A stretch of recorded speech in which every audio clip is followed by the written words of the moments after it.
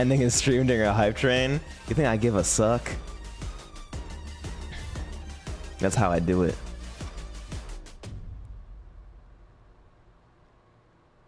This is how we do it.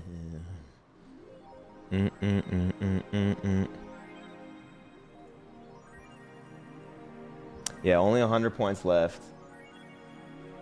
Is it your birthday? It is not. I don't know why Hannah got that banner.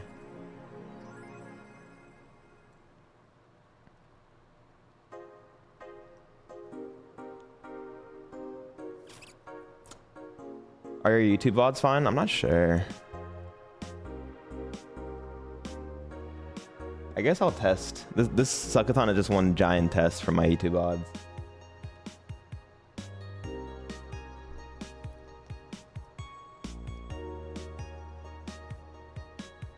Okay, let me check the playlist I made yesterday. The tier list is on...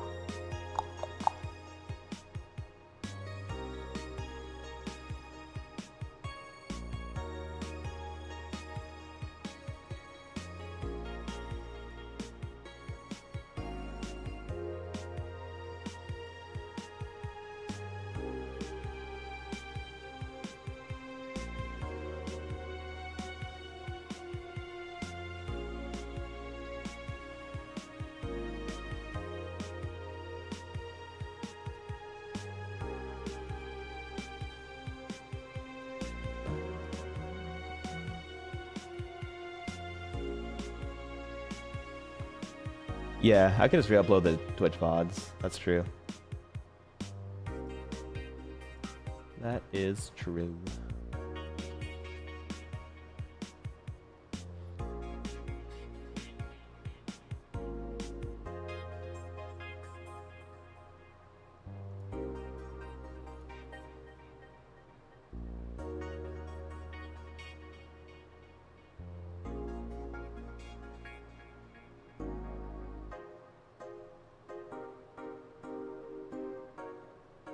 Alright, I need one more long video, I guess.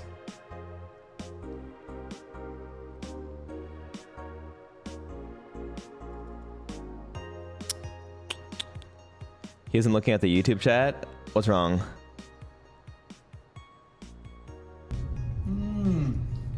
I saw like 2 days ago and the message thing is annoying.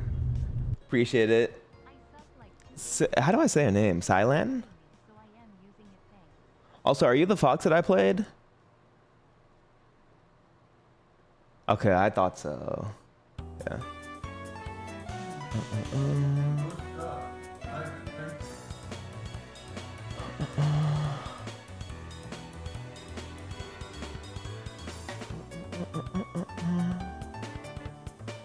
Axe mentored you? You're good off the ledge, I'll tell you that much. I felt like on Yoshi's I was just getting blown up.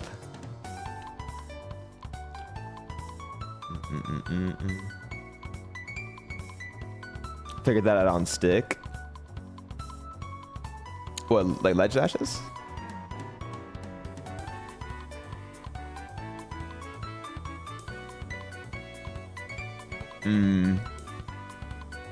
Yeah, I think my controller is pretty good at it, but it's just OEM.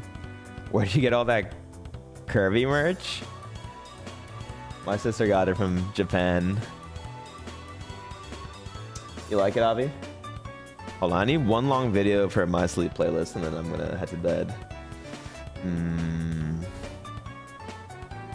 I love it.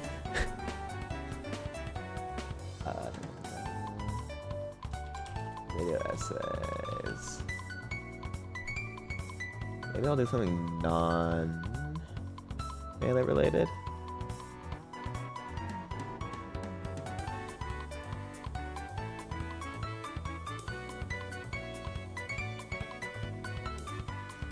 The absurd history of bad video games. This looks cool. Alright, we'll add this. You went to the Kirby store? I'm sure that's where she went. I feel like Kirby's way bigger in Japan, right?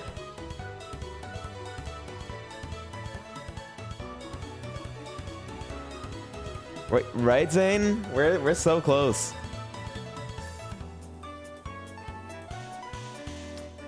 The last set, we beat Fro, and I called it. I'm gonna end on a high note for once.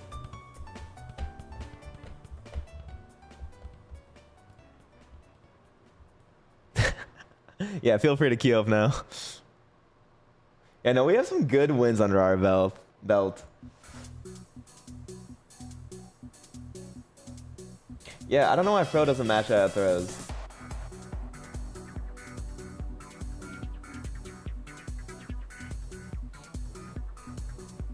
Alright. Like the E-Pengu win? Yup. Low-key, I should have 2 E-Pengu wins, but we won't talk about that. I won't get into it. Mashing is try-hard. Against Curvy?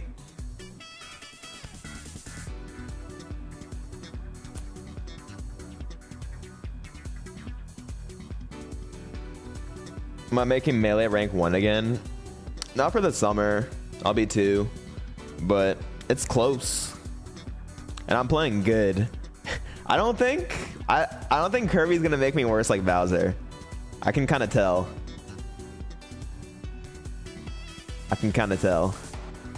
And I'll have 2 weeks to grind for Supernova. And I'm gonna go hard.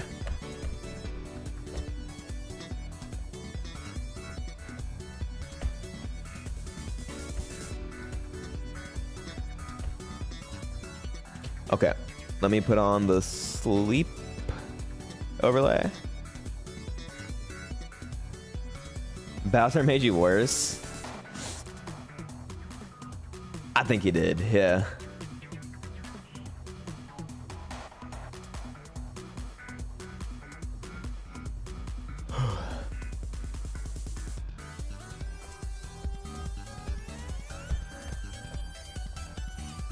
Add the time zone to your sleep overlay?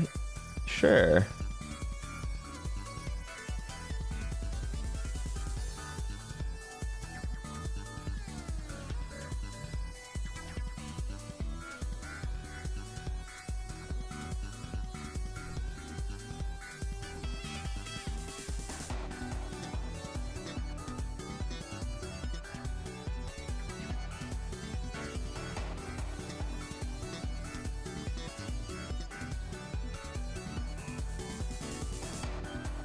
This sub goal is so small. Whatever, you can tell.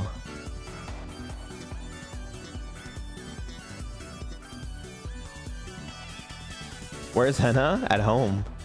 She's a mom.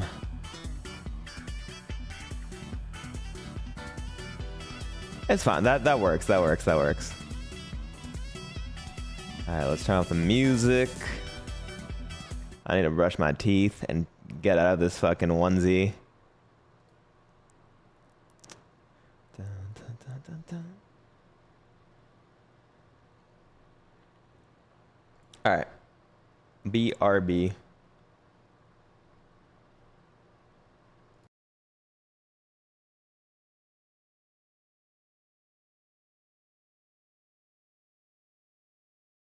Welcome to Washed, a brand new esports game show where we pit 2 noobs against each other in a game they've never played, each with the guidance of their own experienced professional.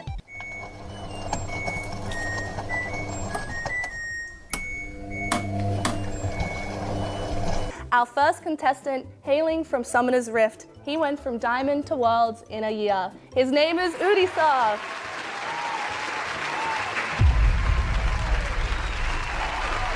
And our second contestant, he's the hungry box of Mortal Kombat. Give it up for Waz!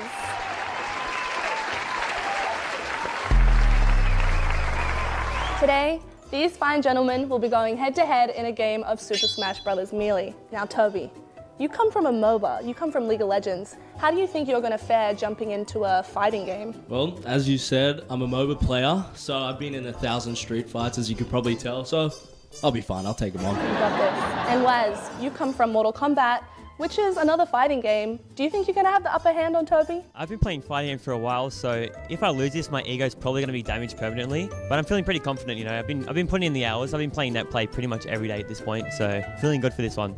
Are you boys ready to meet your coaches? Let's do it. Beyond ready. Let's put our hands together for Udisoft's coach. He's the creator of Miles' Warehouse, Don B.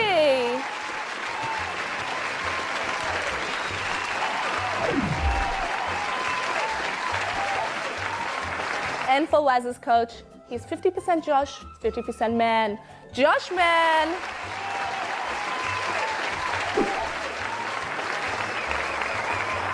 So Donnie, how do you rate Udi's chances today? I think if we can get our synergy together from the Rift and we can cultivate our spiritual energy, we're going to be a really big favourite. We are hot on the Rift. We're going to be hot at it. And Josh, same question to you. How do you think Waz is going to go today? Well, while the boys may have synergy, what Waz has is raw gaming talent. So I don't really know if gaming on the Rift is able to combat that, but we'll have to see. Yeah, look, this sort of talent here is one of a kind, and we're going to take out this one today, so...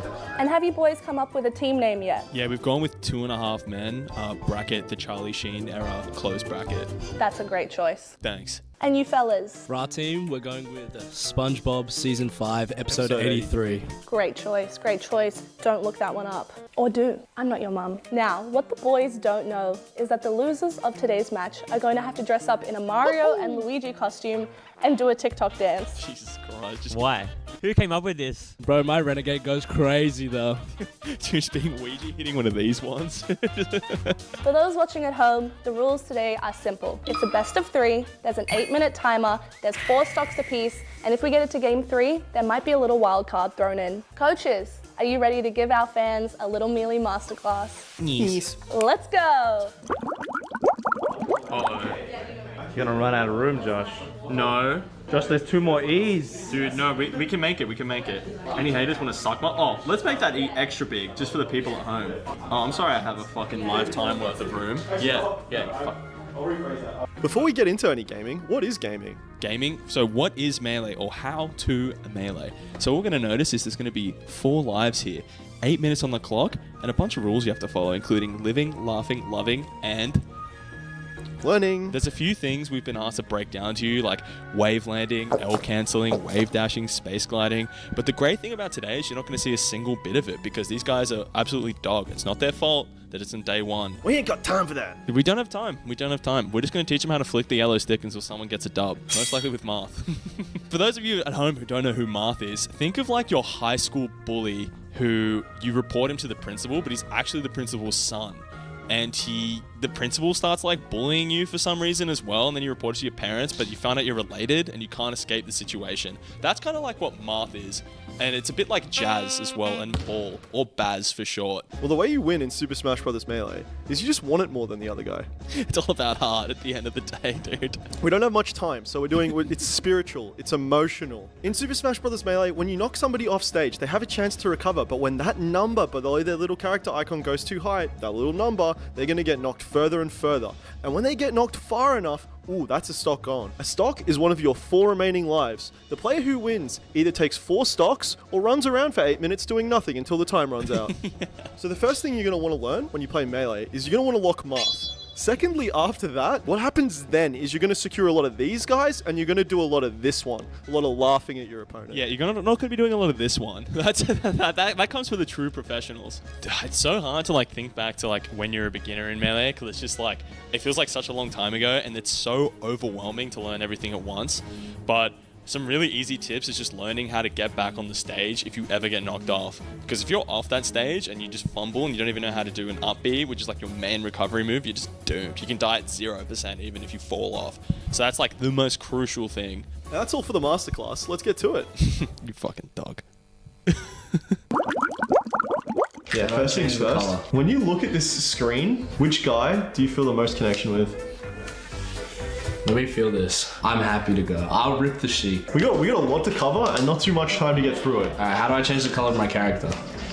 I initially wanted to do this before, but I want to do a personality test with you. Okay. What's your favorite color? Blue. Left or right? Right. Does that actually have any influence on your decision? Yeah, 100%. So there's a trolley Yep. on a track, and you're all standing in front of a lever that if you pull it, the trolley will change the track. And on one track, there's one person. It's currently on a trajectory to run over one person. But if you pull the lever, it only runs over one person.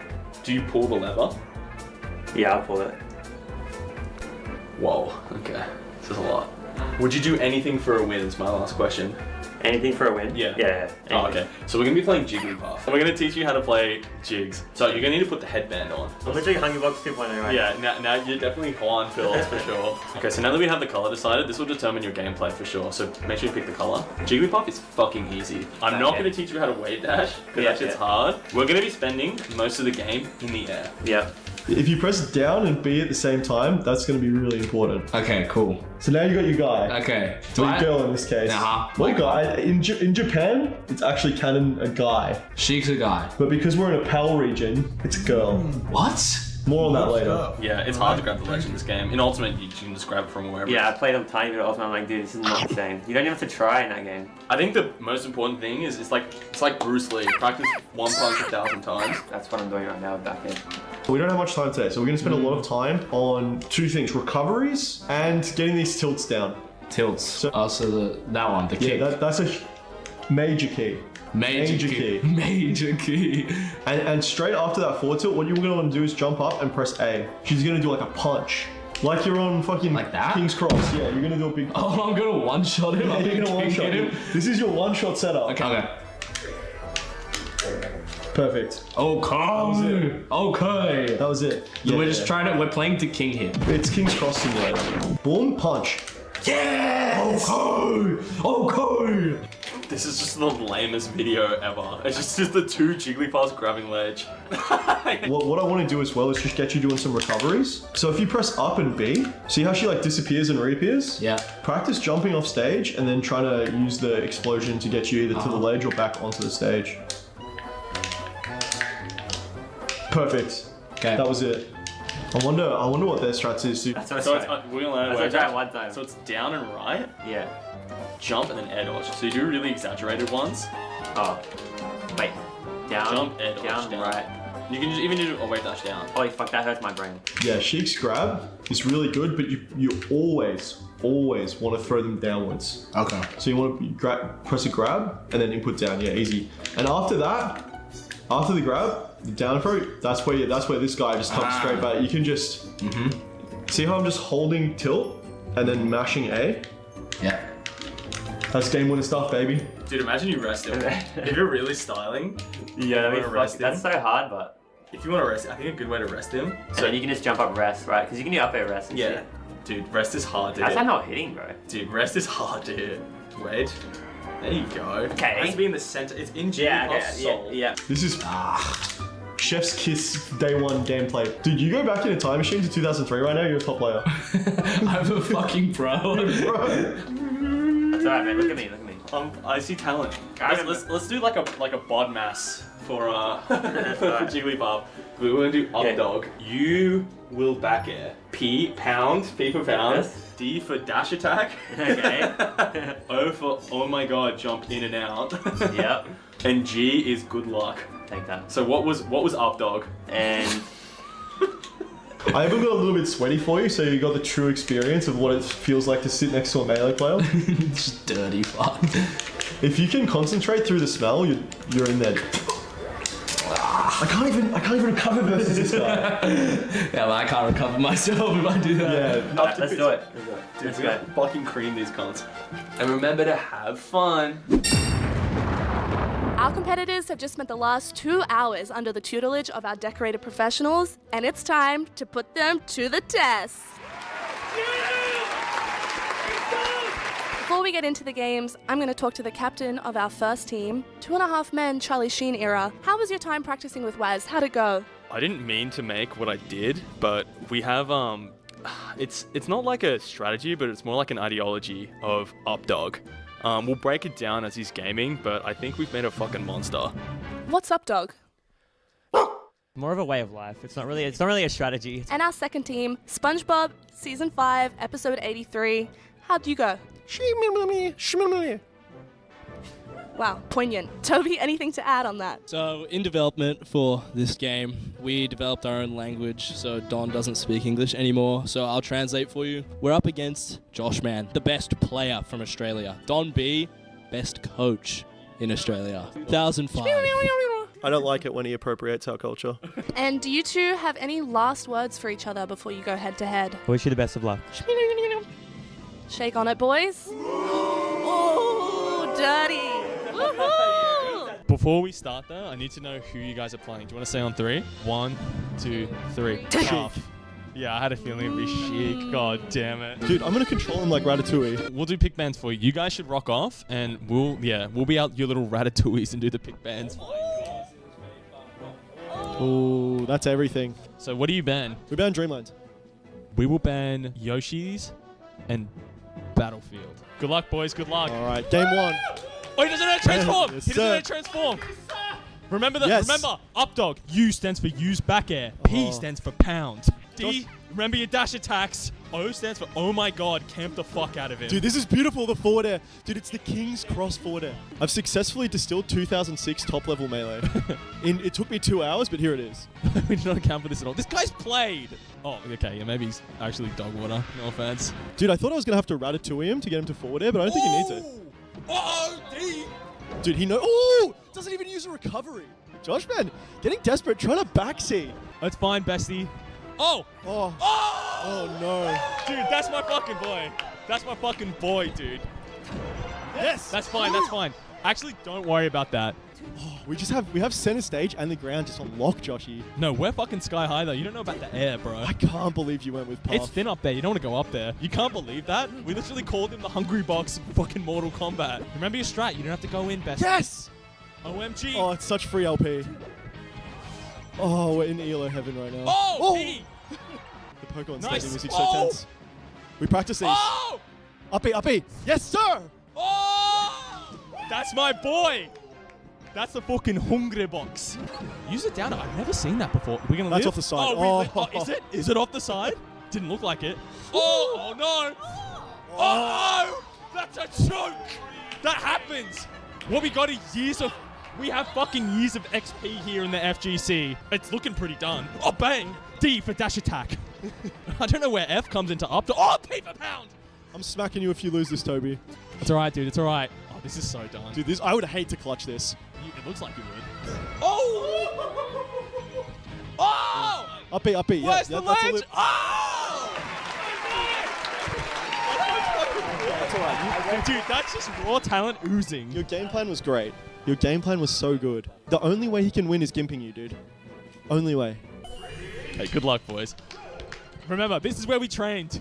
This is where we train. Oh! We never used that in practice. You guys are so owned on the ground game. Oh, the ground game. Oh, we own Jigglypuff on the ground. Yeah, no shit, bro. She's a balloon. She's getting popped. This is just so tense. The air is so tense. Look at the spacing and the control from Waz. Toby, you have all the time in the world. Let him come back. Let him just fly away, come back. You're just a center stage Chad, just waiting for this guy to play. Oh, P for pound. Ooh, how does that work? You know the drill. That's fine, it's fine, it's fine. Oh, no, it's not. Down smash. We Yes! learned this. You have no jumps. Oh, yeah. Oh. That's fine, it's fine, it's fine, it's fine. Let's go, Toby. Dude, it's still so close. Easy bro. from here. Ooh, how does he find that? I haven't seen that ever. Look at his posture. He's so... Yeah, he's so ready to win. Dude, it's going to game 3. Just, Toby, this is just a patience exercise, man. This guy's got the courage to approach you. Okay. Oh, dude, you were all over that Oh. cunt there. Oh my God, look at this. He's just untouchable. Toby, sooner forward air will do it. Oh, deeper dash attack. You just never know what letter of the alphabet you're going to get hit with on this setup. Dude, it's going to game 3, and we're a Dude, Pokemon. I love you so much, Waz. Yes. There's no need to stress, Toby. We've got everything right now. Except love. If you break dance on him Remember right D. now... Remember D. Yes! It's Yes, fine, dude. You were sir! clutching on that stock. You were clutching on that stock. You were clutching. You were clutching. Oh, big F tilt. Oh, this is a standard recovery. Oh! Did your boy know how to fucking edge guard? I didn't even teach him that. Oh! Dude, if that big... That's so much damage. It's actually not that much. Oh, P for pound! Recovery, recovery, recovery. Yes! Oh You know the God, drill. you're so good, Toby. It's fine, it's fine, it's fine. It's actually so good. Oh, that was everything that you made that recovery. This is such great patient gameplay. Oh, where are you going, dude? You don't have infinite jumps. Now we can stop throwing. I didn't teach him that either. Ooh, P for pound. Oh no! Crazy with that. Dude, He's doing his center signature. stage here, Toby. Oh, there's so much pressure on Wes right now. Yes, It's fine, dude. it's fine. It actually doesn't do much. Oh! It's fine, it's fine. Oh! Oh my god! Live? Oh! That's fine. He's That's alive. fine. Oh, he's panicking. That'll do it. Yes, sir. Dude, so patient. Hey, the only choking is you choking on this big boy, alright? We are about to head into game 3. We did speak about adding in a wild card, but the boys have decided no. They just want to go head for head. It's so fucking close. Just a reminder, whoever loses this, TikTok dance, and we're doing WAP, baby. We're gonna go FD. Just We're gonna go FD. If he doesn't Come on, dude. Dude, he didn't transform. If he doesn't come to you, bro, you got those needles. You know all about those. Oh, it's free damage. Your P's and your D's, dude. Your P's and your D's. Oh, a little extra spice with those needles. Oh, what's that move? That's fine, dude. It's fine. You Where's got the him. full pack? Oh, P for pound. Ooh! What? That's a raid. It's fine. It's fine. Jump? No, thank you. Oh, we're back on stage. Oh, okay, that's not it. Big kick. Big kick. Oh, big punch that's fine too. not really though. Whoa! Yeah, Red ledge. yeah, full recovery here, Tobe. Oh! That's all right. Where's it going? Hello. Remember, over. Oh my god, I'm in the air. Oh, MDs. Oh my god, what combo? Boom, baby. Don't roll in. Sky high. Oh, you can't hit me when I'm hitting, bro. Oh my god, it's a massacre. Oh, Dude, this is fine. This is absolutely fine. Hit the fucking gritty on him, Toby. Oh, okay, nice. Remember, high up. Yes, sir. Oh my. Toby. Oh. Winnable. I would hate to clutch this. Oh, throw, you hate to see. Don't have it at a word. I'm focusing. Dude. Closing the gap. Oh, how does Puff Dash Attack win there? That's dope. Because he's goaded, bro. Back as your best friend here. It's fine. It's fine. It's fine. It's fine. Oh, it's gonna go last Bring it stock. back, Toby. Remember the strat, dude. Remember the strat. Toby, you're so clutch and handsome. D's. Sky highs when you see the charge. It's fine. It's fine. It's fine. It's fine. It's so ahead. Forward air, Remember, you have back to air, keep your anything will jumps kill. Oh, don't put too much pressure. Oh my god. How's it? Going to last stock. It's fine. It's fine. It's fine. Oh, my heart can't handle this. Oh! Yes! Oh my god. You clutch this, Toby? So close. It is so close. We're getting ice cream if you clutch this, Toby. That's it. Oh! He doesn't know what to do! Josh, man, what's happening? Up. Oh, D. Oh, it's so much damage. It could not be closer. My heart. Dude, this is insane. Oh, he takes a full fucking pack. The accuracy's getting worse, but the game sense is getting high. Oh! Toad, It's man. fine, dude. Yes! Oh. Shoot it! Shoot it! Nice. What's your good shield, bro? Where are you Jump, going? jump. Okay. Oh. Recovery. Yes! Oh, Don, I just want to say you've made a war vet. yes! Yes! What a fucking clap! Yes! Woo! SpongeBob Season 5, Episode 83 takes it down, and that means 2.5 men have to WAP. They gotta WAP. They gotta do it. Now from the top, make it.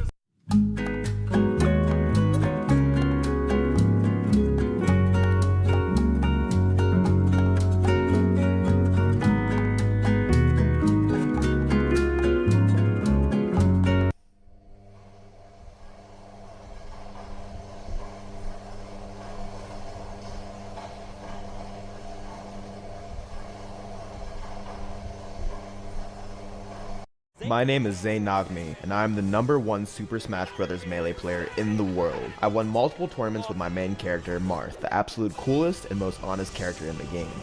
However, many people have claimed that I'm carried by Marth. To put an end to this, I've decided to embark on a journey. I'm going to reach the top rank online with all 26 melee characters, proving finally that I am not a one-trick cheese master. This is the road to Grandmaster. It's often said that Zelda has the best down B in the game, because it turns her into Sheik. Needless to say, the rest of Zelda's kit isn't very good. What's the point? Other than her forward air and back air. But what she lacks in tools, she makes up for in hype moments and aura. Like to. Oh, yeah! He's dead! Oh my god! He kicks it! Oh my god! I had no idea how to play Zelda, so I tried to figure out my coaching situation. But yeah, J-Moog's not free today, but he will be my coach once he's free. But today I'm going solo.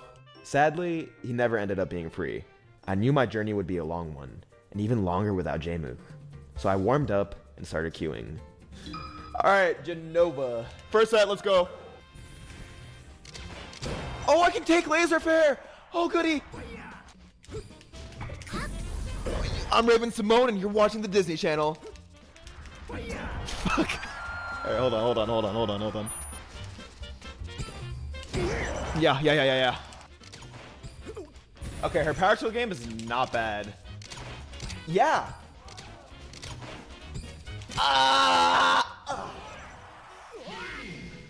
Don't love that it's that sweaty the first set that I play, but good win.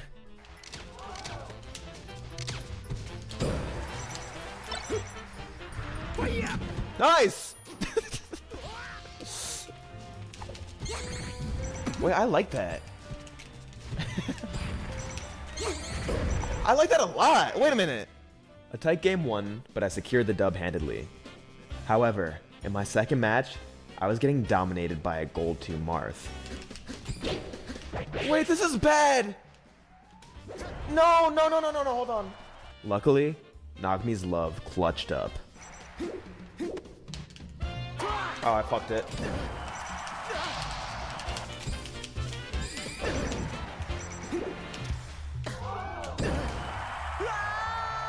That does feel good.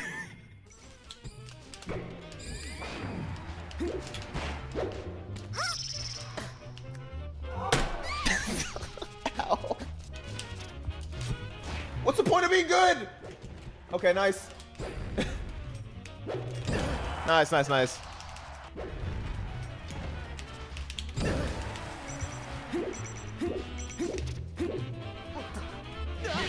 Word? I was beginning to get the hang of Zelda, but I also started to see her shortcoming. I'm Hilary Duff, and you're watching the Disney Channel. Fuck! What's the point? Zelda is garbage. I thankfully took the set, as well as my next set against a Platinum Peach, but I wasn't prepared for my next opponent, Gaydar. I fucking hate this guy, man. Oh, I'm not gonna enjoy this. Yes! Oh, goody! Okay.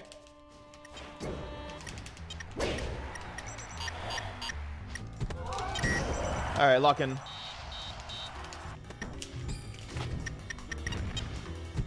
How did that still combo at 120? Nice fucking mix, idiot. I hate this guy.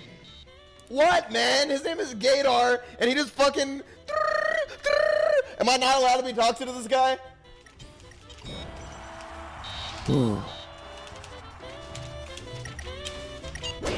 God damn it, okay. I didn't know it worked that way.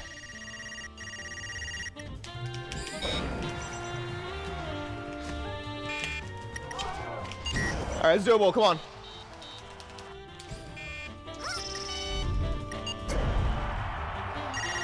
That's a fucking shame. I really do hate that guy, but I can't let negativity get to me. I pushed on.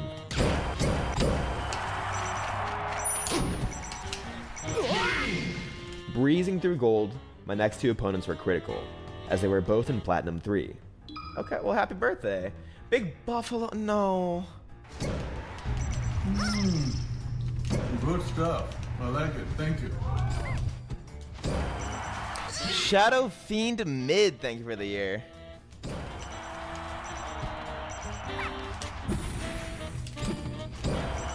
get me out of there. That's not the first time I'm gonna play him either. Huge points. Oh yeah. All right, we're at goal 3. Dude, fuck this. Nagmi's love. Fuck. Oh, nice. I'm not having fun. But I'm winning this set, I promise you that. Dude, what? Nice, nice, nice, nice.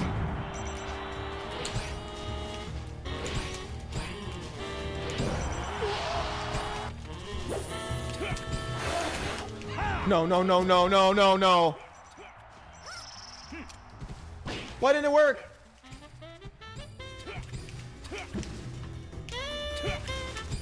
No, no, no, please, please, please, please. Please, I don't want to lose. Please roll.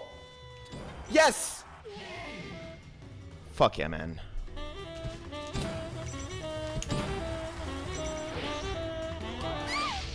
He teabagged. You're not my homie.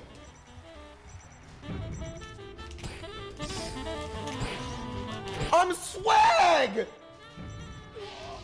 You could never be me. Randall, and he doesn't know? Yeah. You're joking. Your ignorance paid off! No, no, no, no, I don't deserve this! Yes, I was never worried. I fought hard and got up to platinum with no coaching. Day 1 was going well, but how would I handle my first Grandmaster opponent, K-Dog? I love that setup. Wait, that's so good. I'm a natural Zelda. Dude, landing is miserable, I will say. Oh my god. Okay. That's so huge. Oh goody. I'm fucking nasty. Okay.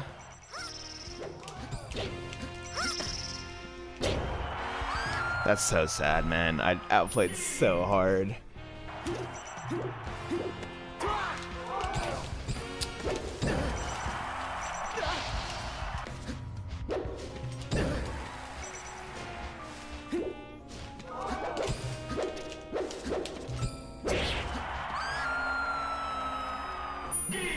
Nothing mean, Zain. Nothing mean. Nothing mean. Okay, go next. A frustrating loss, but I held my own. My next chance at a GM win came about an hour later, in the form of equilateral.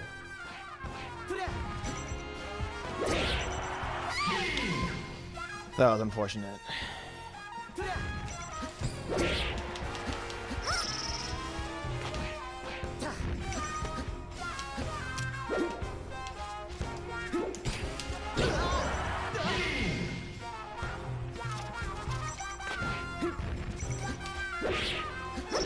I actually can't believe that worked. That's so unfortunate.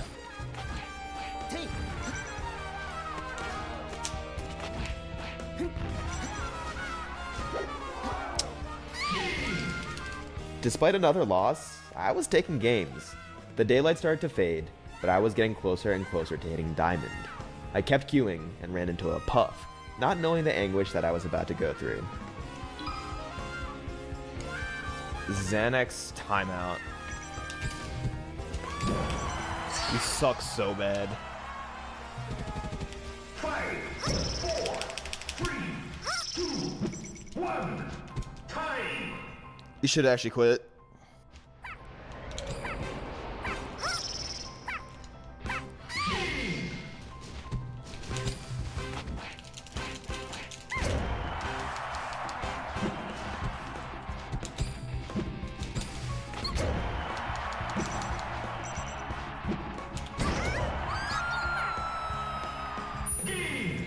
Oh, fuck. I threw the Dreamland game. Half an hour of my life. Time I could have spent playing multiple Foxes or Falcos or Falcons or anything other than that. I did eventually hit Diamond, beating GeoKitty Man's Falco. Of course, I wanted the points, but what I was really looking for was a GM win. My hopes were dashed after I lost to Akir, where I took a game off of his Zelda, but lost to his Donkey Kong twice. A charge shot from North Carolina's third best player, Zimberfizz, led to my first loss to a GM where I didn't even take a game. Come on, shoot it. Ah! I was facing the people that I wanted to face, but I just couldn't get the job done. I was ready to hit the showers until I queued into an old friend of mine.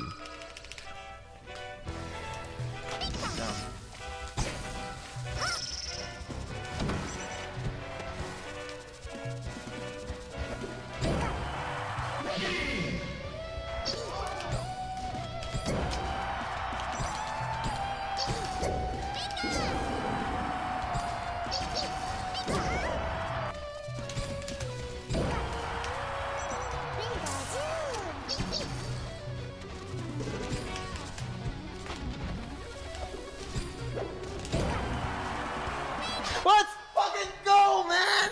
Ah! It was time for me to rest. Day 2 started out weird. Bitch, I'm Serpenti in your head! I can do it, I can do it, I can do it, I can do it. Play perfect. Awesome.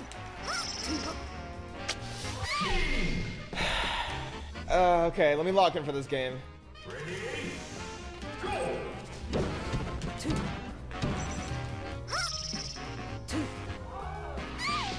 I wasn't playing too great. I did get a few GM wins against Marxist Athena and Mono, but the inconsistency was killing my elo. It got so bad that my chat started coaching me. Zain, when you shield, the enemy can grab you? Thanks. But there's no amount of coaching that can make up for how terrible Zelda is. Hello!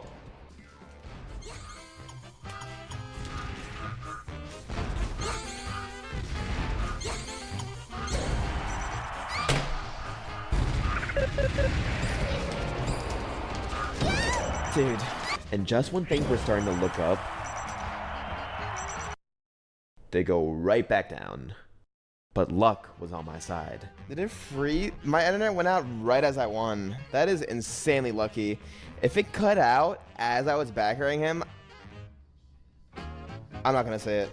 I grinded Marth for 6 hours before I streamed. I've been streaming for 5 hours. Think about that. I think I'm gonna call it. Day 2 petered out and I wasn't happy. I started the day Diamond 1 and ended the day Diamond 1.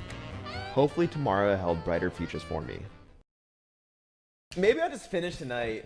Maybe Love Story won't snipe me. Big Buffalo's doing something cool tonight. And I just play some new people. I was amped up and ready to play. My first opponent was Faust, ranked number 55 in the world this year. But more importantly, they were GM.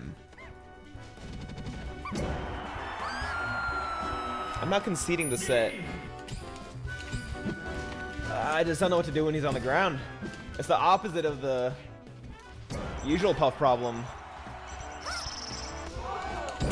Wait! Okay, we're back.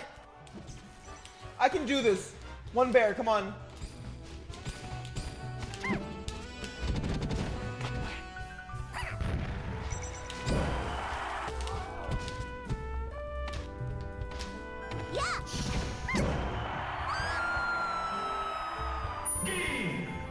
I can't say it wasn't expected, but that didn't make it any less disappointing.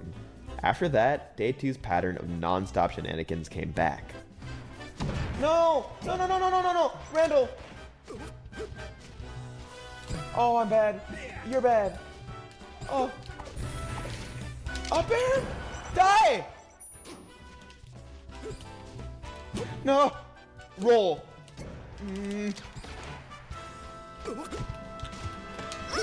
Hello?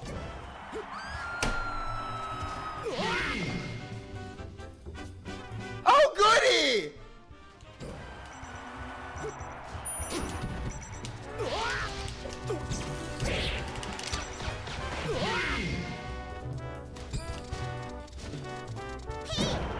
Why did I play her game? Why did I indulge in that bullshit? On Day 2, the shenanigans hindered me. But today, it seemed like the shenanigans were actually helping me. Despite that brutal up smash, I ended up beating that Pichu. Maybe today was the day. No.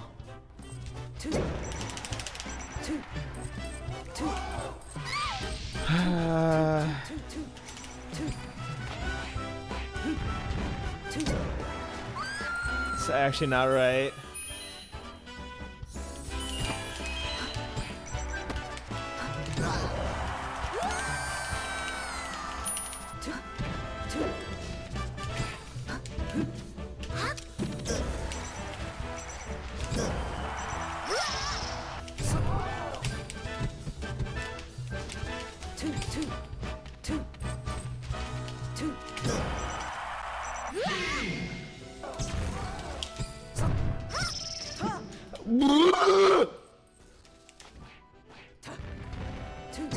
Oh, well played!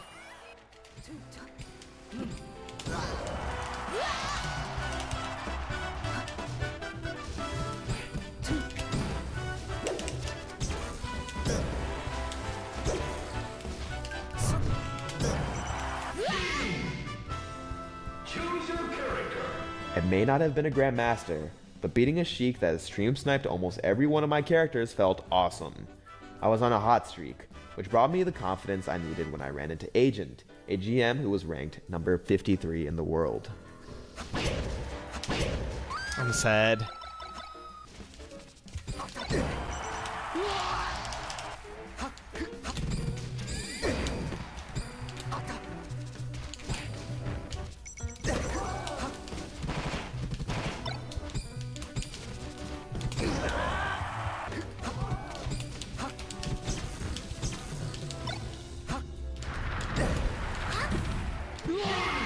Make it look sexy.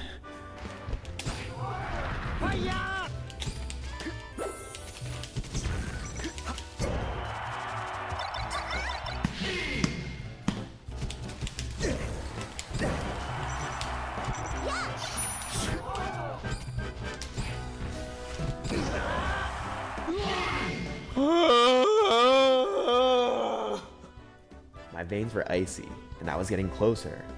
I took some rough losses throughout the rest of the day, meaning I sat stationary in Diamond 3 until I decided to call it. I had already played about 8 hours of Melee with Cody Schwab before starting stream, so I was completely exhausted. However, with a fresh and rested mind, I knew that GM was in reach. I woke up feeling fly as hell. Today would be the day for sure. Who's the first victim? Big pile of poop. Let's get it. This guy's GM? You serious? Okay, hold on. Cheese him. Ah! Oh, goody!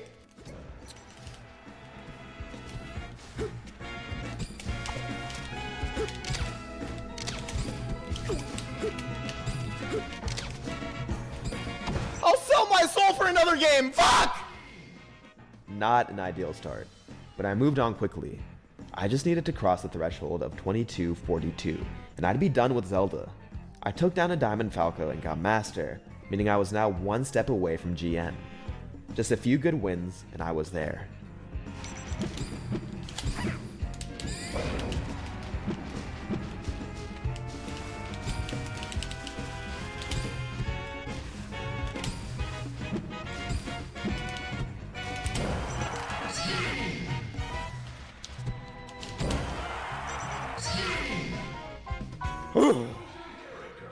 Yo, look at all those points. Nom, nom, nom, nom, nom, nom. Time to lock in.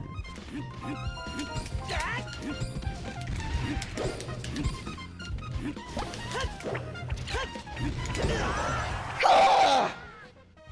Sorry to everyone's ears. I'm just really feeling it.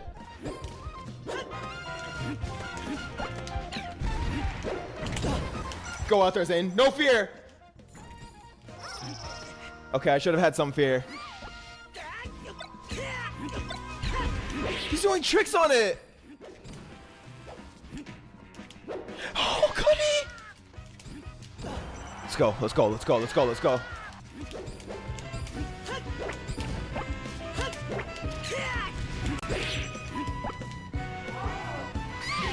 It's okay.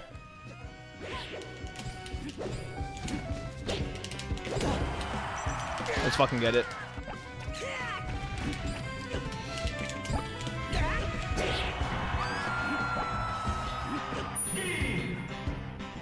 Choose your character.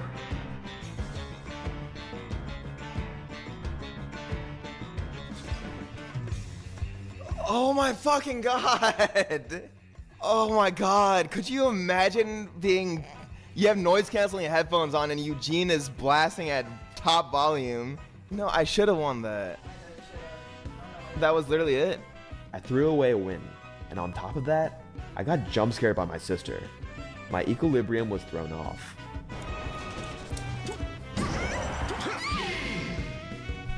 Choose your character. What are you pointing like my... Any words? I needed to gather myself, because I was potentially one good win away from GM. I queued into Marxist Athena again. What's up, third mic? No, oh my god. Oh my god. Is that it? Did you do it? No, that's it. No, that's, I don't know. Oh. Check the overlay. Is that it? No. Oh. Where's points? Come on. No points for that one. It was just. Plus 20. Wait. Oh, Mr. White. Is that it? No, you need 14 more. Okay.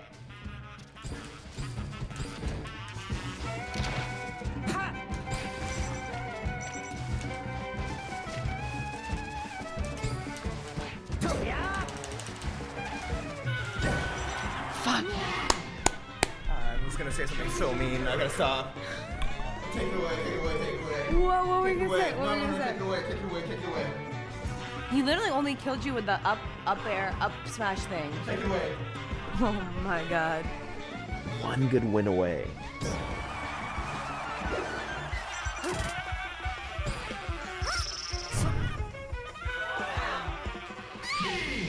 Fuck. My next set was freaky as hell, but a W is a W no matter how you get it, leaving me just 4 points away from GM. Even a platinum shitter could get me there.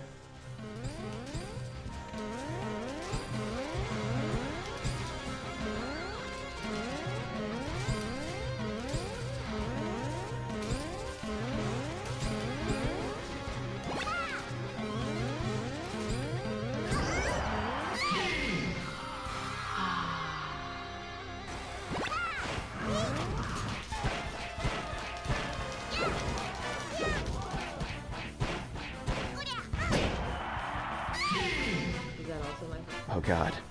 I don't know how much more Zelda I can take. I just want it to be over. Stop telling him he doesn't know how to do it. How many points you get? 15. Okay. And then. Oh my god, bro! Oh no. I've been telling you to throw the pink ones away. No, you straight up have not. You've been throwing. Oh, this match? I don't know. I wasn't watching this match. But before when you were playing that, I've been trying. No, you.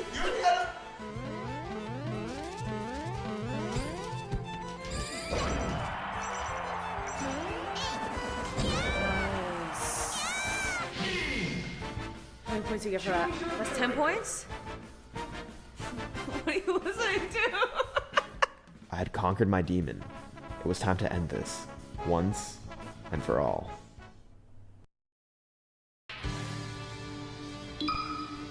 Ah! Alright, lock in. I'm gonna give this my all, chat. 1, 2, 3, 4. My body knows.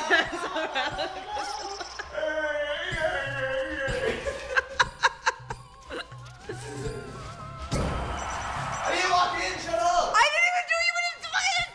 You're the worst! You'll be the biggest idiot in the world for losing this one. No! Oh lord, I'm sorry! Oh my god.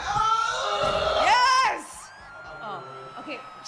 He said if your hand is bigger than your face, you have cancer. And smack the shit. Yeah, no, that's true. You're playing against a Zelda. This man is giving you, he's giving you points and you're fucking him up. Fuck it up, fuck it up, fuck it up. Fuck it up, don't go there. Read the roll. Oh my god. Oh, we go out there! Oh! No. Oh boy. Oh, Oh my god. Throw her. When you throw her, she goes so hard. don't understand Focus, focus. I'm primal. This is justice. I want it. Oh! Oh my god, what? How the fuck did that kill? Is it it? Is that it? Oh my goodness. Let's go! Woo! And with that, Nakami's love was Grandmaster. Success! With a win rate of 53-37, I had completed a journey that I wouldn't soon forget. Zelda's game plan is obviously super one-dimensional, so if you're into that sort of thing, I'd say give her a shot. But I know I won't be playing her anytime soon. Subscribe if you want to catch these videos as they come out, but until then, check out my stream at twitch.tv/ZainNagami. My name is Zain Nagami, and I am the #1 Super Smash Bros. Melee player in the world. I won multiple tournaments with my main character, Marth, the absolute coolest and most honest character in the game. However, many people have claimed that I'm carried by Marth. To put an end to this, I've decided to embark on a journey. I'm going to reach the top rank online with all 26 Melee characters, proving finally that I am not a one-trick cheese master. This is the road to Grandmaster. Mr. Game & Watch is one of the most broken characters in Melee, in both good and bad ways. His shield barely covers anything, 3 of his aerials can't be L-cancelled, and his spot dodge leaves him more vulnerable than any other character in the game.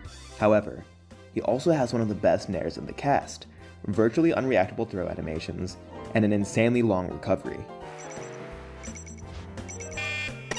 After not having a coach for my past 2 characters, I was lucky enough to have the help of Forrest, widely considered to be one of the best Game & Watch players in PM. Reads the grab, go, and that's the tournament! Oh, Mr. Egg pops up! On top of having a very strong Melee Game & Watch. Oh, he got him! It was time to get to work. Yo, what's good? Fox first set. okay, this matchup's hard, but this is bronze, so you shouldn't need too much help. Okay, Band Stadium You for have sure. the same weakness as Puff though. Like you get up throw up air like 50. Right, so Band Stadium, It's- Yoshi's? I ban that usually. I play like a Battlefield, BOD. You're right, it's Band these, yeah. This guy's flopping on up tilt's really good. My up tilt? Yeah, it's pretty lagless too, kind of like your up smash. Do I have Lots of his moves are Okay. pretty lagless. Okay. There you go, anti-air with that. Oh, I'm good at winking, okay. No way that. Oh my god, what's up, Riddles? Get light. This is a hard matchup. Wait, oh no, that's a problem. You could go for grabs too. Your grab isn't the biggest, but he's like, You run up he's going shielding. in your face. Yeah. Your ground game's a lot of down tilt and grab, then up tilt for anti-air. There you go. Check chase, you get paired. I'm seeing lots of opportunities for just up tilt. This guy is so full hop heavy. Even at 0? Even at, yeah. Oh my god! Unfortunate. I was better than going for up air like you did. Okay. It's like one of those things where like if you're not doing anything, it's gonna work, might as well up tilt. Up smash too. For box evasion. I think I'll go FOD. I think you should get used to Battlefield, but it's up to you. You can preference. I'll get used to honestly. Battlefield then, yeah. That game did not represent me, I just want you to know. Down tilt there. There you go, nice. Down tilt knocks down so early, man. Nice. Yeah, see how good that is? Oh, fuck yeah. Okay. It lingers for so long. Yeah. Okay, up throw. Ooh. Does that work? It does, you just weren't ready. Okay. Getting your drift, your aerial drift out of throws is going to be really important. Up throw there? Nice. For the side Bs, you can like preemptively fair and... Like Marth. Yeah, it's more preemptive. His fair is so slow compared to Mars. Oh, I love that. Down tilt, yup. Okay. Down tilt hits below ledge. It's really good if you're going to ledge. Do I have a ledge dash? You do. It's invincible too. Okay. No way! Fuck this! I just want to kill him! Okay. Mr. Glizzy throwback? Okay. That works too. Oh, yeah. He took me FD? Fool! Lots of up tilt probably. Up tilt and down tilt. If Up he tilt, down approaches tilt. with like grab or like directly at you with dash, that's when you down tilt. Okay. Full hops. Up And I tilt. got the chain grab, right? It's gonna be a lot of walling. You do, but it's hard. It's kind of repetitive. I don't know. I'll figure it out. Nice. I try to preempt You it. can't react with it. You have to do it preemptively. Okay. God damn it. Luckily, I got off scot-free. Oh, it didn't count it! Let's go!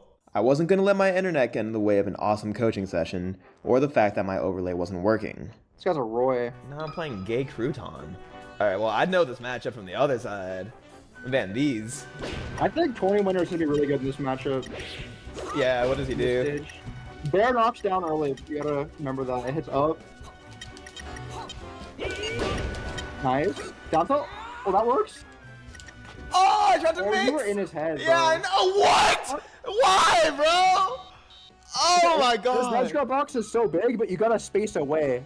It's like, you know how magnet hands work? You hear the term magnet hands? Yeah. His is shit? You gotta magnet hands it. No, it's just really far. Oh. Really far from the stage. Fuck.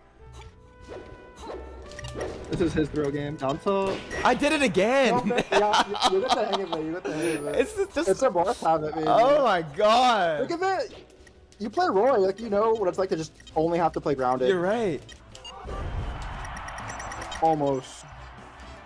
Oh, don't SD. I'm not. I want. I would threaten down tilt there. Oh my god. Okay, kill. Up there, there. Up there, there. Why did I fair? No.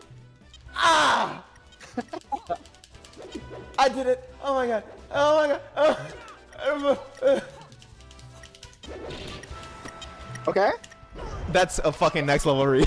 That was crazy. Oh, you should just grab. You're right. It's a guaranteed kill. Oh my god, you don't deserve this. I've mixed you so many times. Oh my god, fuck that. It's really far. Ooh, you're crazy. There you go. I love it. There's a go. The curve. Okay. That's a coaching. Okay. No. I feel like you're trying to force approaches. Or here it's like you can just. This is where I'll smash and like just gather data. I like Marth. Okay, I see. I kind of like Marth down tilt. Right. Up smash is my down tilt? It's not. You can't use it actively. It's like if there's something to do, you can kind of just throw it out. I don't know. Wait, how do I do the bear that you're talking about? The bear? Like the knock. I'm noticing it when like he's cornered, you're on a platform, but your back's to him. I see. I think I'm trying to use it like Pikachu bear. Oh my god. I wouldn't use it there. It's not something you use while rising, it's something you use while falling, your back air. Okay, it has a landing hitbox. So you don't think I should approach at all? Like just like tilt? I mean, not at all. At this level, I think you should get like better at wall, especially versus Fox. You don't want to approach like much ever. Okay, that makes sense.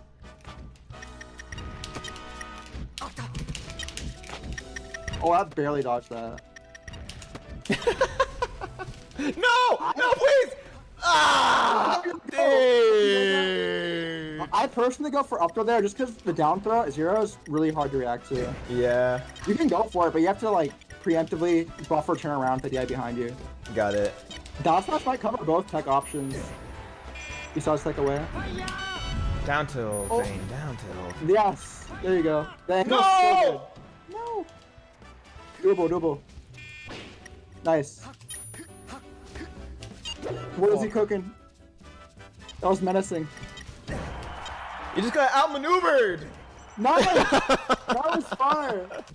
Even if you box a little bit on the rise, you can make up for it. Don't get shined here. This is your only chance at winning. Shining in the corner. Oh my god! I'm gone. Ah! Look at the double, man. Don't roll. Up tilt. Or that. See his nair? Up tilt would have beat that nair. I see. If he does the angle to ledge, that's what down tilt intercepts that shit. On the slope? Even on other stages. Okay. But especially the slope. He was almost ready. Down throw, chain grab. Oh my god! Ah! No. I'm not done yet. Ah. Oh fuck. Oh. It's still going. Oh. Okay. Oh! I'm cooking! Oh. Cinematic. He's jerking you. Yo! Okay, alright. Understood. No more games.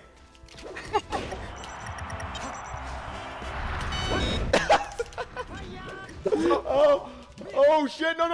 I didn't do the horizontal. Oh my god.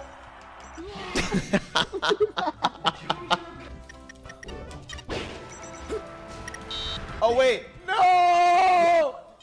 Back air? Dude, why not? If Why you fast not? forward, if you fast Did forward, I not? Down. You didn't know. Oh. Nah? Nice. After 3 hours of coaching, my Game & Watch was hitting good stuff, and I was starting to get the fundies down. However, it was time to call it for the night. Alright, fuck it. We end on plat 1, 3 hours in. Honestly, I think I just need to let the ideas marinate. Day 2 would be my first day solo. I had a mountain in front of me, but I was ready to climb. I think when we last left off, our Game & Watch was at plat 1, so we got a bit of a climb to make today. My first match would be against Baron, the winner of the Michigan Arcadian. Alright, first set of the day, let's go.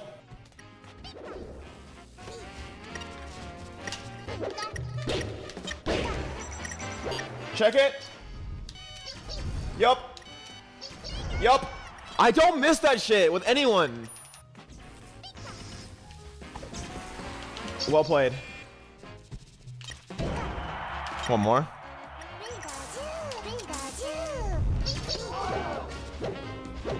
Dude, I'm getting cheeser dogged.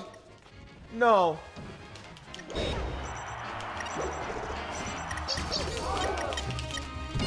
Nice.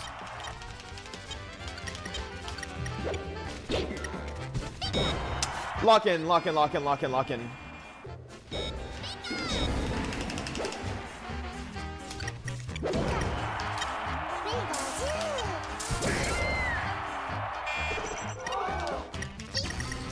Ah!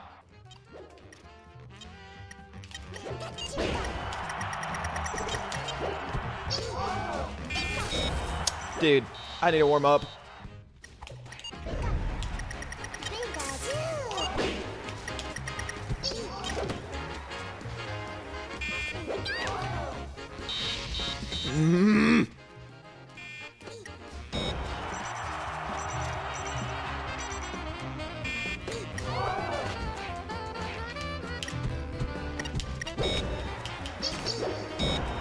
All right, go next, go next, go next.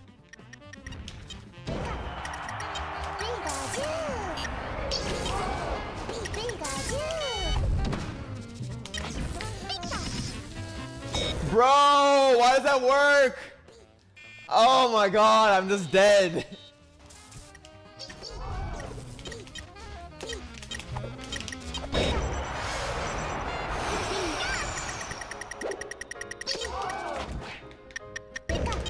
Ah!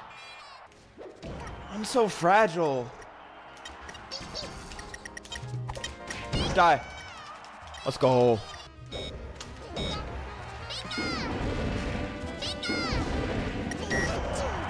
Da!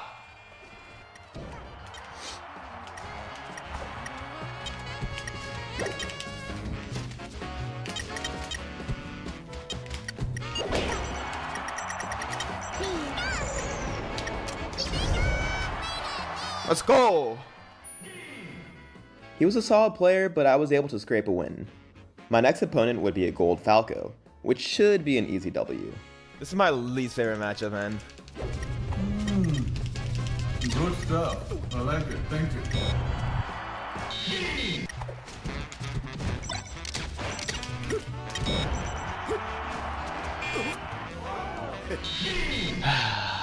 That guy's shit. Minus 35, why? Maybe it was my new controller, maybe I hadn't gotten enough sleep, but I was not playing my best.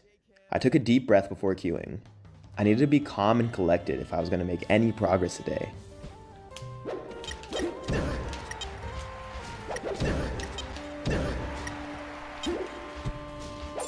Yup. Yeah. No. No, no, no, no, no.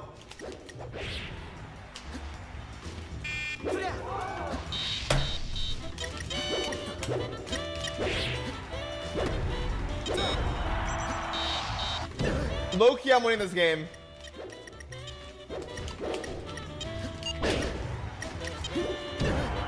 Like, super low-key. Just gonna hit a 9 real quick. Just real quick. Yep. Yeah, okay. And then we're just gonna win. And it's that fucking easy. Wait! Ah! Mr. Glizzy? Oh no! Just die! No, no, no, no, no, no, no, I deserve it! I deserve it! I deserve it! I deserve it! No! What?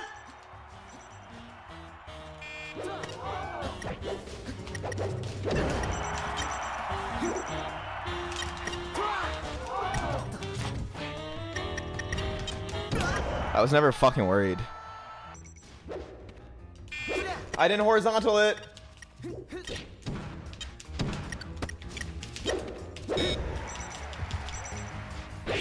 Dude!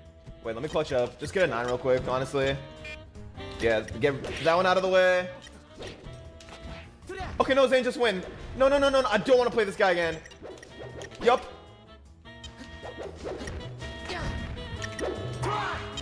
What the fuck is happening? Shit! I'm waking! Oh my god! Die! No. No, no, no, no, no, no.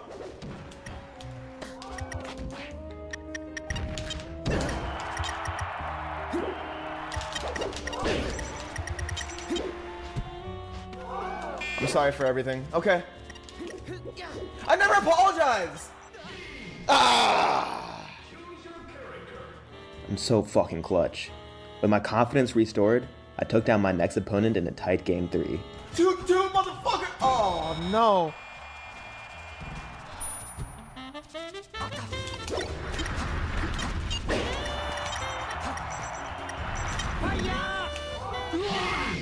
I was feeling hot until I ran into Baron again.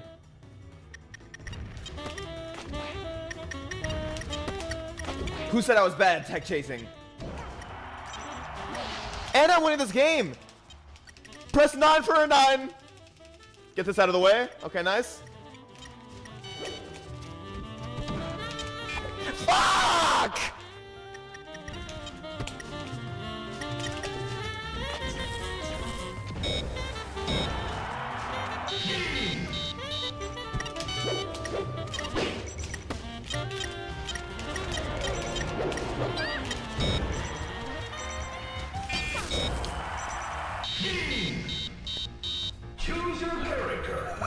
That one hurts. I needed to get back into my zone.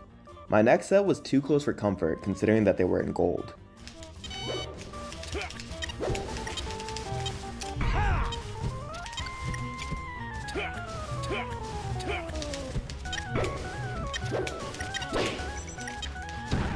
I was never fucking worried. It was a small victory, but it was good for my morale. I laid the smackdown against the Platinum Captain Falcon to get into Platinum 3, getting me closer to Diamond and closer to Grandmaster. After beating some more Platinum players, I got to face my first Grandmaster of the day, Daniel. This is gonna be hard.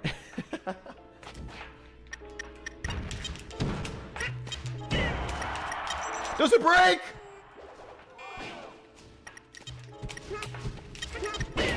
I know what does break. Okay, well, that would have gone hard.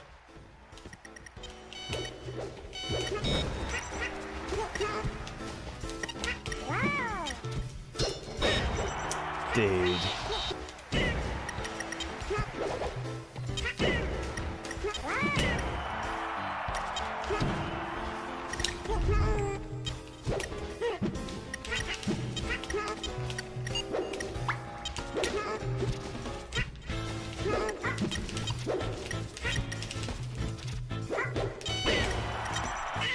Okay, that's huge.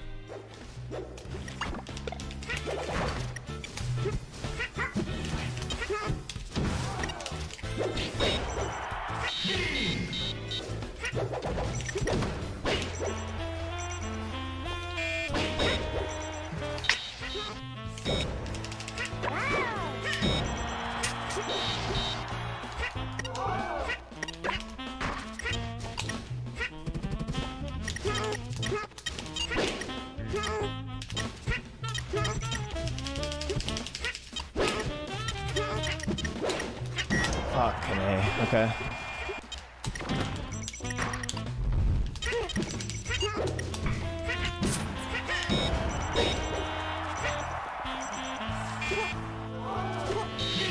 That was doable. The thing about close sets is that they hurt, but they also give you hope. The same me an hour before wouldn't have had a chance against this Master Peach, but me now, well. Ah! Oh, hello!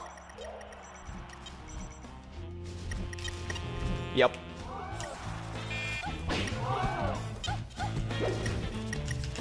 Alright, why not? Worth a try.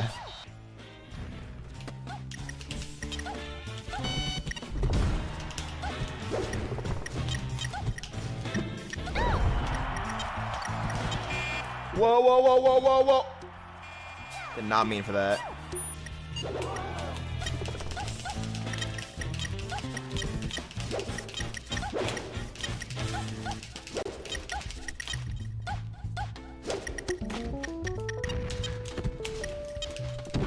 What's the point of being amazing? Never mind. Don't die.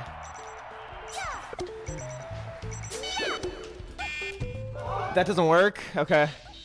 I can win this.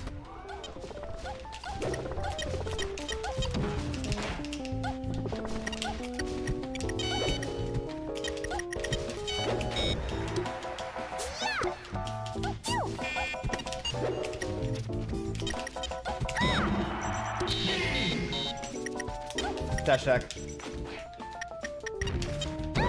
Let's go. All right.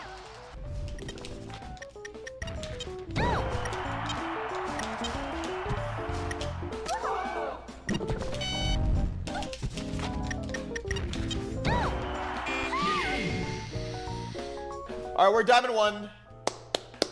Diamond 1 is always a big milestone when completing these challenges, so I was glad to get there on day 2. My next big test came in the form of Frostbite, a Grandmaster who's ranked number 4 in MDVA.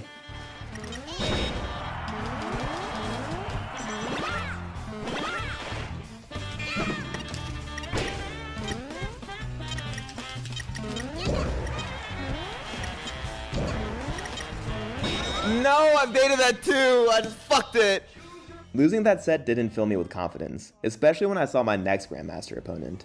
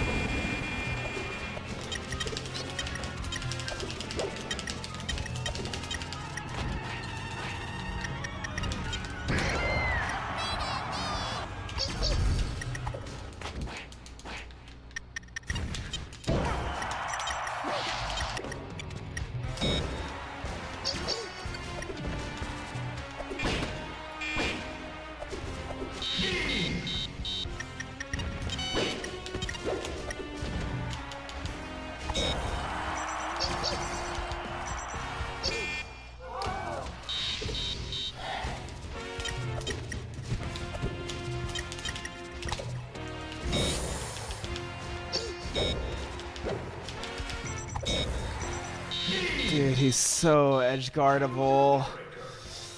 After that set loss, I queued into mono and lost again, meaning that I was the shameful owner of a 0% win rate against Grandmaster opponents. I lost my final 2 sets of the day to 2 Grandmasters, which definitely left a sour taste in my mouth. I was improving and getting chances against good opponents, but I needed to bridge that gap or I was never going to get Grandmaster. How's Game & Watch felt so far? Honestly, harder than I thought it would be. This challenge had given me a new appreciation for Game & Watch as a character. His punish game seemed very simple, but when you're trying to take down Grandmasters, you have to consider so many different things, and any mistake can mean a lost stock. I was feeling the improvement, and wanted to do my best the first set of the day.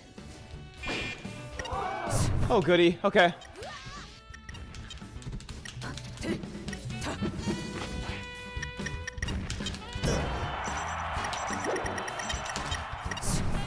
All right.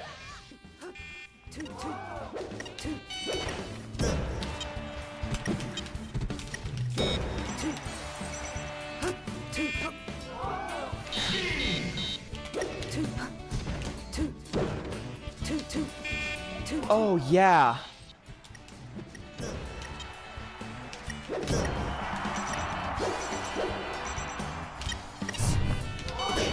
That was a good reverse.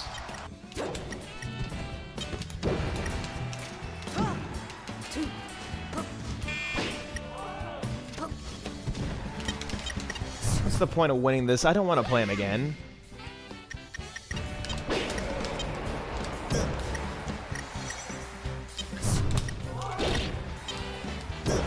That's huge.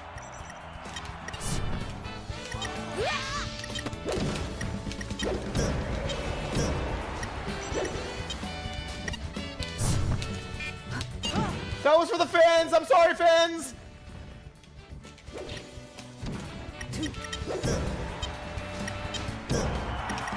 Do it again? I can't help myself! Oh, he rolled. Okay. With that win under my belt, I confidently took down my next opponent, bringing me up to Diamond 3. Only then would I get to try my hand at my biggest opponent yet. We need exactly 100 points. Oh my god.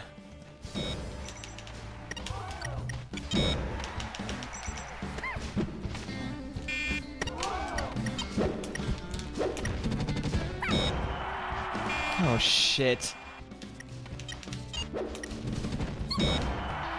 This guy's good.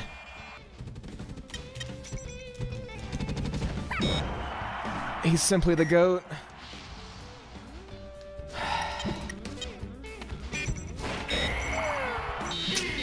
I might not have it.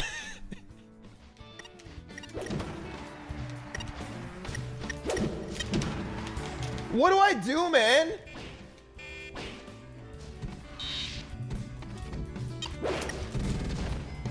He's memeing on me.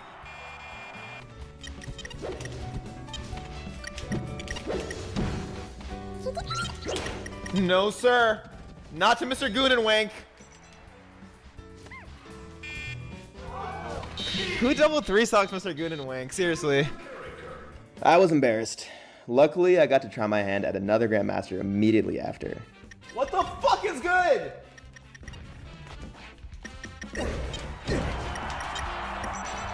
Don't up B.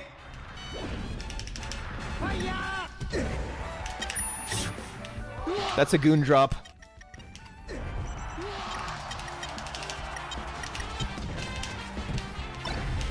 This one's for H-Box!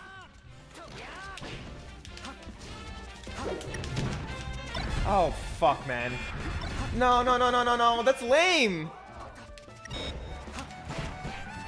What is wrong with this guy, man? Save me! Dude, how did I lose that?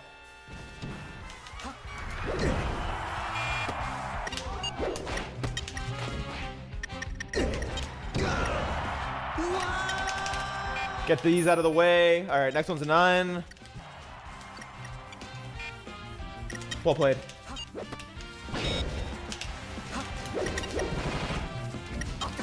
Yes.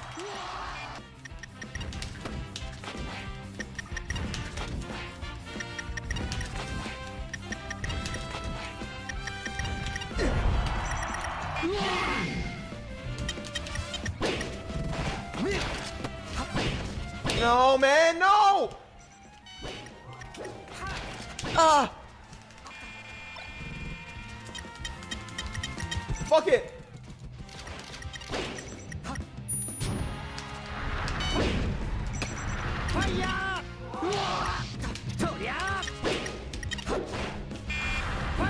Zain! No. This isn't right, this isn't right. Waveland, shoot, shoot. Don't die. Oh, Lord.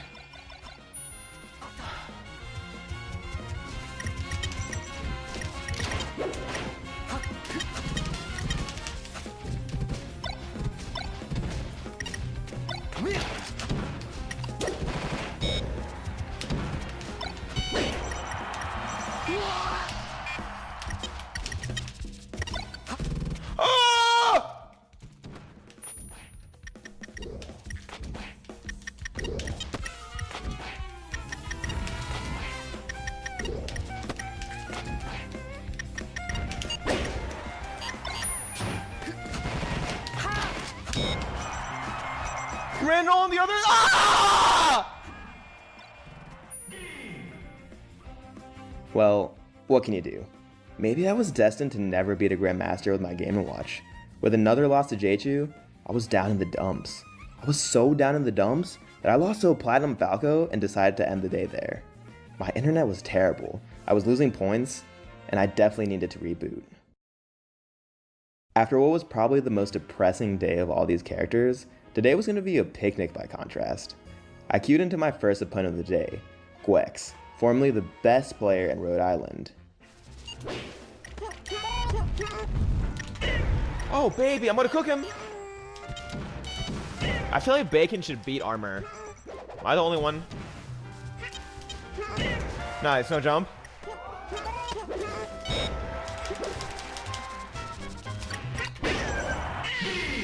Nice, nice, nice.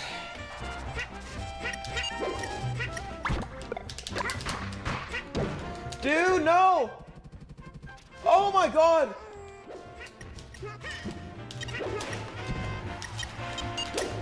Yes! Oh goody, okay.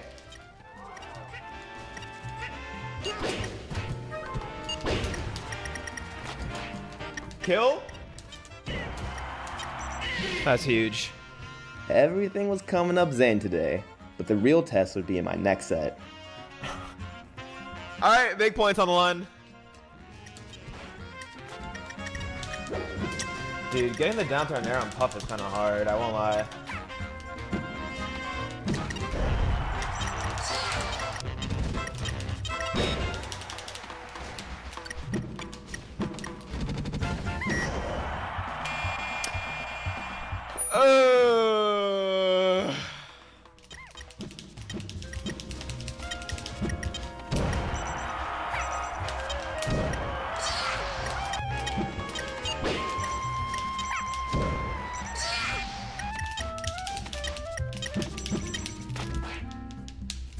Gee, fuck.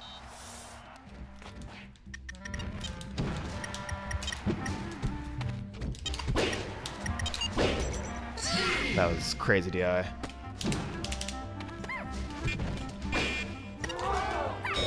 Dude. Oh my god.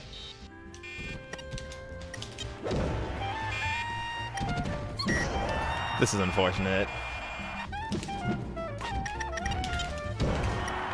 Alright, lock in.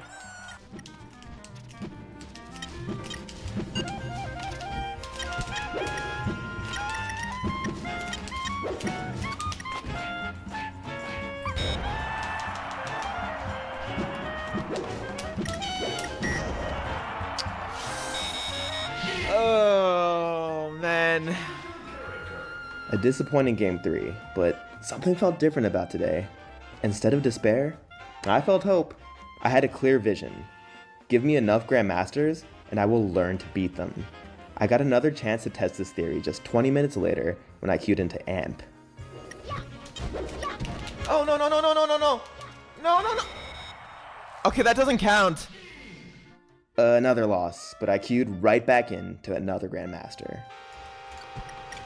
No, no, no, don't die. Again.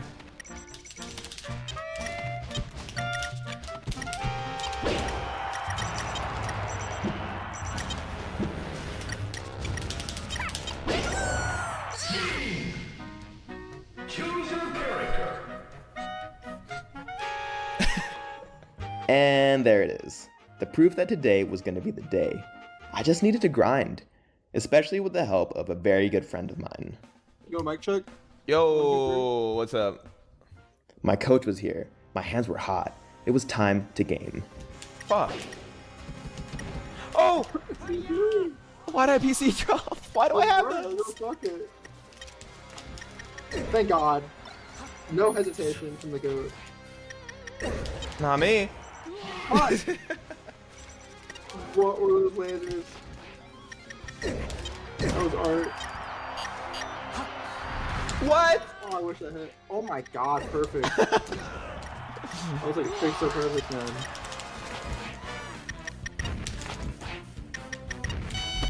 No, no, no, no.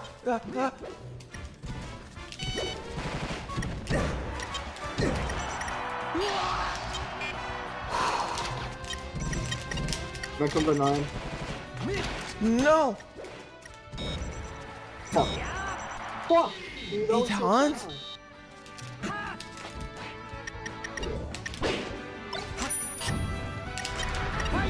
Get fucked! 2-2! Ah, what? No, no, no. He's gonna try so hard. Oh my god. What is he doing? He won't stop. Alright, don't let my guard down. Don't let my guard. No. Just get it down to. Yeah. Yeah. And then one more. And Imagination. And then here. Yep. Yep. This is FD. Ah, fuck. Yeah. And run off. What? Yeah. Oh, good. 4 hours later, my coach was gone, and I had worked my ass off to get a few points away from Grandmaster, which is when I ran into Jeichu. A win here, and I was done playing Game & Watch. Choose your character. Dude, it's actually so fucked.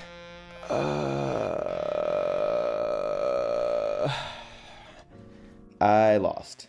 It was right there, and I lost. No matter. I took care of Kyle Crudo's secondaries to put myself back into a position to get Grandmaster.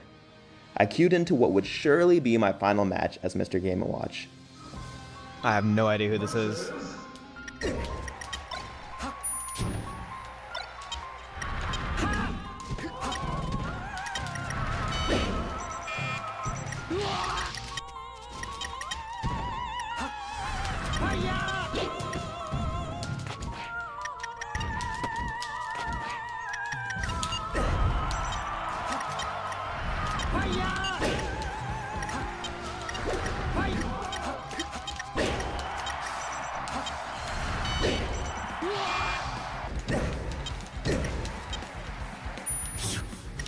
Oh, goody.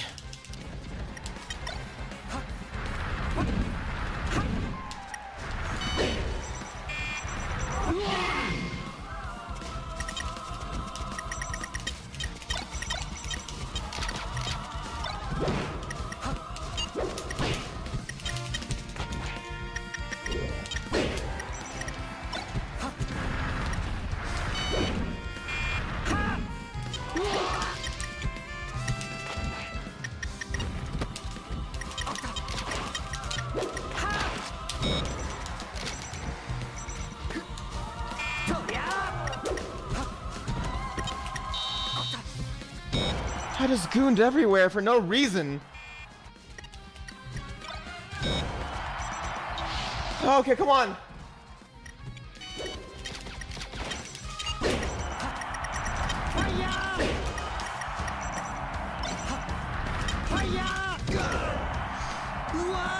Is that it? Is that it? 22-32 to 2247.3. Is that it? Grandmaster's 2246. I'm it. Let's go! Oh, baby, no more gooning. And with that, my Game & Watch was Grandmaster. With a win rate of 57 and 38, Mr. Game & Watch was easily one of the most miserable characters I've had the displeasure of getting to Grandmaster with. But if you're into edge cancels and RNG, I'd give him a go. Subscribe if you want to catch these videos as they come out, but until then, check out my stream at twitch.tv/ZainNogme. My name is Zain Nogme, and I am the #1 Super Smash Bros. Melee player in the world. I won multiple tournaments with my main character, Marth, the absolute coolest and most honest character in the game. However, many people have claimed that I'm carried by Marth. To put an end to this, I've decided to embark on a journey. I'm going to reach the top rank online with all 26 Melee characters, proving finally that I am not a one-trick cheese master. This is the road to Grandmaster. Jigglypuff, one of the 4 Pokemon in the Melee roster. Competitively, Jigglypuff has seen every height there is to see alongside the best Jigglypuff main, Hungrybox. That could be it! With an incredible back air and a one-hit knockout blow in the form of Rest, Jigglypuff is one of the most fun characters to play as in Melee. I've even done it before on this channel. And because I've done it before, I was feeling pretty confident. Do you think Puff will be easy? It very well should be. But before getting into the grind, some chatters were getting a little confused about my Jigglypuff's name. What's the Puff's name? It's Don't Rest Me. No, my Puff is not Zane's balloon. No. No, it's not Zane's balloon. My Puff is Don't Rest Me. Weak name? But that doesn't make sense. Because Puff is the one resting? Don't overthink it. You're overthinking it. It's been like that for 5 years. Zayn Balloon is the better name. Okay, well, I'm not gonna make you guys press 1 for Zayn Balloon, 2 for fucking I know how this is gonna end up. I didn't say to press 1. This was not an invitation to pull. Zayn Balloon is the new name. Alright, fuck it, man. With that out of the way, I had some work to do before I met up with my coach. Alright, first rank set. Mac and Tack.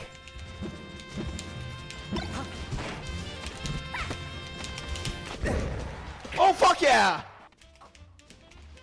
Oh, my Puff's a little crusty.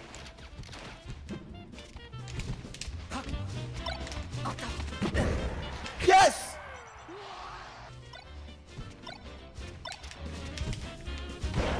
Well played. Carrot Coco, what's up? Dude, why doesn't that work? I need my coach to tell me why that doesn't work.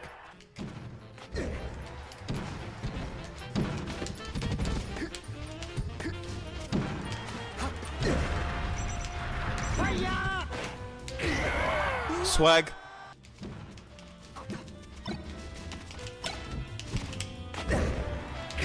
Oh, goody.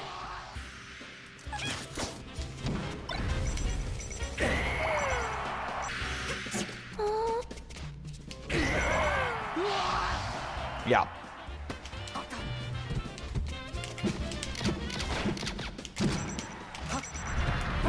Wait, I suck at edge guarding.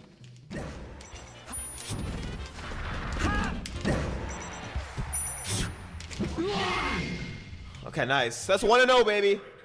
I was a little rusty, but Zayn Balloon could still get the job done. As I played more sets, my Puff de-rusted to the point where I was Platinum 2 with a 9-0 record. My confidence was through the roof, and I hadn't even gotten any coaching yet, but I finally got a real test against a Grandmaster in the form of Daniel. Oh shit, big match here. This is hard. I think he's top 50, but I'm not good at this matchup. Alright, hold on. I actually gotta lock in. Let's get it.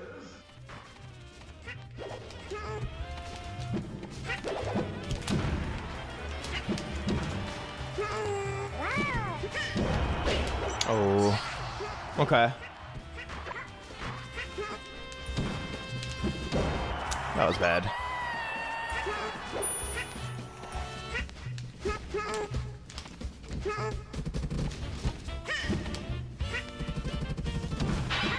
Fuck, an A.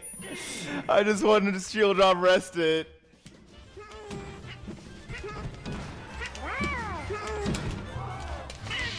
Banger.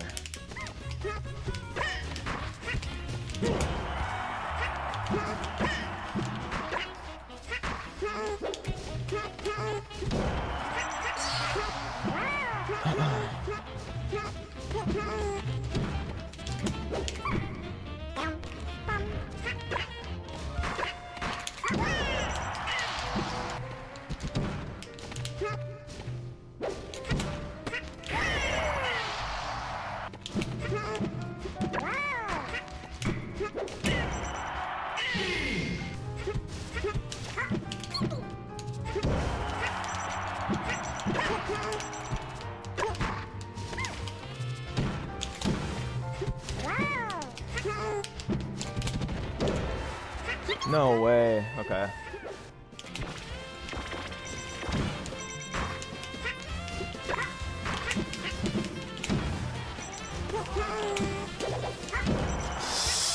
Oh,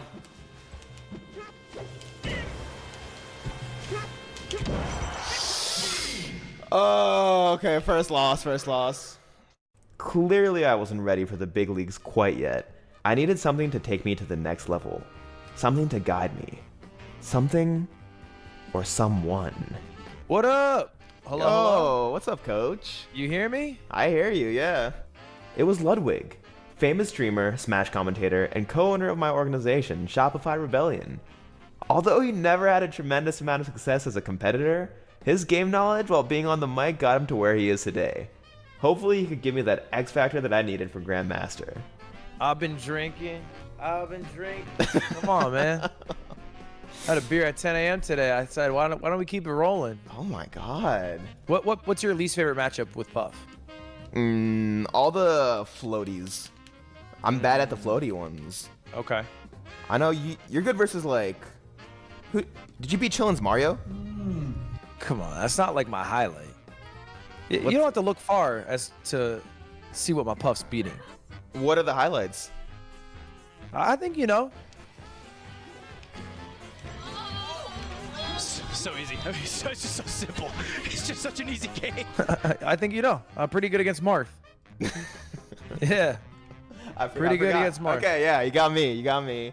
That's a strong start. One stock to one stock. We've run that and it's gone well. I think what's tough is like, yeah, you know, it always sucks to see a Yoshi. Peach ain't fun. I don't like that. I don't like that one bit. Here's what we're gonna change today. Okay. It doesn't matter if we like it. The game is the game. Uh-huh. And we'll time them out if we have to. Oh, I like this. Okay. We don't care if the game goes 8 minutes 3 times in a row. 24 minutes? I'm getting paid for every second of it. You're not. And they seethe when they think about that. Fox, we love that. We do love that. We love that. All right, what are my bans? Against Fox, we're going Battlefield. So let's just ban out, you know, Yoshi's Pokemon Stadium. We're going. So at 0%, you know, Nair gets grab every time. Nair grab off the rest. Okay. Nair while you're falling, not while you're rising. Sorry, sir. Is that good? That was great. Yep, that's exactly what I want you to do. It's a good idea there. You would have done the same thing, right? Back to the ledge. We sit on the ledge a little bit. Ledge? Oh, yeah, okay. Sit on the ledge a little bit here. Okay. Tell me one. No! Don't let him beat you here. Okay, take my time. Tell me one. We can go up. All right. Fuck, dude. I feel like H-Box. That's literally what happens to him versus Cody. It's all right. Lock in. Top plat? Lock in. It's early days. What the fuck? Nair grab will work, but don't drift back on your Nair this time. Drift forward. I drifted back. Okay.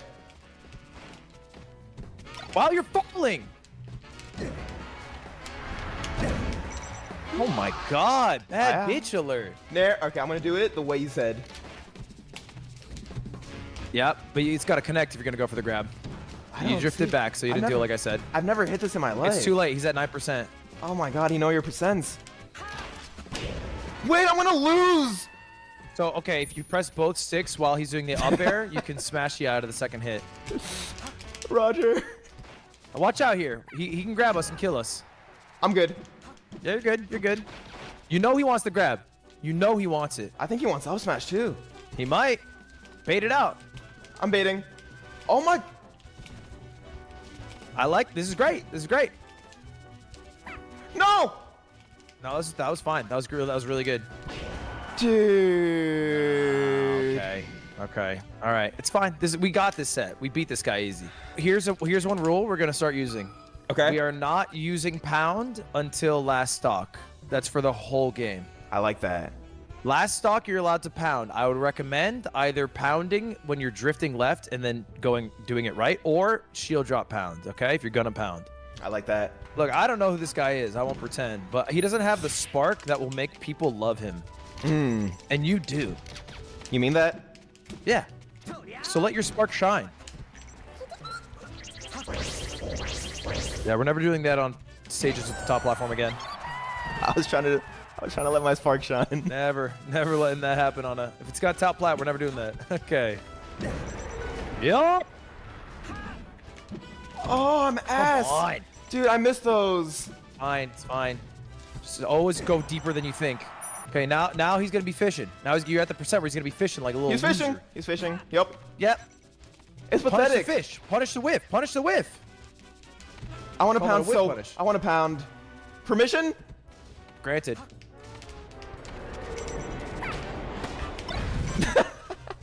Fuck this. I'm starting to think that Puff is the cool one. Of course he is. All foxes are fucking losers. Cody, don't listen. Cody's an exception, except he still thinks he's a loser, and that's the problem. Oh, goody. Okay. We love that. All right, this is for Goody. you. This is for you. Pound anytime you want.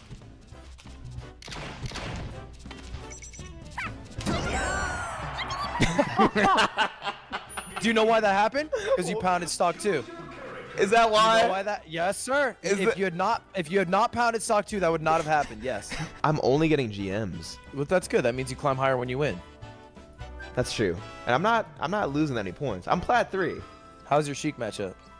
Pretty nasty. I gotta rest that.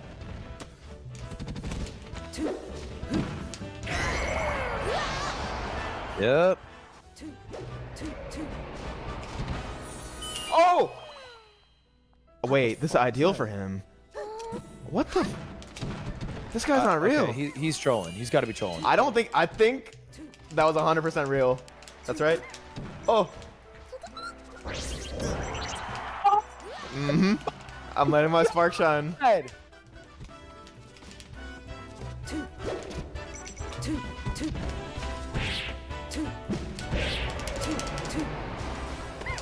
You got pound. He doesn't know.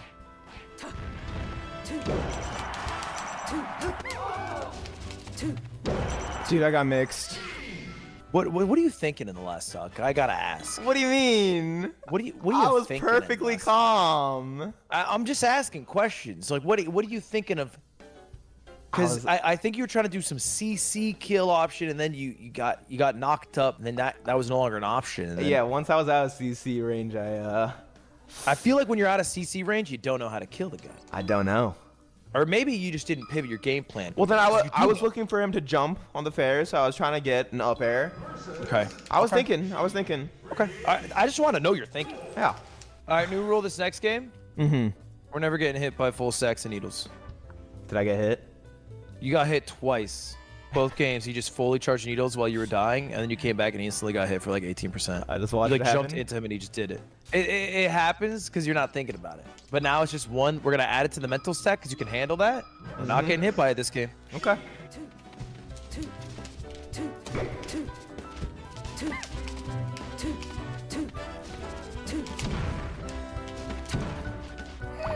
I'm gonna cry. It's all right. You fucked it up, but everything else is great. You gotta think, what's it gonna feel like if you lose this? Another game with your coach Ludwig watching. Another failed clutch. How many games can he really give up? You know, he's a busy guy, a lot of time. Let me cook. He's devoting to watching you. Let me cook.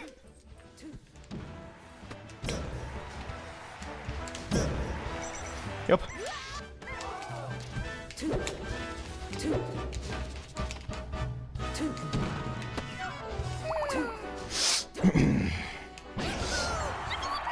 Say what you're gonna say.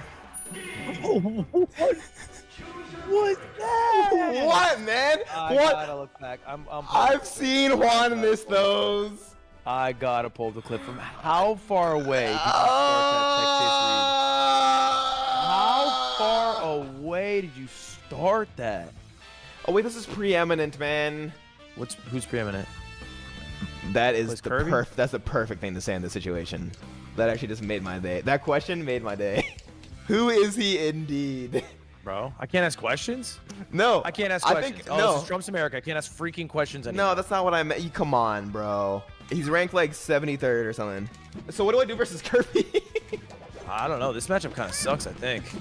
Just back air, yeah, no? Just spam back air. Get Yeah. him to a high enough percent. Drill up smash. Yeah. Throw out random F smashes because it's a really powerful move. Holy shit, I mashed hard. Man, mash out of every grab because can you get out of like every one of his grabs? Besides down throw and up throw, yeah. He be a hungry box? He On did. land? Yeah, on land with Fox. Oh, okay. Not you thought Kirby?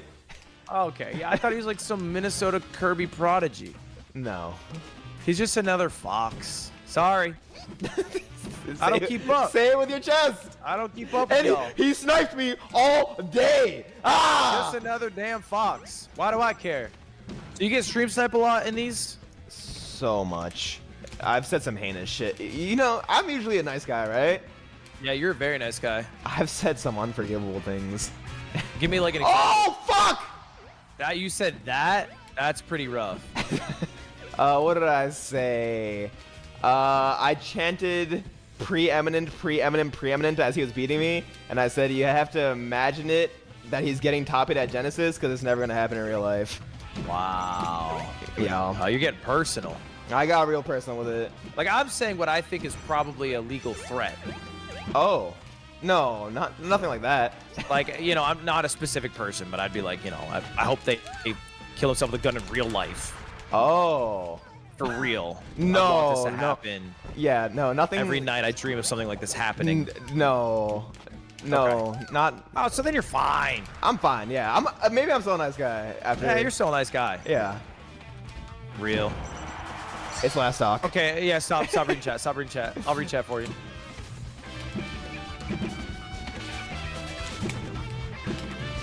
I hope Juan's not watching.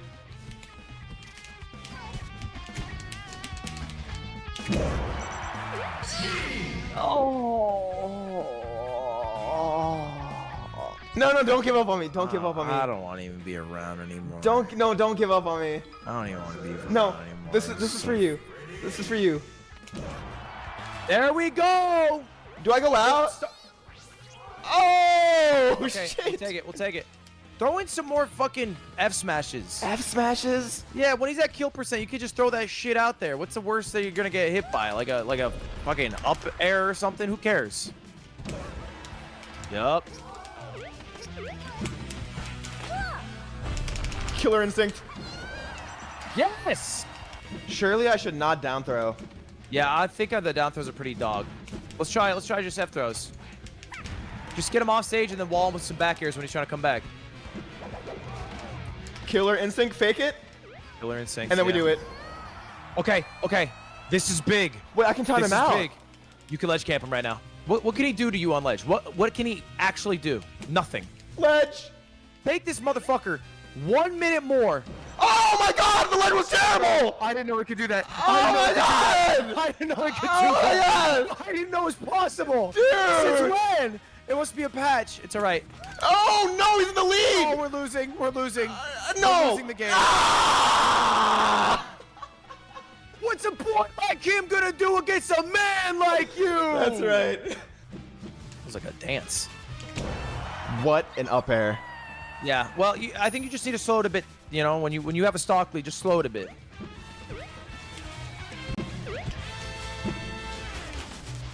No, man.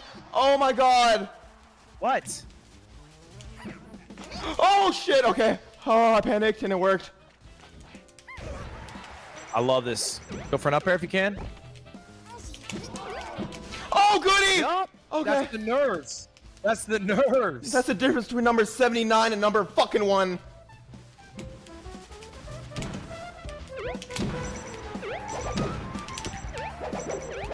Get to that ledge. Get to that ledge. Let's go! Pop it off in this Kirby. I don't give a fuck. Yup. I don't give a fuck. By this point, I've been fighting hard with Ludwig for 2 hours, getting closer and closer to Diamond. Ludwig's time was nearing its end, and I had one more match to prove myself to him. Who else would it be? Oh shit, this is huge. J-Chu, he's kind of like the red carpet of this shit. He is a little bit. It's what you walk on to get into the show. The thing is, I think he's cracked versus Puff. Yeah, up smash is lethal at like what, 40 fucking 9? Something hella early. It's super early. I do think this is his fucking matchup, I think. All right, can I keep it a stack with you? Yep. I'm not I beating don't this know guy. this matchup even a little bit at all. That's fair. I've never. We'll figure it out together. I don't think this grabbing the ledge thing's working. He's just going to plat easy. Yeah, I want to try some teeter shit. You know how my Marth does it? Yeah. He wants that up smash. Yep. Oh god, he wants it. Oh goody, he got it. I don't know goody when I die, man. You're breaking all the rules. You're getting to the percent where you can't be fighting him on stage super fair like. You're right. I think it's already at that percent. So stop doing it. Yes, sir. Oh, goody. Okay, see, that's a no goody situation. That's no goody. That's no goody. Don't try to rest this rat.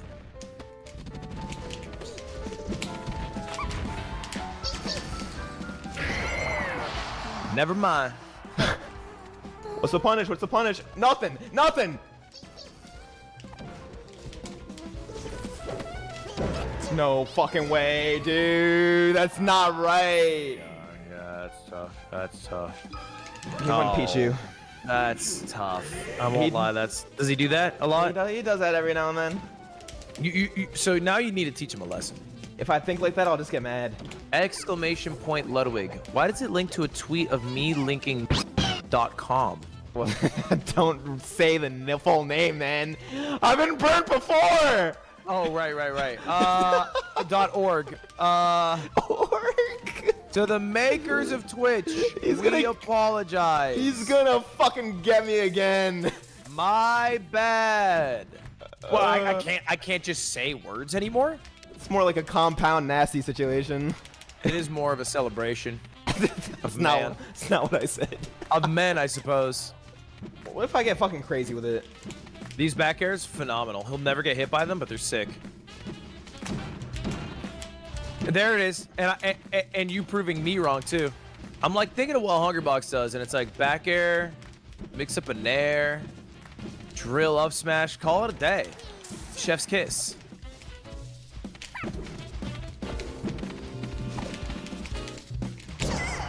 Easy. Drunk Lud's hilarious. Surely he's sobered up. Huh? No, I've been drinking this whole time, baby. What?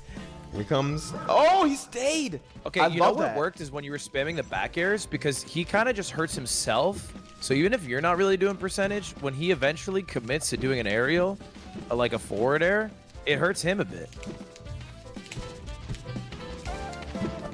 You hit him with an S smash at 67%, he's dead. What the fuck? Okay, low key, I didn't think he had that dog in him. This guy could be top 100 one day. He is. He's top 100 too? Yep. How many people are in that? Dude, I'm not happy at all.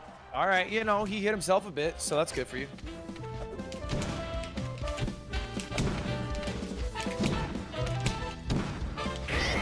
I fucking love it. That's who I am at the end of the day. That's who you are at the end of the day. They can't force you in a box. I conceal it, and then it's me. It's been you. It's always been you. Oh, I think that's Diamond. What a clutch. And what a way to get Diamond. I was sad about losing Ludwig, though. You know what? What? I think my puff got a lot better. I mean that from the bottom of my heart. Before I coached you, you were 9-1, and now what's your record? It's 14-5. But to be fair, we were getting a bunch of GMs. We were getting so many GMs, and we climbed a lot. Yeah. Are you done? You're gonna keep going, no? I'm getting GM tonight. Fuck it. Everybody. L's in the wait, not L's. I almost had L's in the chat. For Lud. For Lud. No one ever does that for you? What? No, but like in a good way. Like Ludwig. No. Like I meant it in a good way. L's in a good way. No. I coached you for 2.5 hours, and then I. Dude, no. No, Ludwig. Yeah, see, Elwig. No. Elwig. Okay. Thank you, Lud. Thank you. That was fun. Bye. All right, chat. Let's get this fucking done. I spent the next hour and a half taking down demons, Gwex from New Jersey, and Aaliyah from South Carolina, all of which culminated into my next Grandmaster opponent. He's Nurse. All right, lock in. It can't keep being him. Nonetheless, I had to lock in.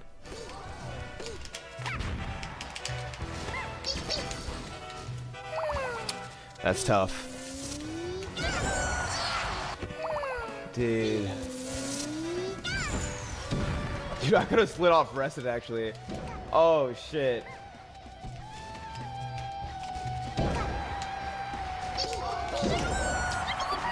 Got ledge dash up smash twice.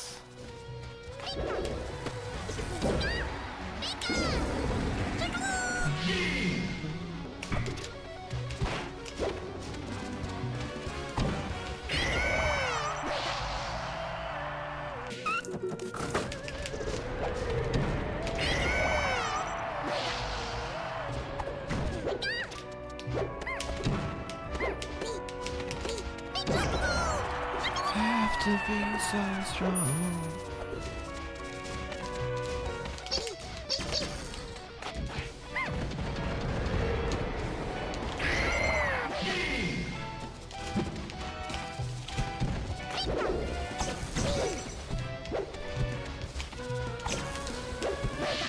Oh, goody.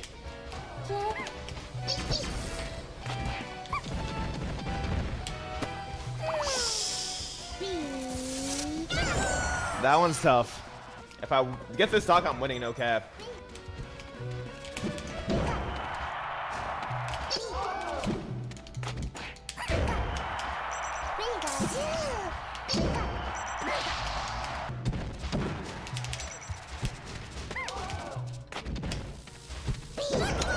Okay, I capped. Although I lost, it felt good to get a win on Jade-Chu's actual main with Puff. After beating Gwex again, I was creeping towards Master, the final step before Grandmaster. I queued up against the Canadian Falco, Anvil, and got to work. Fuck.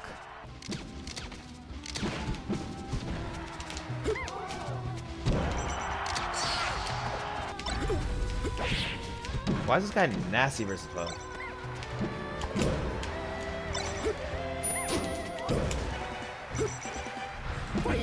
Holy shit, I fucked that up.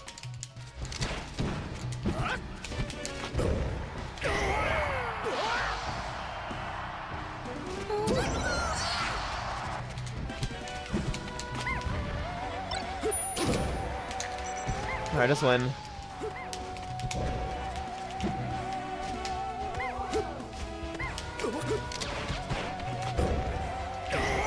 Oh, he's mad.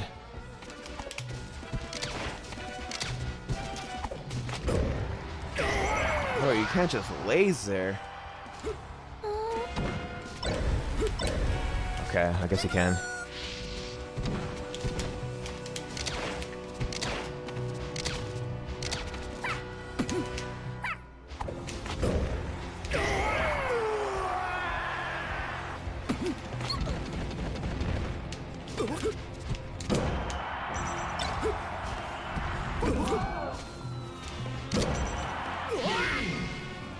I was now Master, which meant I was getting opponents that were even tougher than before. As a prime example, my next opponent was None, ranked 43 in the world in 2024.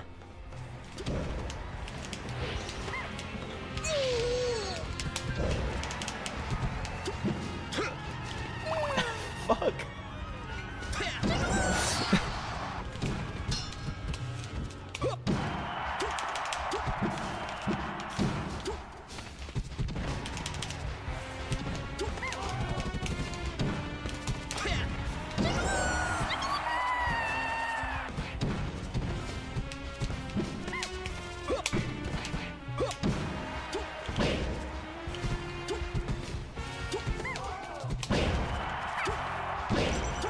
Fucking A.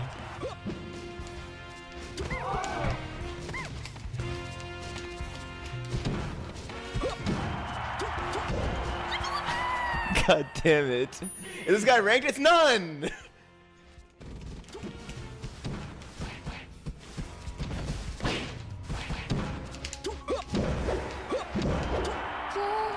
Why did I...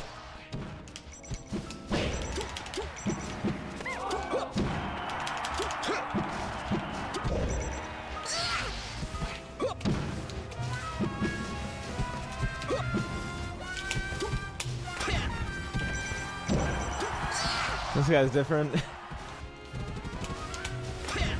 He adapted. I won't lie, he cooked me. Luckily, my next opponent was playing Peach, a matchup so good for Puff that he can win it while crying.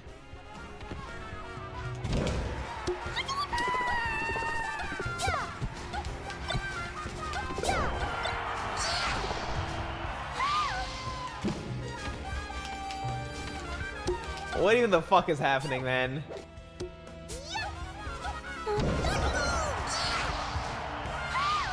Take one more. Take one more. Take one more. I'm gonna clutch on you if you take one more. I swear to God. Get fucking ready.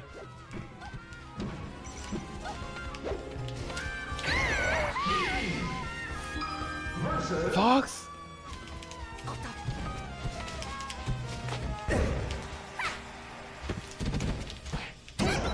What?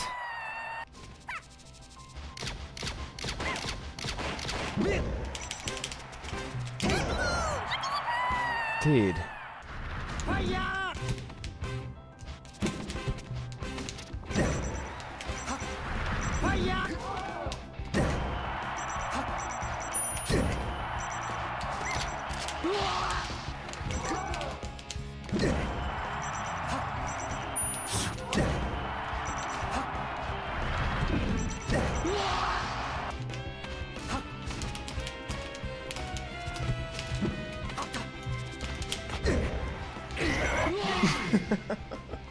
One up the rest, and I was closer than ever before to Grandmaster.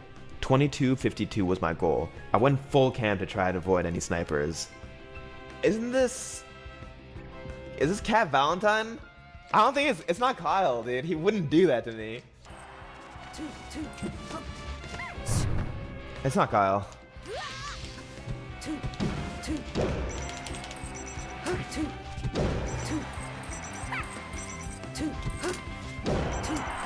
Fuck, they're good.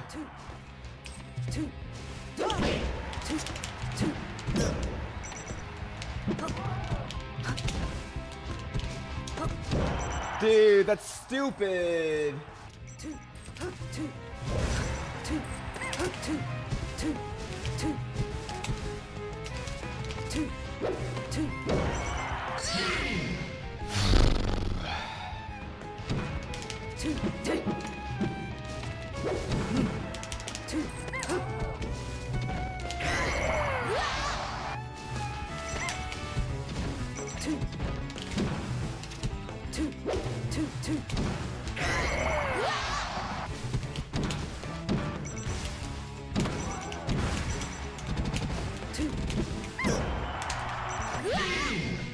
All right, let's get it. Fox wants.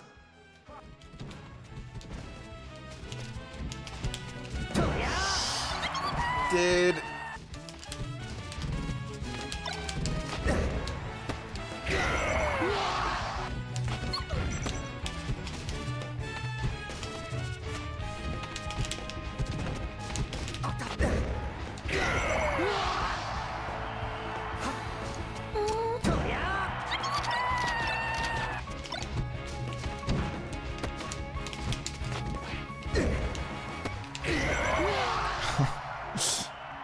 Miss. This one's for Juan.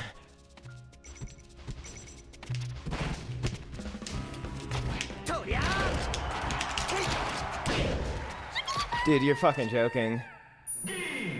Oh my god. I was tremendously disappointed. I got whooped and I had to hold the L. It didn't change how close I was to Grandmaster though, so when I queued into the Baconator, I knew this set could be the one to take me to the promised land. This is Glock? Alright.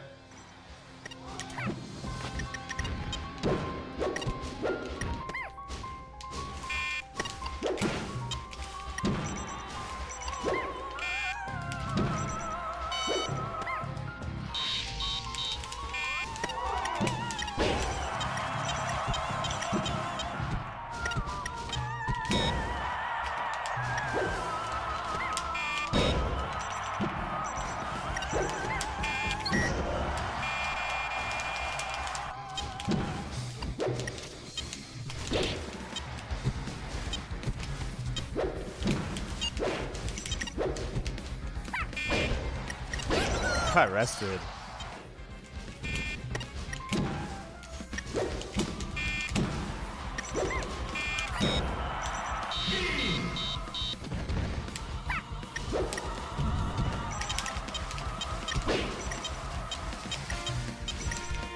Holy shit, man.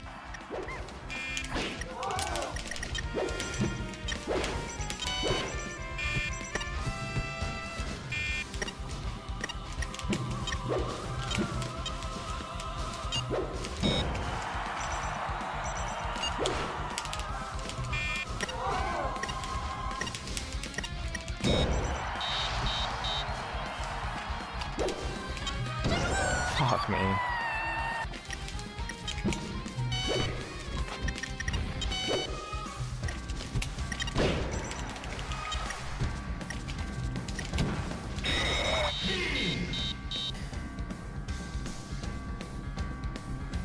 Yo! Is that it? Let's go! I was in such a bad mood playing that guy. Holy shit. Let's go! I didn't expect to get it off of that.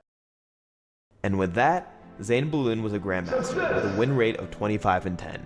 Jigglypuff often gets a reputation in Melee for being lame, but she's definitely one of my favorite characters to play as. Her neutral game is good, but finding a clutch rest and taking a set is a whole different high. Thank you to Ludwig for helping me out on this journey. You can go to his Twitch or YouTube to give him some love.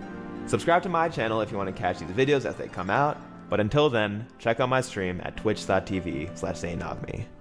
I threw a fake Smash Brothers tournament at my favorite local, The Cave, and convinced my cousin Alia, who doesn't really play video games, that she had won the whole tournament. I coached her for a couple of hours and had 3 of my good friends throw to her in the tournament. Here's what happened. You've barely played Super Smash Brothers. Yeah, I think I played, like, how old were you, like 9? Yeah, probably.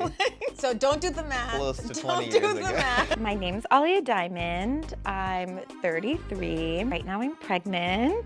I don't game. We're gonna go to a tournament around 3:30, 4 p.m. Wait, when's the tournament? 3:30, 4 p.m. That's like you nervous? That's in like 3 hours. Yeah, we're good, we're good. So I'm gonna teach you everything that I know to get you as successful as possible in the tournament bracket. Okay. I'm sweating just thinking about tournament. You gotta trust me, because I think I can get you pretty good. I can't remember the last time I was in a tournament. I think it was like I was 8 and I did judo and it ended so badly. Did you win? No. She sat on my neck and won. And She sat on your neck? Mom was like, I don't know if we're gonna do judo. Yeah, that's fair. First, it was time to start training. Oh, you have my remote. Yeah, I'm handing it to you. Remote. Controller. Yeah. Controller. Yeah. I quickly showed Alia the buttons on the controller, and then we did a simple practice exercise. I'm gonna call out buttons to you in a combination, and I want you to press them as fast as you can in the sequence that I call it out. Ooh, okay. Kind of like boxers, you know how they go like jab, jab, hook. Yeah. Okay. Like that. Okay. B-B-A-Y. B-A-B-Y. Oh, baby. I also wanted to prepare her for some of the mental aspects of competition. Another important aspect of competing, especially in Melee, is to get in touch with your character. Right, so who is Peach? She's a princess. Right. But she's like, can fight herself, you know? She doesn't need to be saved. No, does not need to be saved. No, because you're fighting your own battles in the game. That's like you when you compete. Oh, I love this. Okay. Yeah, this is like the fundamental building block of like competitive personality. You are Princess Peach. I got nothing else. So you're Princess Peach, right? Yeah. Okay, I'm Bowser. Okay. Ah, what are you gonna do? Ooh, down C. Down smash. Down Exactly. smash. That is a good response. What does Peach aspire to be? Queen of the world. The world, not just the Mushroom Kingdom. And queen, not princess. She's trying to Someone's gotta die step first. it up a notch. Someone's gotta die on that melee. Maybe one of your what'd you call it? On that melee? The melee? Isn't the melee is the melee not where we compete? Melee. Melee. Oh, sorry. Oh, is Melee. There's no accent on the E on the first. no accents. And yet you say melee. Melee. Melee. What is Princess Peach's darkest secret? Do you know? Her darkest secret Uh-huh. is that she really wants to play with her hair tied up, but she can't because it's not an option. In the game. Yes. That's your secret. Alia, faster. B-A-X. Oh, whoops, LR. Wait. It's not even the right buttons. B-A-X. B-A-X. I thought we were still on the other one. B-A-X. Y-L-R-A-B. B. B. Z-A-I-N. Z-A. There's no We spent some time in-game going over Peach's moveset. Down B, you pull turnips. Ooh, wait, hold on. Down, B. Nice. And then you can just throw it A. Oh, yeah. And you can throw it. Yeah, so that one really, this was a really special one. You see how it has this? Yeah, you stole it? I caught it, yeah. Don't worry about that. What happened? I stole it. Yeah. Look how strong this is. You're at 0%. Yeah. Oh, you dodged it! Oh, I weren't keep expecting telling you. that. community. Can you try to name all 26 characters in the game without looking? Dr. Mario. That's the first one, actually. Okay. I know. And then there's Mario, Luigi, Bowser, Linksy. Link. Link's what can assume to be his brother, but I don't know his name. Young He kinda Link. looks- It is Link. Oh, it's Young Link. Young Link, Okay. yeah. The really ugly guy, Carnagine. Ganondorf. Ganondorf. There's Ness. Yeah. There's Fox, Falcon, Yeah. Captain Falcon. Yeah. Kirby, Jigglypuff, Mewtwo, Pikachu baby. Pichu. Yeah. You haven't said my Oh, character. Samosa. Samus. Your character, Mark. Uh-huh. And then Mark's like brother. Roy. Roy. Oh my gosh, he's 19. Oh, the snow climber. Ice climbers. The ice climbers, the Yeah. non-lover. We don't know. She They thinks they're don't brother give- and sister. They don't give me lover vibes. Who does Peach actually want to be with? Mario or Bowser? She wants to be with Dr. Mario. She wants that doctor. I'm gonna like smash it. Hey, no. No, why? You recovered. That was really good. You're killing it. No. Upbeat. Now you got that was great. After training, we arrived at the tournament venue. Okay, we're about to go in, and I'm feeling nervous. I don't think I can win. I'm hoping that I just don't completely bomb. Alia chose her gamer tag at the front desk. Hey, I know. Can I be And then she sat down to play some friendlies before her tournament matches. She's actually getting better at the game, even though it's fake. I'm actually pretty proud of her.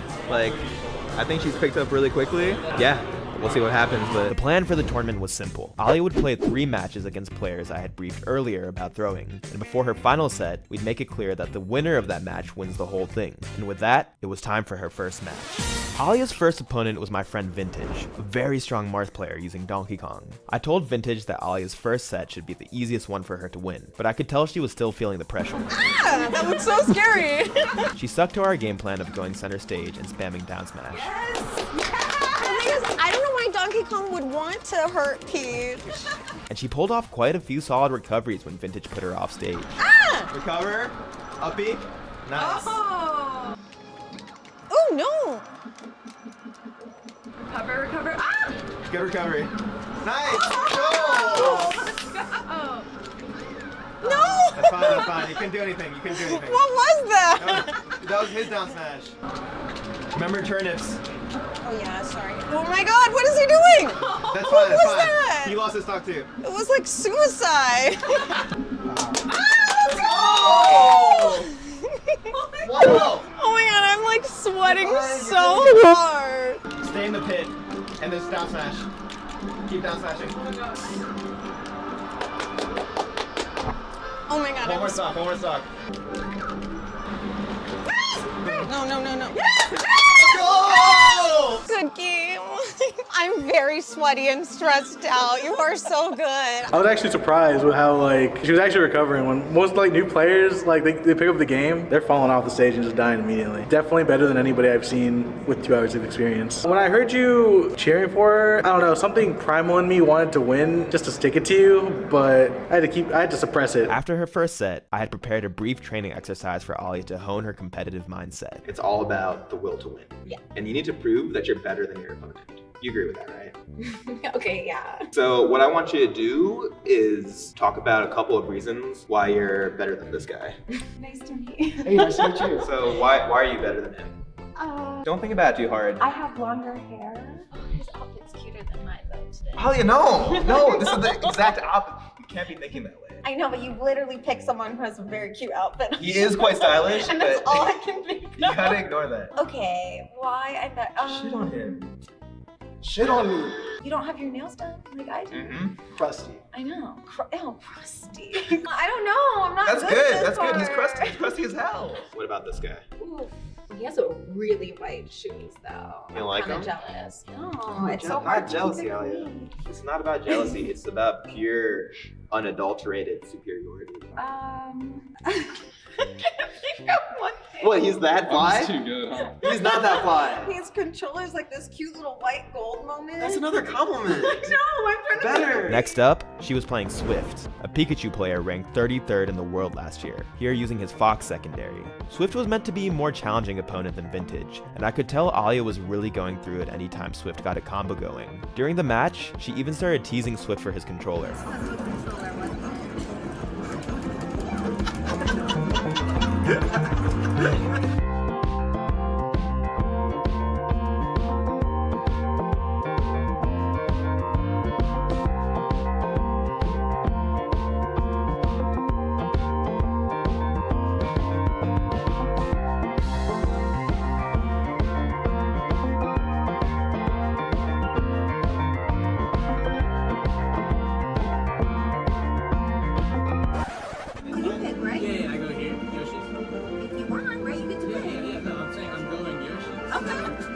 Oh, you're telling me. Oh, you made it sound like a question. You should be prepared for the Yoshi's one. Okay. I'm prepared. Thank you. So sweet. Okay.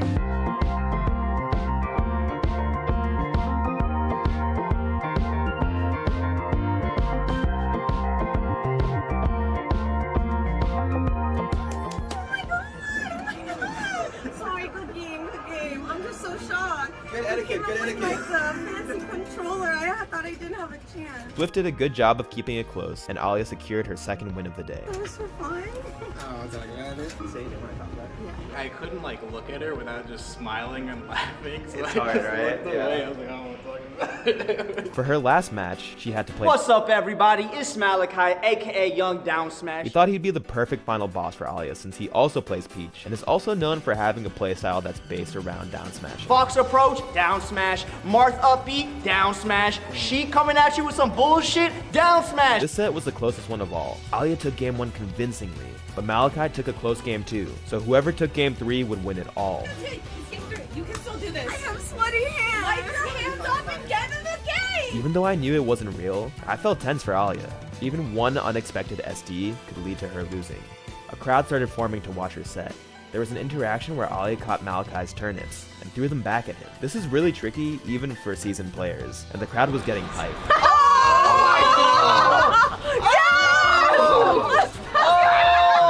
Let's go, love bug. Come on, love bug. And then, finally, she did it.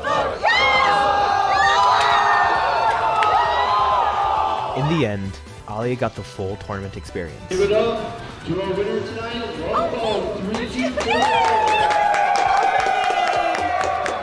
She chose her gamer tag, played friendlies, got to know the local scene, felt the pressure of losing and the highs of winning, and even got to experience grand finals. And I learned a valuable lesson. If you want to get someone into Melee, all you have to do is prepare an elaborate ruse involving the administration and patrons of a local video game tournament. Watch out, top players, because Lovebug 324 is headed straight for the top.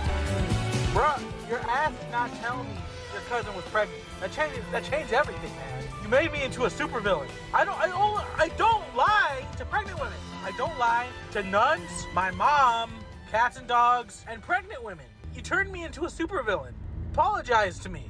Out of the factory with or developing issues with their analog controls, you don't have to worry about it with these controllers. Due to the lack of analog control, you'll never miss a dashback, you'll never experience snapback, you'll never light shield a hit instead of hard shield, and you'll never miss a shield drop, let alone have to buy new shield drop notches. It's liberating, but I'm a bit of a masochist. As far as the aforementioned ergonomics go, I'm fortunate enough to have never developed chronic or even minor hand pains from playing Melee myself, so I can't personally vouch for it on that front. However, tons of people will vouch for it easing or completely relieving stress on the hands, and even though I'm lucky to not have hand pains, it generally is a pretty comfortable controller. However, the big question is, are you allowed to use it in tournament? Well, not only are you allowed to, but with enough dedication and hard work, you can excel with it. Myself. Oh my god! Oh, what the optimality, Bobby? Where is he finding these ideas? Hax is number 19 in the world with this thing, and many others who have switched over are climbing the ranks as well. I'd recommend this thing if you're worried about destroying your hands or have already destroyed them. Though I'll stress again that no matter how experienced you are with more traditional controllers, you're pretty much starting from scratch with this, and it is going to take some commitment to get back to your controller skill level. Let's cap this off with something special. A sort of combination of the controllers I've shown off. Sort of. This monstrosity is the ASCII keyboard controller, made exclusively for Phantasy Star Online, an RPG you could play online right on your GameCube. Pretty cool. Shipped to me straight from some Japanese guy on eBay, Japan being the only country this thing was sold in, I got this bad boy for the low cost of 183 US dollars. Regarding the standard controller part of it, it feels good. Pretty much like an original controller, excluding, the length. And at the very least, way better of a third-party controller than that one from GameStop. It does have some minor snapback issues, but that's alright. I don't really plan on using this much anyway. But let's be honest, who gives a fuck about the controller? The star of the show, and what you guys really want to know about, is the keyboard. It's surprisingly not terrible. First off, it is obviously cramped, which is an understandable shortcoming given its very clear size limitation.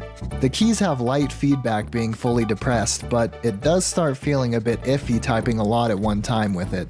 And it's got some sort of misprint with the lowercase letters. They just look like a bunch of squiggly lines. None of this is anything unforgivable given how neat it is as a novelty though. A $183 novelty. As you might have guessed, none of the keys do anything for Melee, but I don't really mind. At least it works as a regular keyboard. Right?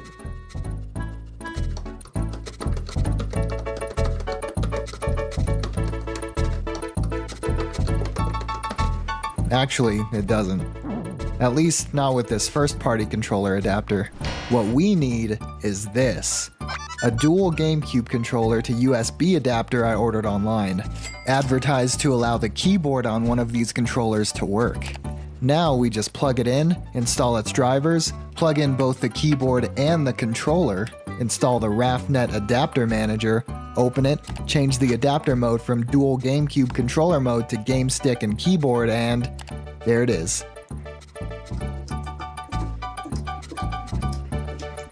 Though, unfortunately, while we can't play Phantasy Star Online episodes 1 and 2 with it, we can play something kind of similar. Man, this was a lot more fun when I was a kid. We can also map inputs to the keyboard within Dolphin to use it as a controller for Melee, but it's insanely uncomfortable. I suppose there is a silver lining to the keyboard only being functional on a PC though. There's really no reason for it to not be tournament legal. I mean, without this adapter, it's really just a long controller with a bunch of extra buttons that don't do anything. Though I suppose on a computer you could macro this thing up like a regular keyboard. Macro meaning make one key do a series of inputs, which is a pretty common cheating technique in games, and in Melee can be as tame as a wave dash button, as useless as dash dance spam, as crazy as an SDI aid, or as showy as a multi-shine button, which I couldn't get to work all that well. However, using macros like this is, of course, not tournament legal, the justification being the same as a turbo functions in that it's not you performing the actions your macros input, which is something I just don't get about people who use macros or turbo functions against other players.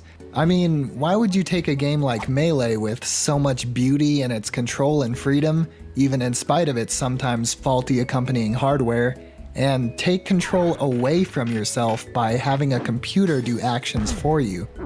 Plus, come on. Do you really want to be that guy? Now, if you'll excuse me, I've got some things to do.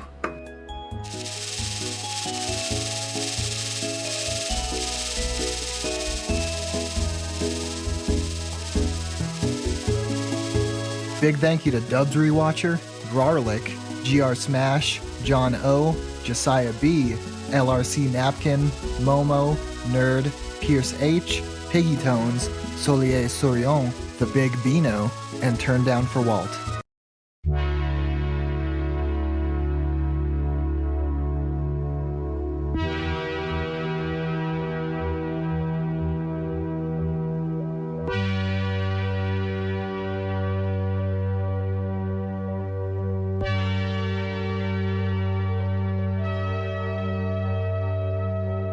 Mike Tyson's Punch-Out.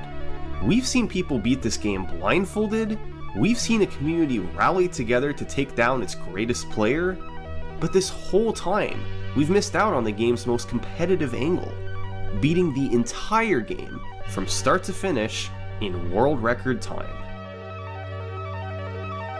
This is an incredibly unique speedrun. The execution needed, at its worst, is some of the toughest out there. The RNG is more brutal than any other NES speedrun, and when combined, it makes for something really special. This is the crazy history of the Mike Tyson's Punch-Out world record.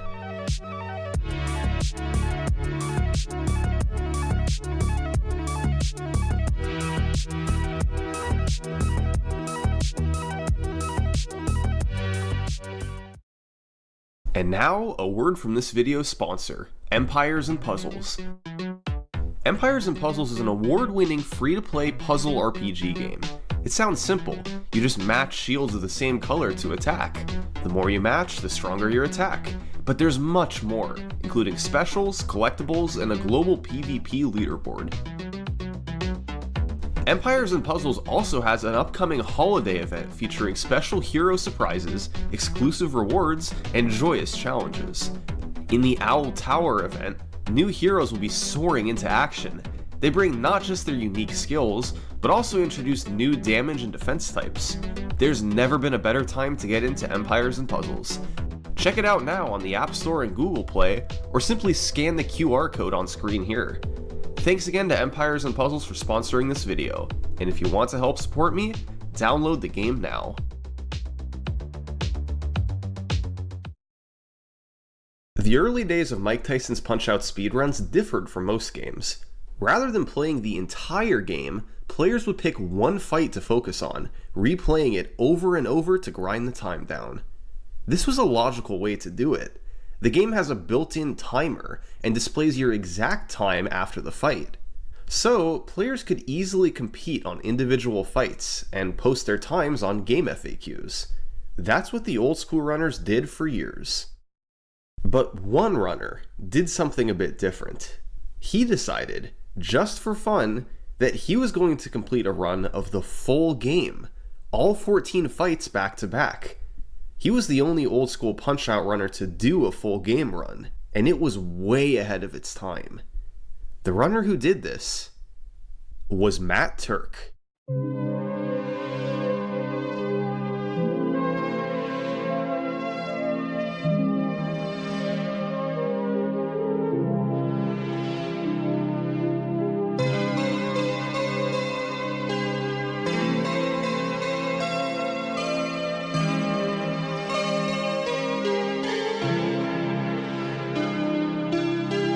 Matt Turk was by far the best Punch-Out player on the planet.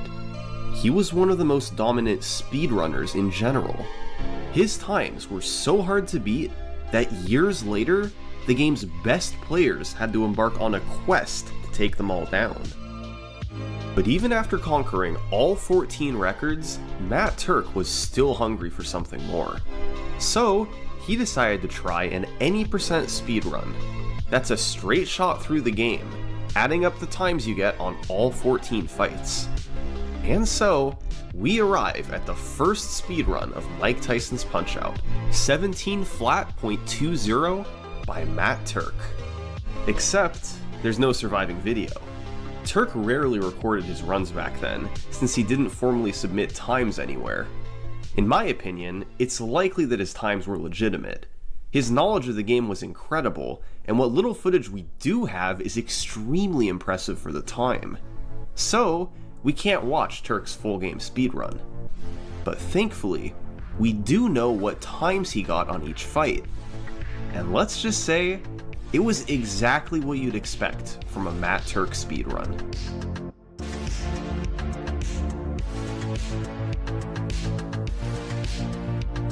Turk started with Glass Joe. He's a complete pushover in a casual playthrough. However, the fastest way to beat him is tougher. You wait until 40 seconds, then time a punch within a 4-frame window when Joe charges forward. If done properly, he'll go down and won't get up. Punch-Out runs at 60 frames per second, so a 4-frame window is just 1/15th of a second. That's a tough way to have to start your speedrun. But of course, Turk nailed it, matching the task time of 42.00. But a few fights later, Turk had to deal with the most dangerous back-to-back fights in the run. First up was Dawn Flamenco 1, aka Frame Perfect Dawn.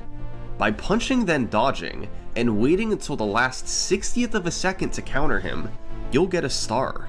Star punches are essentially powerful uppercuts, and on Dawn 1, a star punch instantly knocks him down. He gets up, but with little health, and once you punch him down again, he'll stay down for the knockout. If done correctly, Dawn 1 can be the fastest fight in the game at just 14 seconds. But it's a brutal frame perfect punch. Just 1/60th of a second to properly time it. Every miss costs 6 to 7 seconds, so the time could snowball quickly.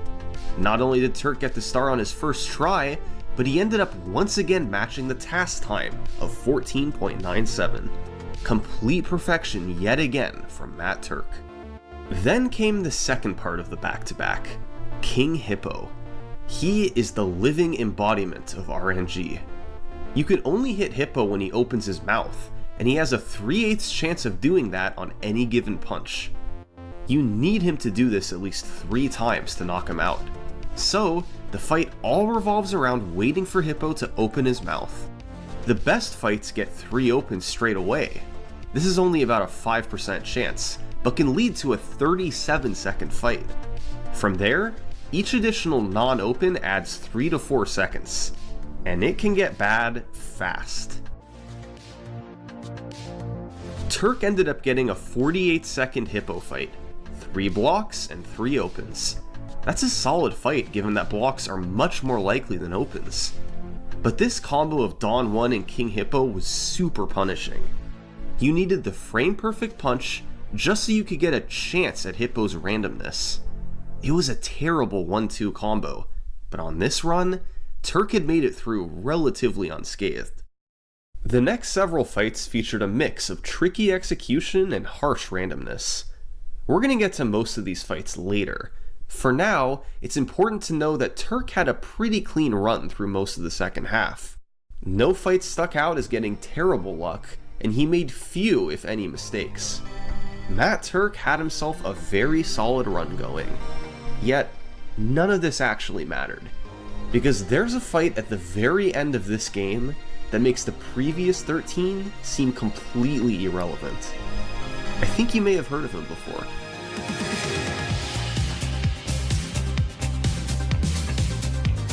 Mike Tyson regularly tops lists as the hardest final boss of all time. He's lightning quick, unpredictable, and can knock you down with one hit. Those who've tried know how hard it is to beat him. But speedrunners need to do more than just beat him.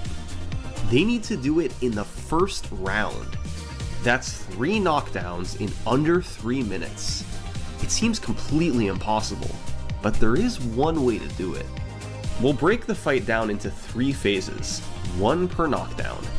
In phase 1, Tyson throws uppercuts, and you can hit him twice after each one.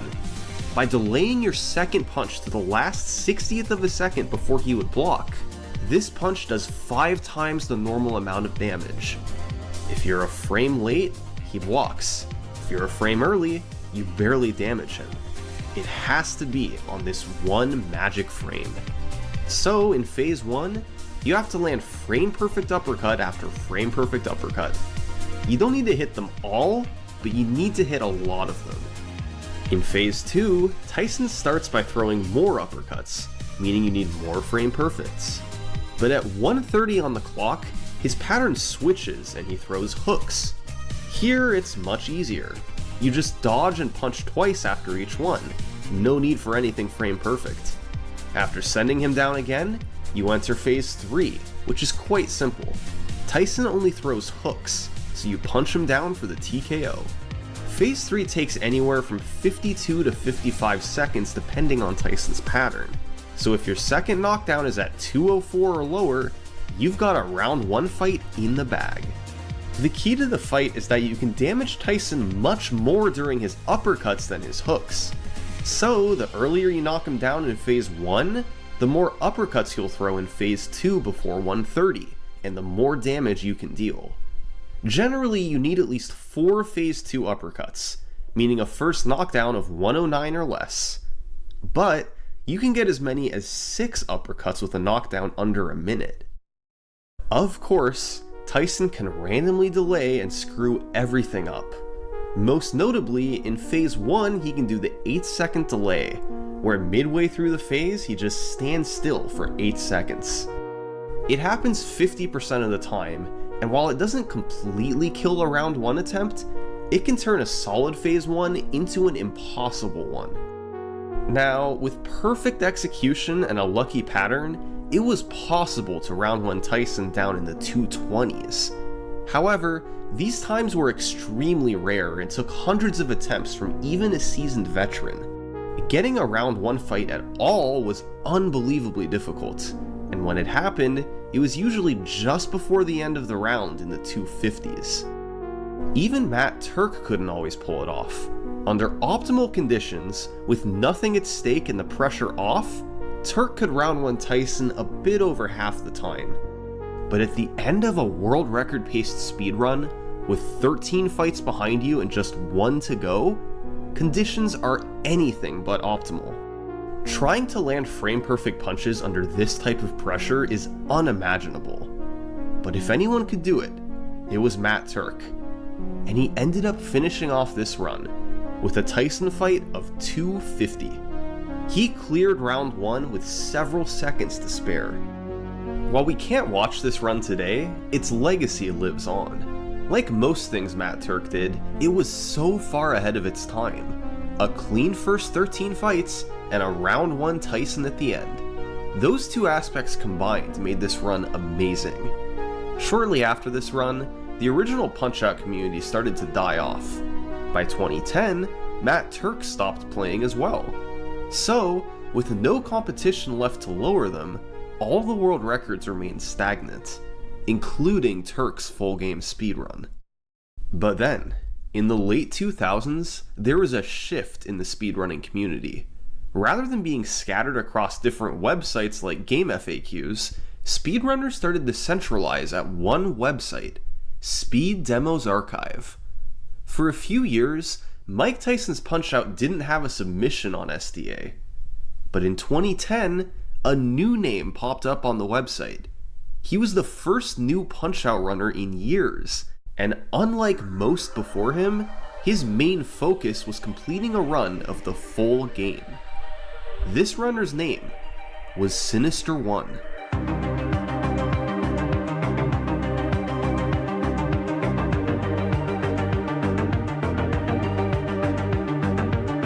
Sinister reached out to Matt Turk and began piecing together strategies for a full game speedrun.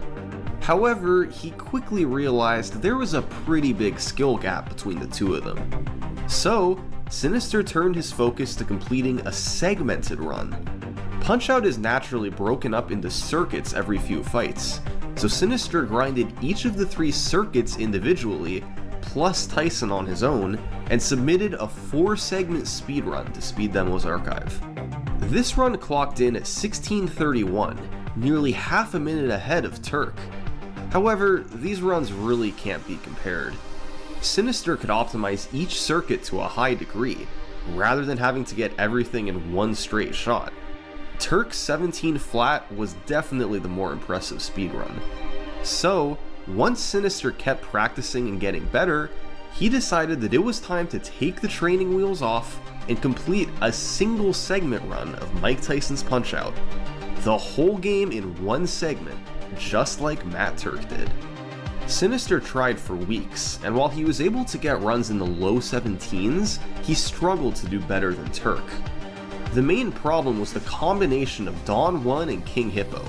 Dawn's frame-perfect star killed a lot of runs, and the few that made it through usually died to Hippo's randomness. It was so hard to get runs out of the early game, and although Sinister eventually got a 17:06, he was still behind Turk. His best efforts to get the world record had failed. So, Sinister gave up. Years passed, and Turk's 17 flat remained untouched. By February 2013, not much had changed. Matt Turk's 17 flat was still on top, and Sinister was right behind him. However, a new player was just starting to mess with running the game. And this guy had a pretty good track record.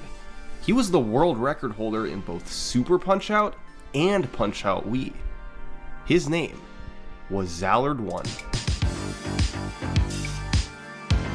Right away, Zallard started looking for new strategies. Dawn 1's frame perfect star was still brutal, and he wanted to find a way to make it more consistent. He ended up finding a timing cue that helped a little, but not much. And Sinister One was not impressed by it. He told Zallard, "Come back to me when you find something that can get the star 10 times in a row." Otherwise, he wasn't interested. And with that, Sinister fired up a stream of Super Metroid. And what happened about an hour and a half later absolutely floored him. Alright, let's check out this Zallard video. The Dawn Destroyer.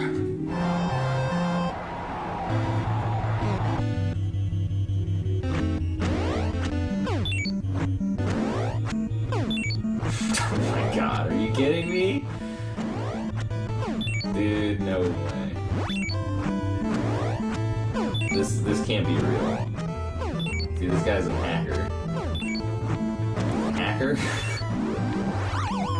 No way. Okay, I gotta try this. Alright guys, you might be about to witness the greatest thing of all time. Wow.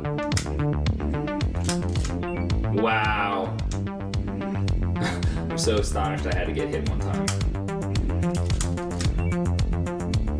I don't believe it. I don't believe it.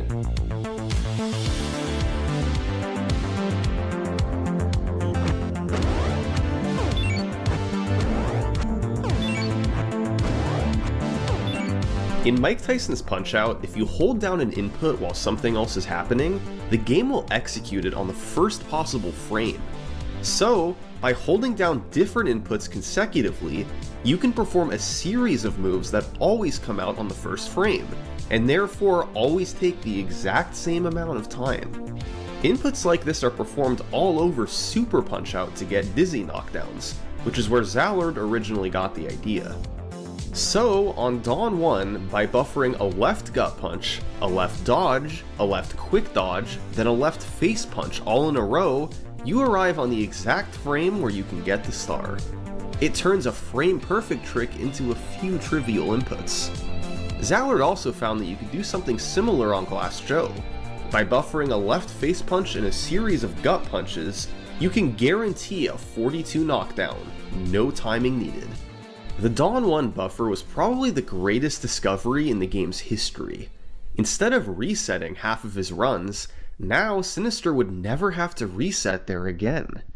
Zallard had revolutionized Mike Tyson's Punch-Out, but Sinister was the one who could really take advantage of it. I don't have work tomorrow. World record incoming tomorrow. It's a lot.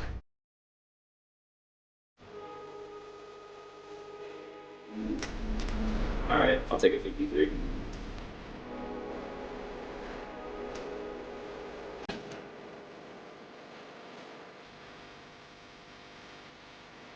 Over the following several fights, he was able to keep it close with Turk, bleeding time without falling too far behind. But Sinister knew there was one place he could make up a bunch of time. The penultimate fight in the game, Super Macho Man. Matt Turk's split here was a 118. This was a solid enough time back in 2008, but by 2013 the fight had evolved. In a worst case scenario fight, Sinister was looking at a 110 or so. Best case scenario, it could go under a minute. Macho's speedrun strategy looks ridiculous, with punches being snuck through his guard and stars thrown all over. But the fight largely comes down to one specific moment. If Macho's fourth punch is an uppercut, which is 5/8 likely, you'll get a good fight. If it's a hook, then it'll be a slower fight. Either way, as long as his execution was clean, he'd save big time over a 118.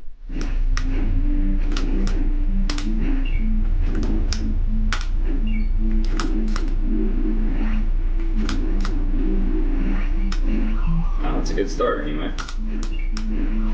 This is pretty good luck, you guys. Alright, 59. It was exactly what he needed. In one fight, Sinister had shot himself into the lead, but his job was far from over. After all this, he still needed to round 1 Tyson in 254 or less. The pressure was on.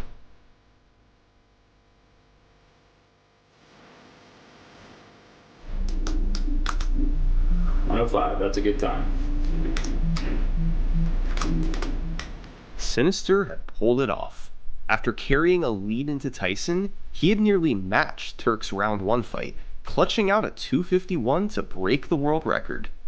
This was the first sub-17 in the game's history, and while Sinister was elated, he knew there was still work to do. The Dawn 1 buffer had blown the door wide open, and a few of his fights had suboptimal luck and execution. So, Sinister decided to see if he could shave a few more seconds off. And just weeks later, he got on this run.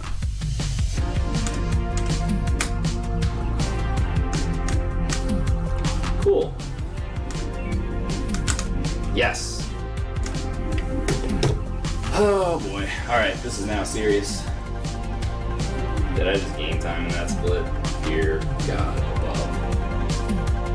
An enormous lead, with 3 fights to go. Next up, Mr. Sandman. Gotta take advantage of the situation here. Sandman has a big mix of RNG and execution.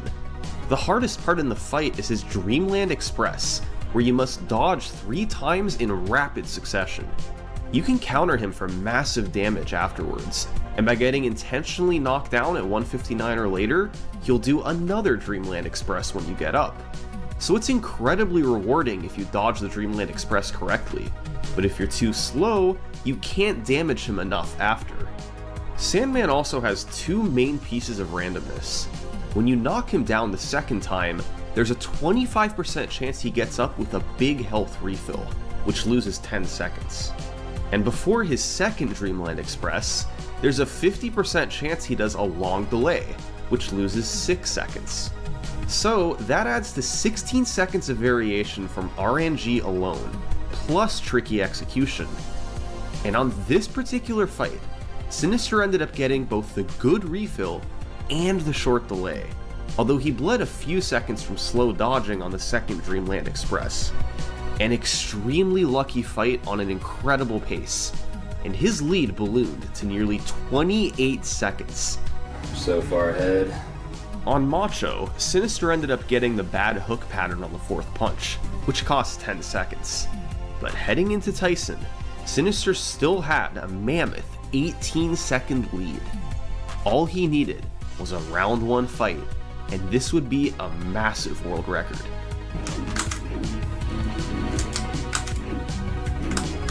Yes.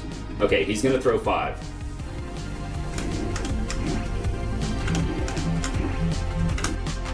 Yes! World record. There it is. I don't care that I lost time. Oh man. These are some beautiful looking splits. He built up a huge lead and finished it off with a round 1 Tyson. That's a winning formula for Punch-Out speedruns. The only path Sinister saw to beating this run was saving time at the end. 109 and 254 were good enough splits, but it was possible to gain a bit on each. He just needed to be within striking distance by the end. Well, does this count as striking distance?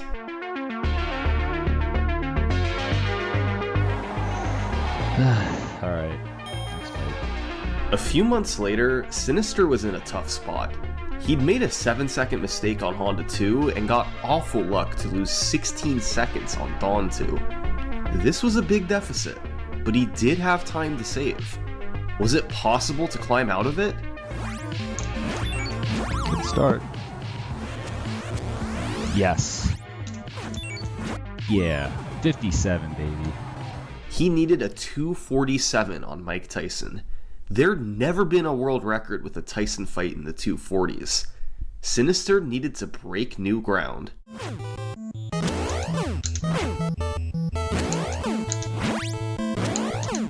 Oh my god, dude. Yeah, those Tyson fights in the 220s I talked about earlier, this is how you got them. A 57 Phase 1. Unfortunately, Phase 2 didn't go quite as well, but a 150 was still an incredible pace. Now, he had to finish it off and see what time he could get.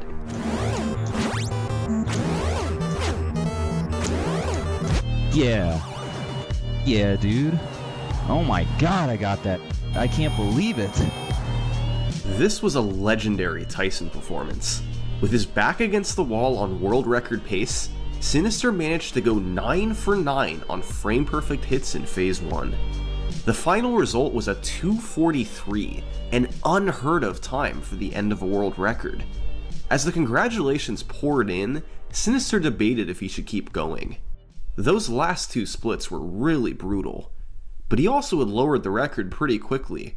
Maybe he wasn't at his full potential yet. Ultimately, Sinister decided to push onward. He wanted to get one more improvement before stopping. 5 weeks later, Sinister had another good one going. He was tearing through the world circuit, and once he finished off Sandman, he had amassed a lead of 19 seconds. But he knew what he was up against in his final two splits. And right on cue, Macho gave him the bad pattern. But he recovered nicely, and was on his way to still having a nice lead going into Tyson. No!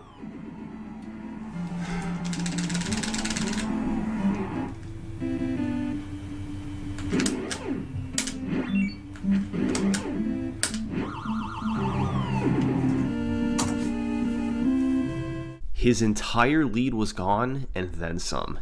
A 5-second deficit against this Tyson split? Sinister would need a miracle.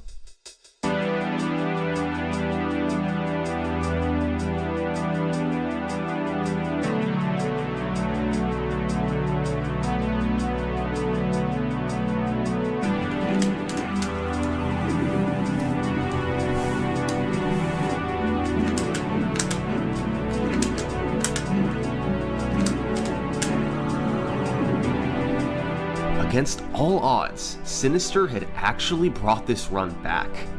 He was guaranteed to finish Tyson between 234 and 237, enough for a new world record, albeit a fairly small one.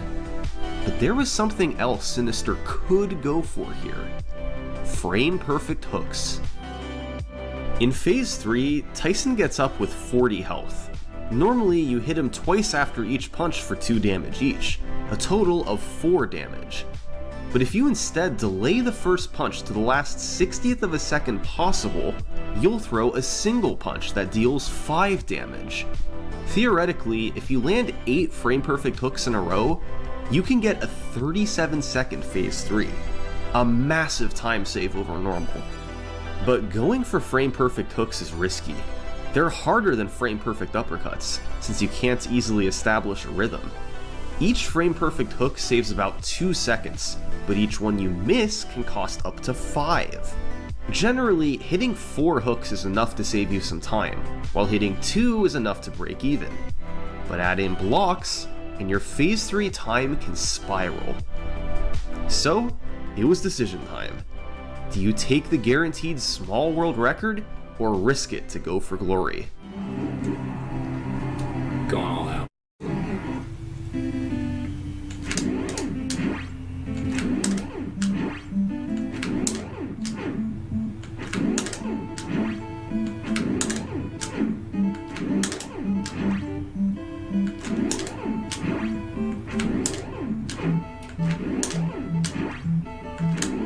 Couldn't get it. I couldn't get it, dude. I couldn't get it, man. I couldn't get any frame perfect hits. I was too nervous. Had Sinister just played it safe, he'd be celebrating a new world record. But can you blame him for trying? It was a chance to demolish the record. He had missed on this occasion, but that was alright. Shake it off. Just get another run back to Tyson, and you'll get it next time.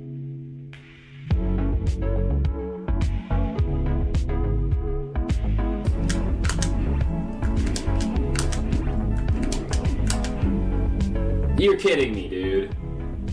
You're kidding me. 8-second delay there. There he does the 8-second delay. Good game. Good game, Luck.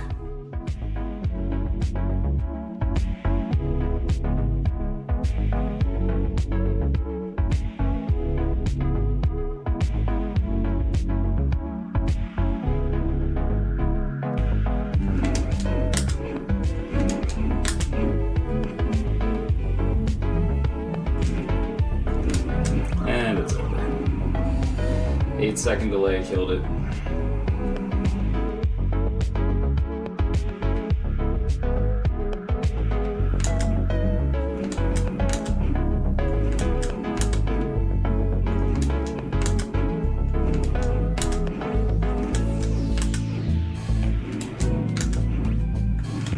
What? What? What? No, dude. You gotta be kidding me right now. Oh, I can't. That was gonna be a low 1 minute time, man. Look at his health. That was gonna. Oh my god, man. Come on.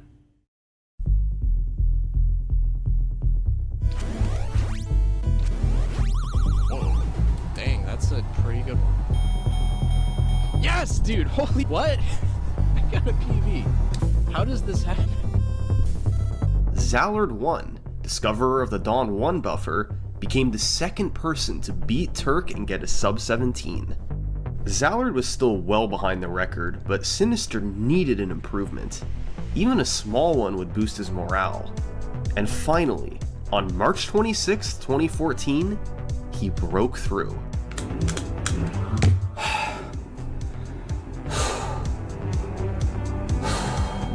Sinister was able to get a lead early and never relinquished it. He started with an excellent 41 on Hippo and got average luck on Sandman and Macho. His Tyson execution wasn't perfect, but a 105 knockdown meant he'd get 4 uppercuts in phase 2. He ended with a 251, enough to lower the record by 3.5 seconds. But Sinister's relief wouldn't last long, because Zallard 1 was flying down the leaderboard. And just days later, he finished off this run. Oh man, that's quite the PB. Dude, I got... Whoa. The run had a notable mistake on Great Tiger. Tiger is one of the only fights in the game with no RNG. The execution consists of 4 gut punches that each have a 6-frame window. They're usually not too hard to hit, but when you miss one like Zallard did here, you earn a 54 instead of a 48. It was a 6.5 second mistake. Zallard missed the world record by 6.23 seconds. Had he not missed the gut punch, he would have dethroned Sinister and taken the top spot. These two guys were neck and neck. They had similar consistency overall and could both reliably round 1 Tyson in the 240 to 250 range given no 8-second delay. But as similar as Zallard and Sinister's skills were, their ultimate goals were different. Zallard wanted to keep lowering his personal best and maybe snag the world record, while Sinister had even loftier goals. He wanted a single segment run that would beat his old segmented run, the 1631 from 2010. After all these years, it would be a remarkable achievement. So, each player had their own goals. And for the next few months in 2014, they both continued running the game, going up against brutal RNG and frame-perfect punches galore. But neither one was able to find success. Zallard couldn't catch Sinister, and Sinister couldn't catch his segmented run. So, Zallard moved on to other games, while Sinister went after Matt Turk's 213 Mike Tyson record. And all the while, the single segment record stayed put. But one random day in August 2014, Sinister decided he needed a break from the Tyson grind. So, just for fun, He did a one-off stream of single segment attempts. He hadn't played the category in months and was fairly rusty, but you never know when all the luck will fall into place. A few fights in, he made it to King Hippo, who promptly opened his mouth 3 straight times. Unfortunately, Sinister was a bit late on the 3rd open, meaning he needed a 4th open to deal enough damage. Yes, the bailout, dude, the bailout. But Hippo immediately gave it to him. The odds in 4 straight opens on Hippo? Less than 1 in 50. Sinister was off to a great, albeit lucky, start. After some clean execution on the next few fights, Sinister arrived at Soda Popinski. Soda is another super random one. He tends to team up with King Hippo to bury most promising runs. The fight revolves around the mechanic when Soda crouches down for his uppercut. If you press down on the D-pad while he's crouching, he'll stay frozen and you can punch him for a star. This star then has a special property where, no matter how much health he has, it'll instantly knock him down. The problem is Soda only throws uppercuts 75% of the time. 25% of the time, he'll throw hooks instead, which wastes roughly 9 seconds. So, you need a 75% chance pattern once per phase, working out to a 42% chance of getting a clean, hookless fight. But he can also randomly delay before each uppercut, making each phase anywhere between 16 to 21 seconds. With the 3 fastest uppercuts, you'll get a 50-second fight, but with the 3 slowest ones, it'll be more like 102. To summarize, Soda will kill more than half your runs by throwing hooks, and for those he doesn't kill, he can delay to waste a bunch of time. Any fight under a minute is great, and on this run, Sinister found himself at 36 seconds with 1 phase left to go. This was a great pace, but he still needed 1 more uppercut. Wow, dude. Oh my god, actually. Oh, wow. Okay, this is actually now officially, I think, the best pace I've ever been on in my life. The pressure was on. On Bull 2, he missed a precise punch in the opening that cost 5 seconds. It was his second significant mistake of the run, but he was far enough ahead that it was okay. Down the stretch, Sinister was able to tighten up his execution. He played Sandman perfectly, getting the good refill but the long delay. Macho came through with the good uppercut pattern, and Sinister turned it into a solid 102. Nice. Okay. Got him. So, through it all, Sinister had built up a 20-second lead over his segmented run. He needed a 2:48 Tyson fight to get it done. But he'd been used to fighting Tyson in an individual level setting. That's very different from the end of a single segment run.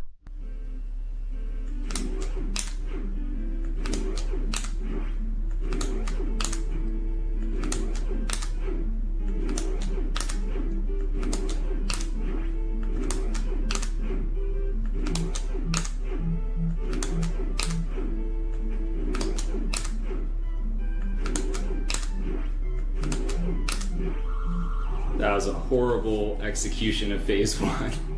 Pull it together, man. Pull it together. Yeah, it wasn't pretty, but a 108 was still doable. Sinister got his 4 uppercuts in phase 2 and landed a 157 phase 2 knockdown.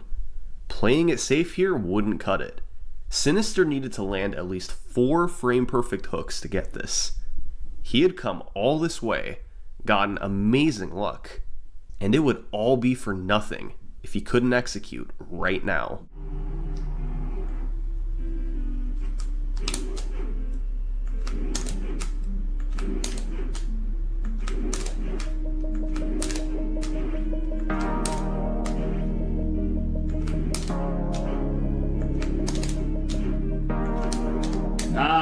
Is that it? I got it. I think I did it, dude. I think that's it. I think that's it. Oh my god, is this... Hold on. Let me put in the time. Yes! Yes, dude. 1627 out of nowhere. 4 years ago, Sinister's best efforts at a segmented run yielded a 1631. Now, he could beat that with a straight shot through the game. This was a pretty lucky run, as Sinister made multiple mistakes that could have killed it. But even though he was rusty, he still executed where it mattered most, right at the end on Tyson. Sinister was more than satisfied with this run, and he turned his attention elsewhere. Now, it was Zallard's turn to focus on single segment. With this new record, the difference between his run and the world record had doubled. Unless he could take 12 seconds off his PB, Zallard couldn't move out of second place. He'd be competing against a 42 Hippo, 56 Soda, and a solid final 3 splits to finish it off.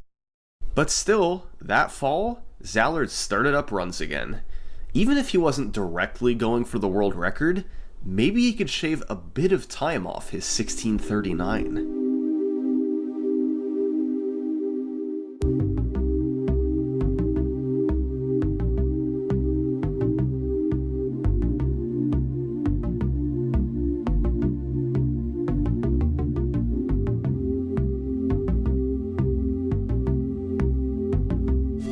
Come on, Tyson.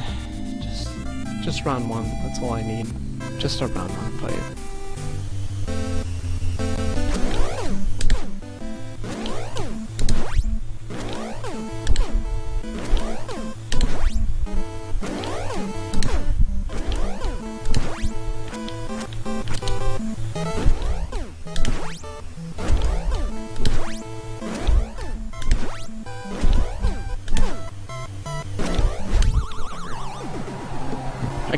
I can't do anything about that.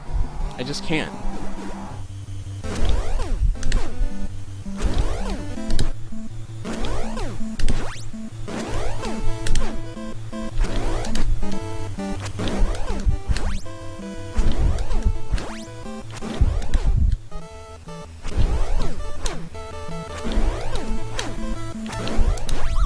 This is in danger, real bad.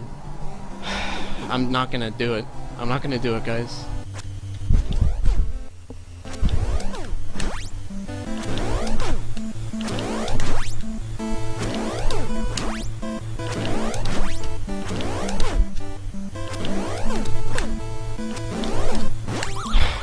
I don't even know what that is. I don't even know. Is that the record? No, it isn't. He's got a 27. Man. Such a crushing PB. In Phase 1, Zallard actually played quite well. He got the 8-second delay, but still turned it into a respectable 108. But Phase 2 was his downfall, with 2 blocks and several other missed punches. Because of the pace going into Tyson, it was still a massive PB. But this luck was practically impossible to see again. He got a 37 Hippo, a perfect fight, along with a good enough Soda and an incredible Sandman and Macho. Zallard's only hope to PB from here was to save time on a relatively soft 255 Tyson split. The good news was that he'd nearly caught up to Sinister. He kept playing over the next few weeks, not making much progress. But by mid-November, Zallard would get another chance.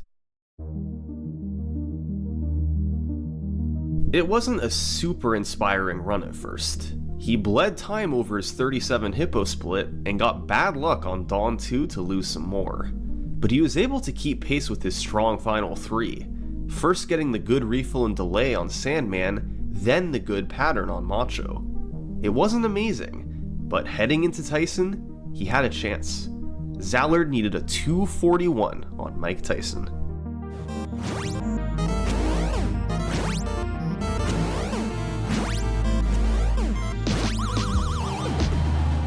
Near perfect.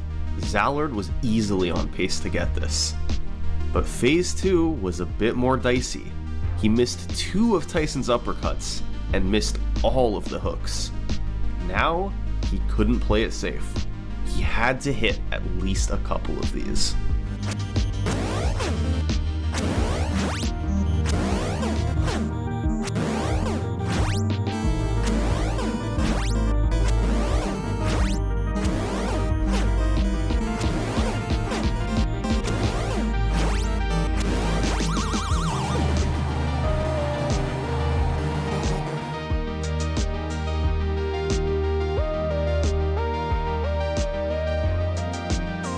Zallard had been dominating Super Punch-Out and Punch-Out Wii for years. Now, he was the king of Mike Tyson's Punch-Out too. Congratulations poured in across the community, even from Sinister, who was good friends with Zallard and was happy to see him succeed. But admittedly, it was pretty tough for him to lose this record. He'd been known for holding it over the years, and suddenly being in second place was a big shock. Sinister did some attempts shortly after Zallard's 1625, but ultimately his heart wasn't in it, and within weeks he stopped. Zallard had passed him, and Sinister had come to terms with that. Beyond Punch-Out, Sinister had kind of lost interest in speedrunning as a whole. It had been 5 years of constant grinding for world records, and after losing the Punch-Out record, he decided he was ready to step aside and let the next generation of runners take over. So, as 2015 rolled around, Punch-Out didn't have much activity. Sinister was retired, and Zallard was satisfied with his world record. Ever since Matt Turk, these were the only two runners with a shot at the single segment record. They were just a cut above the rest. But with them both being inactive, maybe there was room for a third runner to step up. Enter Ouijoui. Later in his career, Ouijoui would become a world record contender in many popular NES games. But his first speedrun was Mike Tyson's Punch-Out. He began running the game in early 2015, and right away it was clear he was a natural.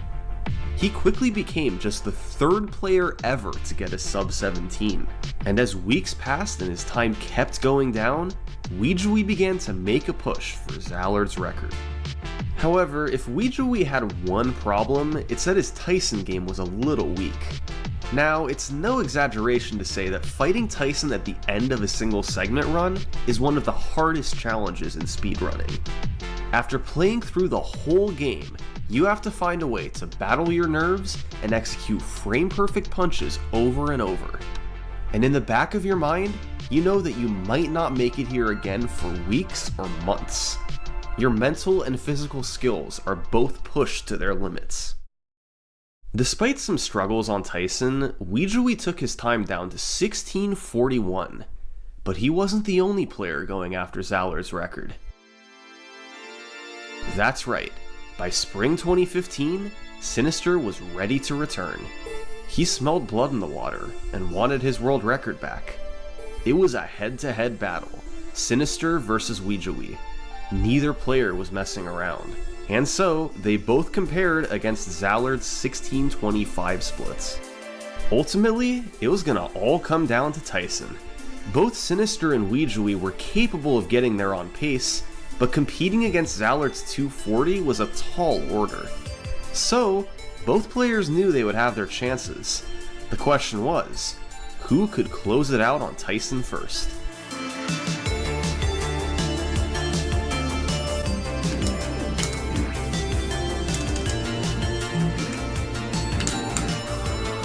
Nope, not it. 1628.25.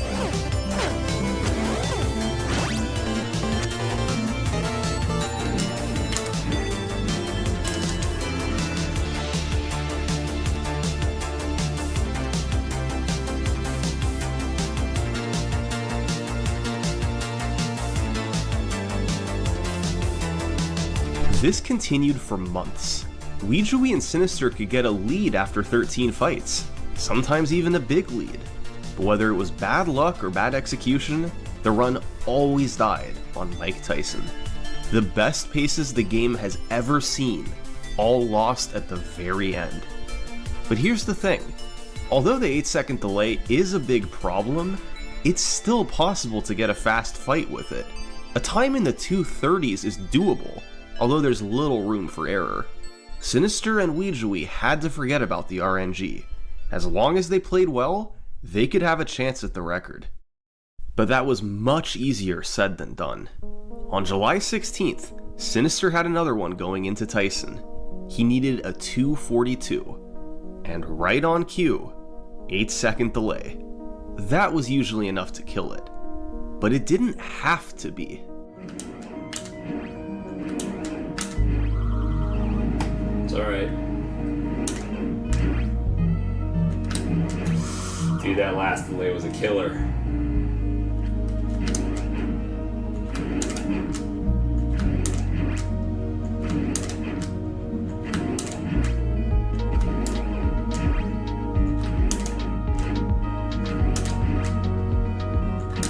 Got it! Got it, dude. Oh my god, man. Got it by like 1 second. Now that's how you fight Tyson. This was the first record in the game's history to feature an 8-second delay on Mike Tyson. Sinister nailed frame-perfect punches throughout the fight, and overcame bad luck along the way. It was the best execution the game had ever seen from start to finish, and despite getting worse luck than Zallard, Sinister still finished ahead of him at 16-24. Even though he was back on top, Sinister didn't want to quit. He continued doing record attempts, hoping to get a run without the 8-second delay. Meanwhile, Weejui was as motivated as ever, and a few weeks later, he was able to take his time into the 1630s. But as the months passed, the record stayed put at 1624. That seemed to be the limit for Sinister and Weejui. But what about Zallard? At this point, he hadn't run the game since his 1625 nearly a year ago. He was happy to let Sinister and Weejui battle to take the record. However, in October 2015, Zallard signed up for a 3-way punch-out race in the annual Best of NES Marathon. He was going to be up against Sinister One and Weejui, meaning he needed to shake the rust off and get back in practice. So, for the first time,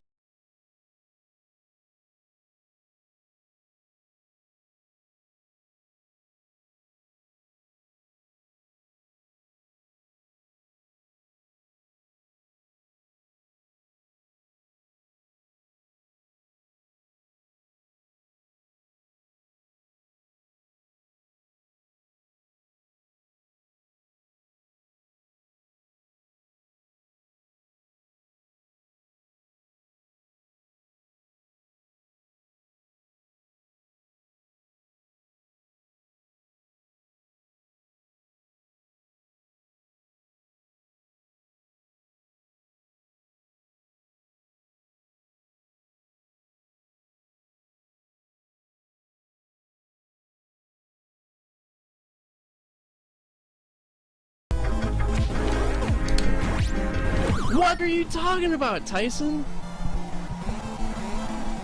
Tyson threw his 6th uppercut just as the clock ticked over to 1:30. It probably came out on the last frame possible, and Zallard was not expecting it. However, the run wasn't quite dead. If you get up on a 9 count to fully refill your health, a knockdown costs about as much time as an 8-second delay. In other words, Zallard could still get a pretty fast time, but would it be fast enough? I could probably do something with this, sadly, and I just got hit.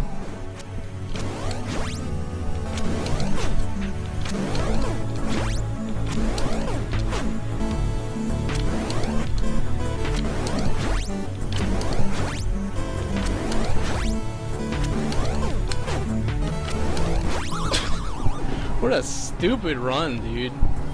1627, okay. It had taken Zallard 2 attempts to nearly match Sinister and Weejui's combined output over 6 months.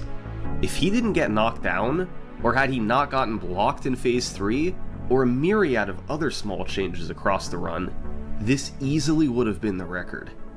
Zallard had to settle for a 1627 on his first day back. How could he possibly follow that up?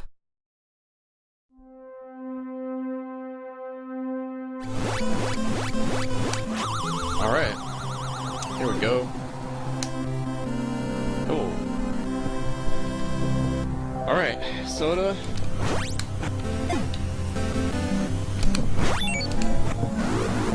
Okay. 6-1.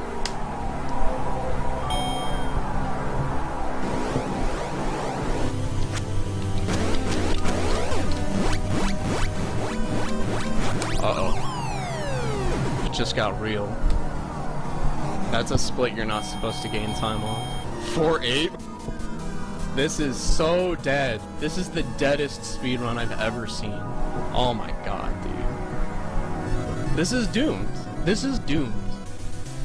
This has no chance. Zero possibility of finishing.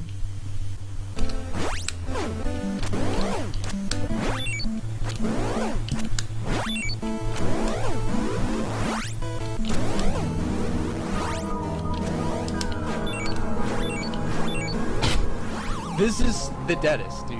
You can't get this luck. Tyson's 8-second delaying this. I will bet you all the money. I will bet you all of the money, Cash. This is not gonna happen. This cannot happen.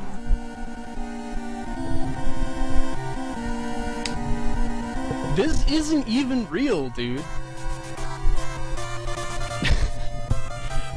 Okay, like, you don't understand. This can't finish. It's impossible. And what happened on Mike Tyson on the ultimate dream run ever of Punch-Out? Well, I'll let Zallard take it from here.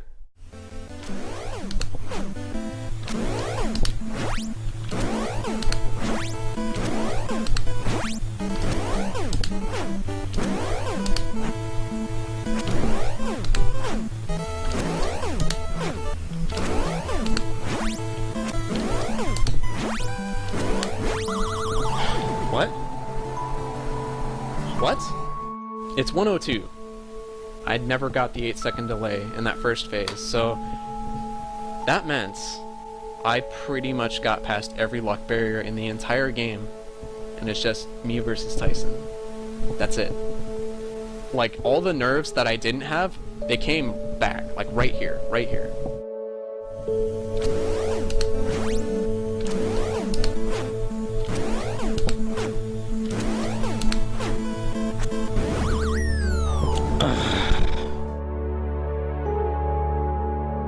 I remember thinking, well, this is the dead, this is where it dies. But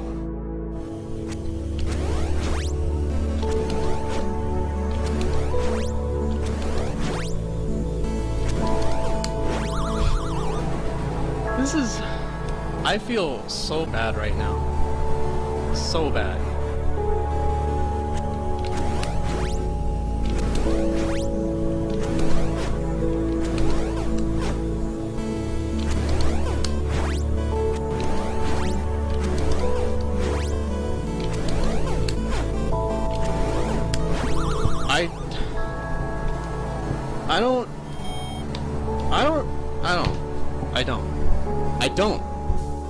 I just don't. This is one of the craziest runs in NES speedrunning history, and by most accounts, it was inferior to the last record. It had more mistakes, it had a knockdown, it had more misses on the uppercuts, but it also had unbelievable luck, and that was more than enough to make up for the difference. Sinister and Ouijui had been left in the dust. Zallard was breaking new ground. With this one run, standards had changed, and Mike Tyson's Punch-Out entered a new era, the push for the sub-16. For years, it was a theoretical time, but more of a pipe dream than a rational expectation, much like the mythical 457 in Super Mario Bros. But now, Zallard's 1607 opened up new possibilities. Sub-16 was suddenly realistic, and that was enough to make Zallard commit to trying. The blueprint for this run was simple. There was no way Zallard was going to be ahead of the record going into Tyson. The 1607 got all the luck, and trying to compete with it would be a losing battle. But as long as his deficit was reasonable, Zallard could make it up with an insane Tyson fight at the end. You'd need the ultimate combination of luck and execution on Tyson. For starters, you need to get your first knockdown before 1 minute. That involves hitting all 9 frame-perfect punches in the first phase and not getting the 8-second delay. With any luck from here, Tyson throws 6 uppercuts in phase 2, and if you hit 5 of them, You'll knock Tyson down before he has a chance to throw any hooks. And from there, by hitting a few frame perfects in phase 3, a time in the high 210s or low 220s is possible. That is 18 frame perfect punches at the end of a world record paced run. These used to be unreasonable expectations, but this wasn't 2014 anymore. Tyson execution had gotten better, and if Zallard wanted to get a sub 16, that's what he needed to do. Within days, he was back to doing attempts, hoping just once he could clutch out the Tyson fight he'd need. On November 9th, he had one with potential. Although he bled a bit of time on Hippo and Soda, he was able to keep pace everywhere else. But after an unfortunate mistake on Macho, the deficit ballooned to 18 seconds. Zallard needed a 225 Tyson fight, and after a 144 second knockdown, it was clear that this was going to be close.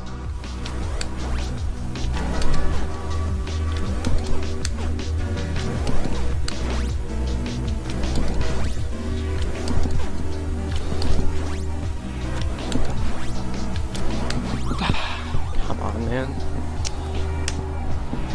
Oh my god, please. Without the mistake on Macho, Zallard would have had a sub 16. Instead, he had to push onward. A couple weeks later, he had another similar one. This time, he needed a 220 Tyson. He got an incredible phase 1 pattern, but got blocked. After missing a couple too many frame perfects in phase 3, he had to settle for a 227. Man, killing me, dude. 16-13. A short while later, another familiar situation. Now he needed a 223 Tyson. And of course, deja vu headed into phase 3.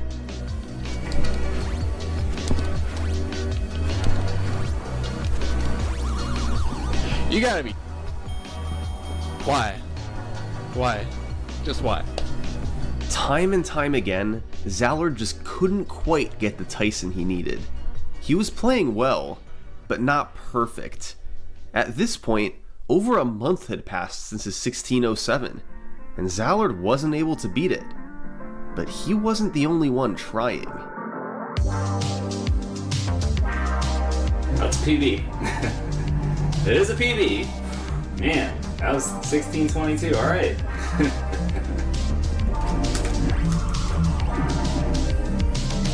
In there, baby. Oh, PB, baby. PB, dude. That's a good run. 16-14, man. We are closing in, dude. I think I might have just PB'd. Alright, it's PB, dude.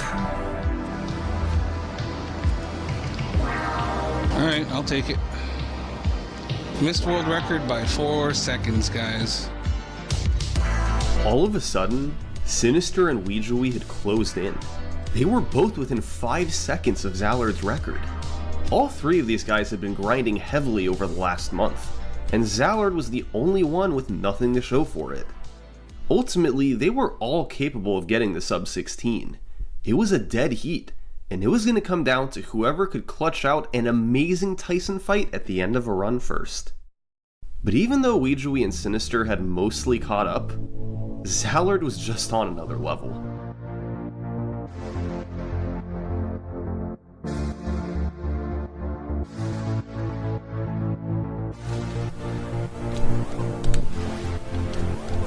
Oh, baby.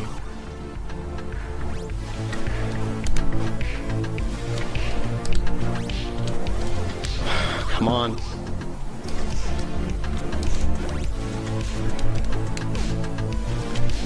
Yes! Yes! Oh, yeah! Oh, yeah, dude. It's done, dude. It had happened. Zallard had just gotten a 218 Tyson in a run. Just 2 years ago, this would have been the fastest recorded Tyson fight ever. This speedrun was the product of years of attempts from Punch-Out's best players. It started with Matt Turk's initial run, then Sinister's grind through the 16s, and finally Zallard's push to take it under 16 minutes.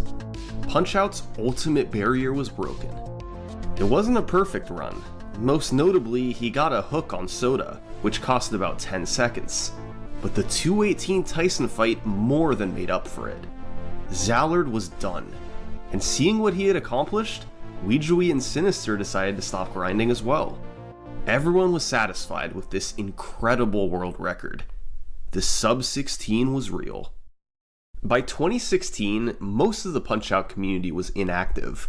This is common once a landmark world record is set. People feel no need to even try beating it. So, for months, there was no movement on the leaderboard. However, that changed in late January 2016. For the first time in a year, somebody new entered the top 3. And all of a sudden, in one fell swoop, he passed both Sinister 1 and Weijui, only trailing behind Zallard's world record. This runner was me. Yeah, this Punch-Out history we've been looking at, I was absolutely invested in back as it happened. They're some of my fondest speedrunning memories, and were instrumental in getting me into speedrunning as a whole. Sinister's 1627 was the first world record I ever watched live, and from there, I was hooked. I slowly began learning speedrun strategies for all 14 fights. By mid-2015, I was doing full game runs. While Weijui, Sinister, and Zallard were all battling for a sub-16, I remained in a distant 4th place with my 1642. But after Zallard's sub-16, I made it to the 1630s, then the 1620s, and finally, I managed to break through with a 1608. It was especially surreal to pass Sinister 1. He was the one I first watched with awe back in 2014. All of a sudden, I was a world record contender, and that felt really strange. The only remaining run I could beat was Zallard's 1557. But that was going to be an enormous challenge, and here's why. For starters, it had a 41 on King Hippo. 90% of the time, just from RNG, I'd lose time on that split. A 106 on Bull 1 was really good, as well as a 54 on Honda 2. Soda Popinski was a soft split, and I could gain time there. But after that, it was a gauntlet. 128 and 140 on Bull 2 and Dawn 2 were both excellent splits. There was time to save on Sandman and Macho, but not much, and on average I could expect a time loss. And on Tyson, I was up against a 218. That was faster than my best Tyson fight ever. I was practically guaranteed to lose time there. So, the goal was to keep it close into Soda, pick up about 10 seconds there, then try and preserve my lead as long as I could. And with King Hippo killing run after run early, that was not going to be easy. But I was determined to try. And so, I embarked on a quest for my own sub-16. For weeks, I streamed my attempts on Twitch, going nowhere as early game RNG stopped me. But eventually, I started to break through, first getting a 1607, then a 1603. Little by little, I was chipping away at my time. But what kept preventing greatness was Mike Tyson. Zallard's split was too tough to compare against. I was pretty reliably able to get fights in the 230s, but lower than that was extremely rare. Eventually, I caught on that my Tyson execution was holding me back, and started to focus on him. I worked on building my consistency, and over time, fights in the 220s started to become more common. As such, my confidence started to grow. If I could get a run on pace, I had the ability to get the type of Tyson I'd need. On March 1st, 2016, I started my session with Tyson practice just like I always did.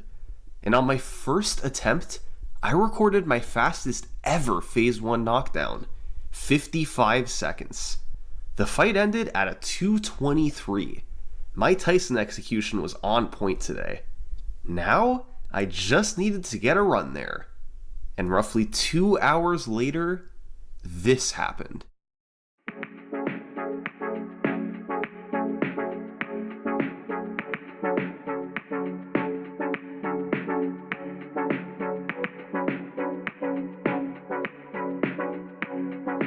It was everything I could have hoped for.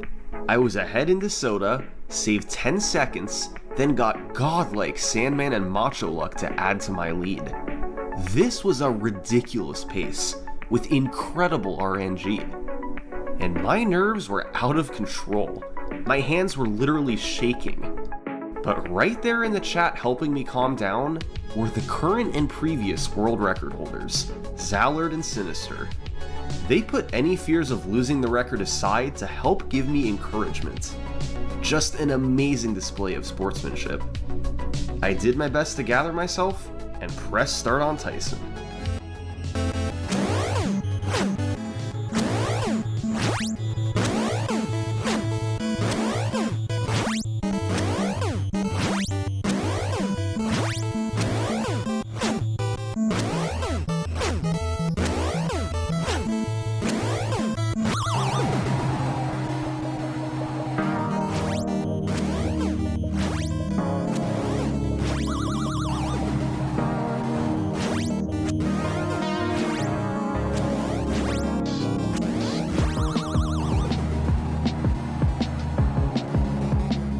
This was better than I could have ever imagined.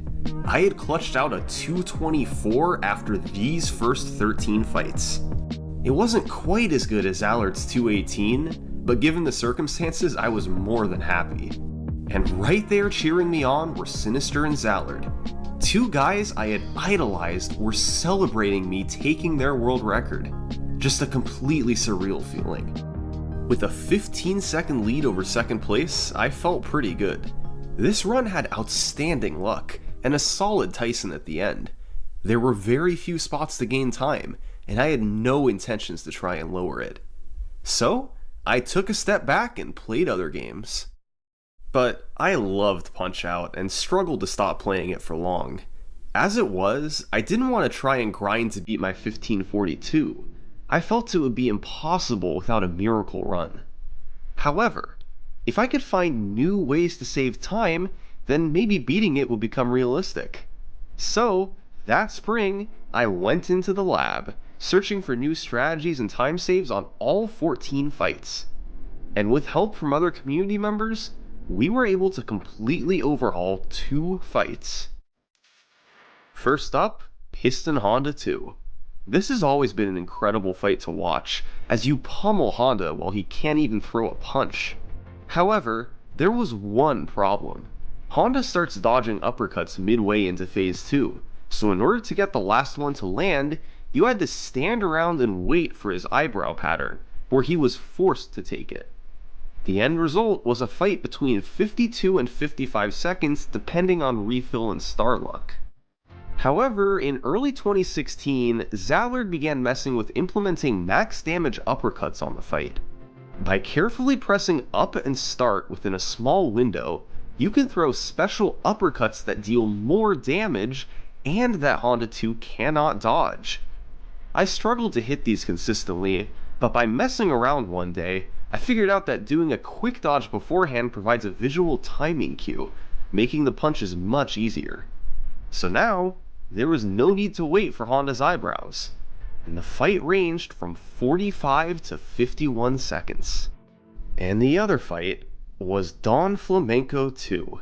We ended up transforming him from a normal fight to the most random one in the entire game, even more than Hippo and Soda. On the first counter of the fight, you get a star, and you get another guaranteed one every 7 counters. But on all the rest of the counters, you have a 1 in 16 random chance of getting a star. It's a complete mystery why Nintendo designed the fight this way, and frankly, it's pretty baffling. But getting extra stars can be enormously beneficial, since they deal massive damage to Dawn. Zallard worked out a phase 1 where you'd get 9 chances at the 1 in 16 random star, and from there, I helped develop a roadmap for the rest of the fight depending on how many stars you get and what health refill Dawn gets in phase 2. This unlocked times on Dawn 2 that were previously impossible. With 2 stars in the mid refill, you could get a time all the way down in the 120s. The problem is, getting this luck is extremely unlikely. Most of the time, you'd get 0 stars in Phase 1, and end up in the 140s like usual. Now, this 1542 world record was quite optimized for the strategies used, and the new tech wasn't guaranteed to help. Honda 2 was now harder, and Dawn 2 was way more random. But there was clearly potential here to beat the 1542. I wasn't sure exactly how much time I could save, but if I got everything to line up, the record could go down by a lot. So, in May 2016, I got back to the world record grind. My goal time? Sub 1520. I didn't know if that was a realistic goal, but I wanted to at least try for it. And right away, things were not looking good. The random elements kept ending run after run. Hippo barely let anything through, Soda killed half that made it to him, and Dawn 2 was never giving me stars. They were teaming up so that on every run, at least one fighter gave me unwinnable luck. The new strategies didn't seem to be helping, but there was still one way I could beat the record. On May 24th, I got on a run that lost 18 seconds to Soda Popinski. This effectively killed it, but I decided to play it out, and entering Tyson, I had a 10-second deficit. I needed a miracle fight, and ultimately proceeded to get the first ever perfect Tyson in a run. That's hitting all 22 frame-perfect punches throughout the entire fight, in all 3 phases. Doing this on the uppercuts isn't too hard, but proceeding to then hit all 8 hooks is super tough. But with the pressure mostly off on a pace like this, I was able to get it, and lower the record to the 1530s. A few days later, I was in a similar spot. The first 13 fights had done me no favors, so I only had a 7-second lead compared to a 2:10 Tyson. I needed another miracle fight, and I somehow did it again. A 2:13, matching Matt Turk's IL record from 9 years prior. This time, it was a perfect fight other than one missed hook in Phase 3. Clearly, I had stepped up my Tyson game a bit, but I was doing it with the pressure off. Neither of these runs were on a good pace, and the Tyson fights are the only reason they were records. If I wanted to reach my goal of sub 1520, I had to execute on Tyson when the pressure was on. And a few weeks later, I'd get my chance. It started with a perfect 38 on King Hippo. After a solid next couple of splits, Soda gave me uppercuts, and I got a 53. I made it to Dawn 2 with a 17-second lead, and while he didn't give me the god luck, I got one random star and a good refill. After a decent Sandman and a great Macho, it added up to a 21-second lead going into Tyson. This was an amazing run. Now, those 210s and 213s I had gotten were super rare. I could maybe pull it off 1 in 20 tries. Add in the pressure of a pace like this, and it wasn't looking likely. But I didn't need a perfect Tyson. If I could beat him around 220, that would be an amazing fight, and I would get the sub 1520. But I also had the 8-second delay to contend with, as well as nerves. No time to think, here we go. I had to execute right now.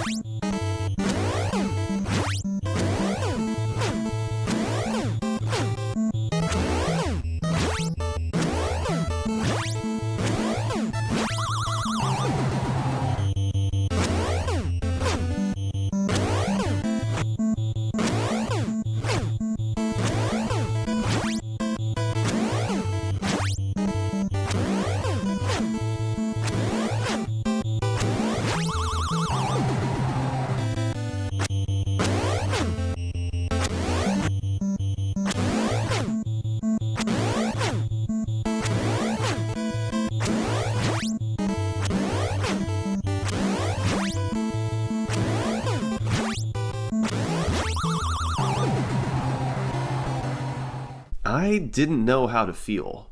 232 is not a bad Tyson, but after a 56 Phase 1, I was on pace for something amazing. It was still a world record, but not the one I was looking for. So, I kept playing. This was going to be a very hard run to get out ahead of. A 38 Hippo and 53 Soda meant I was pretty much always going to be behind. The obvious time save was Tyson. Even if the super low Tysons weren't realistic, I could still save a solid 10 seconds there with some regularity. But keeping pace with the rest of the splits would be brutal. Although there was one other place I could hope to save a bit of time.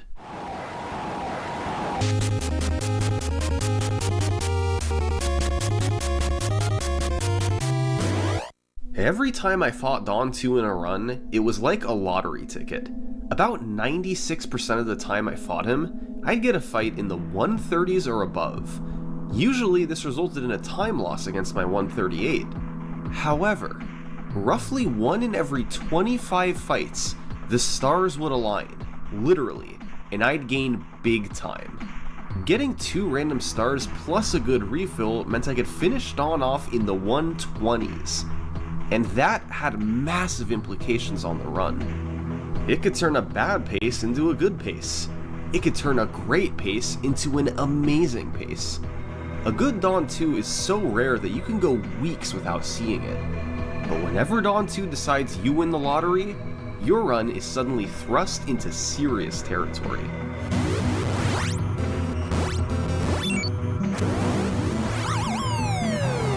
And that's exactly what happened on June 22nd. Dawn 2 gave me a 124, approximately 1 in 50 luck. And all of a sudden, I was ahead of my splits with 3 fights to go. This was a golden opportunity. A 7-second lead, knowing I had time to save on Tyson at the end. I just had to avoid a catastrophe. Oh, bad refill on Sandman, there's 10 seconds gone. Ah, bad delay, there goes another 5. Ugh, bad macho pattern, another 10 gone. And a knockdown. The run is over. This is what the game does. It'll give you false hope with a miracle Dawn 2, but you're far from out of the woods. Sandman and Macho can team up to immediately kill your run, and there's nothing you can do about it. By this point, I was starting to get pretty frustrated. I'd been grinding every day for over a month, and although my goal was sub 1520, I hadn't even gotten sub 1530. I realized that part of it was a mental battle. I was going up against my 1531, which had an amazing early game to make me always in the red.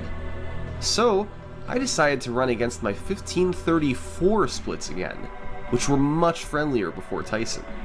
But even still, although I could get out to a lead, it always came crashing down somewhere.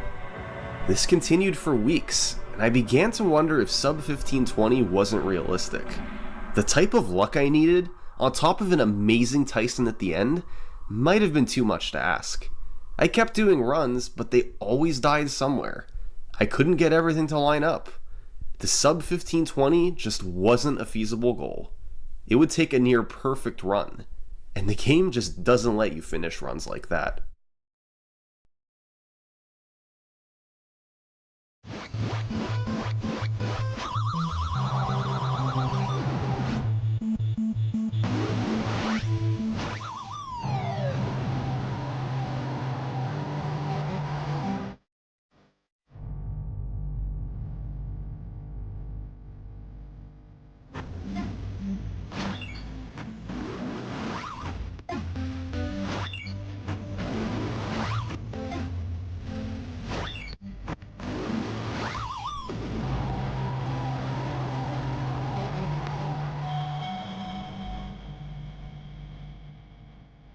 This run was so good that I could get away with the suboptimal Dawn 2 here.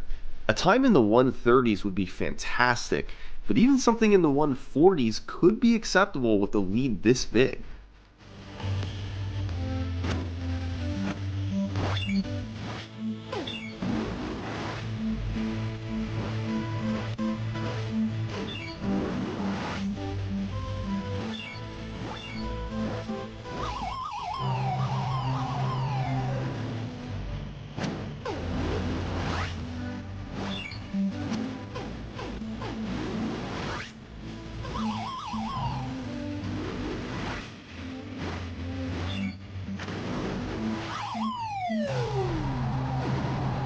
I couldn't believe it. On the best pace of my life, I had gotten the 1 in 50 Dawn 2 luck. This run was approaching once-in-a-lifetime territory, but I still had 3 more fights to go. I pressed start on Mr. Sandman, waiting for this perfect luck to come to an end.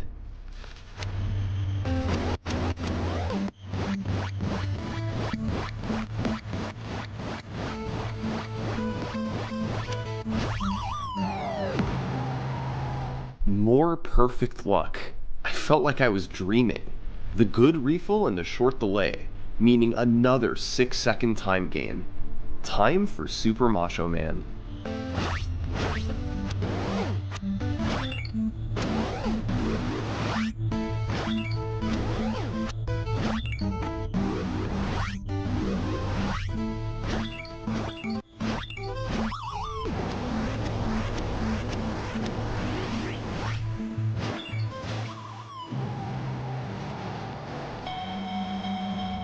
Perfect luck again. This was impossible. Punch-Out doesn't let this happen. I now had an incomprehensible 36-second lead. A typical good run was a low 13 going into Tyson. Only once before had I had a sub 13, and it was a 12:59. This run was a 12:45 going into Mike Tyson. This would likely be the only chance I'd ever get at a pace like this. I was about to do the most important Tyson fight of my speedrunning career. I knew the odds of getting a super good fight were minuscule, but I was really hoping I could avoid a disaster. If I got the 8-second delay and missed punches, the fight might go to the 240s or worse. I had one shot to get this. It was now or never.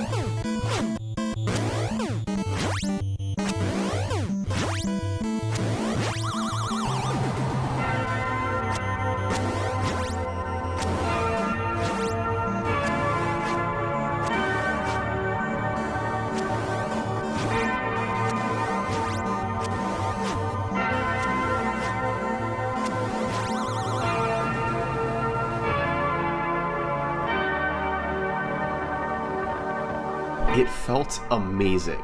This Tyson was far from perfect, but on this run, I was thrilled. I'd only missed one uppercut, but unfortunately I missed it late rather than early, a 1-frame mistake that cost 10 seconds. I'll tell you though, I literally did not care. A 227 under this type of pressure was easily good enough, and it led to a remarkable final time of 15:12. I couldn't believe I'd set this record, and neither could most of the community. It felt like a category-killing world record. The luck was just too good, and a great Tyson on the end solidified it. I wasn't gonna beat this run. I was done with Mike Tyson's Punch-Out for good. Okay, hysterics aside, let's talk about the 15:12 rationally. This run wasn't called unbeatable because of my execution. All in all, I did pretty well given the circumstances, knowing I might never get an opportunity like this again. I had to hit numerous frame-perfect punches while battling crazy nerves. But technically speaking, my older records like the 15:34 and 15:38 had better execution overall. No, the 15:12 was insane because of the RNG. Here's what I mean. On King Hippo, I got just one block, which is in roughly the 90th percentile of luck. Bald Bull 1 gave me the literal best pattern he could, in the 99th percentile. Honda 2 gave me the good refill and I played fairly well. Soda Popinski did 3 nearly instant uppercuts, in the 95th percentile. Dawn 2, we already know he gave me the 1 in 50 God pattern. Mr. Sandman, we got the good refill and short delay, with solid execution. And Macho, literally the best luck at every random event.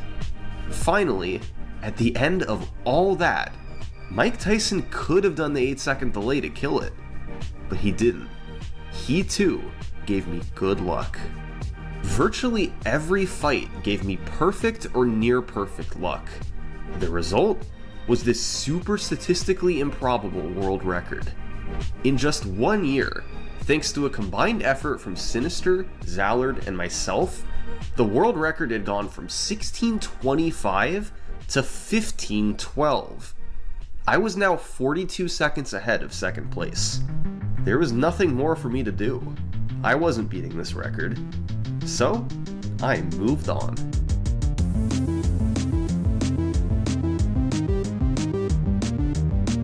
As the months passed in 2017, more players got sub-16s, but nobody was really approaching the 1512.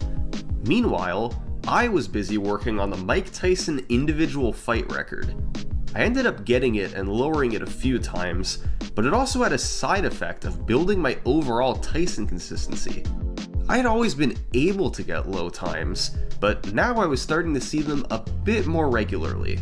More like 10% of the time rather than 5%. It made me look at my 227 from the world record a bit differently.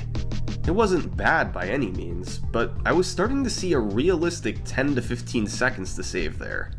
And if I could save that much time in one fight, maybe the 1512 wasn't so unbeatable. By 2018, I hadn't grinded single segment in a year and a half, but the possible Tyson time save was enough to intrigue me. So, I got back to doing attempts.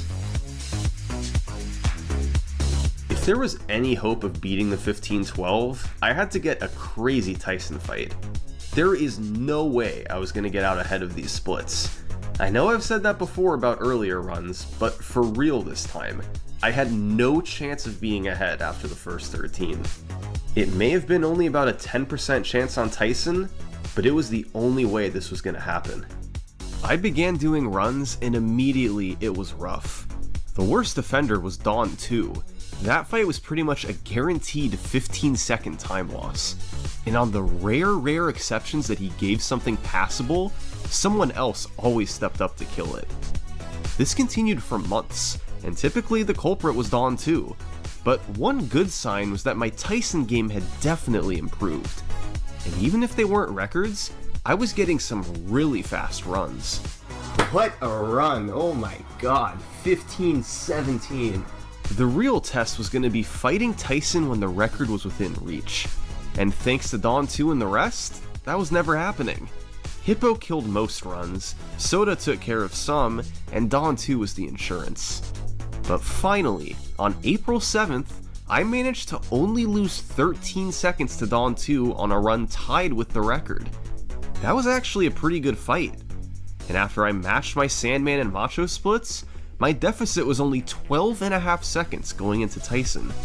Believe it or not, this was my second best pace ever other than the 1512, and I still needed a 214.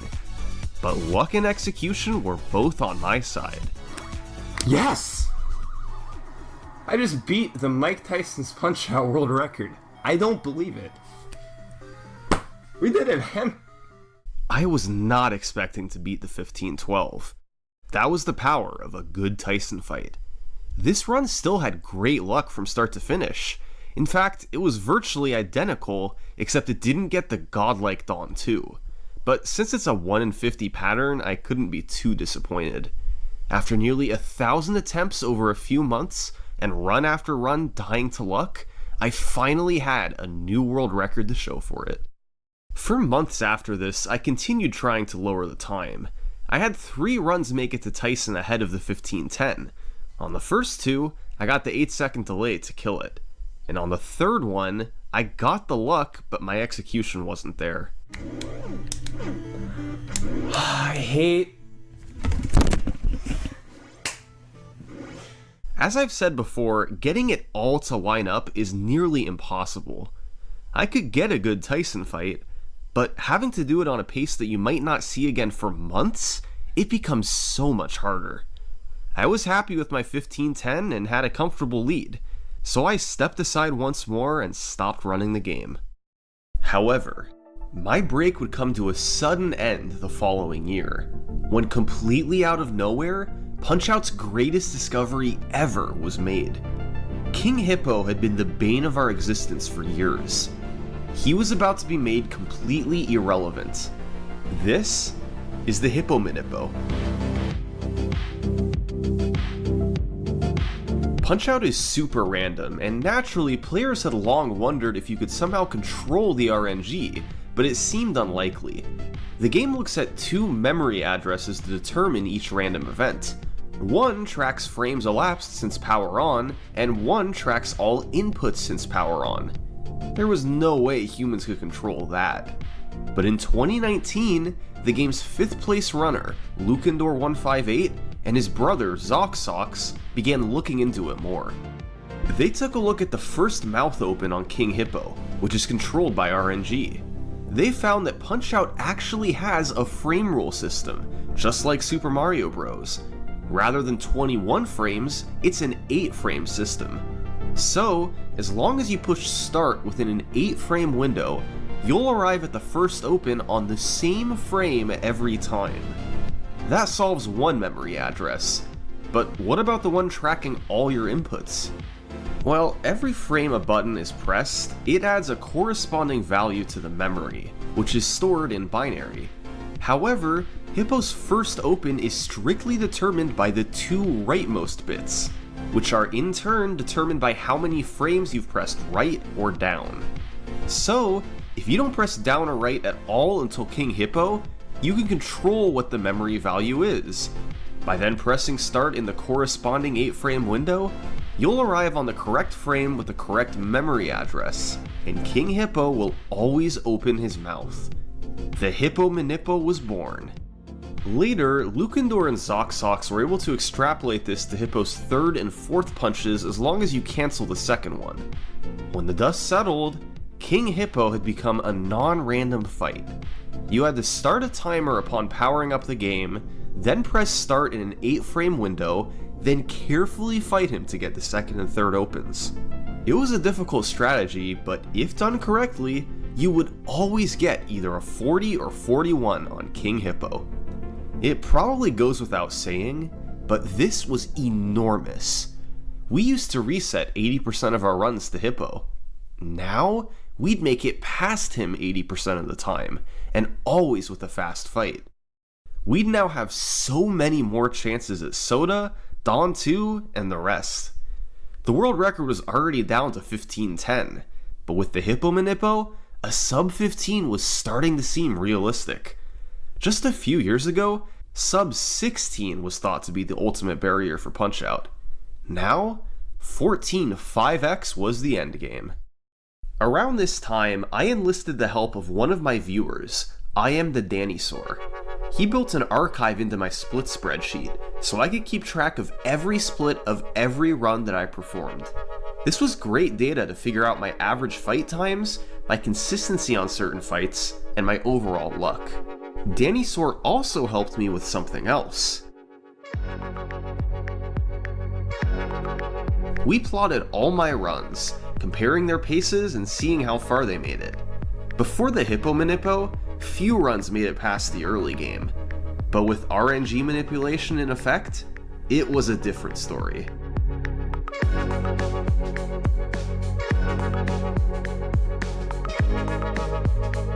For the first few weeks, I had many runs go deep, but none faster than the 15-10. Let's take a look at this run on July 22nd. We were off to a great start. Thanks to the Hippo Manippo and a small strategy change on Honda 2, I had a 4-second lead going into Soda. You can see that this is one of my fastest paces ever. And right on cue, Soda threw a hook. It hurt, but a world record was still within reach. But after Dawn 2 gave me a 139, and Sandman and Macho didn't help much, my chance was all but over. Not only did I need a perfect Tyson, I needed a fast perfect fight.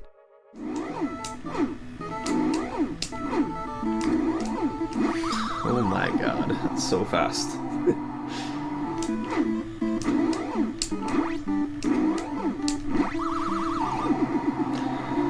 It's basically dead. I mean, I would need something amazing.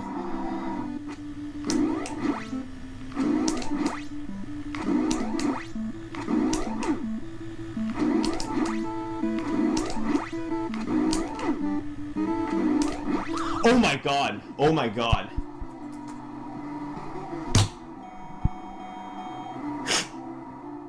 Somehow, some way, it was a new world record.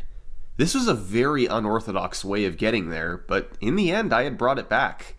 It was a small improvement, and wasn't what I was ultimately looking for, but it showed the power of Hippo Manippo. It took just a couple of weeks to set a new record. Still, I wanted to go faster. I continued for a few weeks, and then on August 6th, I managed to get a 49 on Soda in a run. 3 instant uppercuts.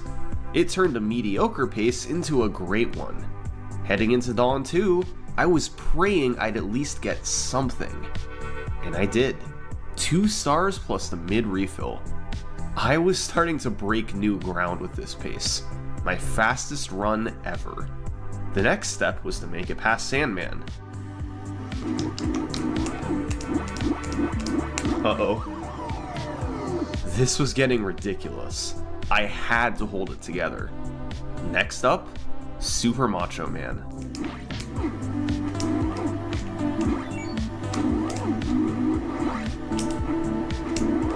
Well, that's gonna hurt. I don't really know where his guard is here. I made like a 2-second mistake there. Maybe 1 second mistake. The rest of that was on Macho. Back to reality.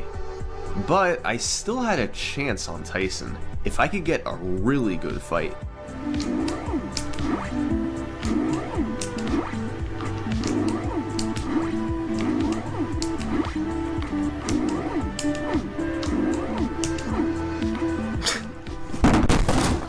Oh my god, all my games fell. Sorry that was so loud. I hit my console hard and all the games on top fell off. Run over. I hit my punches and got the 8-second delay. It seemed like a crazy pace, but it was just a tease. The game took it away in an instant. Nothing I could do about it.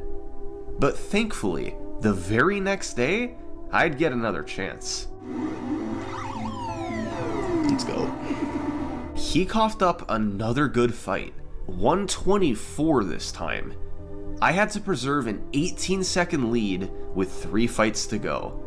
Mr. Sandman gave the good refill, but he also gave the long delay, meaning I broke even.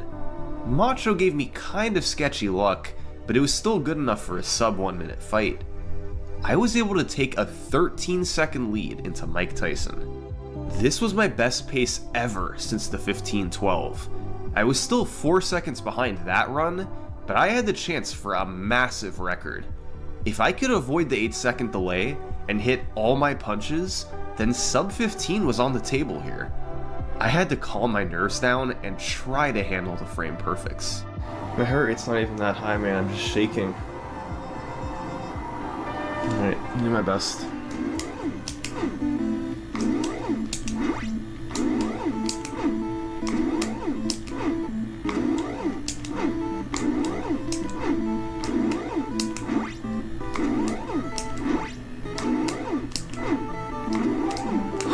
Wow, that pattern. That was a phase 3 uppercut pattern.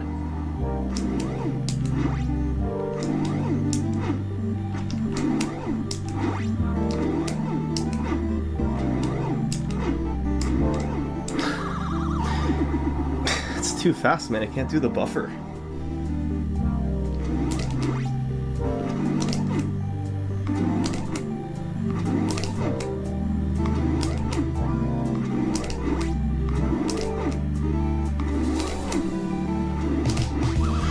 God, 15 minutes flat. Oh my god. Oh my god. So close. Half a second from sub 15. This was an awesome record. Nearly a 10-second improvement. I missed just 1 punch on Tyson.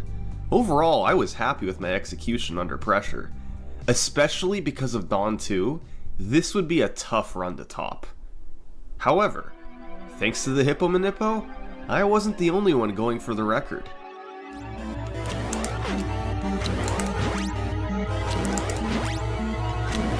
Yes, alright. That's a sick PB right there. What is that? 15-16. Let's go, dude. Let's go. Zallard was back, and now that he had the Hippo Manippo, he was able to demolish his PB. With just one run, he cut my lead in half, and he was a serious record contender. Zallard's 15-16 didn't get the crazy Dawn 2 luck that I had, and his Tyson pattern was slower, but other than that, we had very similar runs. He was also able to take advantage of a new strategy I recently discovered on Soda. By taking an intentional knockdown, he always does an instant uppercut when you get up. So, I was able to route a strategy where you take damage at specific moments, and essentially get a guaranteed phase where Soda doesn't hook. It helped make the fight just a bit more consistent. With Zallard right on my tail and a new Soda strategy to help, I pushed onward for the sub 15. A couple weeks later, I had one with potential. It was one of my fastest runs ever into Dawn 2. I had a 4-second lead. Unfortunately, Don wasn't playing nice, and he gave me a 140, pushing me well behind the record. But after a good Sandman and Macho, there was still a chance. Wow. Okay. Jeez. What? I needed a 207 to get the sub 15. A really good fight, but I had done it before. And it got off to a good start. A perfect phase 1 and phase 2. It was crunch time. If I could now hit all 8 hooks, then this would be the sub 15.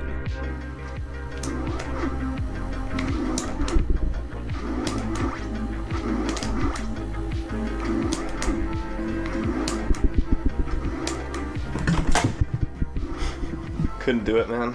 I couldn't do it. I can't just get a perfect Tyson fight every single time, man. I can't do it. Hitting 22 frame perfects under world record pressure is not easy. I was 3 hooks away and couldn't quite hold it together. The next several weeks were awful. Dawn 2 was destroying everything in sight. I'd enter him with a lead and the run would be dead moments later every time. He was never giving me stars and always giving bad refills. This continued for a couple months. And then, that October, I had a run going that looked like nothing special, but it took a sudden turn at Dawn 2.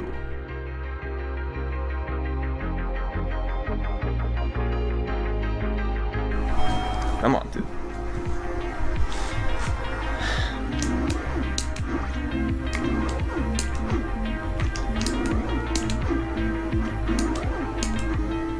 Just like that, it was over.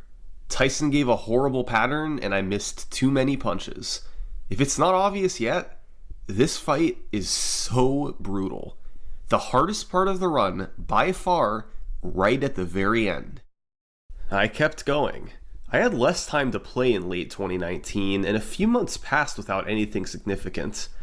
However, in February 2020, we had a serious development. I'd gotten a 128 Dawn 2 after already being on a great run, and after a perfect Sandman, I found myself 7 seconds ahead. It was my best pace ever to this point. 2 fights to go. I moved on to Macho. The fight started as normal, and I was able to successfully sneak in 2 punches after his first uppercut, although I didn't get a random star. The most important part now, I needed to get the good pattern. And I did. That meant a 28-second knockdown with 1 star in reserve. In phase 2, I was hoping he'd stand still so I could get stars, since I didn't get the random one earlier, but he backed up. So, instead of hitting him with an uppercut after his spins, I had to do something a bit slower. Phase 3 was now the inverse. I wanted him to back up right away since I had loaded up on stars, but he just stood still. 2 more seconds down the drain. In the end, I got a 57-second fight. Not great, but it was far from a bad time, and it all added up to a 12-40 going into Mike Tyson. This was the first time I had a lead over my 15-12 this late in the run. It was by far my best shot ever at a sub 15. Tyson started, and almost right away, I missed a frame perfect. That was okay as long as I didn't miss any more. And for the rest of phase 1, I was able to hold it together and avoid the 8-second delay. A 56 phase 1, a very good start. However, in phase 2, he started delaying everywhere. It messed with my timing, but I managed to still hit my punches and knock him down by 132. I'd made it. Phase 3 on sub 15 pace.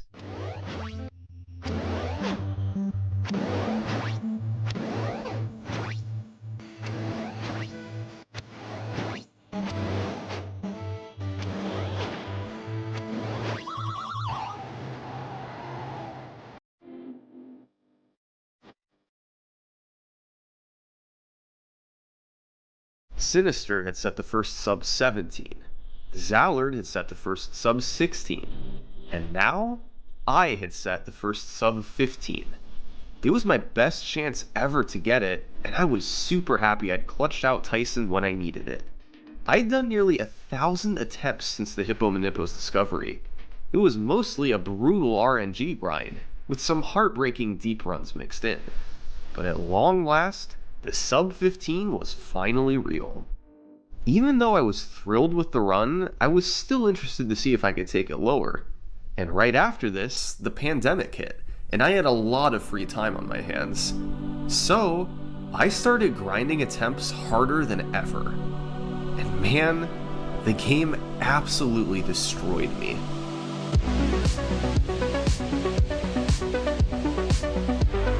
This was months of playing nearly every day, and I just could not get it. More often than not, Dawn 2 was to blame. He'd take a good pace and destroy it in an instant. Eventually, this turned into years of failure. I poured hundreds of hours into single segment after my 1455, and I still couldn't set a new record. It was mostly due to luck, but I'd had my share of chokes too. I kept thinking if I'd just play a bit more, I could finally get it. But it never happened. 2 years after my first sub 15, the world record remained the same. Perhaps out of sheer stubbornness, I kept trying. On April 6th, I had a really nice run going into Dawn 2. And just like he'd done nearly every time in the past 2 years, Dawn gave me nothing, pushing the run back into mediocrity. However, Sandman and Macho played nice, with a 219 and 53. This run was like several I'd had in the past couple years. I had a chance, but only if I could get an amazing Tyson. You can see from my PB% column, developed by ZoxSox, that I had an estimated 4.6% chance of getting a new record. There we go. But it went well. I got no 8-second delay, and hit all my punches in phase 1 for a 55-second knockdown. Phase 2 went just as well. I got him down at 129. At this point, this was a guaranteed record, as long as I could hit all 8 hooks in phase 3. But I fell for the oldest trick in the book.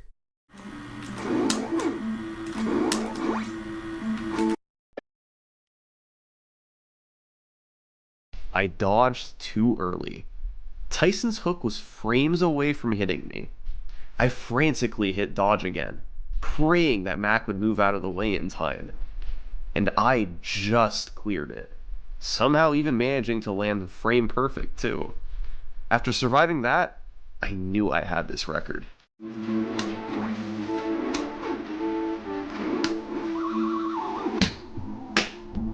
Yeah. Oh my god. Oh my god. 2 years of heavy grinding, all for a quarter of a second improvement. This was the happiest I'd felt after a record in years. I knew the work that had gone into this, and I knew how well I'd played on Tyson. The final time wasn't much lower, but I couldn't care less. 26 months later, I finally had an improvement. I debated whether or not I should continue. I had really seemed to run into a wall at 1455. It could take months or years to lower it again. I didn't want to repeat the same nearly fruitless grind. On the other hand, there were developments from other runners. 8-Bit Gamer had rapidly improved, and a few days after my new record, he moved into second place with a 1514. 8-Bit had developed some nice Tyson consistency, and I knew that given the right run, he did have potential to break my record.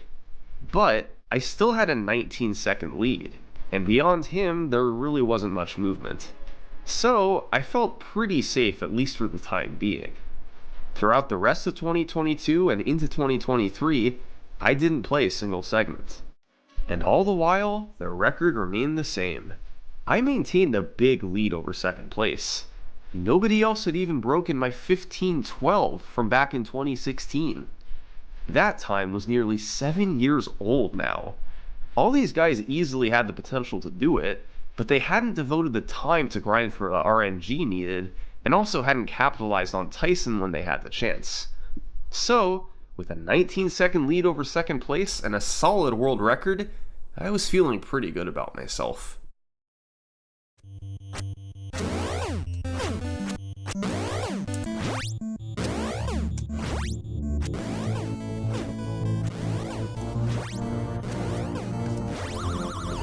Let's go.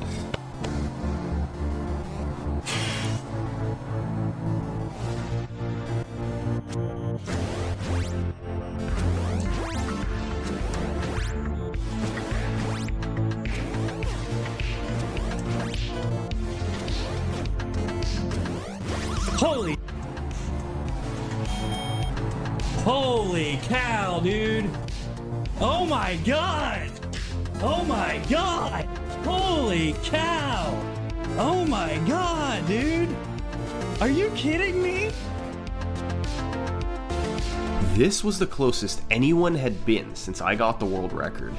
K3, pretty much out of nowhere, had become a force to be reckoned with. Getting a perfect fight at the end of a run is no joke, and he had just done it to catapult himself into second place. Now, he was just 8 seconds from the record. Had he not gotten a bad pattern on Super Macho Man, K3 would have beaten me, and he had no intention of stopping now. I had never seriously felt a threat to my record in the past 7 years. That had just changed, and as much as I liked K3, I also wanted to try and hang on to the top spot. I had tried to lower the record earlier in the year, but I ended up coming short once again after hundreds of attempts. For whatever reason, 1455 just seemed to be my limit. But with K3 getting close, I had to push past it. So, as K3 played alongside me, I set out on my most intense grind yet. As usual, I struggled to get anything going. I was able to get a couple to Tyson on pace, but each time, I either got bad luck or made a mistake. I wasn't getting good Tysons like I used to. Meanwhile, K3 had just finished off his PB with a 207. I felt like I had fallen off. I couldn't get perfect fights anymore. Beyond that, the red zone was also killing a ton of runs. That was a nickname we gave to 3 consecutive fights: Soda, Bowl 2, and Dawn 2. You already know about Soda and Dawn 2, but Bowl 2 has random misdirected gut punches that have a 25% chance of going through. If you land 3 of them, you get an excellent fight. If none of them go through, it's a huge time swing. Overall, it's easy to get good runs to the red zone. It's not easy to make it through alive. Between the red zone and Tyson, run after run was a failure. I had done hundreds of attempts since K3's 1503, and I had made no progress. Still, I held out hope that maybe it was just a funk I could work through, and on June 11th, I had a chance to do just that. Alright, dude. I did it right.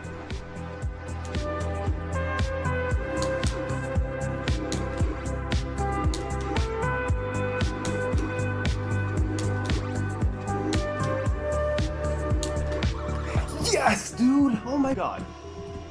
I did it, dude. I did it. It wasn't much, but I'd finally shown I could still get a good Tyson. And although the record was no harder for K3 to beat, at least it wasn't a 14:55 anymore. I had hopefully passed that mental hurdle. These splits were pretty balanced except for one point in the middle. I got an incredible 48 on Soda, followed by an awful 134 on Bowl 2. I decided that for future runs, just to make it easier, I'd pretend my Soda split was a 54 and my Bowl 2 split was a 128. I knew my job was far from over. K3 was still going, and I knew what he could do on Tyson. But I had improved the record once. Surely, with enough time, I could improve it again, right? Well, I kept getting these heartbreaking runs. I'd make it to Tyson on pace, and whether it was my fault or his, the run would always die there. I just couldn't do it.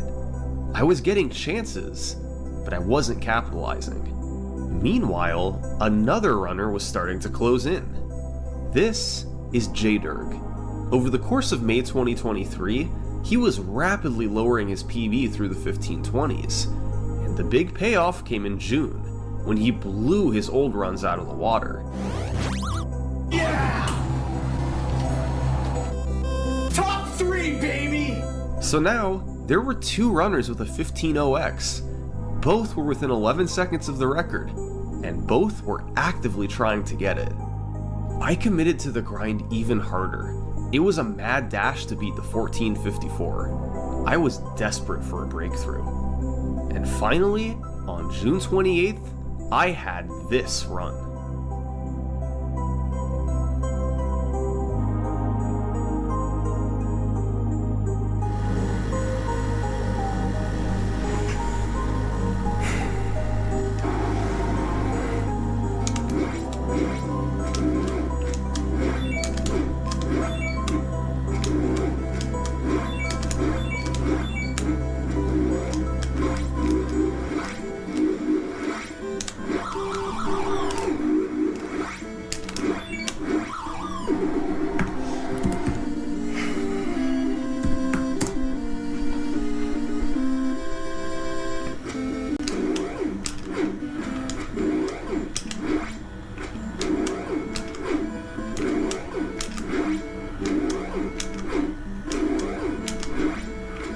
Alright.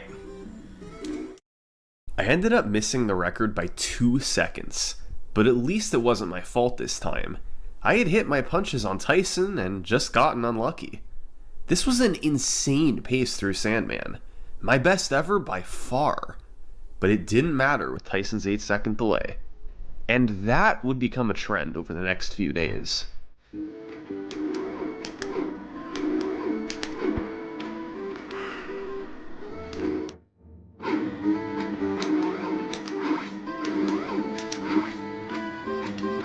Yup, as always. But finally, on July 8th, Tyson gave it up. I scored a 54 first knockdown and 128 second knockdown. And once again, I had to hit all 8.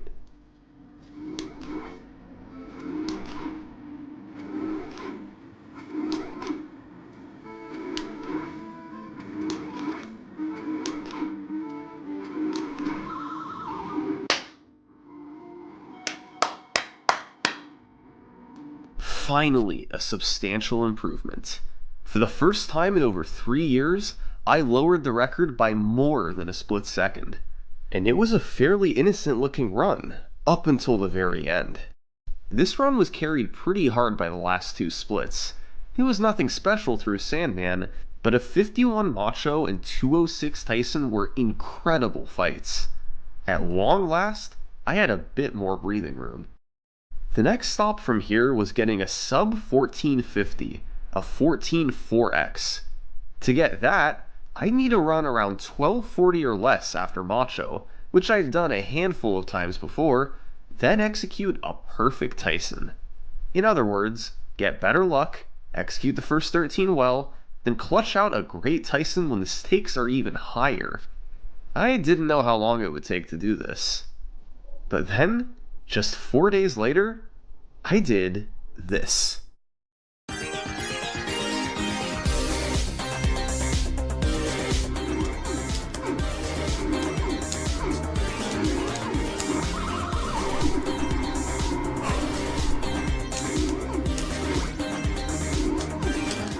It's over.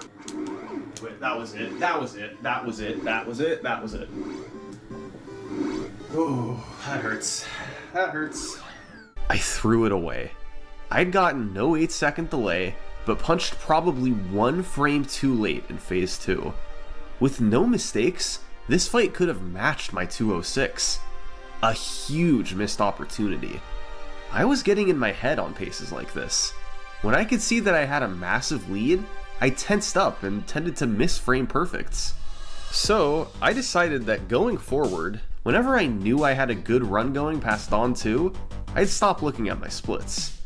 Even if I knew it was a fast pace, not knowing what it was exactly tended to calm my nerves a bit. Now, I had to get another good run past Dawn 2, and by some miracle, that only took a few days. Now we're cooking. With 3 incredible red zone fights in a row, I knew this was an amazing pace. But no need to dwell on that. I closed my splits. My good luck continued on Mr. Sandman, as I got the good refill and the short delay. But Macho was a bit slower. He randomly blocked my face punches in Phase 1, then backed up in Phase 2 when I had no stars. I ended with a decent but not great 59. At this point, I knew I was ahead of the record, but wasn't sure exactly what Tyson fight I needed. I figured it had to be perfect, and probably something like 211 or less. I dialed in on Tyson, and managed a perfect Phase 1. Phase 2 also went well, and I had him down at 132. I needed 1 more perfect phase. Hit 8. Hit 8. I think I need 8. But had I known my pace, I would have seen that I actually had an 8-second lead. I only needed a 214 on Tyson. Hitting all 8 here would put me well ahead of that. But I was ignorant to this. In my mind, I needed to hit all 8 right now.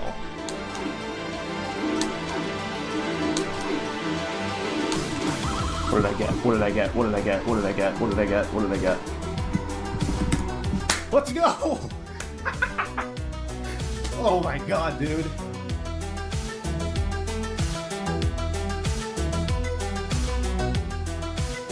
This one felt really good.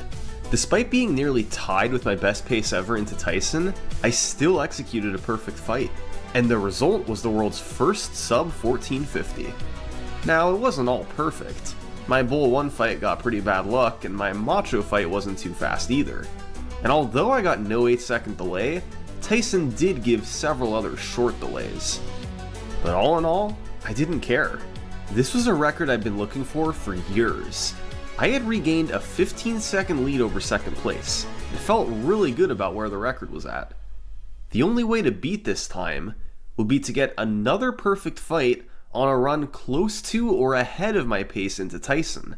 And given that my fastest pace ever was a 12:37, that didn't seem too likely. So, although I kept doing attempts to lower it, I wasn't expecting too much. But I also wasn't the only one playing.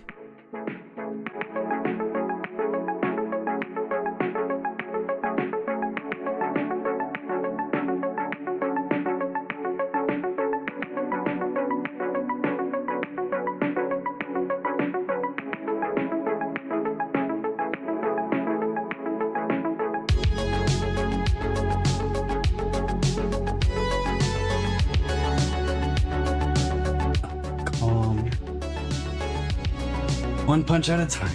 Let's go.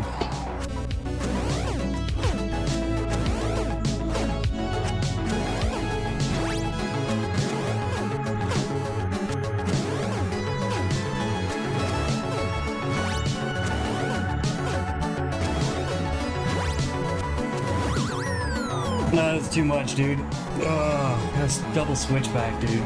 K3 had just managed the best pace ever into Tyson by over 4.5 seconds. The fight itself did not go well. K3 got bad luck, missed too many punches, and got knocked down.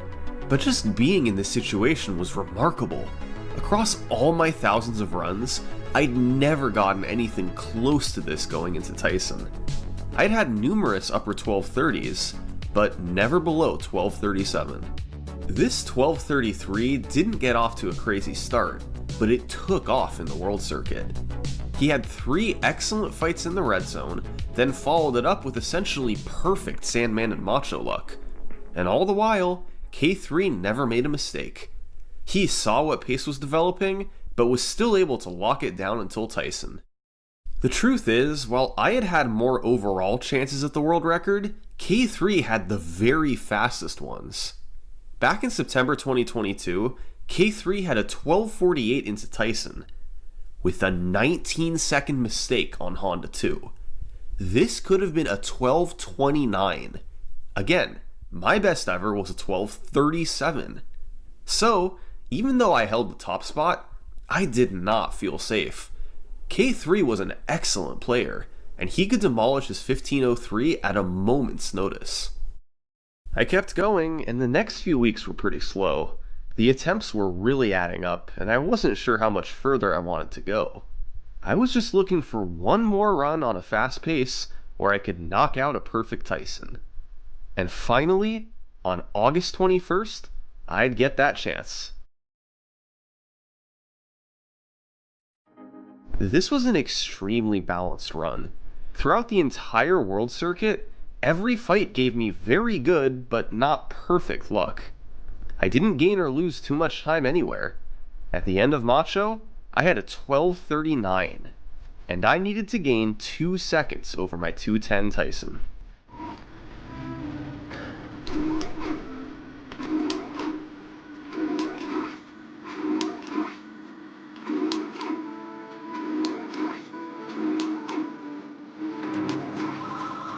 World record.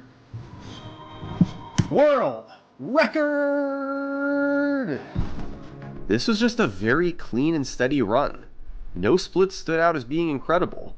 It was just a great run from start to finish. Compared to what we've seen over the past 10 years, it's almost an anticlimactic record to end on. But 1446 is where the world record stands today. I never could have imagined the journey I'd go on when I first got the record in 2016. The remarkable 1512, the discovery of Hippo Manippo, Dawn 2 crushing my dreams, the sub 15, and the rise of some amazing competitors. All these factors combined to take the record to where it is today. That, and thousands of attempts. From the days of Matt Turk, through Sinister One's dominance, through Zallard's world record battles, and through my own reign with the record, Punch-Out has an incredible world record story. And I can't wait to see where it goes and who takes it there in the future. This has been the history of the Mike Tyson's Punch-Out world record. Thanks for watching.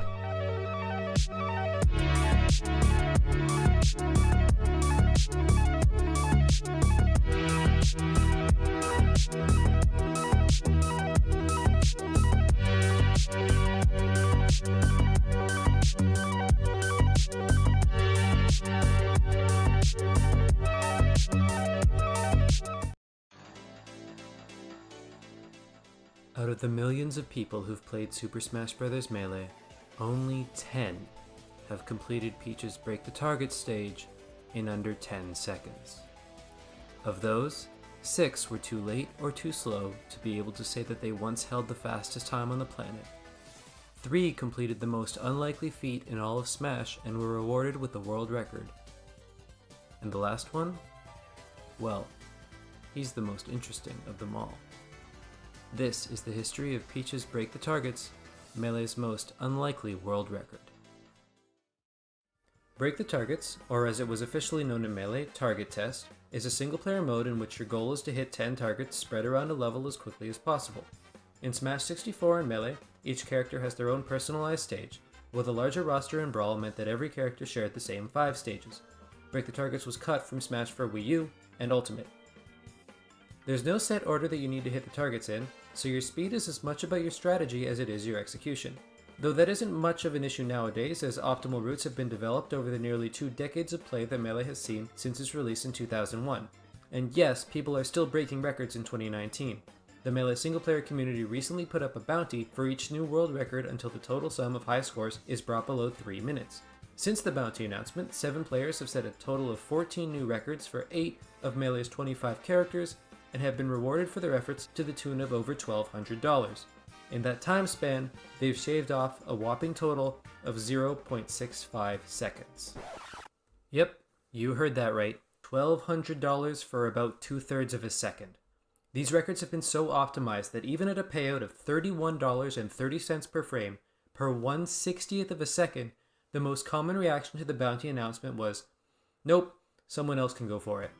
The total high score is now at 3 minutes and 0.21 seconds, meaning there are 14 bounty frames left to go until 2:59.99. But some records aren't expected to be broken. Some are so difficult to improve that people won't even try until the other bounty options are exhausted, and Peach is absolutely one of those. But I'm getting ahead of myself here. That's the end of the story. We need to start from the beginning. Unfortunately, that's not an easy place to start.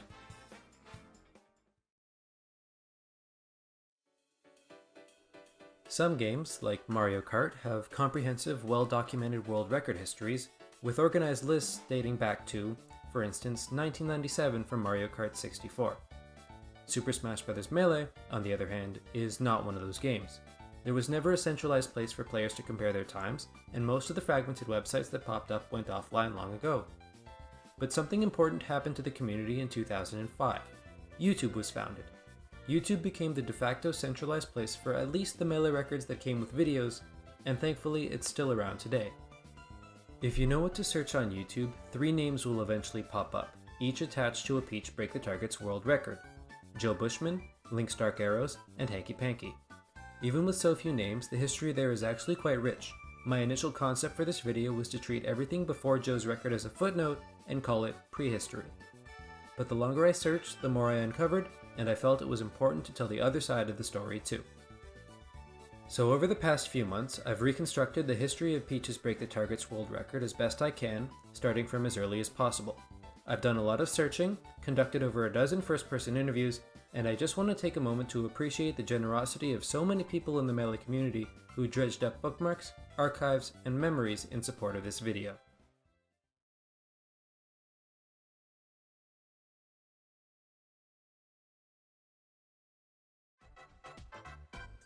When searching for Melee's single-player history, there's only one logical place to start: GameFAQs. GameFAQs was the largest English-language forum where players congregated to talk about single-player Smash, and some of the players that posted even back in 2002 and 2003 are still active today. The site itself is still up, too, but there's only one problem. Back before 2008, whenever a forum thread got too old or too long, it got deleted. The site itself didn't have the storage space required to keep everything, so they only kept what was new. Starting in 2008, they changed their protocol to simply lock old threads but keep them up instead of purging them. And while that's much appreciated, the damage was already done. What we do know is that players split discussions into beginner, intermediate, and professional, even though professional is a misnomer since nobody was getting paid. The splits were based on your total high score, so newcomers wouldn't feel intimidated and mid-level players would have a goal to work towards. In January 2008, the thread Break the Targets for Professionals Part 80 was created. The previous 79, which housed so much of Melee Break the Targets history from literally the game's release until 2008, have all been lost to the purge. Now I know what some of you are thinking. Why not check archive.org? It backs up websites all the time. Indeed it does, and it has many snapshots of GameFAQs, but archive.org does a terrible job at archiving forums. Sometimes it saves the topic list but not the post you want, other times it saves the first page of a post but nothing else, and it's not guaranteed to even have the thread you want because it's all dependent on when the crawler visited the site. If you're familiar with the Smash scene, you might know of 2 other websites that could possibly have the data we need: Smashboards and All Is Brawl. Smashboards was the main hub for competitive Smash before the rise of modern social media, and while it's still around today, it had a similar purge which got rid of any potentially useful threads back in 2007. And All Is Brawl, which is where the Smash single-player community migrated to in 2008 in the expectation of having a more stable, personalized home, shut down in 2016 over being unable to afford server costs amidst a declining user base. Even worse, both Smashboards and all his Brawler forums, so Archive.org's archiving troubles extend to them as well. So to recap, we have 3 centralized sources of Smash history, none of which are useful to us. The end result of this is that we're dependent on disjointed websites, some of which I only know exist because people share their old bookmarks with me, and others because I stumbled upon a link while trawling through archive.org snapshots. There's also one thing that all of these sites have in common. Their user base primarily communicates in English. Any history of Melee's world records which excluded the game's Japanese player base would inevitably be incomplete. After all, of the 7 million copies the game eventually sold in its lifetime, over 1 million were Japanese copies bought within the first 2 months of the game's release. That alone is a significant chunk of the player base.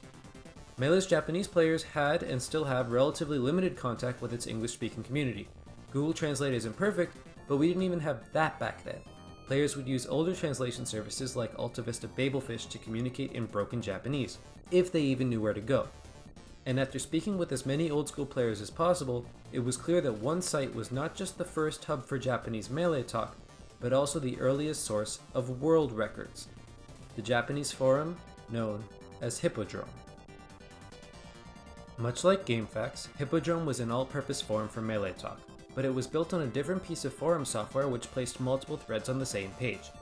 This meant that as long as archive.org got a snapshot of the site, at least a few of the most recent conversations would be saved. And if one of those conversations happened to be about Break the Targets, well, you just might see someone post a faster time than had ever been listed anywhere else. Or, in other words, a new world record. Now I can't verify this for certain without a full archive of both forums, but many of the players I spoke to said that in the early days of Melee, most records were held by Japanese players, with the game's English-speaking community in hot pursuit. So now, finally, the stage is set to talk about the actual gameplay itself. Like most characters, Peach's stage features several elements that seem tailor-made to her specific abilities. The right half of the stage features long horizontal sections that would be annoying to traverse for any character without her unique float. 2 targets at the top of the course placed perfectly for her to hit while descending in her up B parasol, and a moving target that weaves in and out of the range of her down B turnip throw. But it's the left side where things get interesting, for now. The leftmost target is on the other side of a small wall, but players quickly figured out that Peach could attack through the wall, or the floor, to hit it without going around. And the target underneath the floor seems like another place where float would come in handy. This run was recorded by a player named GamePro88 circa 2003 as a beginner strategy meant for players who had never played Break the Targets before. Obviously it was never a world record, but it's important because it serves as our baseline for how fast a player could complete the level once they knew what they were doing and had practiced for a little bit. GamePro's demo takes 14.5 seconds. And this video is by a Japanese player named Pikabi. I don't think it happened early enough to be a world record, as you'll see soon, but it's notable because it's the earliest recording of this stage that I could find. After all, back in March 2002, we weren't all walking around with high-quality cameras in our pockets. These 2 clips share a few similarities, but the one I want to point out is how they hit the bottom target here. Both of them use their float to hit the target, then get back to the left and parasol up to the ground. And while this was a common strategy in the early days of Break the Targets, it very quickly became obsolete. But before I can talk about how strategies improved, I need to go over where they started. After months of research, scouring archives, and interviewing the players, I think I finally have a reasonably clear picture of how the world record was torn down over time. Unfortunately, I couldn't find anything from the earliest days and weeks of the game. Melee was released in November 2001, and the end of 2001 and beginning of 2002 have no surviving records. Until February 2002, when a player named Taki reported his 11.85 on Hippodrome.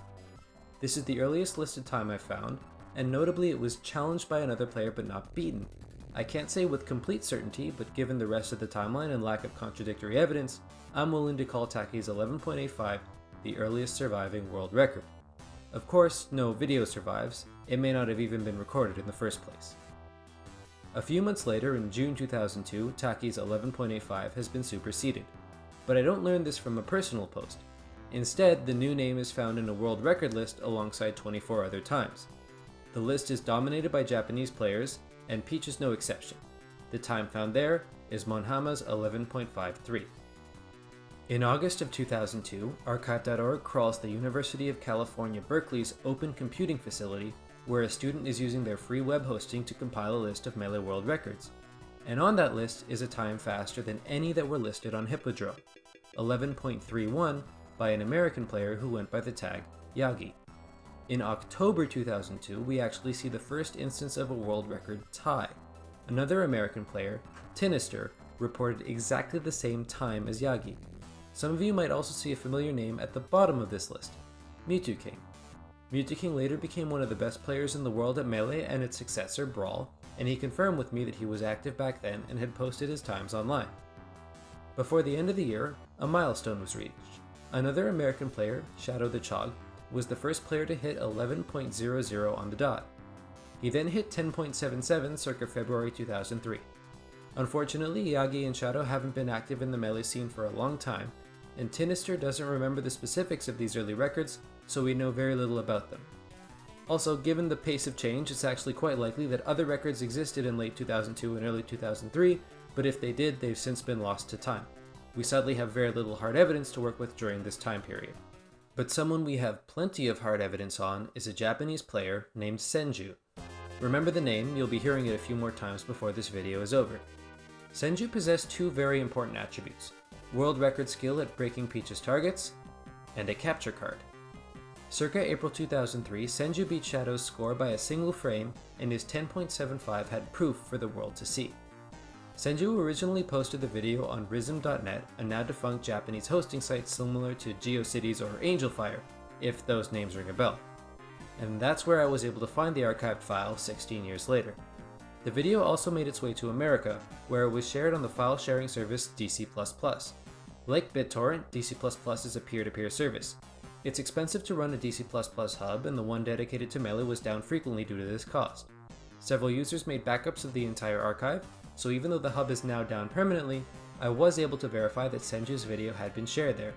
Two people still had access to their old archives and were able to send them to me. If we compare Senju's 10.75 to Pikabee's 11.93, it's pretty easy to see how quickly the stage started becoming optimized. Most notably, the early float is completely gone, replaced by a turnip throw. This saves all the time spent moving to the target and back, in exchange for the half second required to pull the turnip. After hitting the first 4 targets, Senju lands around 3.7 seconds in, while Pikabee gets to the same spot by 4.3 seconds. And even though Senju takes the time to pull a turnip before he starts moving, he still gains another 0.6 seconds on Pikabee with a better ending. Landing on the thin wall is difficult, but consistent enough that it eventually becomes the standard spot to start the last group of 3 targets. When I started researching for this video, I was under the impression that Senju's 10.75 was the earliest recorded world record, and the video was shared among English-speaking players as the time to beat. But it actually turns out that Senju's remarkable score was never a world record at all. His time was recorded in April 2003, but a Japanese player named Mystery Y had hit a 10.65 circa March of the same year. By the end of March, the amusingly named Unidentified Person, also from Japan, knocked the time down to 10.57. Unidentified Person would improve his score further to 10.52 at the end of April, and deep in an archive of ancient Melee videos which hasn't even been released to the public yet, I found a 10.52 with his name on it. Side note, the timing on this was particularly absurd. I found his archived Hippodrome post on the exact same day that I was given access to the video archive, which greatly simplified the act of putting 2 and 2 together to verify that I was looking at 2 pieces of the same puzzle. Unidentified Person's improvement over Senju's 10.75 was largely at the start of the run. As you can see, he took a more efficient route to the leftmost target, and then just kept up the pace the rest of the way. There's only one problem. 10.52 was never a world record either. It turns out that our friend Tinister finally got the record, untied, with a 10.48 earlier in April 2003. And though there's no video of that one either, he does remember how he did it. A year and a half after the game came out, Tinister executed a strategy theorized by previous world record holder Shadow the Chog, which is still to this day the fastest way a human has ever knocked out the first 4 targets in a run. It all comes back to Peach's float. Melee doesn't have an input buffer for most actions, so you could hold the jump button while pulling a turnip to do nothing. Yet. There is a very small set of situations in Melee where a held button accomplishes anything, but this is one of them. Once you run off the ledge, as long as you've been holding Y the whole time, both of the requirements for starting a float are satisfied. A jump button is being held, and Peach is falling. This is called a buffered float. Compare that to Unidentified Person, who started his float the regular way, by pressing jump and flicking down on the control stick. Before Tinister's 10.48, nobody thought to use buffered floats. Now, everyone does. The other key to the strategy is that, in most cases, an A press with a held turnip causes a turnip throw, but Peach cannot throw a turnip while floating. An aerial attack comes out instead. This is the most direct path to the leftmost target. Rather than a back aerial or down aerial, this lets Peach use her lengthy forward aerial to hit the target through the wall, float back towards the bottom target, release float, and throw the turnip. Then she can double jump up and hit both of the next two targets with a single up special parasol. This was Tinister's and Shadow's secret, and it got Tinister the record, but even though they never released a recording in order to keep the strategy hidden, Tinister didn't keep the top spot for long. Unidentified Person took it back by a single frame with a 10.46 in May. An actually unidentified person had it 10 days later, as a world record post listed a 10.38 without a name beside it. And Senju officially got his day in the limelight with a one frame improvement to 10.36 in July. And with Melee nearing its second birthday, Peach's Break the Targets finally had a videotaped world record. Senju didn't use Tinister's strategy. Instead, he improved on his earlier approach by taking advantage of a glitch in Peach's down special. If you walk off a ledge and go airborne on the exact same frame that you press down and B, you pull a turnip out of thin air. This saves crucial milliseconds, and though it's slower than Tinister's strategy through 4 targets, Senju made up the difference with a better ending. I'll explain that later. As you might have noticed, by this point the pace of improvement had started to slow down, and it looked like that would continue. Unless someone got lucky.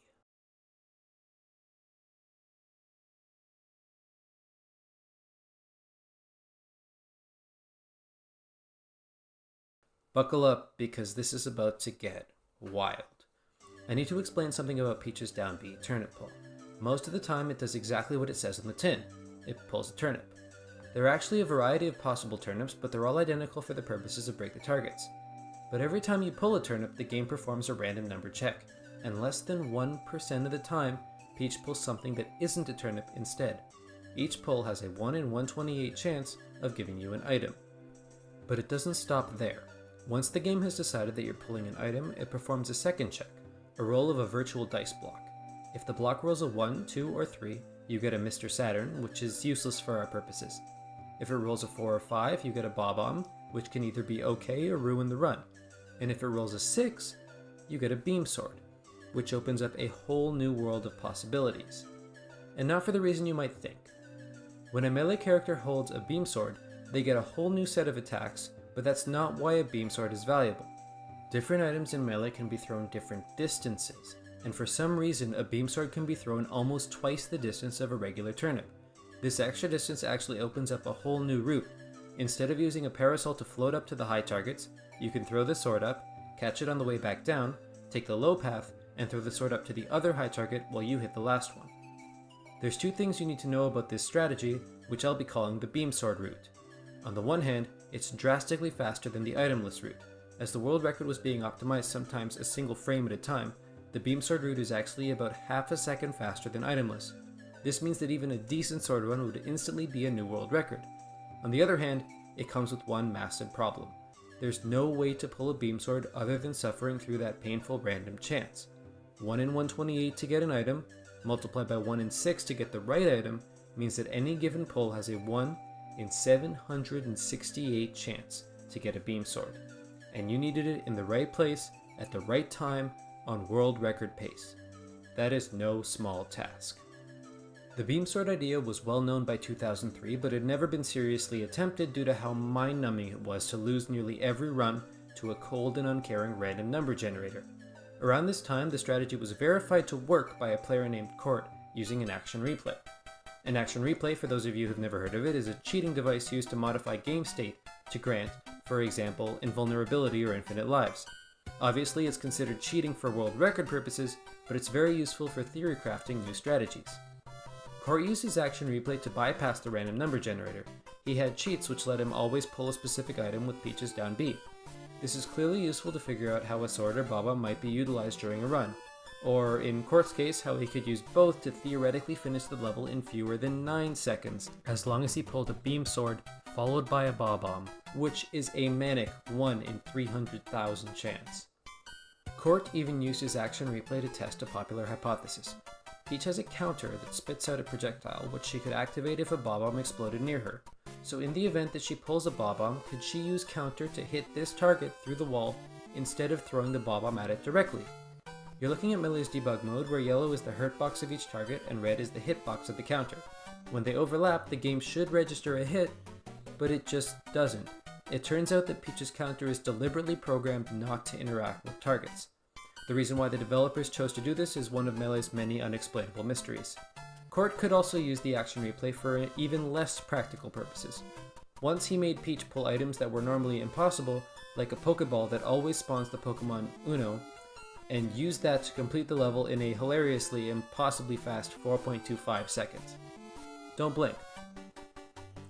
Briefly fast forwarding to 2007.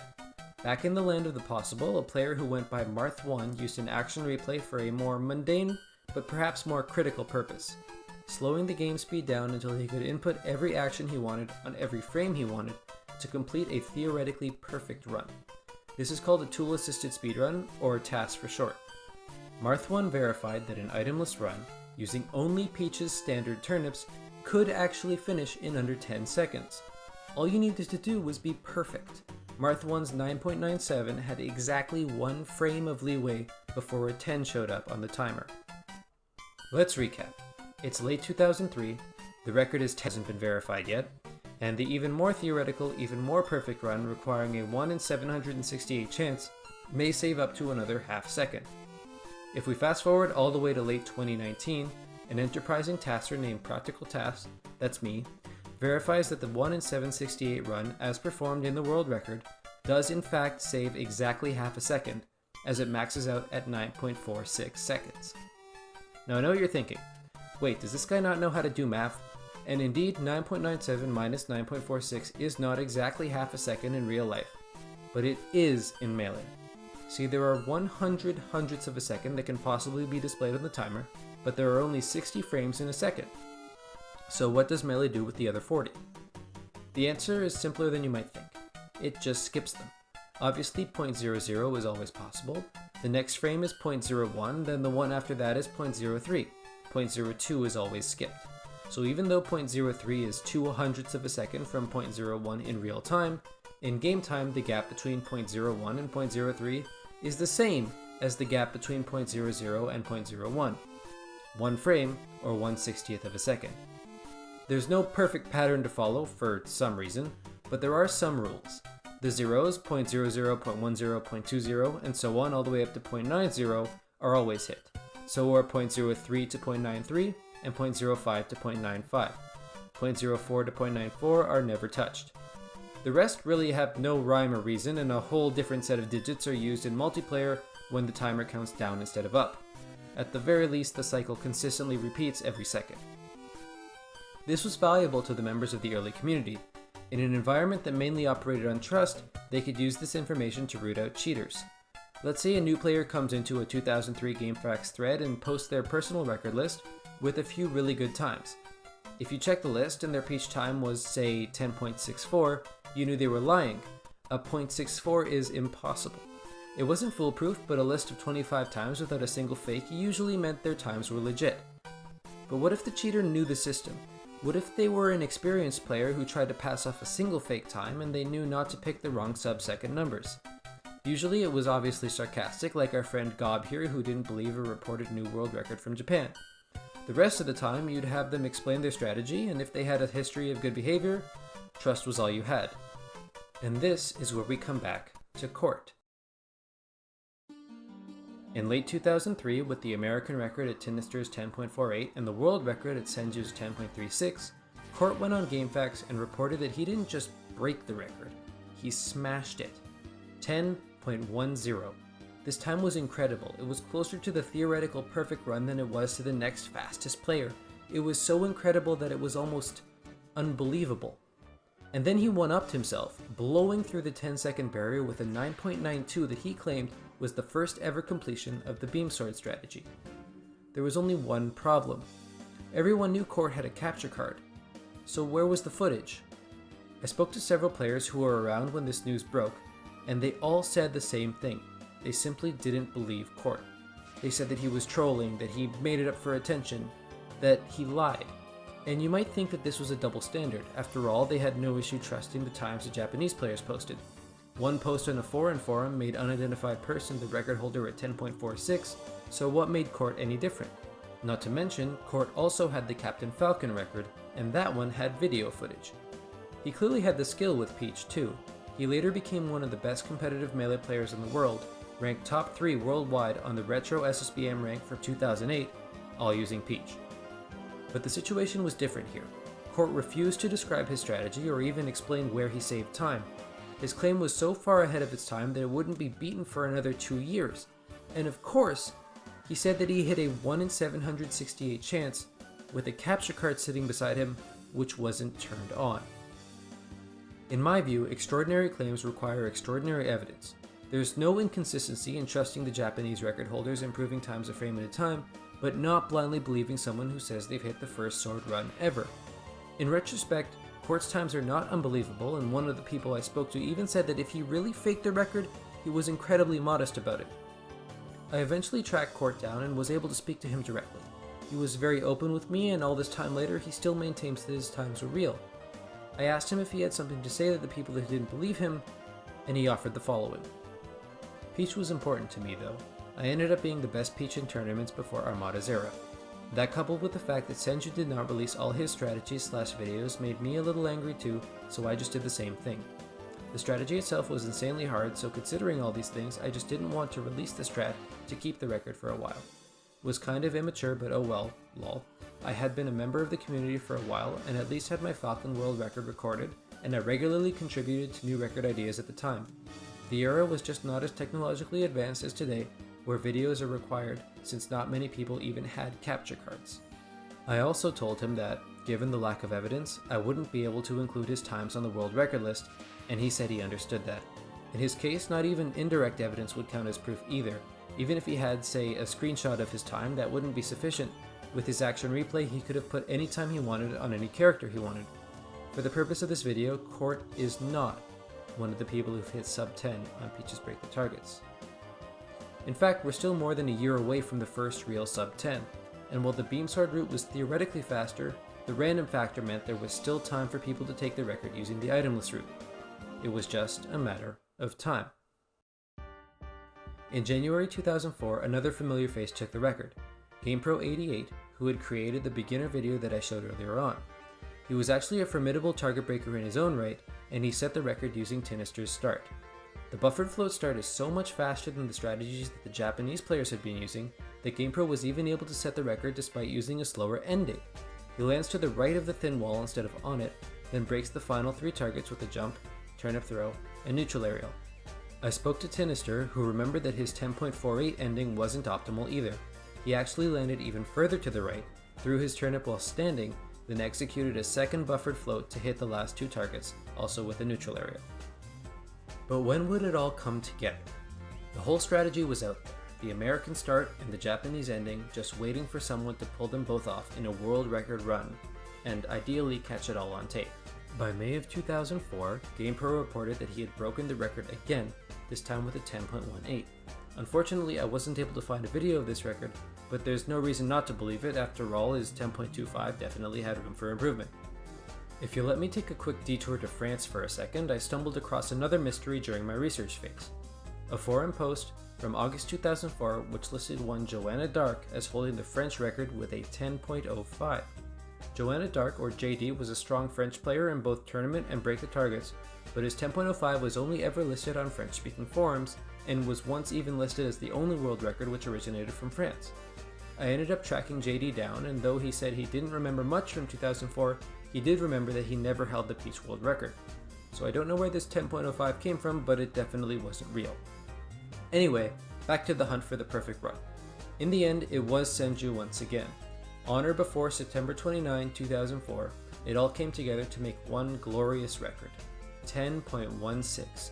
An airtight strategy with impeccable execution, Senju's 10.16 stood for almost 9 months untouched, shared across the globe through file sharing sites and the DC++ hub, the gold standard for Peach. But it didn't last for him. Though Senju's time enjoyed what was then the longest reign atop the Peach leaderboard, Eventually it was overtaken by yet another familiar name, Marth1, who hit a 10.10 in May of 2005. Finally, over a year and a half after court initially claimed the 10.10, someone had matched his unverifiable time. Sadly, neither I nor Marth1 were able to find a video of the record. He even searched through old CDs at his parents' house. But again, there's no reason to doubt him. He was able to find and share his 10.08 from November 2005 and his 10.06 from July of the following year. Unfortunately for him though, he was beaten to the punch. Neither of those two scores were world records, thanks to a name you might remember from a lot earlier in this video, Joe Bushman. Joe was known both for his skill in competitive matches, where he used Ganondorf, and his proficiency with multiple characters in single player. His Ganondorf time was in a many-way tie for the record for years, and he was no slouch with Peach either, getting down to 10.16 seconds in 2005. The record was tantalizingly close, but so far away. As demonstrated by Marth1's task, there wasn't too much room left to work with either. It's important to note though that Tool Assist is not autocomplete. The game doesn't just give you the best route. A task time is still a function of your strategy and understanding of the game, it's just that execution is no longer a barrier and humanly impossible precision becomes possible. And when I say humanly impossible, I mean it. To this day, nobody has replicated Marth1's 9.97 perfectly at full speed. Every single person who's completed a sub 10 run has used a better strategy. And Joe Bushman's strategy of choice was the beam sword route. There's only one way to get a sword, and that's to grind, so Joe started grinding. If you reset every time you pull something that isn't a sword after the first 4 targets, and if you don't stop for breaks or make any mistakes, you could theoretically average 1 sword every 3 or so hours. The cruel irony of the sword, however, is that you need to get it on the second pull. It's just as likely to be found on the first pull, and it's almost completely useless there. There is one benefit though, which Joe used to his advantage. Thanks to an archived AIM chat shared with me by one of Joe's old friends, DJ Wang88, we know that Joe used first pull swords to practice the second half of the strategy. And since you're practicing the first half of the strategy approximately 768 times more than the second half, these extra runs could be critical to a runner's ability to execute once you pull the beam sword at the right time, under the pressure of knowing that any mistake will set you back at least a few more hours. And execute Joe did. On July 8, 2005, Joe Bushman completed the first ever sword run, broke the Peach world record, and deleted the video. His time was 10.01. In his own words, "I didn't want to screw up, so I went slow." So he went back on the grind, and merely 1 day later, on July 9, 2005, Joe Bushman finally broke the 10-second barrier. For good, on video. Joe Bushman hit a 9.92, and DJ Wang created a commemorative website for the occasion, proclaiming Joe was amazing and sharing the video through a hidden link in the 9.92 timestamp. But something was nagging at the back of Joe's mind. What if Court's time was real? What if 9.92 was actually a world record tie and not the undisputed best time? Perhaps being spurred on by the possibility that he was the second person to hit 9.92, Joe went back to grind for more swords. And a bit over a month later, he got a time so phenomenal that it stood for 7 years. On August 19, 2005, Joe Bushman hit a category-killing time of 9.78 seconds. The gap between his time and the second best player's time was larger than the gap between the second best time and the record at the end of 2003. The time was so phenomenal that for years, most people didn't even bother challenging it. I don't know how many people took a shot at Joe's time, but I do know that only 2 other people joined Joe in the sub 10 club in the next few years. Our friend Marth1 and a French player named Zain. I couldn't find either of their scores, but multiple people vouched for both of them. In a remarkable coincidence, they actually got the same time, 9.99 seconds. Briefly fast forwarding, in 2013, another French player named Chaos6 became the 6th person to break the 10-second barrier, and he also scored a 9.99.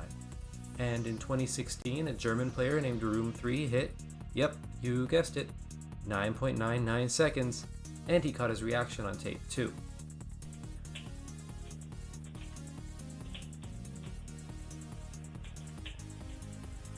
Ja, ja, ja, jawohl, ja, ja, endlich.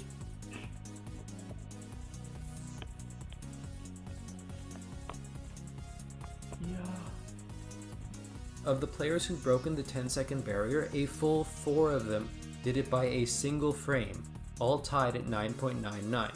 I still have trouble believing it despite the video evidence for 2 of those 4. But looking at the bigger picture, even though there were a few spurts of interest, the Peach category was practically dead from 2006 to 2011. At least, the real-time category was. Back in April 2005, a player named Theo McLeod had completed a tool-assisted run using an always pull bomb code, ending with a 9.67. For a few years, this was the fastest tool-assisted completion on the stage, but a prolific tasker named AJP Anton wanted to see how far he could take the run. AJP is kind of a big deal. To this day, he holds 17 of the 25 Break the Targets records in the tool-assisted category. For Peach, AJP ended up developing a strategy using 3 bob-ombs and a beam sword, and put it all together for a mind-blowing 8.40. To this day, AJP's 8.40 is still the record for Peach's task run, but it has a problem. The run itself isn't real. You see, in 2008, there were no action replay codes which specified Peach pulls 3 bob-ombs in a row, then a sword. There were only all bob-ombs and all swords. AJP had to create 2 runs that synced up in the middle, then use creative video editing to splice them together, accounting for camera shake, and make sure the timer keeps moving properly. If you're wondering why I went on this tangent, it's to show that optimal is a relative term. Many Break the Target stages have practically impossible strategies that players don't use. These strategies are called tasks only. But sometimes, in rare cases, players searching for an edge to nab a world record will turn to a task for inspiration and may discover that something thought to be tasks only is actually doable in real time. But that's a conversation for later in the video. For now, back to the timeline. In 2012, a player named Link's Dark Arrows, or LDA, decided to take a crack at the record for no other reason than because he wanted the most unlikely record in Melee under his name. But it wasn't LDA's success that brought him notoriety, it was his repeated, painful failures. Within his hundreds of hours of record attempts, LDA pulled many beam swords. Many beam swords. He uploaded the notable beam sword runs with titles like We Shall Call This Beam Sword Curtis and Caution Wet Floor, lamenting the various ways the runs were lost.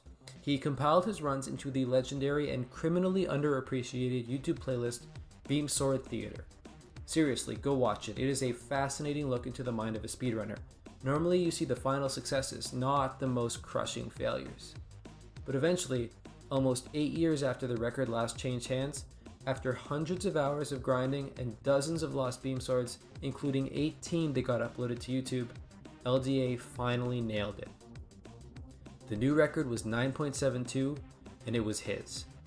I got a chance to speak with LDA about his motivation, and he offered this. When I uploaded my first beam sword fail, it was on a whim because I remember Moody's failed attempts from the mid-2000s. I had no intention of turning it into the cornerstone of my channel for months. However, prior to this I had been no stranger to grinding runs with random elements. In 2008, I grinded for a beam sword run in Brawl, landing a time of 8.30, so getting a sword in Melee was more or less something I had already been accustomed to several years prior. It was just a matter of deciding this is what I wanted to do. The tremendous support convinced me to keep going. A lot of people got in touch with me during the grind and encouraged me not to give up. Of all the things I've done, including having the world record total high score in Brawl by a large margin, Peach is what I've ultimately branded myself with, and I'm perfectly fine with that. I even went back and reclaimed my Brawl Peach record with 7.61. Along with a myriad of other random number generator based records, I guess you could say I briefly became a random junkie. They're some of the most coveted records and I wanted them to be mine, so I made it happen. Much as LDA was inspired by an earlier runner named Moody, Beam Sword Theater inspired others and revitalized the category. Moody, who had in turn been inspired by Joe Bushman, even got his beam sword completion eventually, poetically hitting his own 9.92 all the way in 2018, over a decade after his first attempts. But more immediately, out of this inspiration came a runner who would challenge LDA for the throne. Hanky Panky, a competitive Peach player, started grinding for world records as well. Hanky uploaded his beam sword failures under the playlist Beam Sword Theater, which, as he cheekily noted, had absolutely no relation to Beam Sword Theater. Another player, Treklink, later chronicled his failures and slow descent into madness in Beam Sword Theater 2. Hanky's road to the record includes perhaps the saddest run of all. Even though he successfully completed the beam sword run, his time was a 9.73, 1 frame slower than LDA's world record. But he didn't give up there, and on May 17, 2013, Hanky ran the route just fast enough to take the record with a 9.68. In total, he said it took him 32 hours of runs to beat LDA's time. And in the YouTube description of his video, he said that he didn't want to touch Peach ever again. Then, of course, he went back to grinding, and 2 weeks later on June 3rd, he pulled another sword for a 9.82. Heartbreaking, I know, but the pain wouldn't last long. Later that very same day, Hanky Panky pulled another sword, and the world record was a 9.65. But somehow there was still room for improvement. Remember, this route maxed out at 9.46 seconds. There was still an 11-frame window to beat the world record, and Hanky knew it. He said in the comments section of his world record video that he would have been happy with a 9.55 or better. Meanwhile, LDA refused to stand for holding the record a mere 2 months. He went back to the drawing board, and he didn't have to wait long before striking gold. On June 25, 2013, LDA pulled off what would prove to be Peach's second category killer, a 9.53, only 4 frames slower than the theoretical perfect time, verified by my testing to be tied with the task from target 4 onward, and mercifully absent the anguish of another 18 lost beam swords. But even though this is where the record stands as of the release of this video, this isn't where the story ends. If the days of the itemless world record could be summarized as the Stone Age, and the beam sword world record days can be called the Space Age, then I believe we're on the cusp of a third era, the Information Age.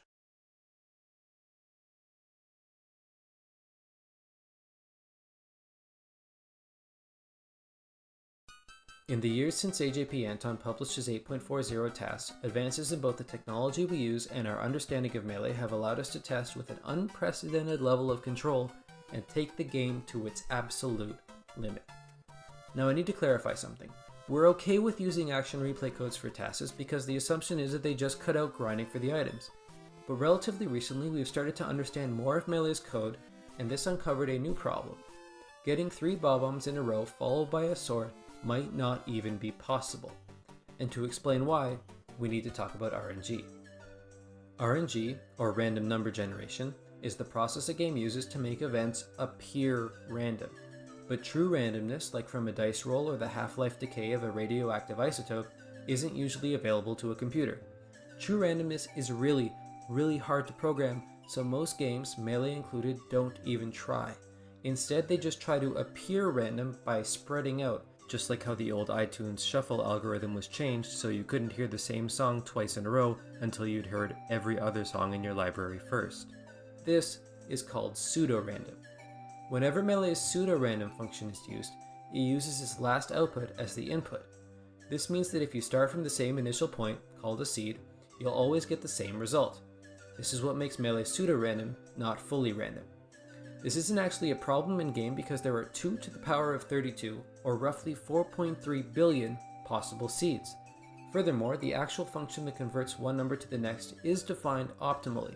It actually cycles through every possible number before repeating, for a cycle that's 4.3 billion numbers long. For the 5 people that might care, Melee's RNG function is actually the default linear congruential generator from the Microsoft Visual C++ IDE. Yeah. Anyway. How does this relate to AJP's 8.40? As mentioned, there are roughly 4.3 billion starting seeds. 1 out of every 384 of those, or a bit over 11 million, start with a bob-omb. Run AJP's 8.40 task inputs through those 11 million, and again 1 out of every 384 give you a second bob-omb. That means about 29,000 starting seeds break the first 2 targets. Third pull is the same, and now we're down to just 76 runs. Are you starting to see the issue? That last pull for a sword is even less likely at 1 in 768, but we only have 76 chances. So there's less than a 10% chance that the 8.40 inputs can be used to complete a run at all. Of course, since the game is deterministic, we could test all 4.3 billion seeds to figure out which get to 3 bob-ombs and whether any of those pull swords, but this would take an unrealistically long time. During the research phase of this video, I considered the possibility of figuring out whether AJP's 8.40 was possible, but I quickly realized that this was the wrong question to ask. Instead of asking if it was possible, I needed to ask if it was optimal. And as it turns out, the answer is no. Let me be clear, AJP made magic happen with the technological equivalent of a turnip. It's absolutely no insult to his skill to say that his ancient 8.40 could be improved. Nowadays we have access to frame-perfect melee emulators, ROM hacks of the game which reveal tons of hidden information, better codes which allow us to test all sorts of optimizations, and perhaps most importantly, an extra decade of research on how the game works. After a bunch of testing, I came to the conclusion that hitting the bottom target with a turnip was actually faster than any other option. It has a more horizontal arc than the items, so Peach can throw it 1 frame sooner than a Bob-omb or Mr. Saturn, and 2 frames sooner than a Beam Sword, without hitting the ceiling. This kills 2 birds with 1 stone. Not only does it improve the time, it also saves us from wondering whether the route is impossible. Now we're only dividing 4.3 billion by 384 twice instead of 3 times, meaning we have roughly 29,000 runs that pull a Bob-omb, a turnip, and another Bob-omb in that order. The chance that literally all of those fail to pull a sword is so astronomically low that we can safely say the route is possible. Indeed, since Melee's RNG function is well distributed, it's pretty safe to say that there are 37 or 38 initial seeds, no more, no less, that get us the run we want. Now keep in mind, this is still literally a 1 in 100 million chance, but when you have over 4 billion chances, that's really all you need. Unfortunately for me, I made one fatal mistake in my quest to take the Peach Task World Record. I told AJP Anton. When he heard there was a new strategy and new tools for the Peach Task, AJP came out of semi-retirement, booted up his computer, and got to work. I thought my time of 8.23 was decently optimized and that AJP could probably shave another, maybe, 1/10 of a second off. I was wrong. I was very wrong. AJP simply destroyed my time. And he was gracious enough to keep this a secret until I could publish my video. So with no further ado, I'd like to present the world premiere of the new tool-assisted record for Peach's Break the Targets. Ready? Go!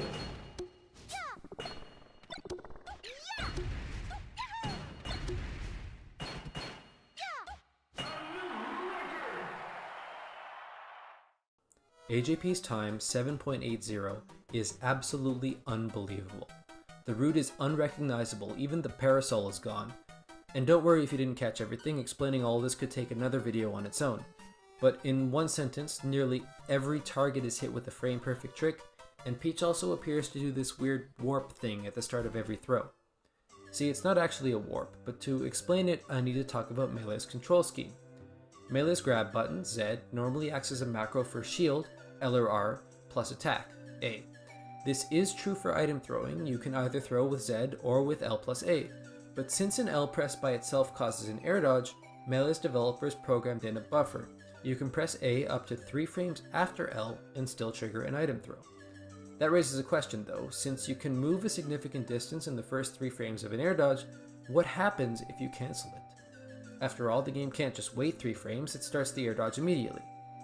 The game also doesn't pull the player back to their initial position and start the throw from there, or skip the first 3 frames of the throw. It turns out the throw just starts from your new position after your air dodge, but with whatever momentum you had before from whatever you were doing. So if you air dodge cancel throw from a jump, you get a burst of movement and your jump continues. If you fall off a stage and air dodge cancel throw, you get a burst of movement and then your fall continues. Even better, the air dodge and the throw don't need to be in the same direction, which opens up lots of options.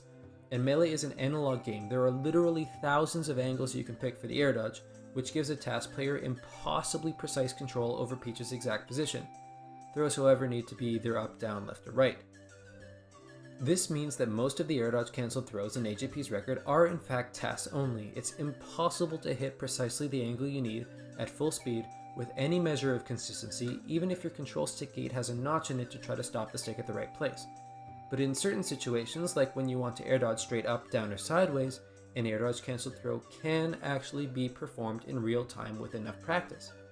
And AJP's last throw is cancelled from a directly sideways air dodge, which means the current world record strategy can be improved.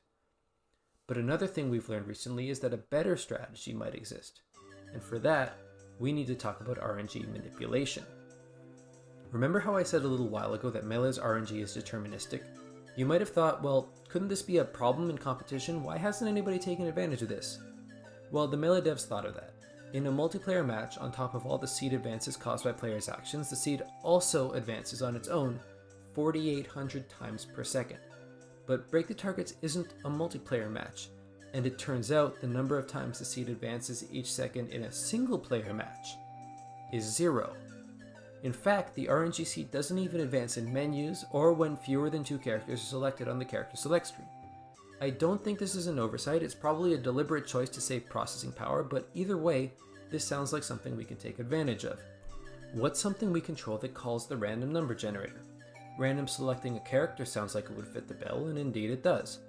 Picking a character is a 1 in 25 chance, picking 2 characters in a row is a 1 in 25 squared or 1 in 625 chance. And since the seed doesn't change between these 2 selections, if we could return to the initial seed, we'd always get the same 2 characters in the same order for our first 2 random selections. And this is true for a sequence of any length. Let's say you're obsessed with Donkey Kong and want to have a Donkey Kong jamboree with your friends, while pretending that it's a coincidence. You could set a seed on your game before they come over and offer to random select all of their characters for them. There are several starting seeds that will get 4 consecutive Donkey Kongs for you and your friends, and you can be on your way. But keep in mind that there are only 2 to the power of 32, or 4.3 billion different seeds. By 7 random selections, we're at 25 to the power of 7, or 6.1 billion possible options. Thus, not every chain of 7 characters is even possible. If all of your friends get suspicious and ask to reroll their characters, your plans will be foiled, as there's no seed which gets you 7 consecutive Donkey Kongs. At most, your first 2 friends can get the 5th and 6th Donkey Kongs in the chain, while your 3rd friend is guaranteed not to, and might get Mario or something. Even though not all chains of 7 characters are possible, some duplicate sequences still exist. But by the time you get to 9 characters, those are all gone. Think about that for a second. With just 9 random selections, we can know exactly which of Melee's 4.3 billion seeds we're at. And from there, we can trigger a precise amount of random events which will get us to a seed that's useful to us. This is called RNG manipulation, and it's completely legal because the game itself is unmodified. We're only using information the game gives us to change its state to another legal state. In fact, a player named SaveState even wrote a bit of code which does the calculation work for you and proved that it worked by using it to briefly take the world record in another RNG dependent category, All-Star Mode, where he set the RNG seed in a way that would give him an ideal lineup of opponents. Compare that to a ROM hack which makes random select always give you Donkey Kong for your Donkey Kong Jamboree, which is after 7 selections not a valid game state. Of course, this only applies if the RNG seed is not incremented by anything else. I also glossed over some of the nuances, so I do recommend watching SaveState's video if this topic interests you. This is a potential topic for me to make another video on as well. Anyway, the important bit is that RNG manipulation can also be used in Peach's Break the Targets. Since we know how the RNG function works, we can find the next seed that hits the 1 in 128 chance to pull an item, and then figure out which seed comes after that to find out which item it is. And we can see how many random selections it'll take to get there. Done properly, this will guarantee that if you start a run by pressing down B, you can pull exactly the item you want. Viewers with particularly good memories will remember that I mentioned earlier that there's only one way to pull a sword, and that's to grind for it. This is true even though RNG manipulation exists, because we specifically need to pull a sword on the second pull, and RNG manipulation only lets us manipulate the first. This is because Peach's animations also cause RNG calls. Pulling a turnip, running, floating, attacking, unfloating, throwing a turnip, jumping, using her up B, and landing, aka literally everything that happens between the first turnip pull and the second, call the RNG function for sparkles, dust clouds, and so on. The number of calls also varies and is dependent on the exact frame the player presses each button, so effectively we lose control over the manipulation as soon as Peach starts doing anything. But the important bit is that a guaranteed first pull opens up a whole new route. Not with the turnip, but with the first pull Bob-Omb. See, floating is slow, so throwing a turnip at the lower target saves time over going there to hit it yourself. In the same way, throwing a turnip at the far left target also saves time, but there's only one item that can hit it through the wall, a Bob-Omb, which actually only explodes when it touches the floor, not a wall. And unless you know the Bob-Omb is coming, it's impossible to plan for. But if you know that you'll get a Bob-Omb every time you start a run, you can save some time. In fact, you can save more than half a second over the itemless route. I developed what I'd like to think is a human doable route that maxes out at 9.31 seconds, which, if you've been keeping track, is faster than the current world record. Now this could be valuable because it completely removes the RNG element from Peach's run. This is a trade-off, not a free record though. In exchange for removing the 1 in 768 chance of a sword, you do need to spend a minute or two between each run to reset the seed, which may prevent players from getting into a rhythm, and the already tight execution is definitely harder in one spot. So instead of working on a new route, some players have recently been attempting to optimize the current world record route, or at least to break the 10-second barrier with swords of their own. Some even tried to beat the best itemless time, which isn't the world record and isn't counted for the sub 3-minute bounty, but is useful because the first half of its strategy is shared with the current world record. For over a decade, the best itemless time was stuck at 10:06. By 2013, it was actually a 4-way tie between Joe Bushman, Marth1, LDA, and Hanky Panky, all current or past record holders. Enter Sockdude1 and Sam the Digital, both from Canada. Sockdude is currently in sole possession of 7 world records and is tied for 4 more. Sam owns 3. Sam's total high score for Break the Targets is a cool 3 minutes and 4.99 seconds, good for the 7th fastest combined time in the world. Sockdude is in a league of his own though, with his total time clocking in at 3 minutes and 2.03 seconds, the fastest of anyone worldwide. Across the entire cast, the average gap between his personal best time and the world record is a measly 4 frames. In April of 2019, Sam got to work on breaking the 10:06 tie. It wouldn't be easy as there are only 6 frames between 10:06 and the optimal 9.97. But something happened during Sam's attempts. Good fortune came his way.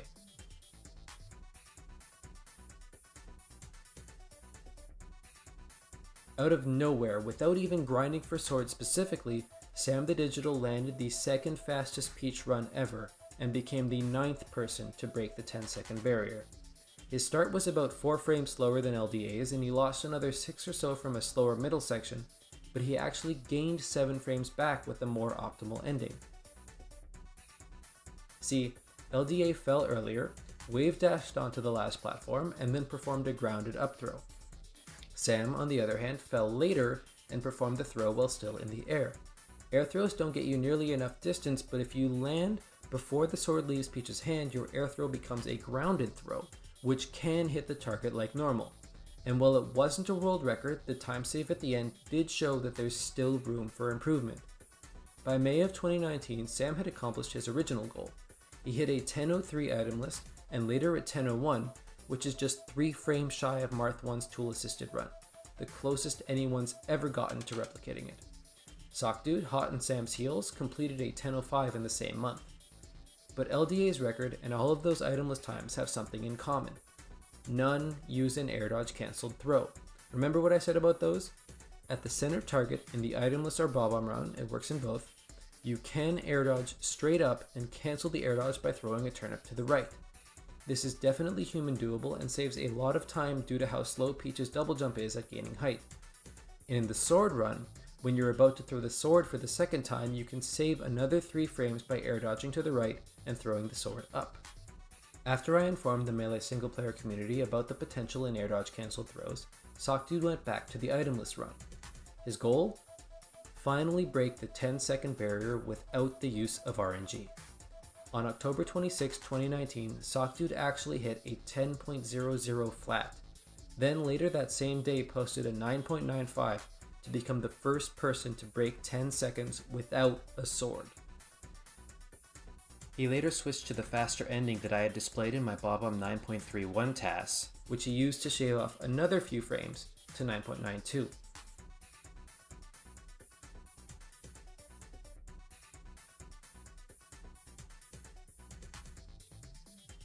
So now that air dodge cancel throws were proven to be practical, there opened up an even larger potential time save in the world record route. Done perfectly, an air dodge cancel throw saves up to 11 frames relative to LDA's strategy, meaning our lower bound has dropped to 9.28 seconds. It's been a long time since there was this much activity around Peach's Break the Targets. After the early years of turnip-only records and the court controversy, Joe Bushman in the first sub-10 runs, and LDA's Beam Sword Theater and Race with Hanky Panky, it seemed like the Peach category was done for good. But now, there's a large window for improvement.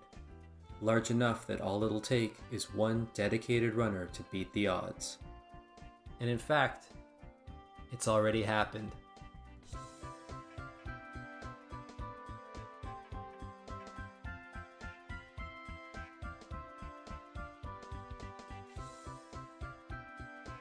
My friends, I am proud.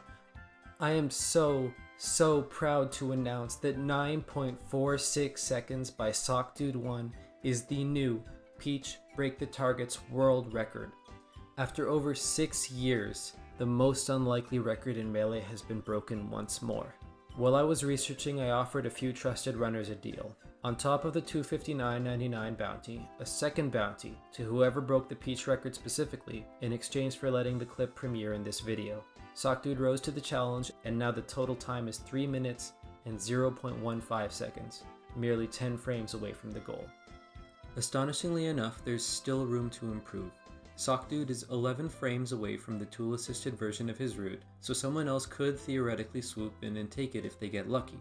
There's also the Bob-omb RNG manipulation route, which can get down to 9.31 and so has 8 frames of leeway for a new world record. But now, much like how pulling a beam sword was originally just a pipe dream, there's a new white whale on the horizon. Pulling a Bob-omb via RNG manipulation, then lucking into a beam sword for the second half of the run. This would be an excruciating grind. You could go weeks before you see a single sword because you're now taking a minute or two per run to manipulate RNG instead of being able to restart every few seconds. But the end result would be a run that isn't too technically demanding and could be the first ever live run to break the unfathomable time of 9 seconds. And the best part? LDA knows about the new record, he says he's coming back for his crown, and he wants the world to know that he's willing to combine RNG manipulation with beam sword luck if that's what it takes. And personally, I believe in him. After all, if the most unlikely record in Melee has been broken this many times, what's to say it can't happen again?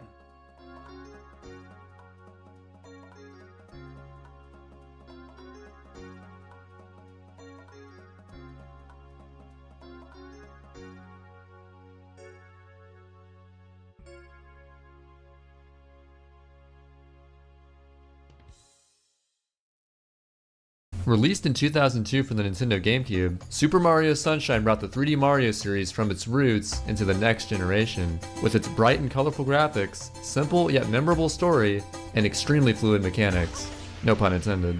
As with any game a part of a major Nintendo franchise, people would eventually take interest in speedrunning the game. An 80% speedrun of Super Mario Sunshine entails completing the 7th episode of each of the 7 main stages, which then unlocks Corona Mountain, the final level in the game. Timing would always end on the final platform ground pound in the Bowser fight. The game forces you to complete the shines in their intended order, so given that the game only allows you to skip Yonker Hills Episode 1, there would ultimately be 50 shines required to finish the game, including Airstrip and defeating Bowser.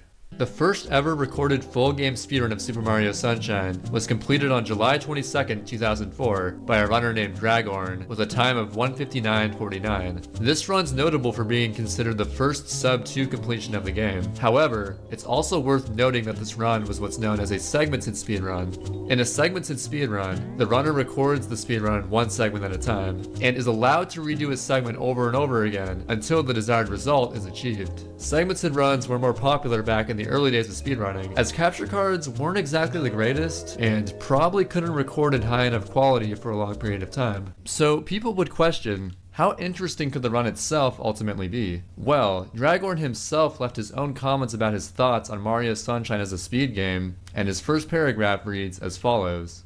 In retrospect, I would say this was a rather poor choice of a game to speed play. The 2D Mario games have warp worlds and such that allow one to streak through the game in about 10 minutes. It takes 10 minutes just to get through the game's opening cutscenes. Grumble grumble. Even SM64 has tons of glitches and shortcuts for beating the game in under a half hour. This game, however, is the epitome of linearity. You can't do shines out of order, you can't skip them, except for the first one in Yonker Hills, and you don't even get to pick what shines you collect. You need the 7th one in each level. And this game just isn't conducive to shortcuts like SM64. There aren't any items like the caps or shell, not to mention the cannon, which alone provides infinite possibilities. And the replacement of the long jump with Flood also eliminates many opportunities. And let's not even go into the fact that at least a quarter, closer to a third of the entire run collection is made up of cutscenes.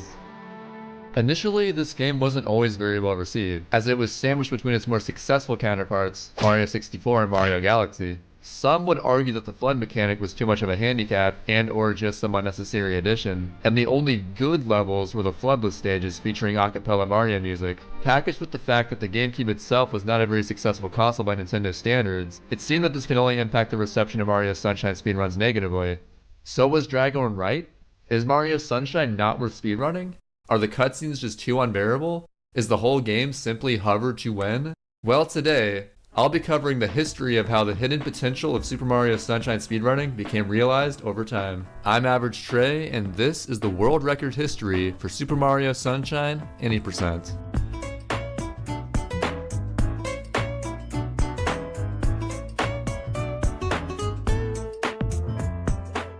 So as you might imagine, Dragorn's segmented 159 has very unrefined movement. He seemed to have an irrational fear of water sliding, which, at its top speed, is the fastest form of movement in the game. The strategies used for Shadow Mario Shines were also quite interesting. All jokes aside, this run definitely deserves respect for being completed in a time where there were literally no resources or community for this game yet. It's worth noting that even in 2004, the blooper race shortcut was known about, as well as hovering through the Ferris wheel in Pinna 5. And also, the red coins in Gelato 6 were still pretty annoying.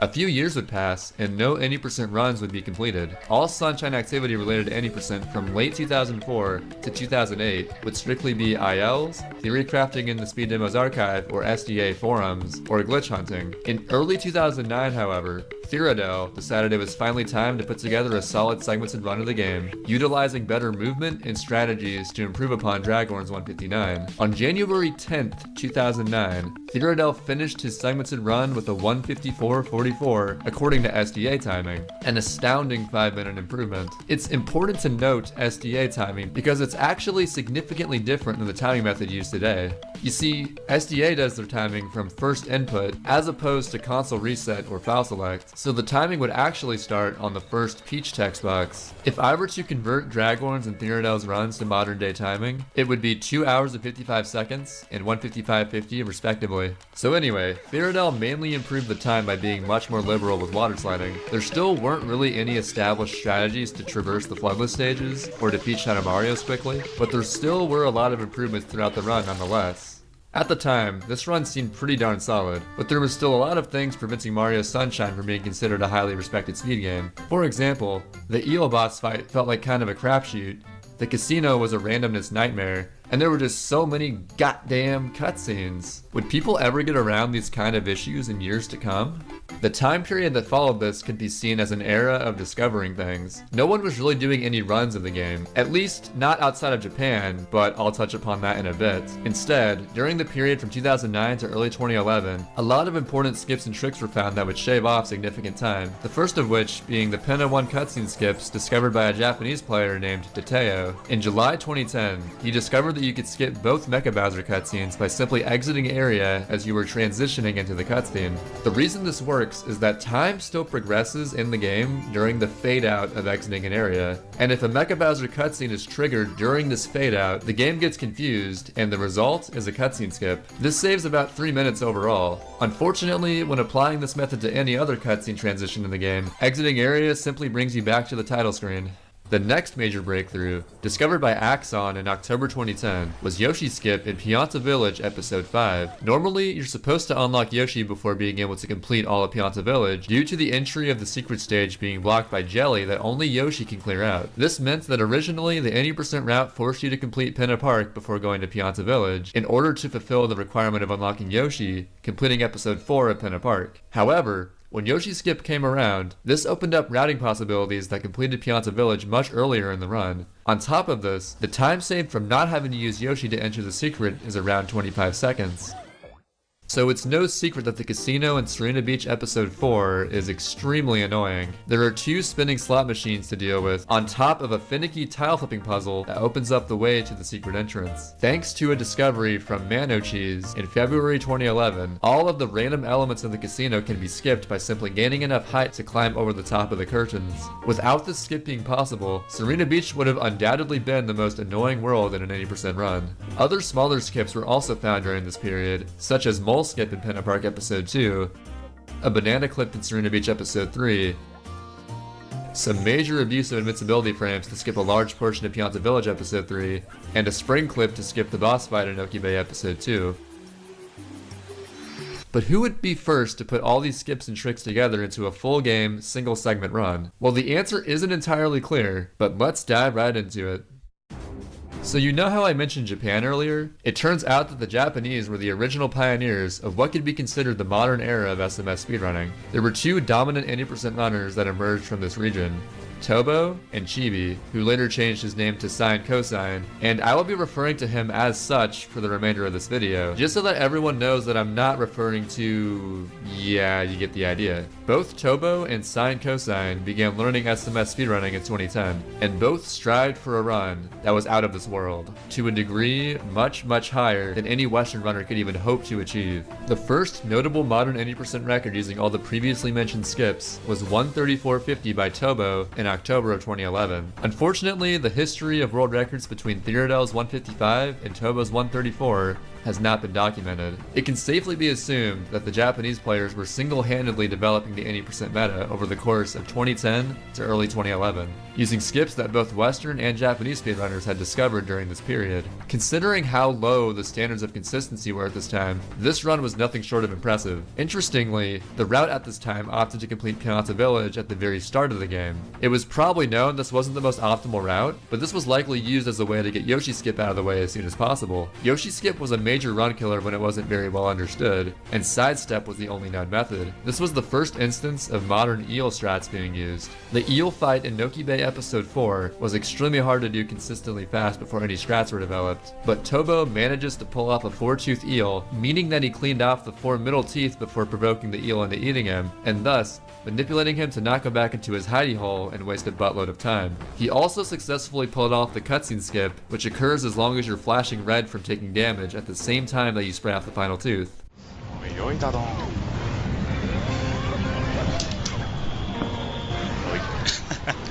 8秒の更新8秒更新しました。おめでとうございます。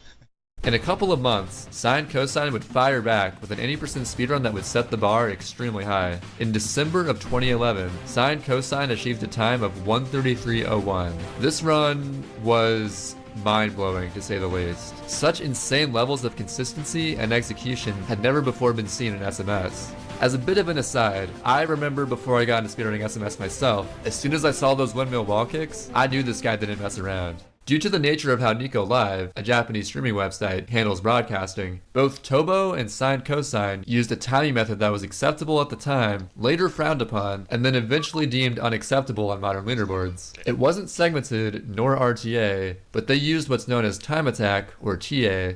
A time attack run is a single segment speedrun that allows the runner to pause the game and the timer, and the runner can then resume the game and timer at any point that they choose. The reason this was convenient for Japanese speedrunners is that Nico Live forces the broadcast to segment at 30-minute intervals. Because of this, Japanese SMS speedrunners would complete 20 to 25 minutes of gameplay, and at a given text box, pause the game and timer, and then segment the stream. While this did solve the issue of Nico's broadcasting system, there was a clear advantage to doing this versus doing an actual RTA. It wouldn't be until the latter half of 2012 that new world record runs would arise, as Sine Cosine's 133.01 was just that good for the time. Tobo got the record back on August 17th, 2012.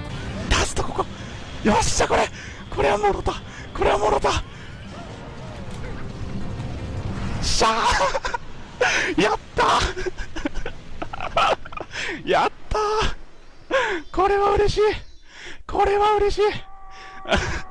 震え、手が震える。The route used in this run was new, as Bianco Hills was completed first again, and Rico Harbor was done really early in the route, right when it's unlocked. He also utilized advanced ship movement in Pinna Park Episode 5, which has an extremely tight window to hover to the boat, side flip to the sail, and then spin jump to the catwalk. Sine Cosine then got a time of 1:32:31 on October 7, 2012, but unfortunately he either unlisted or removed the video from his YouTube channel. Tobo proceeded to tie this time on November 8th. Later in the month, on November 22nd, Tobo improved the record by 24 seconds, getting a 1:32:07. A notable strat used in this run was an improvement to a previously known banana clip in Serena Beach Episode 3. In May of 2012, your boy Graham discovered what would come to be known as the banana split. By backflipping into the glass wall and timing a throw, this served as a much faster method of clipping into the pool room. Amongst any healthy competition of a speed game rising in popularity, some shady business is almost guaranteed to occur. In 2012, Racing on Speedruns Live, or SRL, was becoming very popular, and Racing SMS Any% was no exception. Racing was all in good fun and wasn't taken too seriously or observed with much scrutiny. That is, until one such race would change this forever, as it would cause figureheads of SMS to begin to crack down on those who don't provide adequate proof of a race they participated in. There is a cycle that was considered to be the stuff of legends at this stage in Sunshine's development. The chance that any of these chucksters decide to stop, as well as the amount of time that they're stopped for, is entirely random. Ideally, the chucksters early on are mostly on a fast cycle with little to no stopping time, and the very last chuckster is on a slow cycle, having to stop a lot and for an extended period of time. If the last chuckster is slow enough that he's in this corner when you get to this section of the level, it makes a cycle that saves a minimum of 20 seconds possible. Before it was known that you could mash the Y button to reverse a chuckster throw, the chance of making this cycle was deemed to be nearly impossible in an RTA. This very cycle plays a pivotal role on this scandal. On December 14th, 2012, this Any% race took place. Now, you'll notice amongst these results that there was a runner by the name of Ramel 12345667 who got disqualified. Well, to put it simply, Ramel spliced a mid-131 run for a race and streamed the video playback as his race proof. He didn't do this just out of nowhere, however. He had consistently good race times leading up to this moment, which were also most likely faked just to make his supposed world record race time seem more realistic. The early chuckster cycle that I previously mentioned went on to be known as the Ramel cycle, as he made this cycle in his spliced run. The SMS community quickly found out that his time was faked when his stream temporarily went down and then back up as he was being asked during the credits to do a specific movement on the file select screen as a sort of proof call. Funnily enough, Ramel, who later streamed under the name Innomine, would go on to legitimately get a 131 and a top 3 time at that, but it was never allowed on leaderboards or acknowledged by anyone due to his previous splicing incident. From here, Tobo went on sort of a tear, while Sine Cosine couldn't quite keep up. Tobo improved his own record a few times, managing to get a 131.58 on December 29, 2012, barely achieving a 131 before 2013. He then got a 131.38 on February 15, 2013. And keep in mind that all the records up to this point have been either segmented or done with the TA method of timing. It seemed like Tobo was such a dominant force, but it was only a matter of time before another runner would rise up to the challenge. That's where Samurai Man comes in. Samurai Man, a speedrunner from Finland, began seriously running SMS in the summer of 2012, and he improved fast. Like, really, really fast. Well, GG. That was the run, guys. Oh my god. I did it. 132. 132. Samu is basically the kind of person who can get really good at any game he puts his mind to. Coming into 2013, Samu was definitely a top runner, but didn't seem like he was nearly in contention with Tobo yet. But on one fateful February 28th, that changed.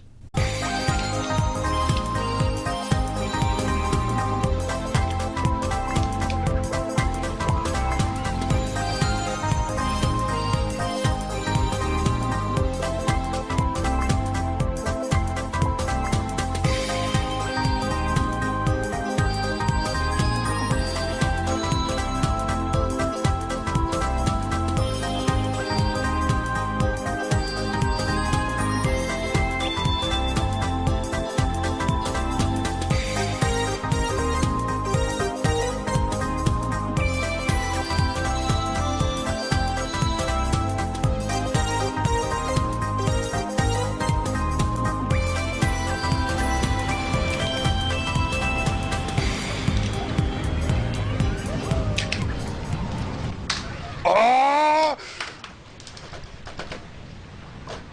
Yes. Samu managed to clutch out a PB by a minute. This was also the first time in history that the any percent record was done RTA as opposed to TA, which meant that it was done in one sitting without ever pausing the timer. This record may have only been by 11 seconds, but there is no doubt that it left a huge impact on SMS speedrunning as a whole. He truly proved that you don't have to be Japanese to be the best at Sunshine. Tobo would quickly return to the 80% grind, and he took the record back by 3 seconds just a couple weeks later, once again using the TA timing method. He then beat his own 131.24 by 1 second exactly a month later. But the important thing about this run was that it was the first time Tobo managed to get the record using RTA. No video footage currently exists for either of these two times, but the 131.23 stood for a while, considering that Samu's former record was extremely good for his own standards, and he would need to practice and improve his skills before once again taking the record. Small movement optimizations were being developed, but no new strats were really found during this time period. After a couple months of grinding, Samu managed to drop the record down by another 15 seconds. Oh yeah! Yes! There we go. A new world record.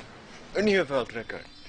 I personally saw this run live, and while it sounds cliche, it was definitely one of the best examples I've ever seen of how you should never give up. Samu pulled this run off immediately after losing 2 PB pace runs in a row to Nokibe episode 6. Yes!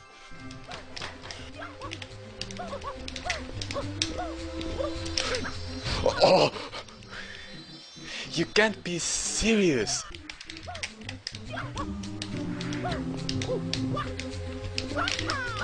What? No. Not only is the shell secret considered to be the hardest secret in the game, but it's also at the very end of the run, so it can definitely create a huge mental barrier. By this point, there was something on everyone's mind, as the times seemed to be approaching a certain special goal. I'm going to prove that sub 130 is possible, Kappa. Sub 130 would be the ultimate crowning achievement of SMS any percent, but it would just barely be possible with the knowledge at the time. Within less than a month, Tobo managed to get the first ever 130 time with a 130.45 on August 17th, 2013.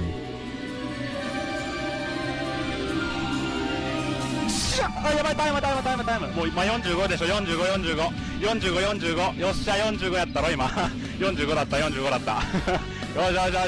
し。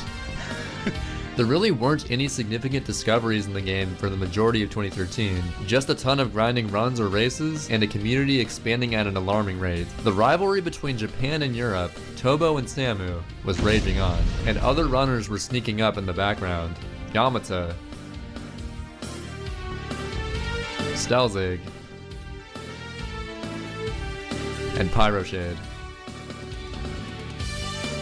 Each representing a different country. Samurai Man later achieved a 130.49. Though not world record, it showed that he was more than capable of it. Samu would pull in over 1,000 viewers every time he streamed attempts, as viewers eagerly anticipated the low 130, if not sub 130 any percent time.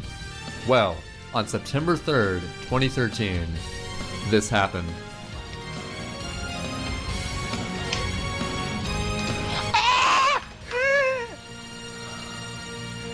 Well, that's the new world record. This went down as one of the most legendary speedruns of SMS in history. Samurai Man accomplished this run with essentially the same knowledge that was around for months, just with insanely consistent gameplay and fairly solid luck throughout. But how much did luck, or uncontrollable factors within the game, play a role? The variance in PD patterns in Bianca Hill's episode 5 can realistically cost over 40 seconds, even up to a minute over the optimal pattern.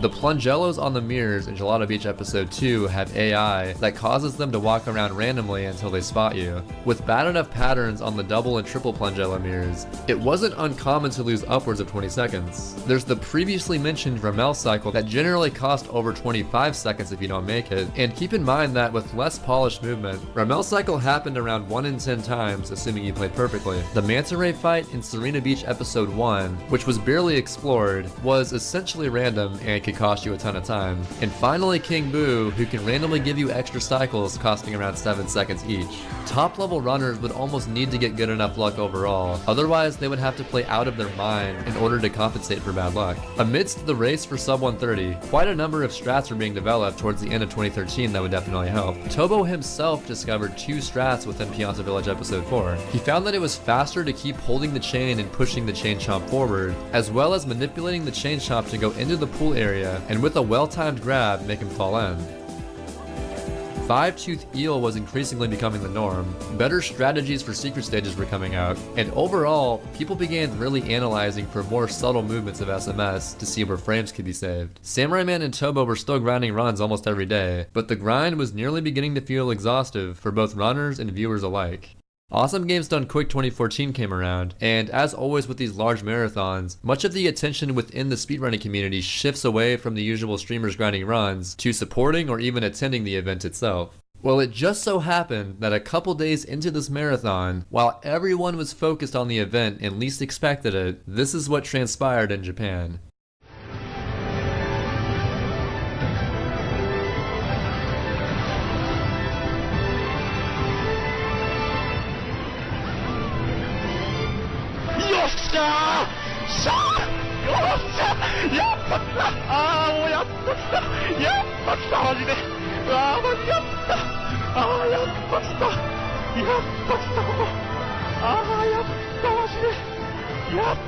On January 6th, 2014, Tobo proved that sub 130 is possible with his run of 129.50.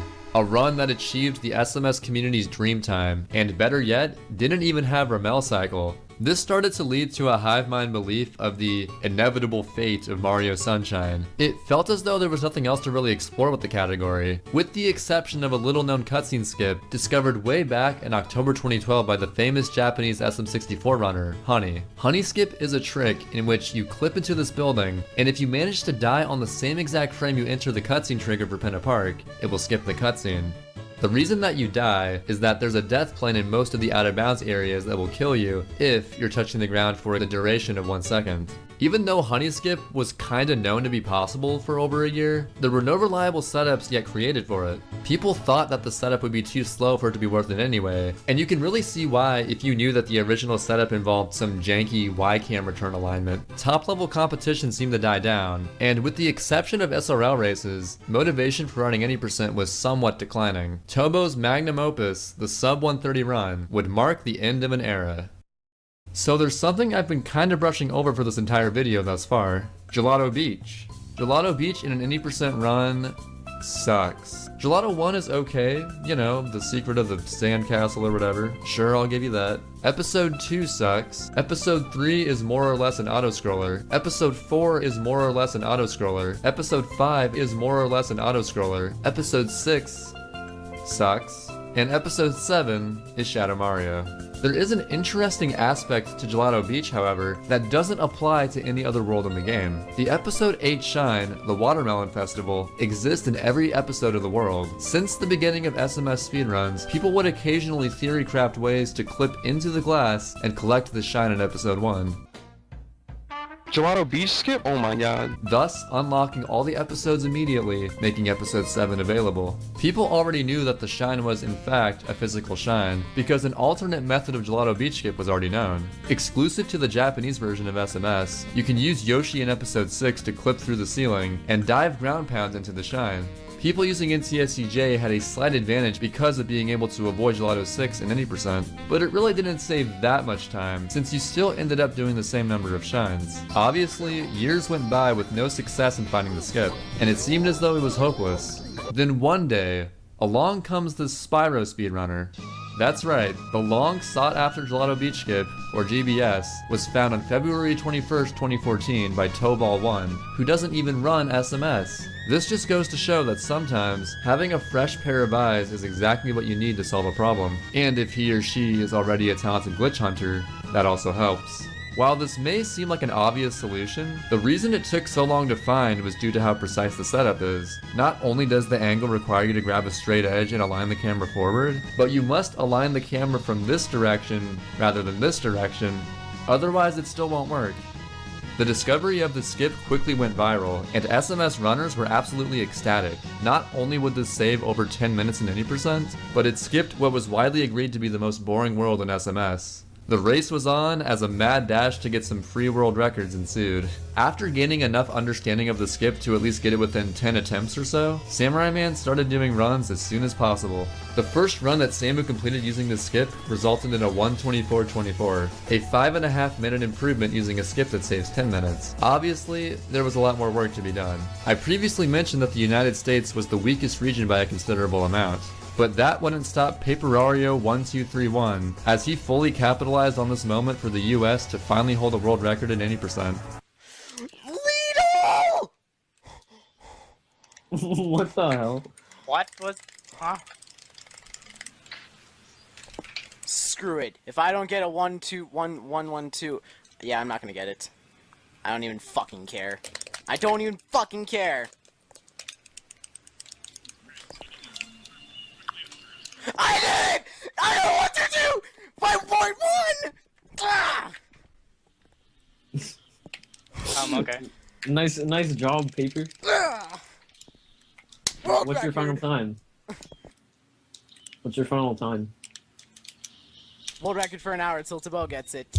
What? Paper managed to sneak in a record for America, and a 1:22 at that.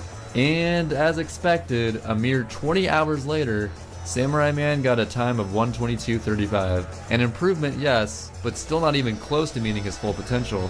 Tobo quickly got a run of 1:21:45, but of course, this still wasn't good enough to be worth highlighting. Within a couple of hours, Samu not only achieved a 1:20:36, but then a 1:20:32 immediately after that. BP. All on February 22nd. The original GBS setup, which lasted for all of one day, involved using 2 coconuts, one to disable the hitbox of the blender, and the other to do the skip. As you can see, by this point, the 1 coconut method already became the standard. The very next day, Tobo managed to get a 1:20:08, so within just a couple of days of GBS being found, the record had almost been dropped down to a sub 120 time. Samu and Tobo were the only runners who could realistically get a sub 120 at this point, so it was only a matter of who'd be first to get it. Well, 1 month later, Tobo finally got the first sub 120 in SMS any percent, but he didn't just get it by a little bit. His time was actually a 1:19:34, completely smashing his previous record by over 30 seconds. This run was an extremely solid run with the strats that were known at the time, plus the addition of GBS. A great surge of popularity for running SMS came directly from the discovery of GBS, so it makes it all the more insane that the 1:19:34 stood for over 5 months without being contested. This is perhaps when Tobo, already being a dominant player, was at his most dominant. A few weeks prior to performing this legendary run, Tobo delivered this tweet that states, "Tobo the WR hug," and at the time, this tweet really couldn't have been more true. Shortly after this record, Samurai Man decided to take a brief break from playing SMS, and the other top runners would need to seriously grind if they could even hope to get the world record. Over the upcoming summer months, several runners were improving their skills and closing the gap between themselves and the world record. Previously, I mentioned how Honey Skip was considered to not be viable for any percent speedruns, but Stelzig went on to develop the first reasonable setup for a run. By aligning Mario's forward position to where his shadow is first visible, standing in a specific spot, and ground pounding at the very end of a neutral hover, you can buffer a diagonal sidestep into the cutscene trigger and hopefully die on the exact same frame that you enter it. Stelzig, a competitive melee player and SMS speedrunner from Denmark, had a plan to eventually defeat Tobo with the help of his Honey Skip setup, which saved roughly 10 to 12 seconds if performed quickly. Stelzig kept grinding away at Sunshine over the summer of 2014, and was excelling in various categories. When it started to dawn on him that he had the potential to take the most prestigious record in SMS, he shifted his focus entirely to any percent toward the end of July. 1:20:01. Stelzig would sometimes like to grind offline attempts so that he could watch videos or streams during runs to take his mind off the pressure. On August 1st, Stelzig uploaded an extremely heartbreaking video that showcases an offline world record pace run that died on the Bowser fight. Unfortunately for Stelzig, he just couldn't quite handle the pressure. Chokes of this magnitude can psychologically be tough to overcome. As the month of August went on, Stelzig couldn't even manage to get a 1:19, let alone world record, despite proving beyond a reasonable doubt that he could do it. What? Well, there is a good ending to this story, as Stelzig's hard work did pay off.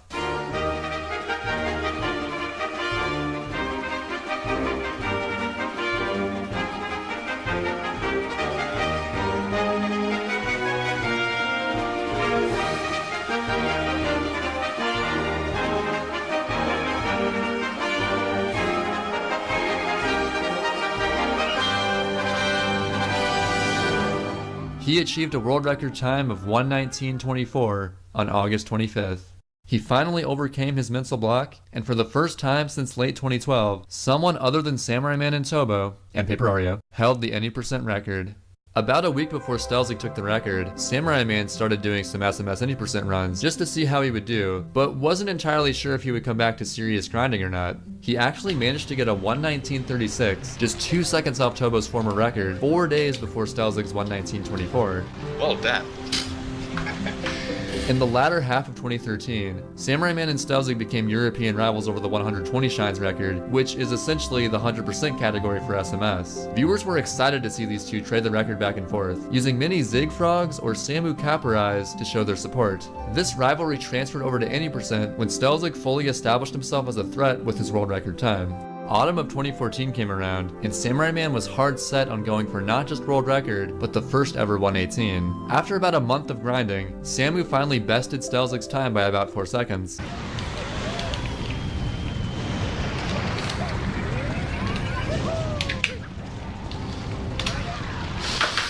Oh my god.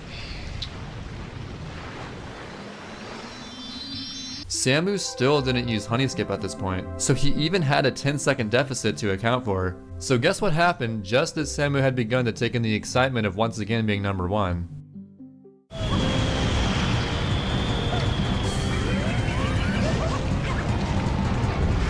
That's right, Tobo had been grinding any percent attempts this whole time, but coincidentally, he achieved a 1:19:08 merely a day after Samu got world record. Not only was this a large improvement to the record, but in addition to not using Honey Skip, this run also didn't have Ramel Cycle. Tobo's record was truly daunting, as some of the strategies that were used seemed so crazy. This would mark the beginning of the journey to 1:18 for all the top runners. Many American SMS speedrunners were racing any percent regularly, sometimes on a nightly basis over the next dozen months or so following the discovery of GBS. When racing was extremely popular, there was no denying that the US had a lot of solid players, but no one was really a world record contender. As fate would have it, one particular American was on track to break this mold. I will just let the following clip introduce him.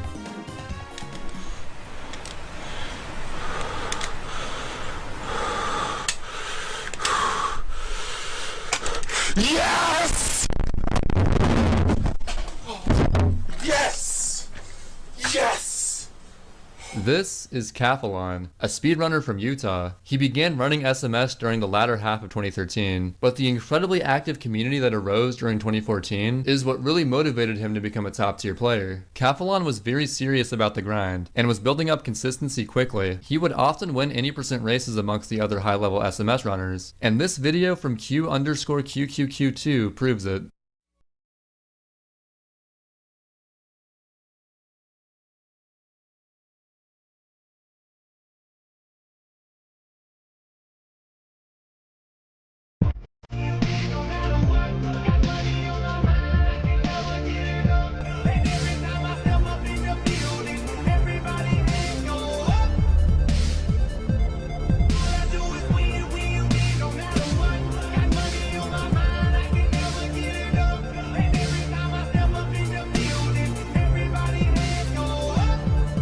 Everyone knew that 1:18 was realistic after Tobo's 1:19:08 happened, and Cathalon was dead set on being the first one to achieve it.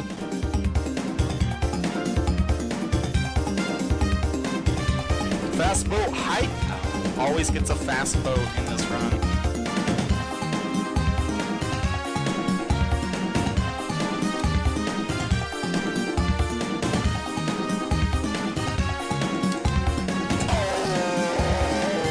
Third place! 2014 was coming to an end, and it seemed that one of the top runners was destined to get the first 1:18 any day now. While on January 14th, 2015, Cathalon, but more importantly the USA, would leave its mark in SMS history.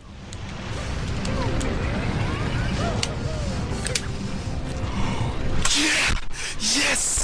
Yes! Yes! Yes! Do it! I got 118!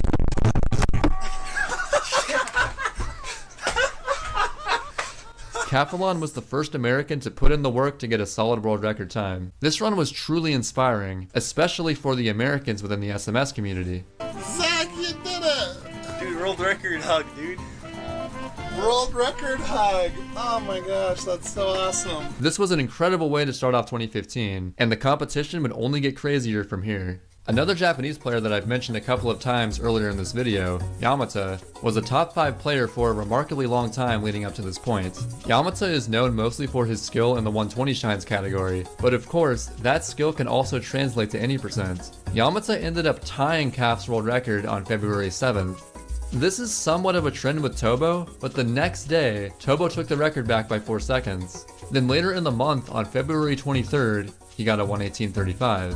Tobo was back on top, but he wasn't yet satisfied with his record. At this point, you might be wondering why even some non-Japanese runners like Capelon are using the Japanese or NCSCJ version of the game. Well, there are some minor version differences when it comes to the any percent category. NCSCJ saves roughly a third of a second every time Delfino Plaza loads, and this adds up over the course of a run.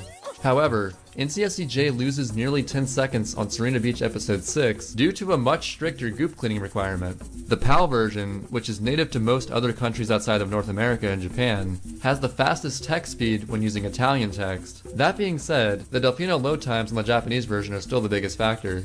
At this point in Sunshine's development, NCSCJ saved roughly 12 seconds over NCSCU, and even less than that over PAL. So overall, the version differences are extremely minor, but most people still found it necessary to play an NCSCJ to save every little bit of time that they could. Capelon didn't give up, as he pushed the record down another 6 seconds on April 2nd. Can I put this call on stream for now? World record! World record! World record! This was a solid run overall with very few notable mistakes. In a matter of less than 4 months, the record was pushed down to sub 118.30 since the first sub 119. At this point, any percent was really starting to feel like it was becoming optimized. So let's introduce Average Trey, aka me. I come from the state of Kansas, and at this point I was 19 years old. I was known for being the 120 shines guy, having held world record in that category extensively, and running 120 shines at AGDQ 2015. However, I knew that if I put in the effort, I could potentially get a sick any percent time, and maybe even world record. Throughout the month of May 2015, I challenged myself to grind nothing except for SMS any percent until I either got a 117 or the month of May was over. Just to make things a little more special, I also decided to use Facecam and called this month the May of Trey's Face. Going into this month, I was over a minute behind CAF's world record, but I was confident in myself to improve. It's important to know that this is the point where the timing standard in the West officially changed to what we currently use today, file select timing. This method starts the timer on selecting start on the file select screen rather than soft resetting the console, and saves around 7 seconds. Japan, preferring to stick to tradition, still uses reset timing to this day, so all Japanese players' times get converted as a result. Had file select timing always been the standard, then that would have meant that Samurai Man was in fact the first person to get sub 130. Anyways, I present to you the results of the May of Trey's Face.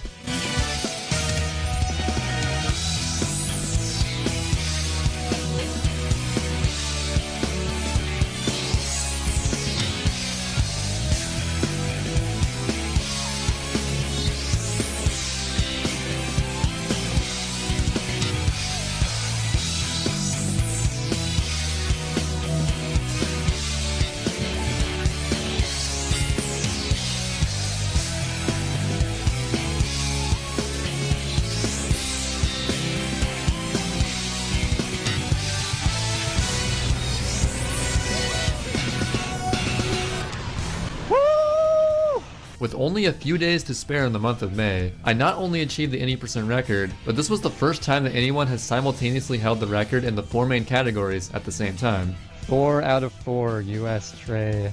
2015 was without a doubt my strongest year in speedrunning, and it was super exciting to achieve a time that I was constantly doubting that I'd ever reach. Dude, I shreked the calf. For now. But he'll be back. Alright, he'll be back. And oh, how right I was. Because only a couple weeks later, Cathalon improved the record to a 1:18.17. I actually didn't, I thought this was, shitty chrono of all time. Caf was on the grind for 1:17 at this point, since that seemed to be the peak time that SMS Any Percent would ever reach. On June 28th, Cathalon was on the run of his life. Things were looking good leading into Noki Bay, but in the very last episode before Corona Mountain, things took a turn for the worse.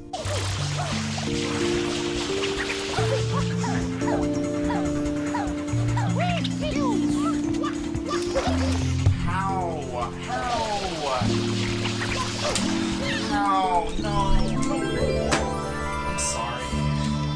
This run could have been 1:17, but Cathalon choked the Shadow Mario quick kill, costing him about 12 seconds. This was definitely the most depressing world record in SMS history, and something that Cathalon will probably never live down. The shittiest run ever.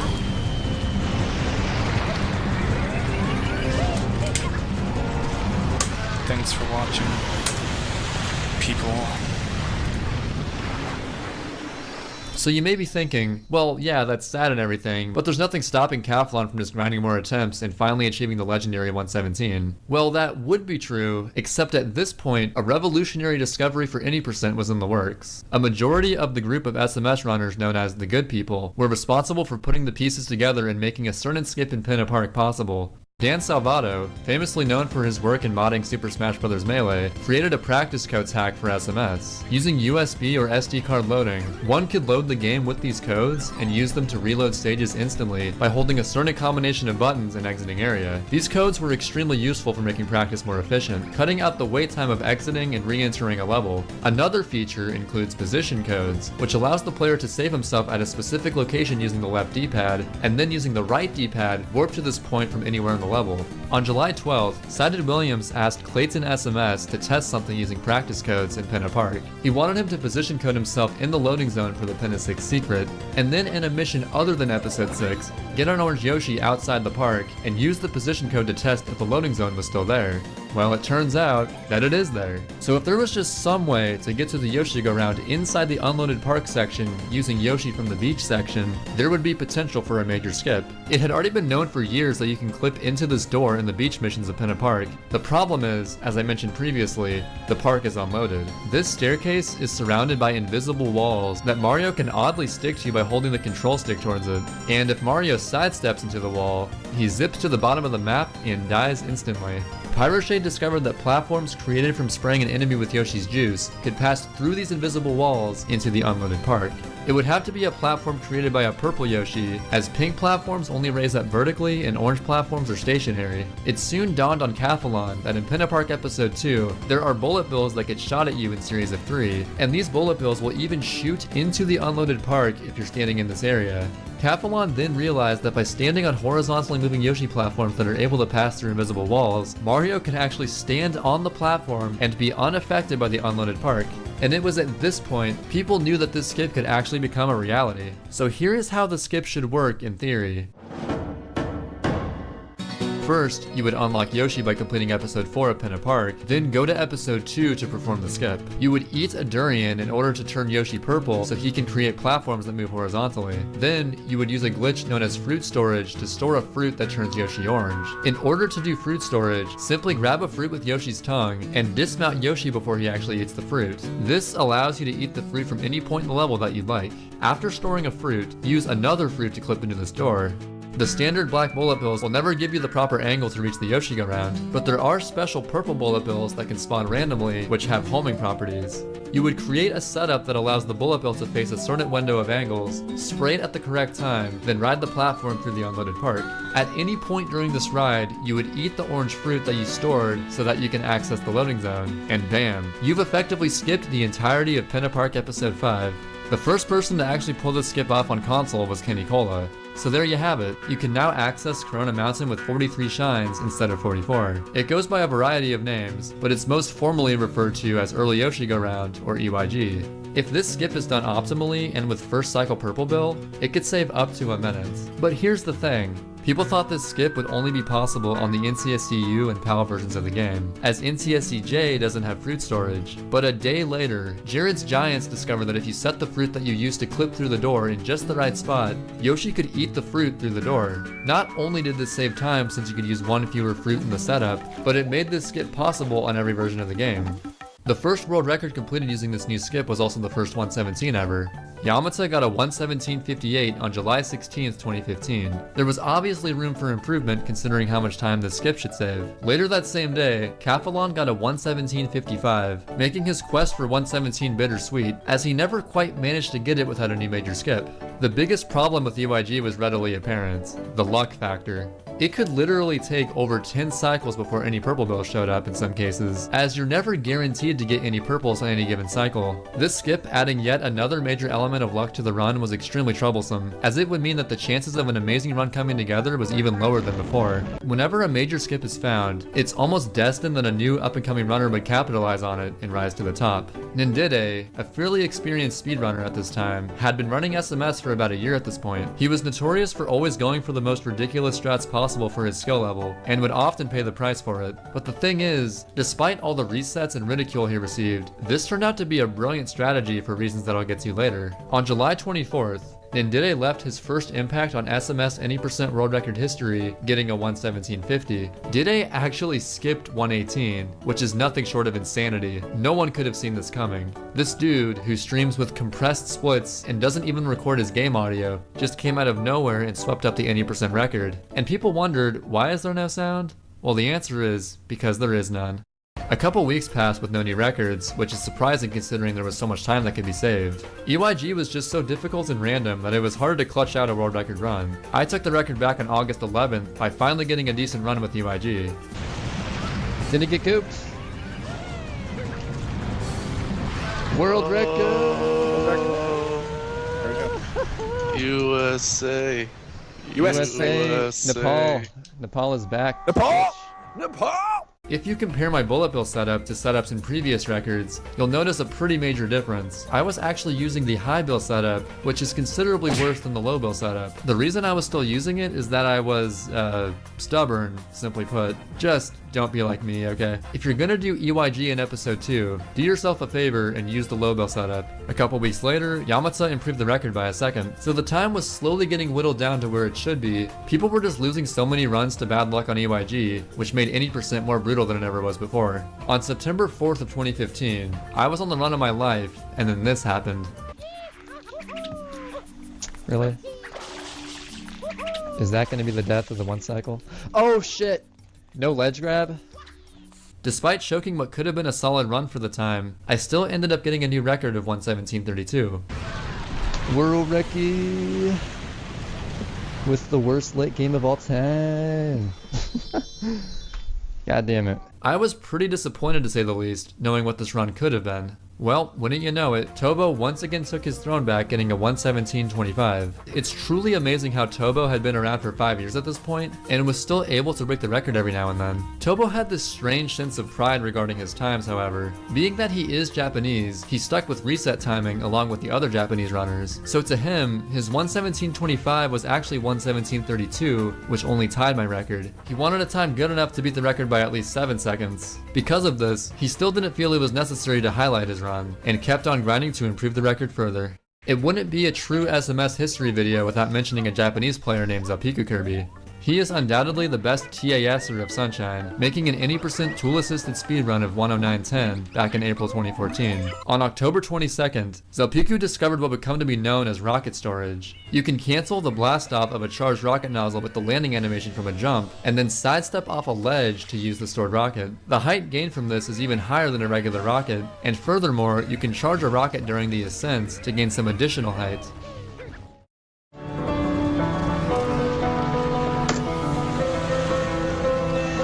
Wow, that was quite a run. They're cheering for me. They're cheering for my sub 140. Bouncy Boy started running Mario Sunshine in the summer of 2014, and over the first year of his streaming career, he would stream practice and attempts of SMS daily with few exceptions. B-Boy improved extremely fast due to not only the amount of time he put into practice, but the effectiveness of his practice. He was a major proponent of individual world runs. IWs are useful for practicing consistency that individual level practice alone can't exactly provide. At the advent of EYG, he was already a top 10 player, and the new skip further motivated him to push the brink of what he knew he could accomplish in SMS.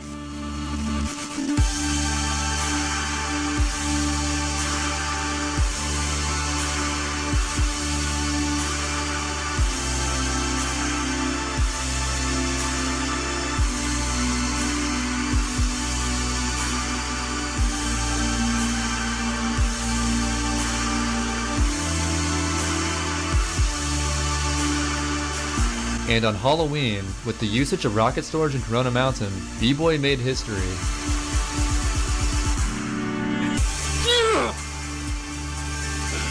Oh my god! But he wouldn't stop there. Yes! Yo, we did it. That was like the easiest PB of my life. Finally, a time had been achieved that's over a minute ahead of the record before EYG was discovered. But this only raised the question, how soon would 116 happen? Surely a time of such magnitude would create a mental block for months to come, right? Nope.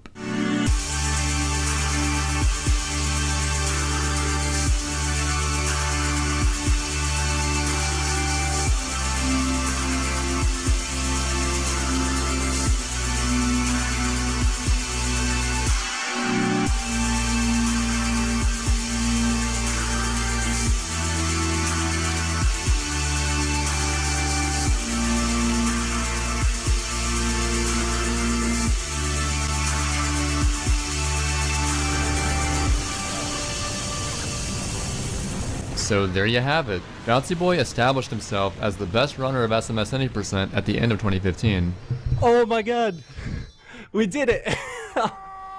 Holy shit. B-Boy amassed an impressive following on Twitch, thanks in large part to his passionate dedication to SMS any %. The 116.49 lasted for a significant amount of time, as it wasn't until the latter half of February that it would finally be beaten.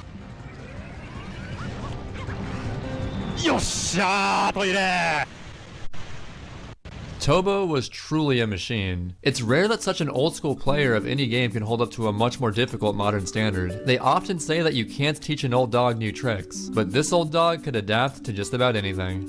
B-Boy had been on a hiatus from the game ever since his 116, but when the month of April came around, he decided to return again to take the record back. Only 3 days since coming back to streaming attempts, he finally got a run again that successfully got Ramel Cycle. There was also an improvement to the honey skip setup, found by How to Cantaloupe, that is still the current setup used by most people on the day I posted this video. All you do is stand in the correct spot, hover for a short period of time, and then buffer a fully horizontal sidestep to the left. It turns out that this method is extremely lenient. This is also when doing a blooperless race in Rico Harbor episode 2 was starting to become standard. It had been known for years that this could be theoretically faster, but no one had good enough movement until 2016 for it to really save time. Oh, and by the way, this run was a new record.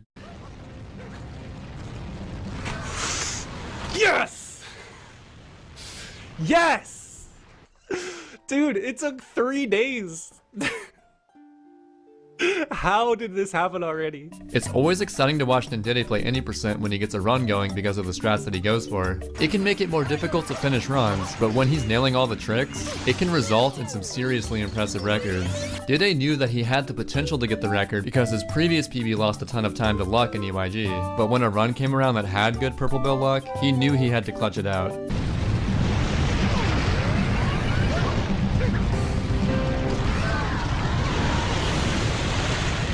So clearly, Bouncy Boy was getting a great deal of competition again, and he had to do something about it. After messing up the GPS setup and getting a bad pattern on Pianta Village episode 1, this run seemed like it was curtains, but something drove B-Boy to persevere. From what I've noticed, Bouncy is one of the most momentum-based SMS runners ever. When he's playing well, he will generally continue to keep playing out of his mind. When he's playing poorly, he'll tend to make some questionable mistakes. Oh my goodness! In this run, however, he wasn't even fazed by his poor early game.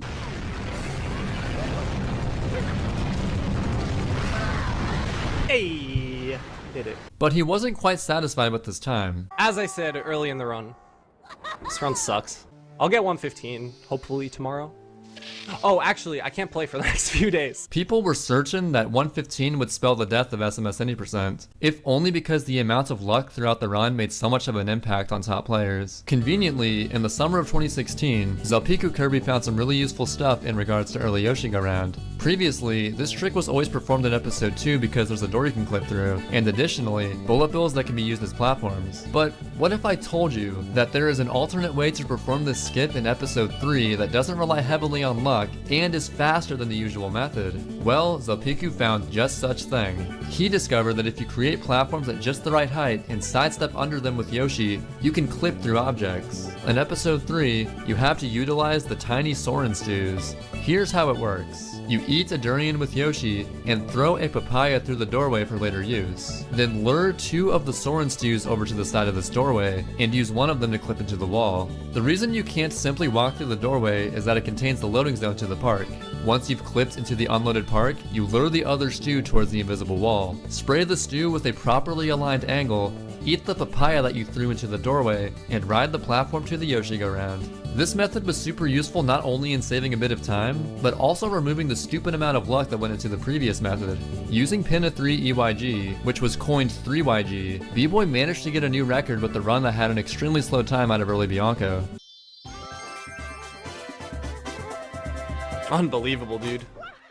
3:14 segment. This run's great. Jesus. Hey! 1:16:08. This run had a 17-minute Bianco 5. Are you fucking kidding me? SMS was on the cusp of seeing a 115 completion, and Bouncy Boy, Tobo, and Ndide all had the potential to get it. The strats that top players could go for to save 1 to 2 seconds were getting pretty ridiculous. I would like to reiterate just how crazy Ndide is. He will truly go for whatever it takes to be a little more optimal than everyone else. And this is the turning point at which all of that patience with going for the best strats really started to pay off for him. The final strat that I would like to formally talk about in this video is the fastest cycle that humans can go for in Noki Bay episode 6, the Shell Secret. Referred to as Ham Cycle, it's possible to go fast enough in the first section to actually reach the side of the green peg on the spinning block, as seen in this IL from 2015 by Pyroshade. No one would even think of going for this strat outside of IL attempts. Except for Ndide. On July 23rd, Ndide got the first ever 115 in Sunshine any percent.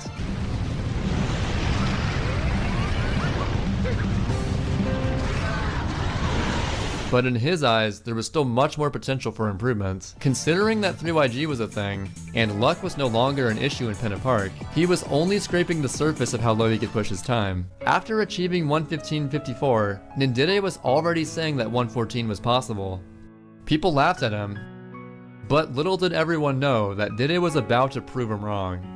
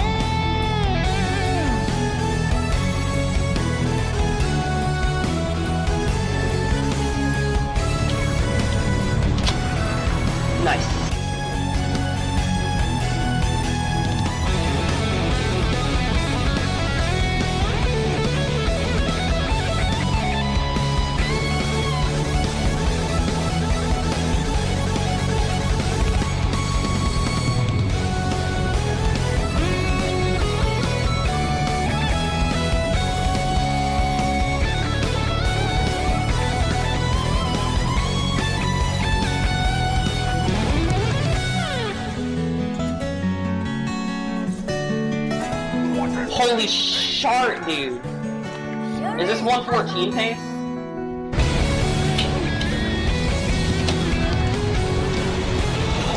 Oh my god, dude.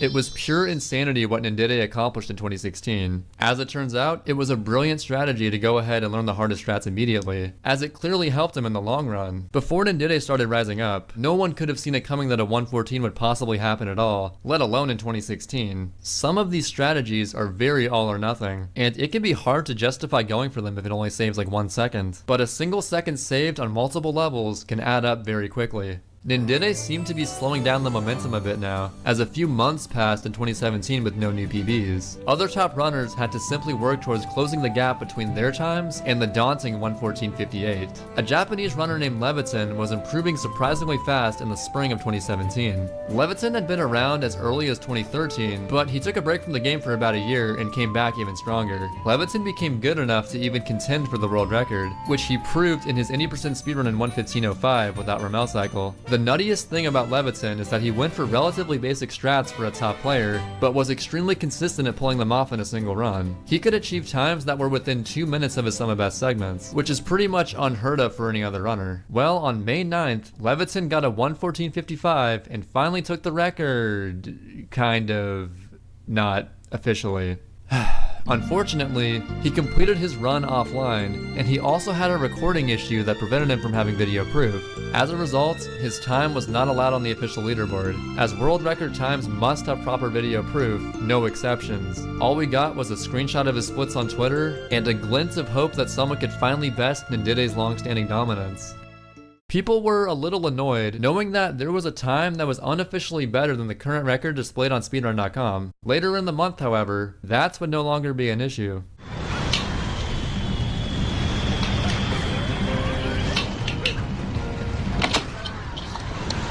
Yes!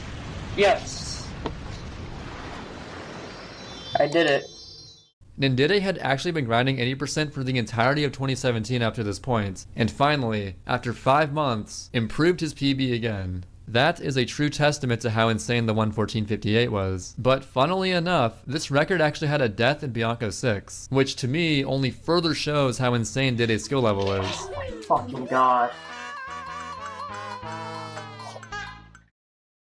And as of today, that's where the 80% record stands, at 114.40. SMS speedrunning went through a variety of eras in which different runners reigned supreme, and I'm certain that as time goes on, there will be a new generation of Sunshine runners that takes the game to an even crazier level. The potential of how high the skill ceiling can get is even higher than people might realize, as the movement in this game lends itself to a seemingly endless amount of possibilities. Mario Sunshine is currently the 3rd most popular game on speedrun.com, only behind Mario 64 and the Ocarina of Time. SMS could have easily fallen under the radar if not for its amazing community involvement over the years, and I've gotta say, it is truly awesome that it's received the attention that it has. Despite once being known as the black sheep of the 3D Mario series, Super Mario Sunshine has been held in much higher regards in recent years as being a true classic of the GameCube era. This has been Average Trey. Peace.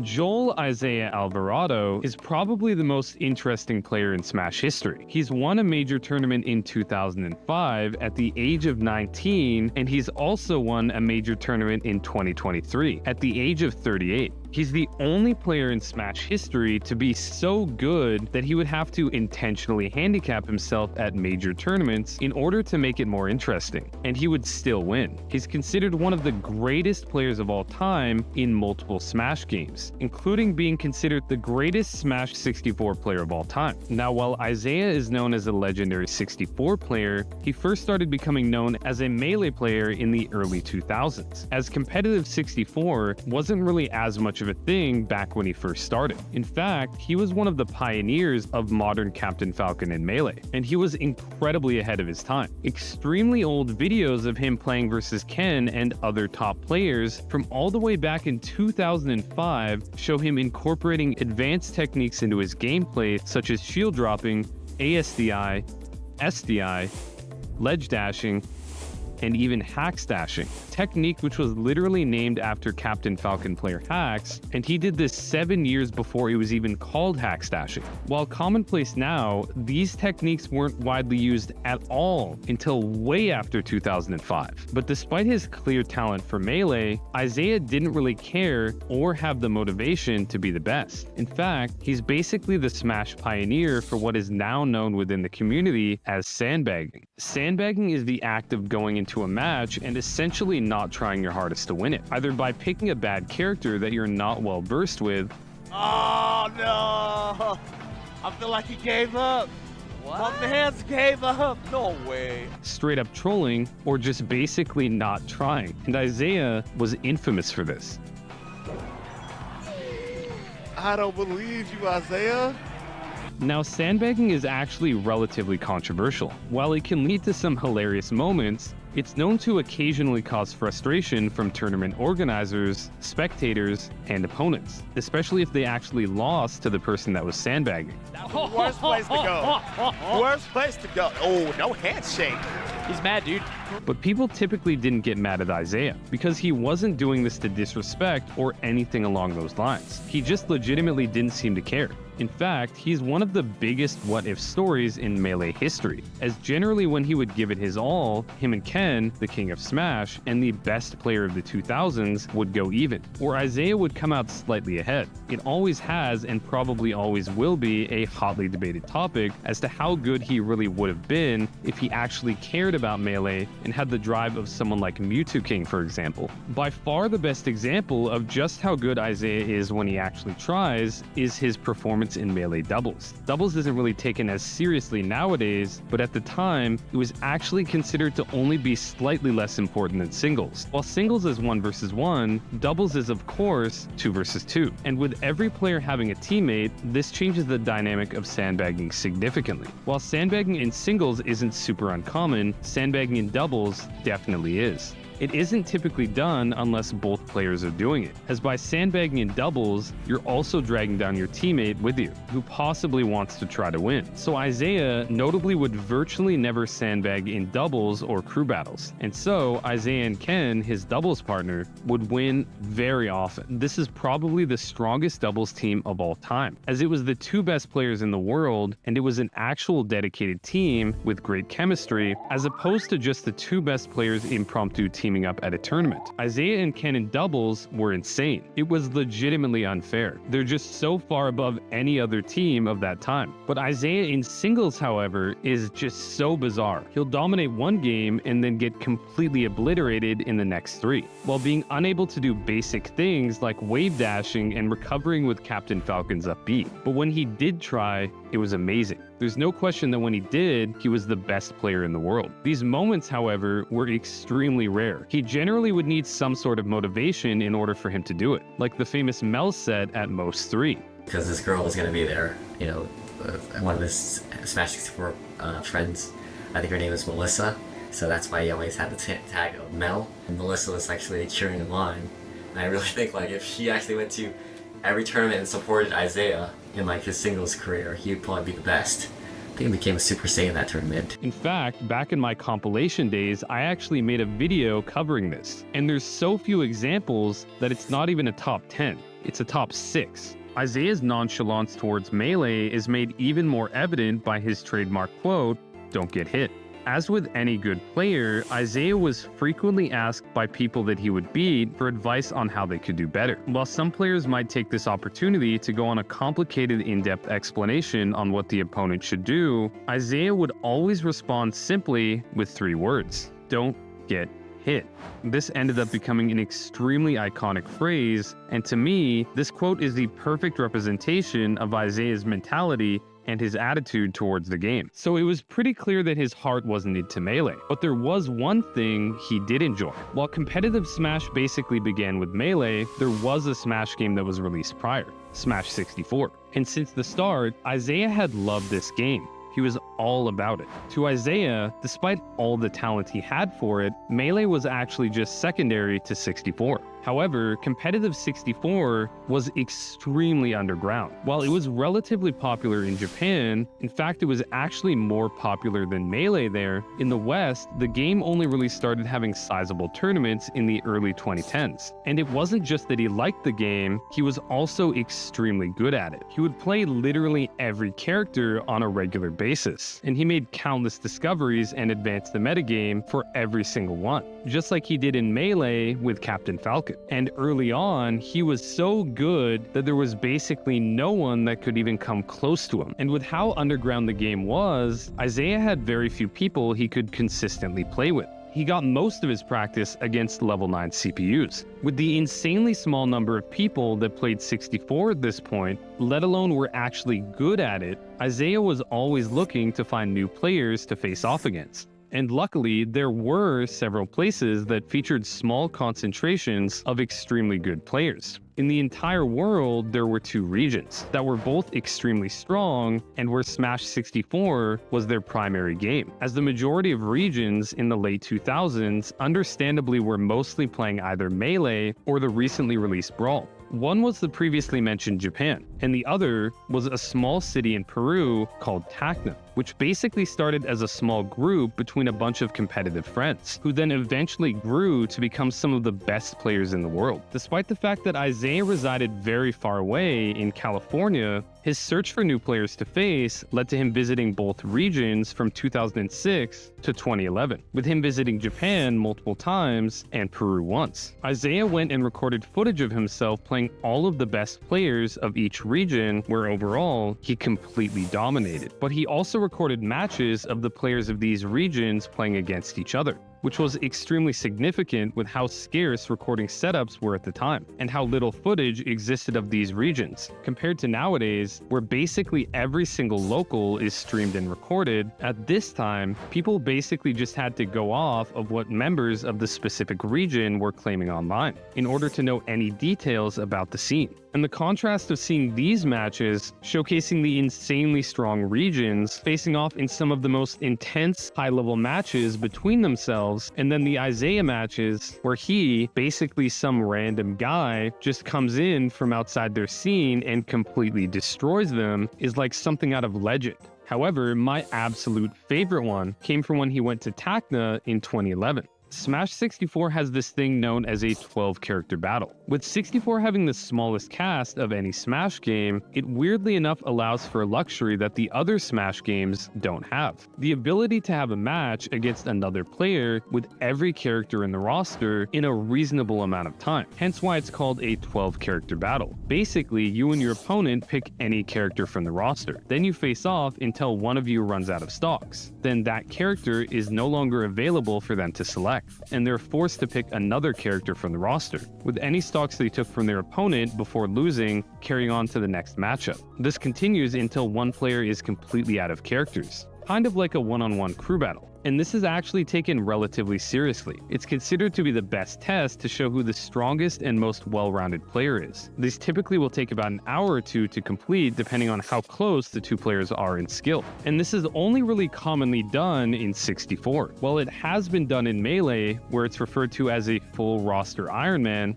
if the players were evenly matched, this would take forever, as Melee has over double the characters of 64. But obviously trying to do this in Ultimate, which has over 7 times as many characters as 64, would probably take like a day. It's not reasonably doable. These 12-character battles are the reason that 64 players are generally the best with multiple characters out of any Smash game. There are very few one-trick ponies. Basically every high-level 64 player will be good with multiple other characters or the entire cast, and Isaiah was the king of this, with him beating some of the best players in the world on their best characters with absolutely terrible ones, some of the worst in the game. with relative ease, including 12 character battles where he lets his opponent have their own main 12 times and he had the whole roster, against players like Prince, one of the best Japanese players ever, and Mariguas, the best Mexican player ever, and he still won. Shoot her!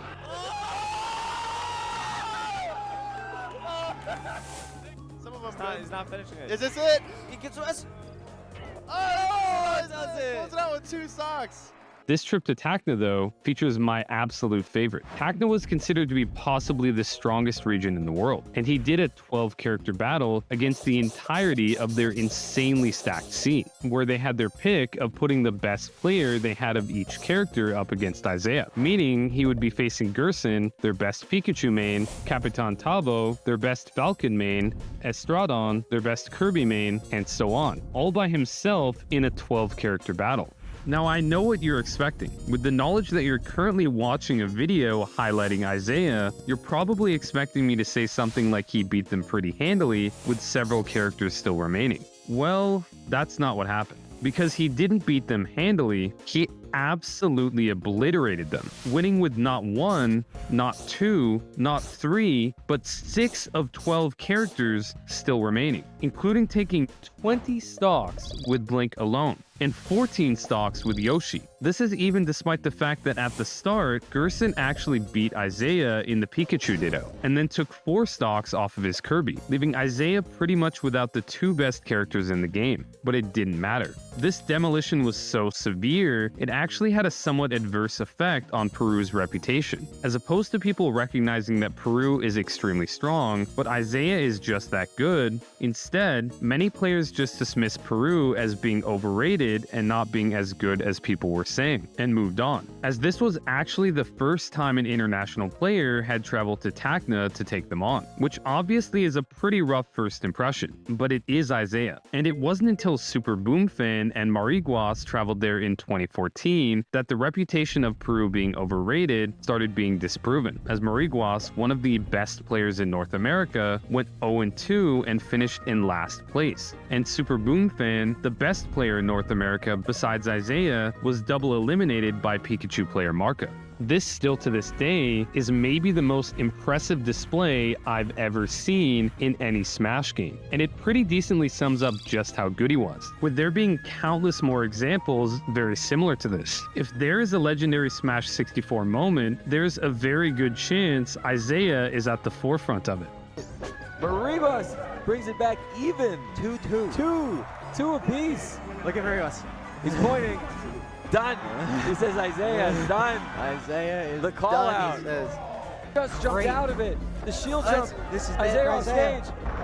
Oh no! Oh, he does it! Oh my goodness! What? I can't believe that worked.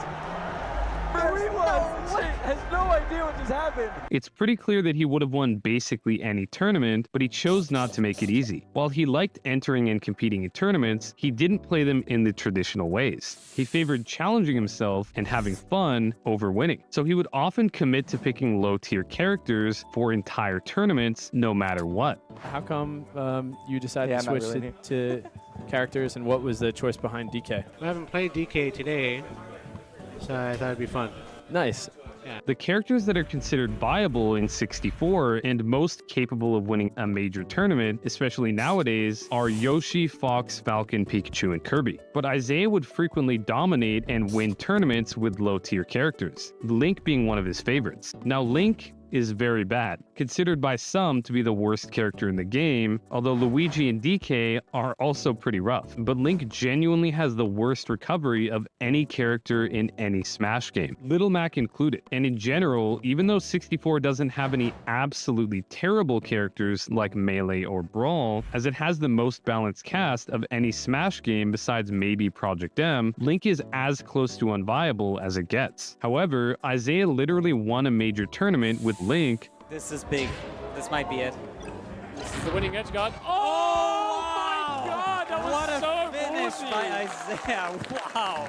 Beautiful. Won Apex 2014, the biggest 64 tournament of all time at that point, with solo Jigglypuff, and placed second at the previous 2 iterations of Apex with Mario and Link respectively. Now, Isaiah didn't just handicap himself with his characters, he also handicapped himself with his stage selections. See, these early Apex events are the first times top Japanese players traveled to North America to attend a major tournament. Despite how strong Japan was, they did have one massive weakness, and it all came down to how they played the game. To say that the way they played 64 in Japan was different to North America would be a huge understatement. In North America, until about 2015, they played tournaments with 4 legal stages, double elimination, meaning you had to lose once in winners and once in losers to be eliminated, with sets being best of 3, sometimes best of 5 later on in the tournament. However, in Japan, they played with only one legal stage, Dreamland, and single elimination, meaning if you lost once, you're out of the tournament, with sets being best of 1, meaning you and your opponent face off in one game, and the winner of that game progresses in the tournament, although Grand Finals was often best of 3. I actually love this format because this means every single game from round 1 of the bracket to Grand Finals is extremely high stakes, and this is part of the reason that most of the best Japanese players are known for being extremely clutch, as it's basically a requirement. Down 5, 4. Wait a minute! Wait a minute! Wakira!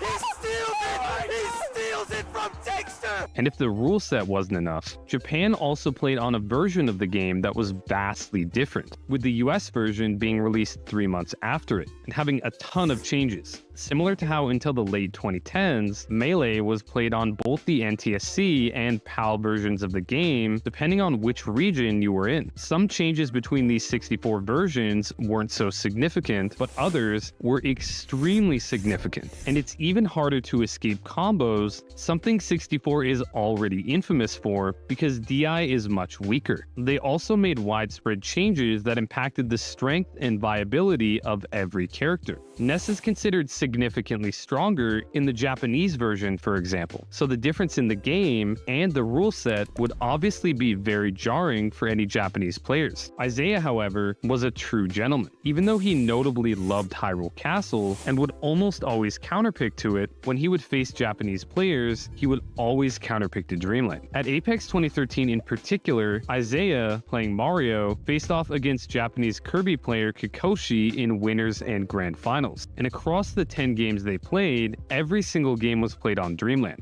Isaiah eventually finished second after resetting the bracket 3-0 in grand finals, and then losing 3-1 in the second set. Isaiah genuinely just loves 64 and wants to have fun, and he wants the exact same for his opponent. And now, although 64 does have an extremely dedicated community for its entire history, even now, it's always been very small. And the major tournaments are incredibly infrequent. While Melee and Ultimate will have multiple tournaments a year featuring all or most of the best players, 64 will have one at the absolute most. And a lot of the time it won't even have all the top players from Japan and Peru. And a 64 tournament can't really be considered the penultimate tournament unless it features both the top player from Japan and the top player from Peru. This is pretty similar to how for a lot of Melee's lifespan, a tournament couldn't really be considered penultimate either unless it featured all 5 gods. And while 4 of the 5 gods resided in various places across the United States, making it relatively easy for them to attend a North American major, Armada lived all the way across the Atlantic Ocean in Sweden, making it much more difficult for him to make it out to major tournaments. Fortunately though, Armada had the resources, including a sponsor later on, and increased income from streaming and tournament winnings that allowed him to make it out to many major tournaments. And there have been 12 such tournaments with all 5 gods in attendance. 64, however, has never had that luxury. The massive distance between the best regions and the infrequency of the major tournaments, there have been very few tournaments that actually feature all of the best players. It's incredibly expensive to travel from Japan or Peru to the United States, paired with the fact that there's basically no money in being a 64 player, and in Japan, there is literally no money in it, as due to Japan's anti-gambling laws, Japanese 64 tournaments are not allowed to have prize pools. So these players generally either need to pay out of pocket or be crowdfunded. And there have been very few of these tournaments in 64's lifespan. In fact, it's only happened 4 times in the history of 64, all being in recent years, and all being at the major tournament Super Smash Con. The first 3 were won by the top player in Japan that respective year, but the 4th was just last year. See, we've now reached the modern era of 64. Times had changed. The level of competition and skill for 64 had increased massively, especially in North America. It wasn't just Isaiah on top by a massive margin anymore. You even had new age players like Wizrobe actually competing and winning major tournaments. This is so intense. This is a particular reason here. Here we go. Oh my god, this is it. That's it. Wizrobe takes the Inkafest. Awesome. That was amazing. And there were players like Super Boom Fan that just looked borderline unstoppable by anyone that wasn't either Isaiah, Japanese, or Peruvian. And Isaiah was now a 38-year-old married, grown-ass adult, very far removed from the teenager he was when he first started. But even despite all the time that had passed, his love for 64 still persisted. And with the level of play increasing so significantly, he actually decided to try, marking several tournaments where he would play exclusively high-tier characters and legitimately try to win. Until and that's gonna do it with a 4 stock. 3-0 over Prince. First making it to 3rd place at Super Smash Con 2022, one of the 4 previously mentioned tournaments that featured both the top player from Peru and Japan, where he was eliminated in Game 5 of Losers Finals by Chilean player Nax. Gets it up. Huge combo, and that's going to be it. Nax takes it with the 3 stock. These tournaments are an interesting experience. Isaiah clearly is giving it his all. He's actually showing legitimate emotion, shaking his head when he makes a mistake, and showing actual excitement when he gets a big win. This is pretty far from what his reaction used to be back in the day when he would achieve big wins, or when he would suffer losses. Wow. But he survives anyways. Oh, he's dead. Kikoshi has done it. Cheers to the crowd. Kikoshi has defeated Isaiah, become your Apex 2013 champion. Making it clear just how invested he now is into winning. And finally, Super Smash Con 2023 came around. The 4th instance of a tournament having both the top Japanese player and the top Peruvian player. Isaiah started off by winning his pool that featured the rank 11th, 13th, 21st, 22nd, 28th, 45th, and 48th players in the world without dropping a single game. He then beat Yoshi player Stranded and moved on to the next round to face Super Boom Fan. This would be Isaiah's first big test of the tournament. Boom had cemented himself as the best player in North America prior to Isaiah's re-emergence, getting first place at countless major tournaments. And with 64 players being much stronger with multiple characters, it's much less common for top players to just play one character for an entire tournament. And 64 matches can often come down to counterpick battles. The rule set had also changed. It was no longer 4 stages, the stage was now always locked to Dreamland. And players that can play multiple characters are always trying to get a leg up on each other. So he's gonna make a switch. Tacos, he switches to Jigglypuff. I think he wants to force a character change from 0. That's so interesting. So since they can't counterpick the stage, it's not incredibly uncommon to see sets with character picks like this, for example. And a counterpick battle is exactly what happened in this set with how close in skill these players are. Isaiah opened with Pikachu and Boom with Kirby. Isaiah took game 1 with a timeout, and after 3 games, the match count was 2-1 in Isaiah's favor. But Boom switched over to Yoshi and completely wrecked Isaiah for game 4. Oh, look at this beautiful, destructive. That's gonna lead to a pro. Let's go. He was winning so hard, he was actually BMing despite still being down in the set. But everybody plays him a little bit differently. Oh, look at this taunt cancel from Boom.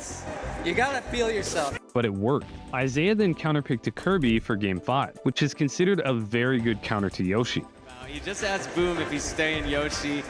Oh, and he does it. Isaiah's counter picks to Kirby. And the strategy for Kirby versus Yoshi is pretty simple. Stick to the top platform and take advantage of Kirby's broken hitboxes. As every game is played on Dreamland, there isn't the option to pick a stage that has no top platform like you can in every other Smash game. So in order for Yoshi to win, he has to find some way to overcome this, which is extremely difficult. And the counterpick worked out, as Isaiah won game 5 with relative ease. Wow. So Boom gets thrown into losers at winner's quarters. I feel bad for anybody in losers. His next matchup would put him up against Kiyoshi, one of the greatest 64 players of all time, the current number 2 in Japan, and the winner of one of the previously mentioned Penn Ultimate tournaments. But Yoshi gets it, the plat drop up air, the reset off the down air, the forward air, and he did it! Kiyoshi has done it! He is SmashCon 2019 champion! Playing 5 games against Super Boom Fan, and then immediately afterwards having to play a best of 5 against Kiyoshi is a Herculean task. And as was expected, the first 3 games of the set went down to the absolute wire. And he just misses the back air. The roll, but he gets the grab. The magnet hand from Pika, and he can just grab ledge. Wow. Can't keep getting away with this. Oh, here we go. The up airs from Kiyoshi. The down air. Good DI. Isaiah stays on stage. Tech's in place. Oh, and this is trouble for Kiyoshi. Oh, the edge guard is successful. Getting up there in percent. A grab might do it. A back air at the ledge. So Tough. close. Let's see if we can get an edge guard here. He hits him with the thunder shock and a That'll forward do it. smash. Isaiah 3-0. Isaiah clutched out every single game on the last stock to take the set 3-0. This put him in winners finals against Kuraba, the previously mentioned #1 in Japan. This would be his toughest matchup. Kuraba was definitively the #1 player in the world, and he was the winner of the previous Super Smash Con. Now, while Isaiah had the Kirby counterpick for Yoshi, Kuraba's Yoshi was a whole different monster, as he is a Yoshi solo main, and the 2 best Kirby mains of all time were Japanese, and he has experience with both of them. And even just 1 round earlier, Kuraba had solidly 3-0'd Nax, one of the best Kirby players in the world. Isaiah stuck with Kirby, and from the very start, Kuraba had solid control of the game. He was turning every single opening into a stock. parries the F smash, carries Isaiah off stage into a run out fair, and he's up 2 stocks. Isaiah's Kirby was getting completely dominated, and he was behind basically the entire set. He managed to barely squeak out game 3. Shield break, he gets it! The F smash right at the edge of the platform. Down tilt, he gets it, and he stays alive in the winner's bracket. But ultimately it didn't matter, and Kuraba took the set 3-1 to knock Isaiah down to the loser's bracket. That's going to be trouble. Wispy isn't going to help, and that's going to do it. Kuraba takes it. Here he would face Boom's Yoshi in losers finals. And right off the bat, Isaiah made an interesting decision. Although he had handily beaten Boom with Kirby to clutch out the last set, and although Boom had beaten his Pikachu with Yoshi, Isaiah still decided to pick Pikachu. His loss against Kuraba had made him realize one thing: Kirby wasn't going to do it. If he was going to win this tournament, he was either going to do it with Pikachu or not at all. Boom started off by taking Isaiah's first stock in the first 10 seconds. For Boom, but you got to think. Missing that turnaround grab gets a dash attack instead. The tech in place, not enough, and Boom. But Isaiah responded by taking Boom's next 4 stocks without losing any of his own.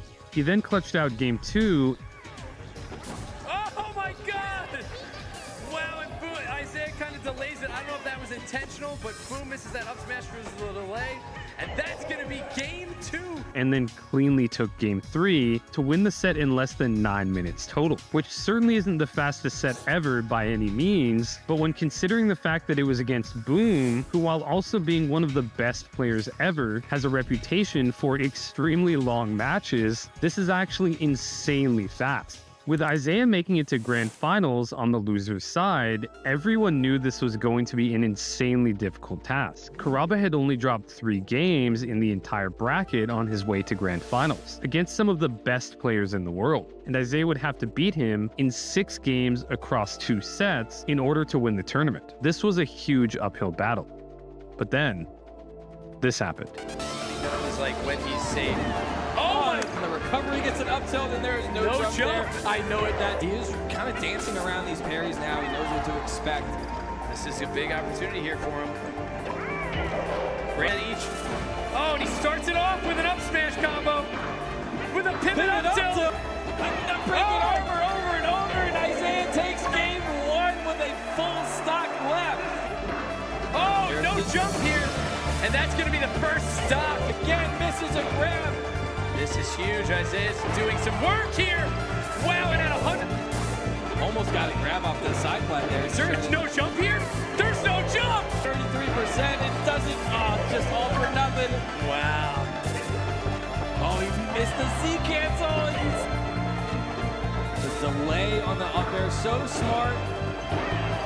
The edge guard here. And a nice little. Gotta ask it as a question. The thunder, the bold hit, but not the. The armor. There goes to the fair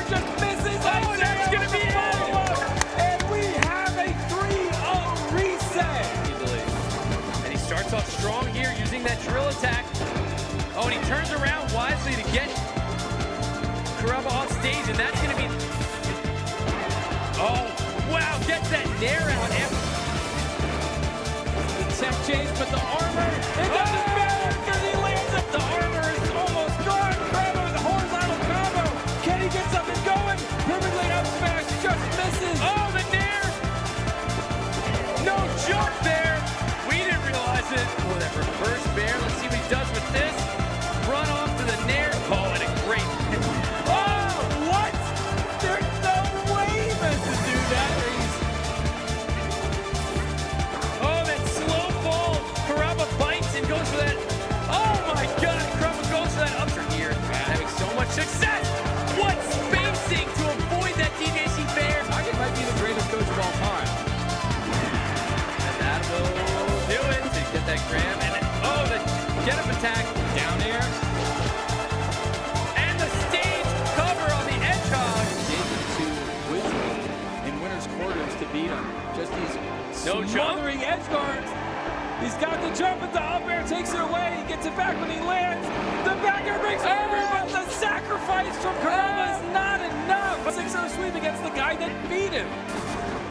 Oh, and he He lost his jump, and that's it. Isaiah completes the 6-0 sweep and takes his first Smash Card championship and is back on top of the Smash world. Oh, we can all go on.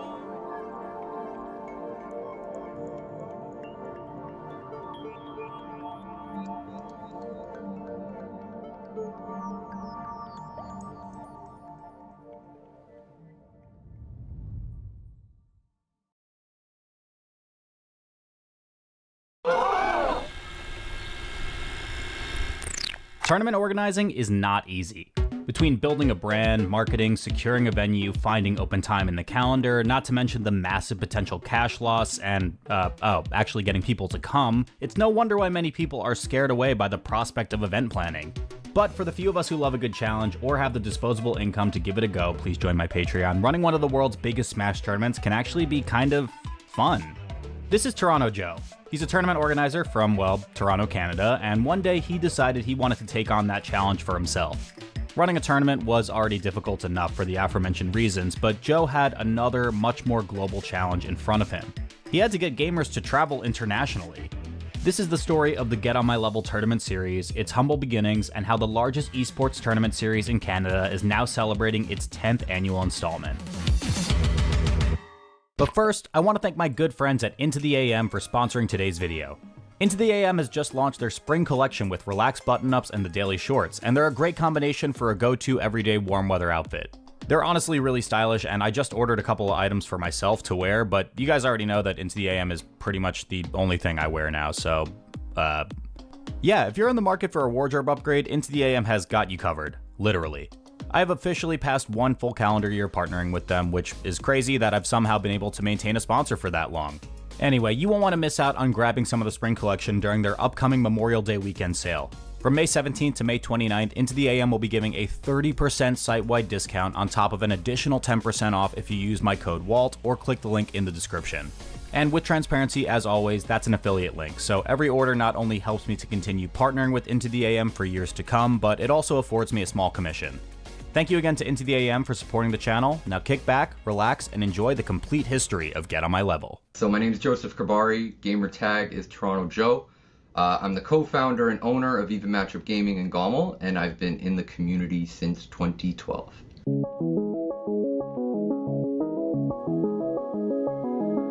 Our story begins around the beginning of 2014, as Solid Jake, the head of Smash events for Major League Gaming, reached out to T.O. Joe to see if Toronto could host a major tournament. The largest event Joe had held prior was around the size of a local to regional level with under 100 people, so to potentially have a Canadian MLG qualifier was a huge opportunity to put the country on the map for competitive Melee. The first Gommel actually just happened by a stroke of luck. Solid Jake had reached out to me through Facebook and just said, hey, do you think you could do a major in Toronto? At the time, we had been running, locals and regionals through Even Matchup Gaming, and I think the biggest tournament we did was maybe 80, 90 people. And I didn't know the first thing about running a major or what it entailed, but I knew the opportunity was way too crazy to be part of the MLG grassroots circuit at the time, so I just said, you know what, yeah, I can fucking do this. Joe invited me to a regional he was hosting in 2012, and we were acquaintances online, But then I showed up and, you know, he showed me great hospitality. Like, we had a lot in common. We just clicked as people. And we're, you know, pretty much the same age and all that stuff. So we just really hit it off. And I came up to Canada like 2 or 3 more times during Brawl. And when Gommel came around, I was like, yo, I have to have you there. You know, like, I want you to commentate. I want you to help out. Like, just support me as a homie. Like, you know, I'll get you and the boys some Megabus tickets and let's run this. When MLG comes knocking to you in 2014, that was like, you know, like literally Jesus Christ is talking to you about an opportunity. So even though we were quite green and a very new organization and didn't really know the first thing when it came to hosting a major at the time, I knew that I couldn't pass up the opportunity and that we'd figure it out. And just like that, Get On My Level was born. Announced on March 14th, Joe took full advantage of the opportunity, hosting Gommel at York University where Joe went to school. In 2014, it was literally free registration if you pre-regged online. We were doing registration at the door, we were seating at the door, we were making pools in Microsoft Excel because there wasn't a Start GG platform, there wasn't a tournament operation platform to make it all turnkey. And on May 10th, 2014, the doors to the Founders Assembly Hall opened for what would eventually become Canada's biggest tournament series. Gommel 2014 was sponsored by Major League Gaming thanks to that message from Solid Jake, and it served as a qualifier for MLG Anaheim happening in June of that year. Having their inaugural tournament exist in tandem with an MLG Grassroots Circuit qualifier was certainly a boom, as the event was able to reach 238 entrants for Melee, which was honestly quite solid for 2014. The name recognition of MLG was also an important distinction to have back in the day, as Major League Gaming had a lot of history and street cred in Smash, which was a big deal. The only other major level events that had happened before Get On My Level this year were Apex 2014, which was a bit of a giant in the scene until its collapse in 2015, and Revival of Melee 7, so calendar-wise this event was also positioned very well. Even the perceived difficulty of getting players out to Canada seemed not too bad by the numbers, but Joe himself acknowledges this is still one of the biggest challenges facing this series to this day. To this day, I still feel like the underdog in the industry, just by proxy of the fact that people need passports in order to come to the event. I think I've always had that chip on my shoulder and just that hunger to show that even, you know, with the chip stacked against us, not only can we do events that are as good, but in my opinion, better. Even now, you know, Americans kind of treat Canada as just like, you know, a little bro, like, you know, America's hat. Like, imagine in 2014, kind of the battles we were fighting and the uphill, you know, struggle that we were against. So the fact that we were able to have MLG kind of help bootstrap it, that was huge for being able to just kind of get our foot in the door and be able to prove ourselves. Because I think had we not had that qualifier status, it would have been really hard to convince Mango, HBox, and everybody to make the trip. Because like I said, everything was just centralized in the US. The entire community revolved around the US, all the narratives, all the media. And even to this day, I think a lot of it is, you know, biased around the US, quite honestly. With pools made on Excel spreadsheets the day of, matches were exported to Challenge, as StartGG didn't even exist yet, and we were ready to go. Of those 238 players attending, 3 of the soon-to-be 5 gods came through. Mango, Mewtwo King, and Hungrybox, the 1st, 3rd, and 5th best players in the world in 2013. Gommel was also Mango's first tournament as a member of the esports team Cloud9, having been picked up by the organization just 4 days before the tournament. In the doubles bracket, you had 2 clear favorites to meet up in grand finals. One of the best teams in the world, Hungrybox and Mewtwo King, and then Mango, and wait, what? Toph? Yeah, Toph, the commentator you've probably heard at least once over the years if you watched any Smash before, was actually a top 100 player back in 2013, and he was really good. He and Mango actually reset the bracket in one of the craziest doubles upsets ever before they eventually fell in a Game 10 Grand Finals. Hungrybox has 147. All Mewtwo King needs to do, or Mango needs to do, is get a back air on him. Oh, looking for the Dynasty, but he gets the rest. And there it is, GG. Hungrybox and Mewtwo King taking Melee doubles here at Get On My Level. Let's go. As for the singles bracket, Mango took that new C9 sponsorship momentum and ran with it, not dropping a single game on his path to Grand Finals on the winner's side. Meeting him there was actually Hungrybox though, who had lost to M2K on the winner's side in a close 3-2 set, then advanced to Grands after a 3-2 run back against Mewtwo King. Also nestling in at 4th place though was Kirby Kaze, representing Even Matchup Gaming, the team that was putting on this first Gommel, as well as the highest ranked Canadian player in the world, coming in at number 9 on SSBM Rank 2013. But back to Grands, this was honestly a bad draw for Hungrybox. 2013 Mango was already regarded as the best in the world in that time, but in this specific head-to-head, he really had HBox's number. In 2013, Mango only dropped a single set to HBox at NorCal Regionals 2013 after he was initially reset in that bracket off the back of a 3-0. And up until Gommel, Mango went lossless against Hungrybox as well at the two big majors of the year, Apex 2014 and ROM 7. In fact, Mango hadn't even dropped a game to HBox since Zenith 2013. This set was a pretty unique shift from the Mango trend that had been happening over the last year or so, where HBox was able to bring it all the way to a Game 5 to potentially reset. He went down 4 stocks to 1 in the final game and actually almost brought it all the way back, but he just didn't have enough runway.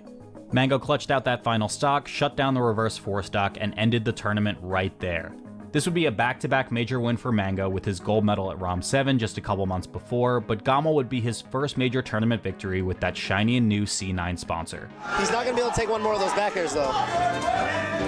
Nice. Oh, and Mango clutches it out after all. Cloud9 Mango. He was, man, that was almost such a terrifying situation. So terrifying. Good stuff to both players. Yeah. Mango takes first place. Curse Hungrybox takes second place, yeah. And CTEMP's Mewtwo King takes third. Yeah, with Kirby Kaze in fourth. Representing EMG. Yep. Solid stuff to all of those players, and good stuff to Mango taking a tournament win over some really, really tough competition. I'm pretty happy to win this tournament mostly because it was my first time as Cloud9. As for MLG Anaheim, Mango qualified by winning this Gommel, while M2K and HBox were already in from winning their own respective events. Also, for what it's worth, M2K had a hilariously high number of qualifier points due to him just going to, like, everything. But like I said before, the opportunity cost for Gommel to serve as the Canadian qualifier for MLG Anaheim was huge. And Joe and the Even Matchup Gaming team might have not known it, but this was about to be the first stepping stone on a crazy journey to building out one of Canada's biggest event series. I didn't really feel any pressure going into 2014, I just wanted to make the best event possible. Our motivation was always to showcase that love and that passion, and I think we did a pretty good job with 2014, all things considered, but we knew that after that first one, like, we could only go further and go higher from there.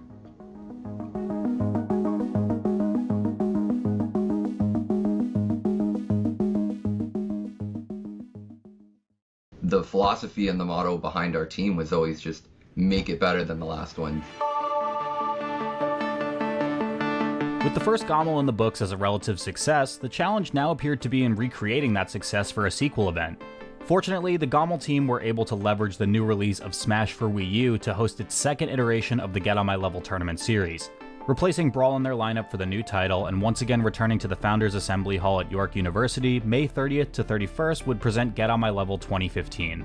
This year's Gommel was originally a part of Most Valuable Gaming's tournament circuit, but EMG pulled out after some issues present at a previous MVG event called MVG Sandstorm. My bad, the power went out. Regardless though, Gommel 2015 did not suffer from any sequelitis, becoming the at the time largest tournament in Canada with 386 unique entrants.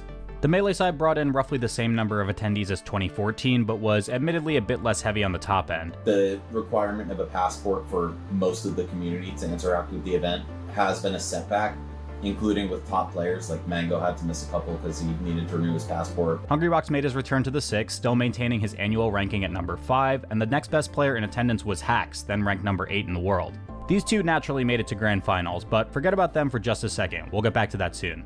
This is Sauce, and he went insane at this tournament. A Falco and Link co-main from Ottawa, he was number 1 on the Ottawa Power Rankings back in fall of 2014, and he had already taken sets off of high-level Canadian players like Kage, which, like, that's topical. Anyway, between those two and Kirby Kaze, these three players created a so-called Triforce of Canada, which had already generated some hype for the region. KK was a top 10 player, Kage was ranked 45, and no one knew what to expect from this brand new Link player on the streets. Sauce's Gommel run was very solid though, winning out in his round 1 pools before barely losing to global rank 40 Kalamazoo 2-1.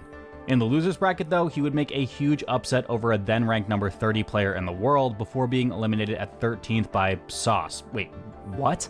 Oh yeah, there was another Sauce at this tournament, but his tag was spelled like this and he ended up getting 7th here. And Sauce ended up playing each other. That's not confusing at all. But wow, we are right into it, and Sauce, I'm just gonna, Sauce, who is Fox, I will be referring to as Curtis from now on. Curtis? Okay. Curtis is going all in on Sauce, the Link main from Ottawa. Another important mention falling in at 9th place here was Edgar Nunn Shellaby, a Captain Falcon main from Toronto who had just started entering major tournaments at the Big House 4 at the end of 2014. He ended up being taken out by Sauce with the 3 as well, but this Gommel would be the start of something very magical for him. Kirby Kaze was once again the top 10 representative of Canada, getting a 3rd place here, making him the highest placing Canadian at a main series Gommel, but the highlight of his weekend was the near JV5 he had almost gotten against Kalamazoo. Now, if you don't know what that is, you might be tempted to think the JV stands for something. No, it's not junior varsity, but instead, this is an old bit of Melee history that goes back to the game's first decade. An old player named JV3x3 was infamous for refusing to consider his stock taken until you dealt damage to the next one. If he was at 2 stocks and 0% when he won the game, he insisted that he had 3 stock you. To a normal person, this was a 2 stock, but to JV, it was a 3 stock. And so, Melee's Perfect was born, a clean, undamaged 4 stock called the JV5. Kirby Kaze vs Kalamazoo was one of the only near-perfect games in Melee history for that time, and it also produced one of the funniest YouTube comments I've ever seen in a while.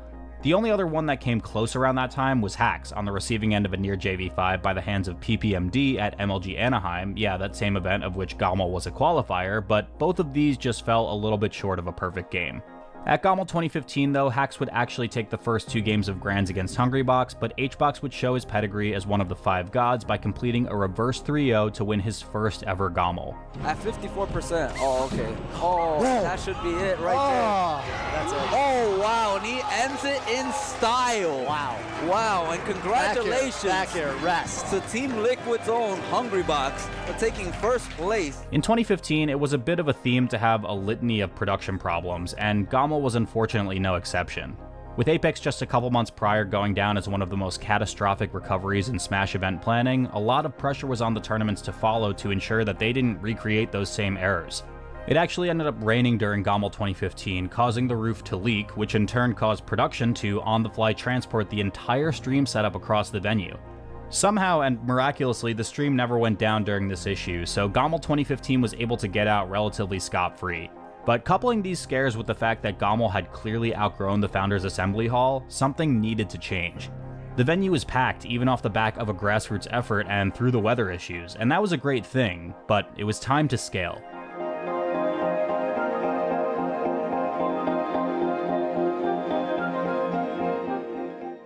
It's not like the event itself was necessarily like revolutionary. Like it was in a similar space to venues of other majors and stuff like that. But it was the first time it happened in Canada, which was really awesome. So it was historic in that regard.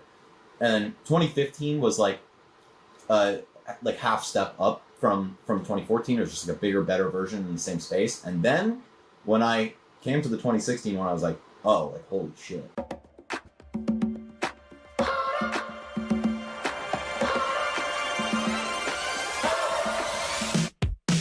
Get On My Level 2016 was the 3rd edition of the Get On My Level series.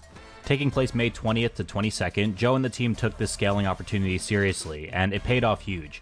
Between a rebrand of the logo based on Randall the Cloud from Yoshi's Story, a bigger venue at the Queen Elizabeth building, and a joiner with a couple other larger events at the time called Good Game Con and Toryuken 5, Gommel was really beginning to find its groove. I think when Gommel really got over the hump and was recognized more in the category of a super major and a major was 2016.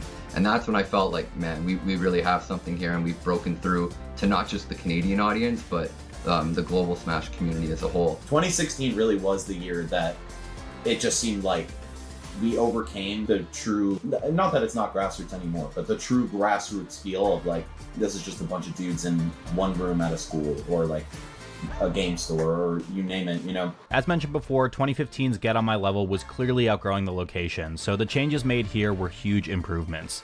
The event featured all 4 main Smash titles with 987 unique entrants registered, nearly tripling its numbers from 2014 and making this year's installment the biggest Canadian Smash tournament to date. Where 2014 and 2015 may have struggled in the past in terms of attendees, 2016 was also an upgrade. 509 players entered the singles bracket, and it now featured a star-studded group of competitors. Each of the active gods of Melee, Mango, Mewtwo King, Hungrybox, and Armada, alongside Leffen, the now Godslayer, were present, making Gommel 2016 honestly really stacked. That was when I knew that like Gommel was here to stay. I mean, I always knew Joe would never give up on it and he'd keep doing it, but to see it gain this level of traction was so impressive, especially for, you know, just watching my friend do it.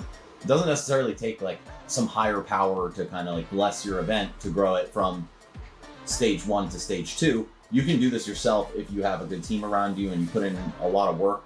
And that was also very uplifting to watch that happen. The doubles bracket of this event was just like kind of funny, I guess. I mean, look at these teams. Wizrobe Nintendude, Armada Shroomed, and Hungrybox Leffen. Yeah, this one was just a weird bracket throughout, but it normalized a bit at the end with one of the GOAT doubles teams, PewFat, taking the win, but not before they were reset by the famous 4-leaf Mango and then brought to a Game 5 in set 2. Bro Bear, is that it? Oh, that's it! PewFat win it! Game 5! They clutch it last time! Mango looking a valiant effort, they make it all the way out! Now, remember None from the Gommel last year? Well, he produced quite possibly the biggest story of the entire tournament when he went on an absolute rampage through the Gommel 2016 bracket. Each match ended up being a grind, barely losing to Ice, 2015's rank 17 and the best player in Germany, before having to face off against Vanitas, an Ice Climbers main, which was one of None's most detested matchups. In early Melee, many Ice Climbers relied heavily on a technique called wobbling. While its uses in modern-day player main a bit controversial, wobbling was an infinite combo accessible only to the Ice Climbers in Melee, and it required having both Ice Climbers alive to perform it. If it was performed correctly, the opponent would be hit in a pretty easy and inescapable alternating rhythm, which ultimately leads to a guaranteed KO. None would famously tweet, "I'm getting wobbled in my favorite game, what do I do?" in the middle of being wobbled by DizKid Boogie, a top 100 Ice Climbers player near the end of 2015, and from there, the rest was history. None ended up making it through this matchup at Gommel with a 2-1 to make it into the main bracket, and then beat a pair of top 20 players in PewPew and Hugs to make it to Mewtwo King, a player who had not lost to a Captain Falcon player since Isaiah did it in 2006. At the end of the day, it does feel like for some reason None happens to be he's like the record-breaking Falcon. None became the first Captain Falcon to beat Mewtwo King in a best-of-5 set in over 10 years, already etching his name into the history books. But he'd take it one step further with this win by also qualifying for Gommel 2016's top 8, the first time a Captain Falcon had gotten a top 8 in almost 3 years. Okay, is this it? Is this it? Oh, he tries a really great yell. Really That was such good defense by Mewtwo King. Oh, He does it! Mewtwo King! The raw forward smash! No way! Talk to him, None! And in case that wasn't enough of a breakout moment, None also hit the clip of the tournament in his first match of top 8 versus Lucky. He didn't end up winning this set and would exit Gommel at 7th place, but this is still, to this day, one of the most well-remembered combos in Melee to those initiated. None beating M2K is definitely near the top of the list. I was on commentary for Smash 4 while it happened, and like I was just looking over. We all do it, right? Like when the other game or the other stream is having those hype moments, like the casters are always peeking over, and I was doing that the whole time, like trying to focus on what was in front of me, or like sell it, like I was focused on that.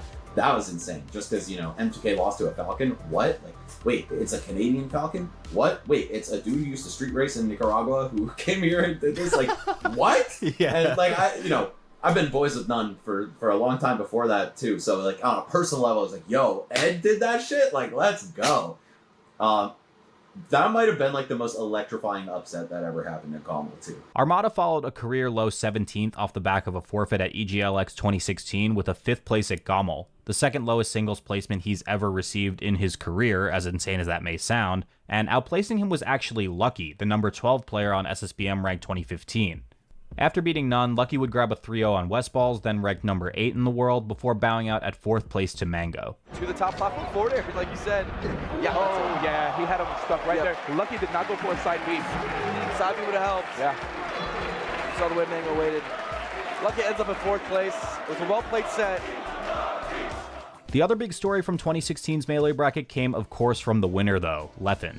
Leffen's reputation preceded him going into 2016, now firmly established as the God Slayer and going down as one of only 2 players in Melee history to beat each of the 5 gods.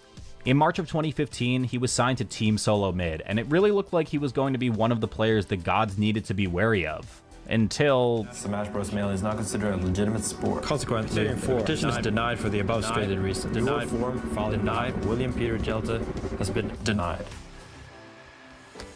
This is just bullshit. While traveling to the Big House 5 near the end of 2015, Leffen was denied entry into the United States and deported due to his lack of a worker's visa. These issues continued to affect him for over a year, preventing Leffen from entering a number of large tournaments. And to make matters worse, Leffen was later denied a worker's visa from the United States because apparently Melee isn't a sport. Listen, is it a sport or not? I believe it's a sport. They get sports visas to enter the country. That's not a sport. That's not a sport. That's not a sport. It's not a real want to talk about the 20 million people who are watching the damn thing. And the money they that gotta they're be making. crazier than the ones big money to watch it. The silver lining to all of this, though, was that while Leffen couldn't compete in the US, his visa was still good in Canada. And again, that's really due to Canadian visa laws being much more lax, but like we went out of our way to make sure we could get him there. He ended up entering EGLX 2016, where he finished at a rather disappointing 7th, and with a quick win at the first Battle of BC just a couple weeks later, he'd get to travel across Canadian coast to redeem himself at GOML. And redeem himself was a severe understatement. Leffen absolutely demolished the competition, taking out all of the active 5 gods back to back to back to back while winning the entire tournament from the winner's side. Mewtwo King 3-2, Armada 3-1, Hbox 3-2, and Mango 3-1. Excluding CEO 2015, also classified as a super major and also a tournament that Leffen won, GOML goes down as one of the rare times in this era of the game where a player outside of the 5 gods won a super major, with the last time that formally happened being Azin winning at Viva La Smashdiclism in 2007. Can't forward smash like that, Mango. Nice smash, GI. Uh-oh. Could be the grab. That might be it. Is that it? Is that it? No. Air dodge. Yep, that's it. That's it. Leffen wins. Leffen makes the comeback. He beats all 4 gods in the wake. But I have to say, wins out of winners. The end of Get On My Level 2016 brought a ton of success and happiness to Joe and the team. Joe himself regards it as the most legendary entry to the series, signifying GOML's transition from a regional/national to a bona fide super major. I think the happiest I've ever been coming out of an event was GOML 2016. Like, I was literally like at the end of the event crying, hugging people, because I finally felt like, man, like we got over the hump.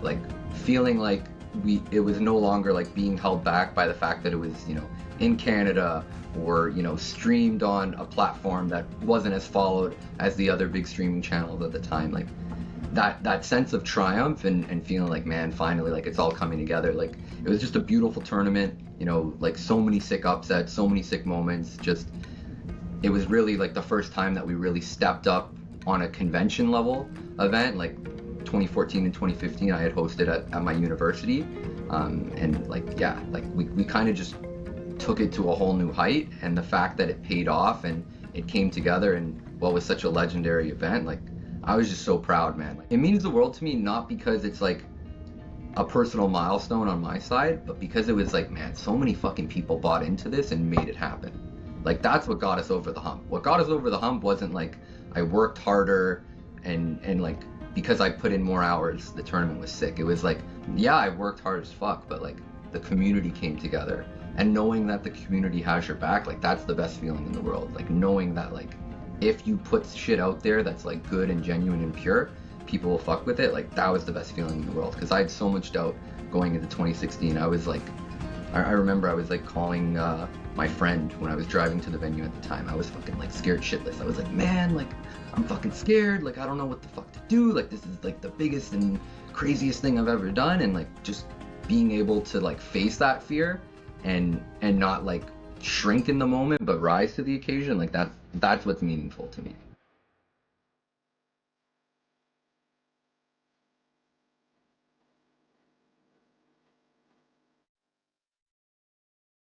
...2017 was really the first year where I wasn't sure if we were going to be able to host the event, just because like I was going through some tough times financially, sponsorships weren't there, and we were coming off the high of 2016, and we kind of felt like, okay, like I said, I felt like we got over the hump. So it was almost like that, little bit of complacency where you think, okay, now that we've gotten over the hump, sponsors are going to come, and now we'll be able to, keep growing it. But, in 2016 or 2017, it was a wake-up call.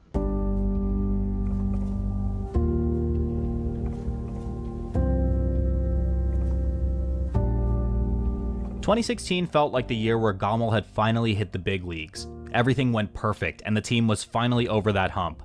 So what an interesting trajectory for the series to take, to have its best year ever followed by one where the staff didn't even know if it would be happening.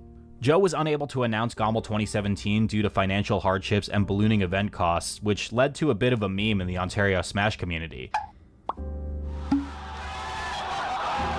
we were very scared, and especially Joe, because, you know, this is like at the end of the day a mom and pop shop that is like run on his personal line of credit, the EMG business line of credit, aka Toronto Joseph Incorporated. After what had felt like a long period of non-answers, Joe finally ended up saying screw it. Without any budget or sponsors, GOML 2017 was announced on May 13th, coming back for its 4th installment at the end of July. If 2016 was truly the hump year, 2017 was truly the we'll do it live year. Joe and the team had almost nothing prepared at the time of the announcement, giving them about a month and a half to plan everything. The tournament was moved to Mississauga's International Center to cut back on costs, and as quickly as those 6 weeks could pass, GOML 2017 was already upon us. Even 2017 was in a pretty ridiculous venue. Like, we had a Red Bull monster truck in the venue. Like, I was like, yo, this is otherworldly, you know? And stuff like that was definitely a rarity at tournaments in that era. Like, you'd maybe expect it at Evo and nothing else. So yeah, I think every year I'm like a little bit more impressed with like how we've been able to turn things into this huge project now. Taking some of that momentum from the banger that was 2016 though, 2017 was the first year where GOML cracked 1,000 unique entrants, coming in at 1,103 for the 4 main series titles. Melee got a small boost in numbers, now reaching 566 entrants, the highest number in series history at that time, but like 2015, it was once again a bit lacking on the top end. The previous year's champion Leffen made a return, finally beginning to turn his visa issues around, and HBox was the only member of the gods here, coming back for his 4th straight year. To make matters worse, StartGG, the bracketing software that nearly every tournament was using at that point, had a massive bug that broke the Melee progressions, causing Joe and Matt.Zeb, another prominent tournament organizer in the Northeast, to rebuild the entire bracket from scratch, which included reinserting all of the data from the pools matches already played. This was a 6+ hour venture happening in the midst of the tournament weekend, which again somehow was pulled off without much of a visible issue to the event. GOML 2017 was notably Zain Nagmi's first tournament series appearance, where he placed 9th, barely losing to SFAT in the winner's bracket, and if you're at all in the know when it comes to Melee, this is an incredibly funny statement, but he then beat Ginger and Mike Hayes before barely missing top 8 by the hands of Shroomed. Also finishing at 9th place were a pair of Samus mains, Hugs and Duck, then ranked 21st and 15th respectively in the Summer 2017 ranking, which was released just a couple weeks before this GOML. And just behind them at 13th was an elusive player with a not-so-elusive ranking, number 23, Crush. Not a lot to say about him now, and quite frankly not a lot to say about him even in the future, but we'll get to him in a bit. The biggest question of all on the competition side was of course going to come from the 2 top seeds as well as former GOML winners, Leffen and Hungrybox. These 2 of course made it to grand finals, Leffen from winners and HBox from losers, but in terms of head-to-heads, things were looking slightly favored for HBox. Hungrybox took 4 out of 5 set wins over Leffen in 2017 up until GOML at Smash Summit Spring 2017, Royal Flush, and Smash and Splash 3, but Leffen did find a 3-1 win in winners finals of this GOML to make it into grands. This set went down to the wire with a final Game 5 to decide either a reset or the end of the bracket, with one of these players guaranteed to become a 2-time GOML champion. Leffen completely ran away with Game 5 through a 3-stock on FD, defending his title, shaking up the 5 Gods narrative, and showing the world that he was just a different kind of beast in Canada. So much damage built, so much damage built. He's just going to keep fighting away out of the corner and keeps rinsing and repeating. There's the up air! Amazing job by Leffen! Leffen is your GOML 2017 and 2016 champion.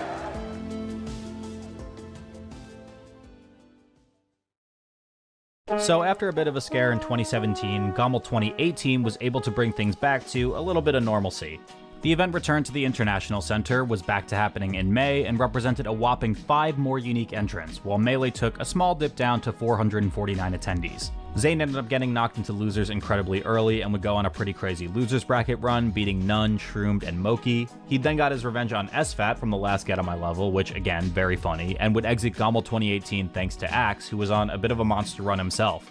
Axe, after having lost to Hungrybox, which was a bit of a struggle matchup for him, proceeded to defeat Zain and then Mewtwo King. Wait, Mewtwo King was playing Puff? What?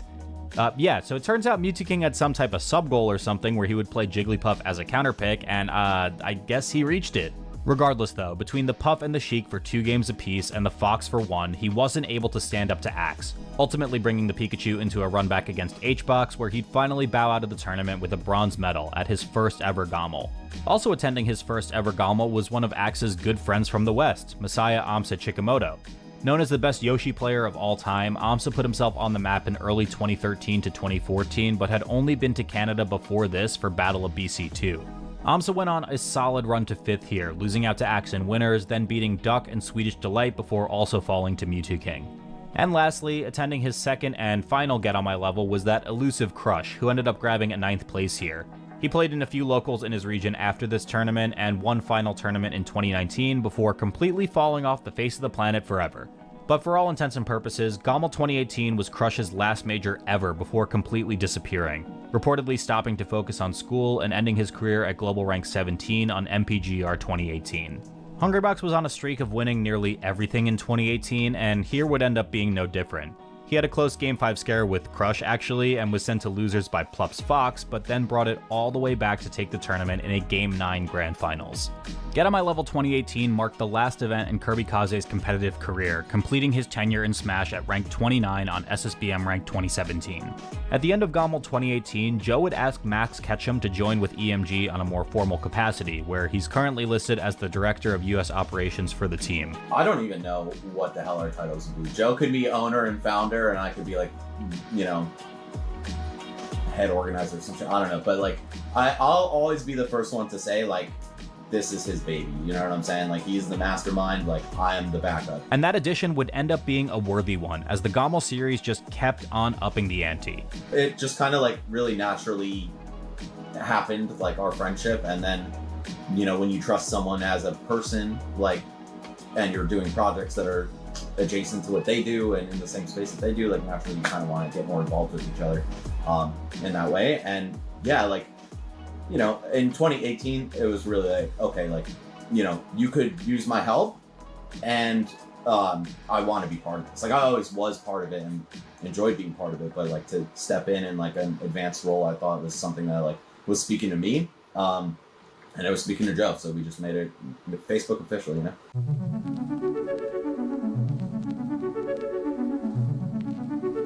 Now with Max on board, Joe would ideally be able to delegate a bit more and create a more stable environment for the GOML series. Get On My Level 2019 was announced on January 30th, 2019, scheduled for May 17th to 19th. Returning to downtown Toronto at the Better Living Center, this was the first year where traditional FGC titles Tekken 7, Dragon Ball FighterZ, and Street Fighter V were included on the lineup, in addition to the usual Smash suspects. But once again, and like 2015, the end of 2018's release of Smash Ultimate allowed GOML to feature the new title over the Wii U version. Melee brought in 420 entrants, nice, including Mango making his first appearance back since 2016, Leffen after taking a gap year in 2018, and Hungrybox taking no GOMLs off. Some of the high seats also included Axe, Wizrobe, SFAT, Zain, and a new top Canadian on the block. GOML 2019 was a breakout event for Curtis Moki Pratt, who had just entered the top 100 on 2017's SSBM rank at number 96. Even Matchup Gaming had picked up Moki for their roster just a few months after GOML 2018, and he'd been attending GOML since 2015, getting 33rd at 2015, 16, and 17, and 9th at 2018, but this one was different for a number of reasons. In 2018, Moki's bracket to 9th was a little bit uneventful, losing out 3-1 to Mewtwo King and then Zain. He did end up getting a pretty crazy upset over Ice, the best player in Germany in that bracket, but it paled in comparison to what ended up happening in 2019. First, Moki took a 3-2 victory over KJH, one of the best players in Michigan and number 25 on the 2018 global rankings. Then he brought Hungrybox all the way to Game 5 in what could have been the biggest upset of the tournament. Instead, Moki still gave us the biggest upset of the tournament in the losers bracket, first beating SB 3-0, Lucky 3-2, and then Plup, the 4th best player in the world, 3-1. Like I said, this was a huge breakthrough performance for the rising star, and Moki would only go one round further into Wizrobe, exiting at a career-high 7th, but just look at a couple clips from this match and maybe you'll get an idea of what kind of player Moki was to become. Okay. Plup! Oh, he messed up. He was trying to jump back and grab the ledge. Yeah. Oh my gosh, Moki. Oh, yo, Moki's pro. Oh my god. Yo, the Daraki instant wall jump into Shine. Oh my Chillin'. god. What? Moki Doki. Moki Doki. That was crazy, man. What he really a did set from him. Instant wall jump into he just Shine. 3-1'd Plup and eliminated Plup from the tournament. Also, you probably caught that Plup was playing Fox for this entire set, and we can sort of thank Chillin' Dude for that. In top 64 bracket, Plup and Chillin had to play, and Chillin actually took a game off of Plup Sheik, which resulted in Plup going Fox for the rest of the tournament. At the time, many in the scene jokingly said that Chillin had retired Plup's Sheik, and maybe it was a benefit to play the Fox Ditto for Moki here, so thanks Chillin. Gommel 2019 also marked an at the time low for Hungrybox, becoming the first time since the Big House 6 where he placed outside of top 4.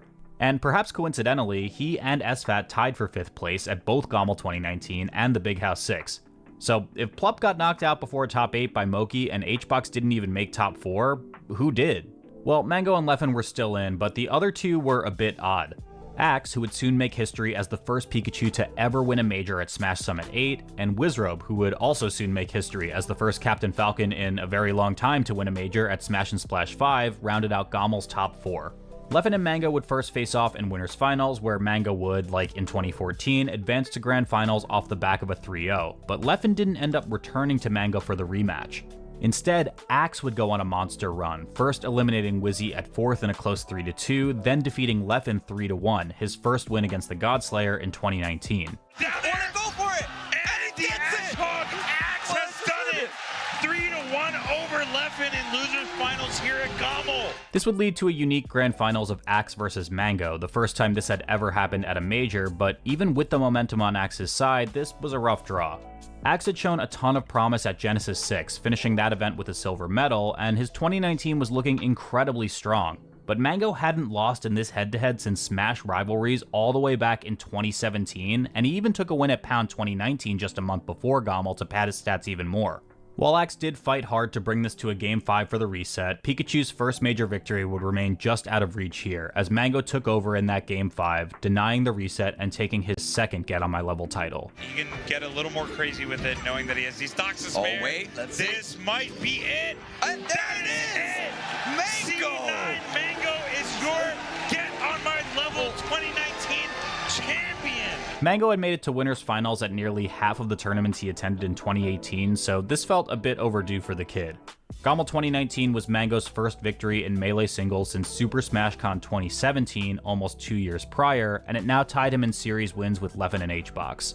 Momentum is the word of choice I use here when describing the trajectories of almost all of our players in the discussion at the end of 2019, but that momentum would be stopped in its tracks by something no one, especially Joe, Max, and the Gommel team, could have possibly been prepared for.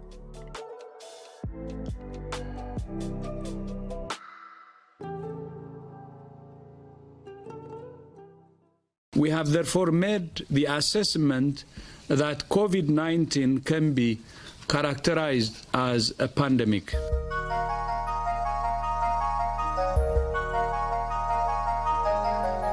The onset of the COVID-19 pandemic on March 11th, 2020 threw just about everything we once knew about live events out the window. How long would this last? Would we ever have an in-person tournament ever again? Would we ever be able to even see our friends ever again? COVID was a whole other beast, right? Because pretty much at the time, it seemed like the industry that we had built Gommel around was going to be no more. Like live events, convention events, like you could forget about it with the advent of COVID. But, you know, we never lost faith. Like just because we had to cancel in-person Gommel, like I think literally in our announcement of like refunding people, we were like, stay tuned for what's next, because our minds were already on like, okay, how do we keep this thing going? How do we give people an opportunity to still play? Obviously, the entire world was shaken up by this sudden and abrupt change, and this had hit event planners like Joe and Max hard.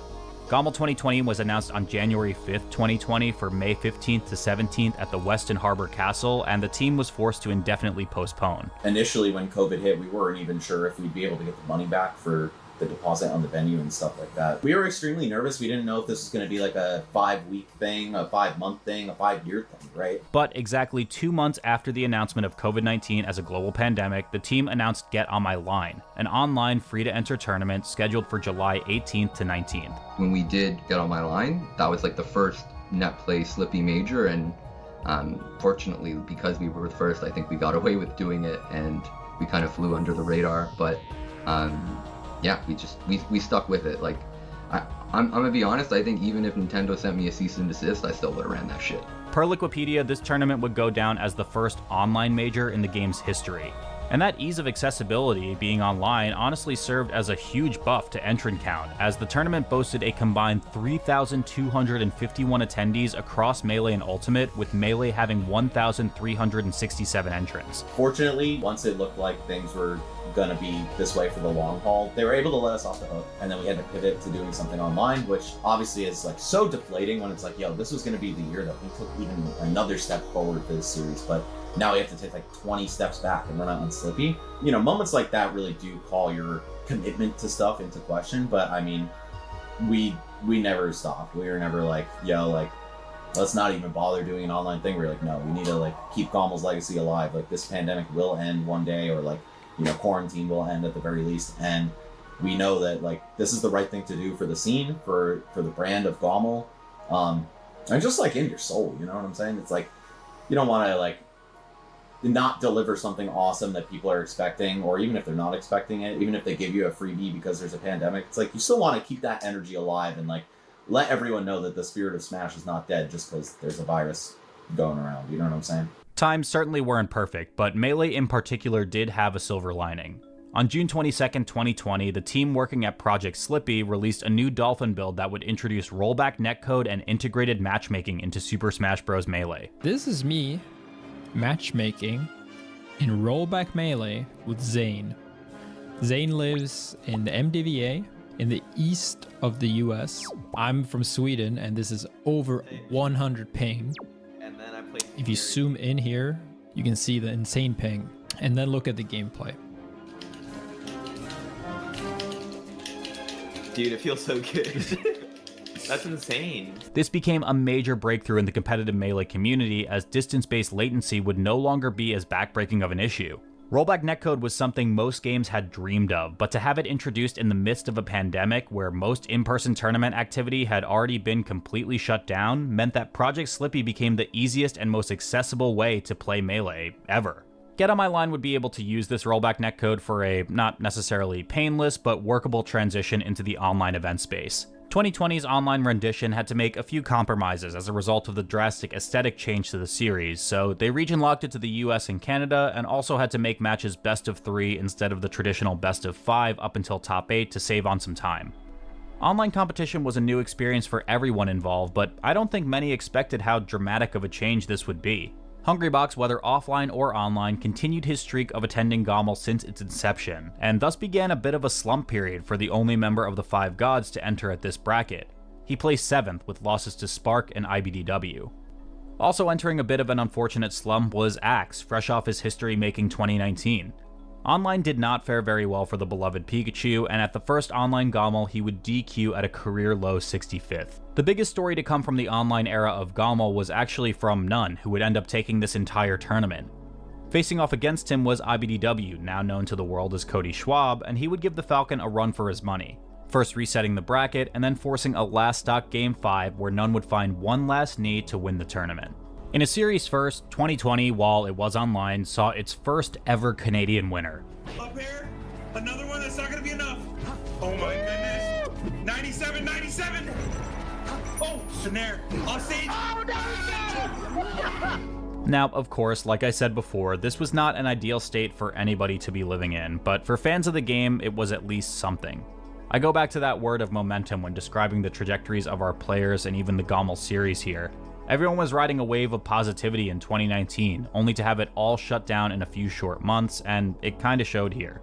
On September 18th, 2020, Get On My Level won the award for the Best Canadian Esport event at the first ever Canadian Game Awards, proving just how far this series had come, and how legendary things would be if and when the event was able to come back in full force. We just wanted to show that it was for the love of the community, man. Like, we weren't hosting this for a paycheck, we weren't hosting this to advance our careers. It was literally like for the love of the game, for the community, and yeah, like if you look back on like the processes we had for running the event in 2014 compared to like how refined and, you know, how much more in order it is now, I have no idea how we got through that event, but I think it's just a showcase to, you know, back in 2014 there was no expectations around, you know, your event finishing by X time, your pool finishing on time. Like, people were just there because they wanted to have a good time and they loved the game, and everything was just so new and exciting that really, like, it didn't matter how tight your tournament was or logistically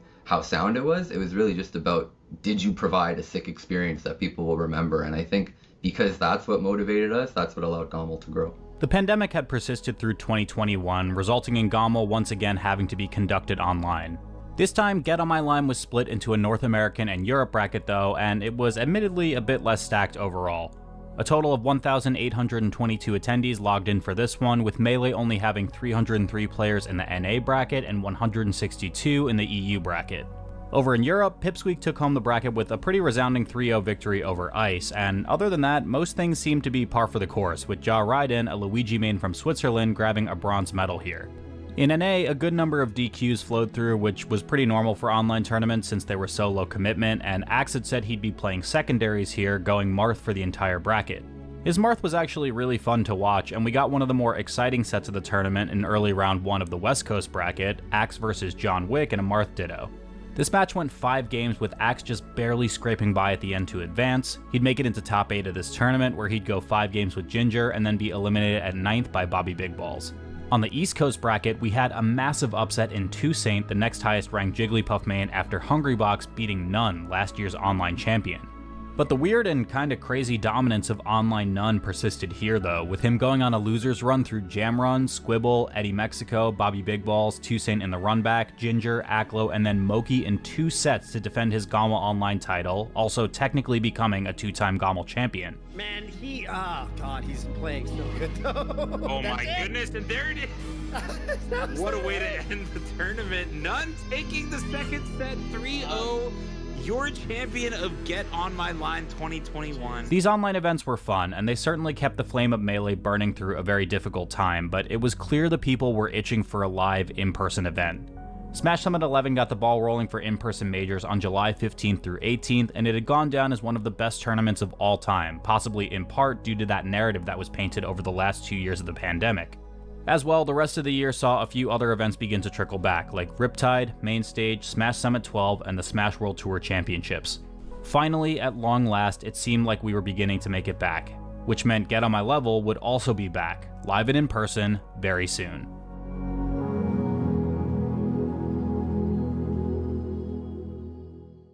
It was just like a family reunion for the Canadian scene, it felt like, and as someone who's not from Canada and had been to a handful of majors in the time between, I think Riptide was the first one back in GOML, I feel like I didn't get to share in that same joy, but I watched it on everyone's face around me, whereas we haven't had a GOML or a Battle of BC or an event of this nature for, 2.5 years. So everyone was just happy to be there. You felt this carefree and grateful attitude that I think has kind of slowed down now that events being back is the norm, but it was just really nice to see that, and I felt like our work as TOs was probably the most appreciated that year, just because there was a time where we didn't know, would it be GOML online forever, would it be we do this until we get bored of it online and it just doesn't hit the same and people get tired of it, and maybe people start to lose passion in the community. But I think particularly again for the Canadian scene, or maybe even more so for the Eastern Canadian scene,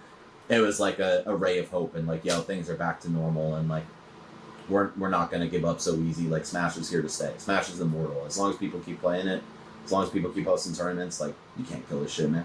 The return to in-person Melee brought joy to quite literally the entire community. Everyone was stoked to be back, and after being locked down for what felt like an eternity, it felt like these events could be bigger and better than ever before. Global pandemic notwithstanding, and as fortunate as it can be, GOML was one of the only event series in Melee that was able to run continuously through the 2 years of the pandemic via online, but for the first time in those 2 years, they'd be making a comeback. Joe and Max had signed a multi-year venue agreement with the Sheraton Toronto Hotel, by far the biggest, baddest, and best venue the series ever had. Located right in the heart of Toronto with a 24-hour venue connected to the hotel, it was clear that Get On My Level 2022 was going to be pulling out all the stops. The prospect of visiting Toronto for the first time in 2 years, alongside a surge of new Melee players from the so-called Slippy era of the game, seemed to help a lot as well, as GOML 2022 upped the ante from even its online years with 1,219 unique entrants. Melee took a small dip down to 493, but a lot had happened since the last GOML in 2019. Like Jmook. Wait, who is Jmook? Oh, he got second place at Genesis. Cool. Wait, what? Yeah, so quite possibly the most meteoric rise in Melee, Jake Jmook Dorado changed just about everything we thought we knew about the competitive Melee scene. He had been playing Melee since 2014, coming up in the same scene that also produced Cody Schwab, and he had completely redefined the way Sheik was seen from both a result and character optics perspective. Had we not entered a lockdown shutting down all in-person tournaments, it was very likely that Zain, yeah, the same Zain that got 7th at the last live GOML in 2019, would have been crowned as the best player in the world. He was given the title in the MPGR Summer 2022 rankings, fully released about a month after GOML 2022's conclusion, but Zain never really got the satisfaction to see that ranking realized in 2020 or 2021. Why am I even mentioning this? Oh yeah, Jmook reverse 3-0'd him. Twice. Opportunity here. It starts with the up tilt. Big call at 35%. So much pressure on this left side, Radar. And he is getting so much damage. Even if he loses this stock, crouch cancel is off the table and he's keeping it going. In the world. Let's see if Jmook can take this one. Dash attack too far away to convert. That's it. Jmook does it. With the pop-off. It doesn't matter if you're the best player in the world. The posture from Jmook is immeasurable. My God. Jmook going the distance. Again, are we going to see a Sheik win a tournament for the first time in like a decade? Oh, and he gets the counter. Zain is playing out of his mind right now. Okay. That's gonna be it. Jmook continues on in this bracket. Zain out at 3rd. Crazily enough, the double reverse 3-0 marks the first instance of a double elimination in top 8 of a major Smash tournament occurring in this fashion. Jmook would advance into losers finals from that, knocking Zain out at 3rd, but he was sent into the losers bracket by Hungrybox, who had marched his way into Grands after wins on Jamrun, Ben, Nunn, and IBDW, who himself had just successfully completed the world's first and possibly only reverse pop-off. Laser on the chip damage right now. Cody looking for any opportunity. Weak hit nair, up smash. Weak hit aerial into anything. Drill, grab, up throw, up air. Yeah, I like that he's lasering just a little bit, wants to get that option back on the table. He's worried about just misspacing lasers even so slightly because if he gets hit by a backer, he will be knocked off stage like what we just saw. Opportunity for HBox, he calls it out, and that's gonna be it!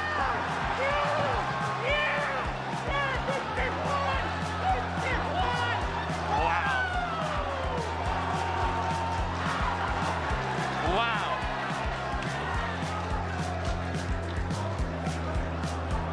Well, he's stealing his moment there, Walt. After falling into losers, Cody would be eliminated from the tournament in a wild Fox Ditto upset by Joshman, the #1 player in Australia. Joshman even appearing in this top 8 was also monumental, as it was the first time an Australian native would ever make it there, but he'd take it one step further after the win here. Ultimately placing 4th, this would mark the highest placement at a major Melee tournament from a player from the Oceanic region ever. Yeah, he has been trying to kind of bait that roll. IBDW not giving it to him, but beautiful forward extension! Oh my God, that's it! Oi, oi, oi! Joshman with the 3-1 eliminates IBDW at 5th place. Yeah, they are hugging it out. Great sportsmanship from Joshman. I can't believe what we're watching. I did not think Joshman would get this fight. Look at how excited he is, man. Just amazing to see. Highest placement guaranteed, 4th place at this event, Radar, an opportunity to go even higher. Joshman put in Australia on the map in a huge way. Rounding out the rest of the top 8 were the Canadians Moki and Nunn at 7th, and Mango slotting in at 5th, but before we get to Grands, let's rewind a couple days. On the first night of GOML 2022, arguably one of the greatest crew battles of all time had gone down. In a 10v10 USA versus the World crew battle, it went down to the very final stock out of 40 to decide a winner. Oh, last stock! 10v10 crew battle, Radar, and we are on last stock, IBDW and Moki, USA versus the World. Who has what it takes? It feels like the next hit is going to do it. They're near the ledge. Even this opening is so huge, Walt. Up smash. Big backer. He reads the jump. It's not it yet. Oh my God, but how not does he get quite. down? That is the biggest back air. He read the spot dodge as well. Up throw. Reverse hit back there, and USA breaks it all the way home. He'd be doing work. He might be moking and doking, but it was not enough. Shaking my head right now. As a member of the world of Canada, a little disappointed, but what a series that was. Okay, so back to Grands. The old guard Hungrybox versus the very new guard Jmook.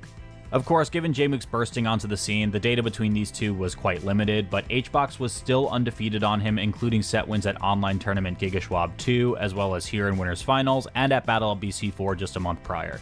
Like I mentioned before, HBox was admittedly in a bit of a slump during the online era as well, which raised the question on if he would be able to reclaim victory again, as he'd gotten a silver medal at Pound in April of that year, but the last time he had actually won a major was right before the pandemic struck at Smash Summit 9 in 2020.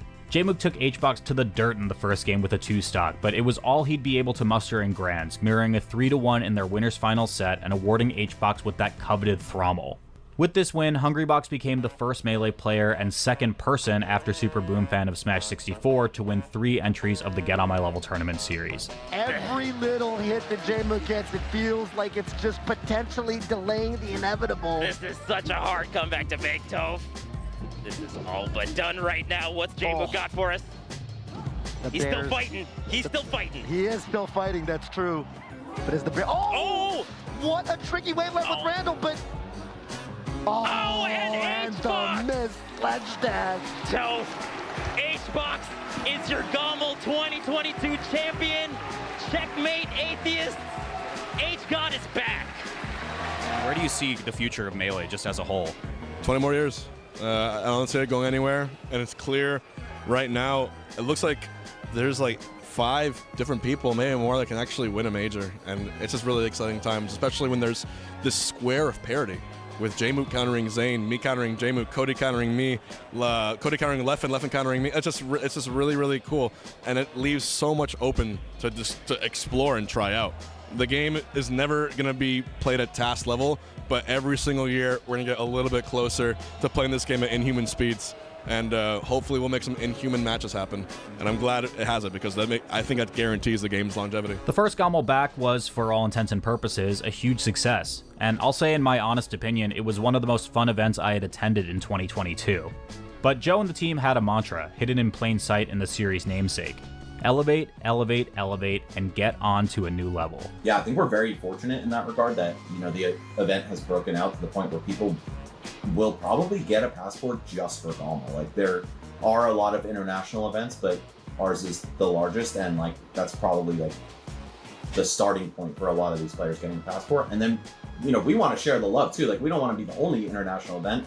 We now open the door by motivating these people to get a passport to go to all these other things, like whether it's Battle of BC or Regen or Kagaribi or something like that, or Smash Factor. Now they have the tools to do that. So I think Gommel did kind of a huge favor to the international community by just getting international travel on the radar for a lot of players too.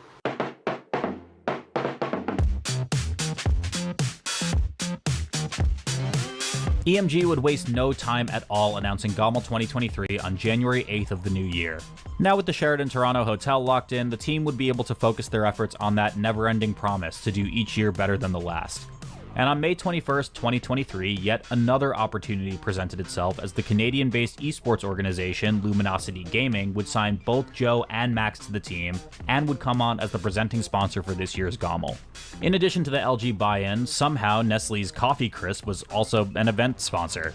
And they also ended up representing Cody Schwab at this event, given his unfortunate sponsor circumstances he'd been dealing with over the last year, which is just kinda cool.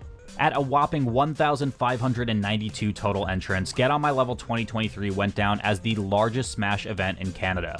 Furthermore, with a Melee bracket of 764, this would also be marked as the largest international Melee tournament of all time.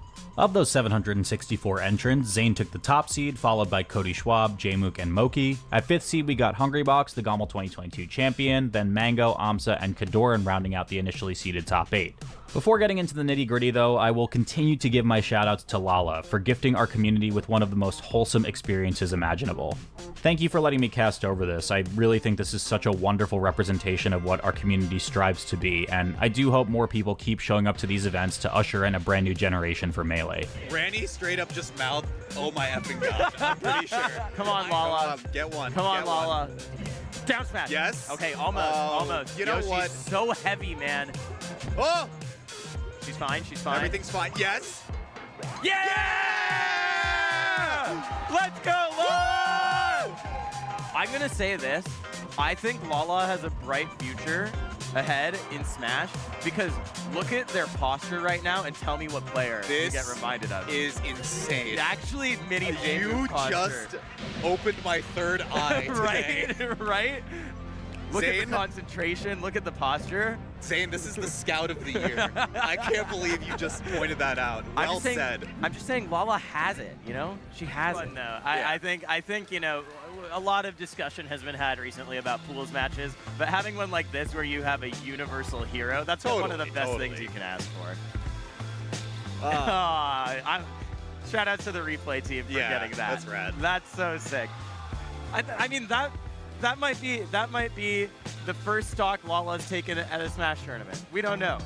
Which would be, what a magical experience for that to be on stream at Gobble. That'd be so cool. Absolutely. My gosh.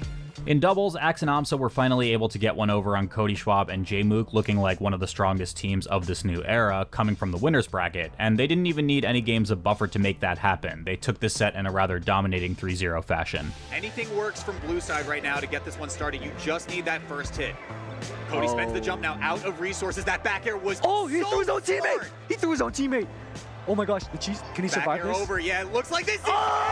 One more kill! No, he's alive. From Axe is gonna do my goodness! And it is the pop-off from Axe and Amsa. They will be your winners of doubles, Gommel 2023. Oh my goodness. I thought Cody was gonna pull out his Coffee Crisp X Factor and pull something crazy there. And like last year, 2023 featured another USA versus the World 10v10 crew battle, but unlike last year though, this one was kind of all in favor of the US. And Ben also ended it with a little disrespect too. Gommel 2023 was also the first time Khalid, a San Diego Jigglypuff player who ended SSBM rank 2022 at number 86, made top 8 at a bracket. For what it's worth, this was also his first ever international event too, but to be put up there with the few other Jigglypuffs who have been able to make it into Top Cut was a huge deal. Khalid's final exit at 7th marked him as the third unique Jigglypuff player to make a top 8 alongside Hungrybox since 2014, with the other two entrants being Toussaint at Genesis 9 and Soft at Apex 2014. Now, if you were paying attention to the bracket there, you may have noticed a Morse code 762 on Khalid's bracket path, who finished this bracket at 9th. Morse Code was able to nab the upset of the weekend over the on-fire Jmook with a 3-0 win no less, and that would be the first step towards Jmook's lowest placement in Melee singles ever since Super Smash Con 2017. And with one of the only major tournament winners in 2023 out of Gommel remarkably early and no Leffen in sight to shake it up, it was honestly a toss-up on who could take this one. Cody and Zain were likely the clear favorites, Mango could get his first Thrommel, and HBox, while perhaps doubtful, could even defend his title from last year and get his first Quadruple Gommel? Whatever. Oh, Amsa also played Falco against HBox, so there's that. Understanding spacing where you just aren't safe.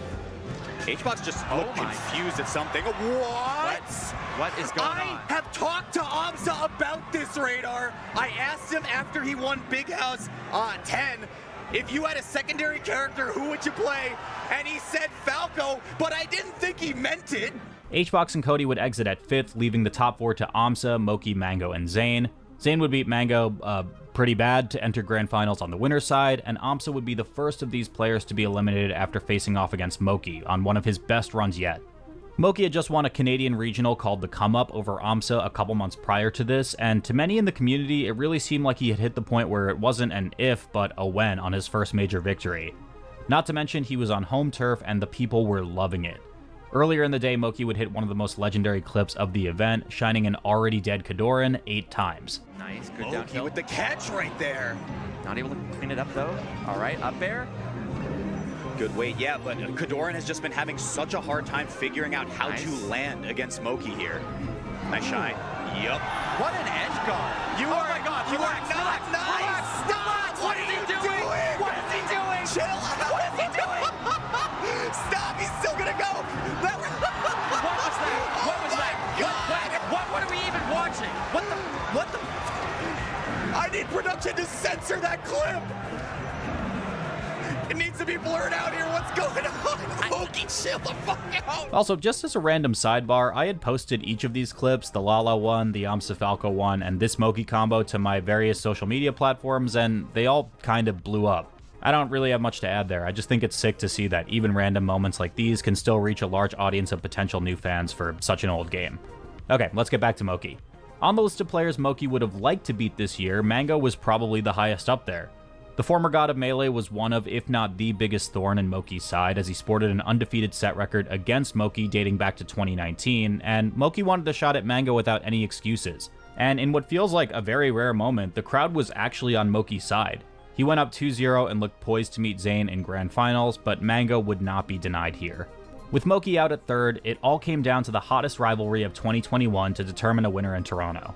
Zain and Mango were the clear best players during 2020 and 2021, but we really wouldn't get anything close to the grandeur that was the Big House 9 or Smash Summit 11 here, because Zain just won. Really convincingly. Mango with one opportunity. Zain not trying to have it. Forward smash at 142. Mango going low. Oh, that was godlike. The Canadian Cloud. That was so good. Down there at 163. wow. Down tilt sends the wrong way. Mango's got an opening. What's it going to be? Mango got the knockdown. Shine out of shields. The Mango plot armor hit different. The Mango plot armor hit different, Toe. I swear. Bear. Oh my. Oh no! Mango with that face like, God damn it. GOML 2023 became the fourth major that Zain had won without going to a Game 5, alongside LACS4, Pound 2022, and Tipped Off 14 just a couple months before. The Game 1 loss to Mango in Grand Finals was, in fact, the only game he had dropped in the entire tournament. And just like that, we've breezed through 9 years and 10 entries of the Get On My Level tournament series.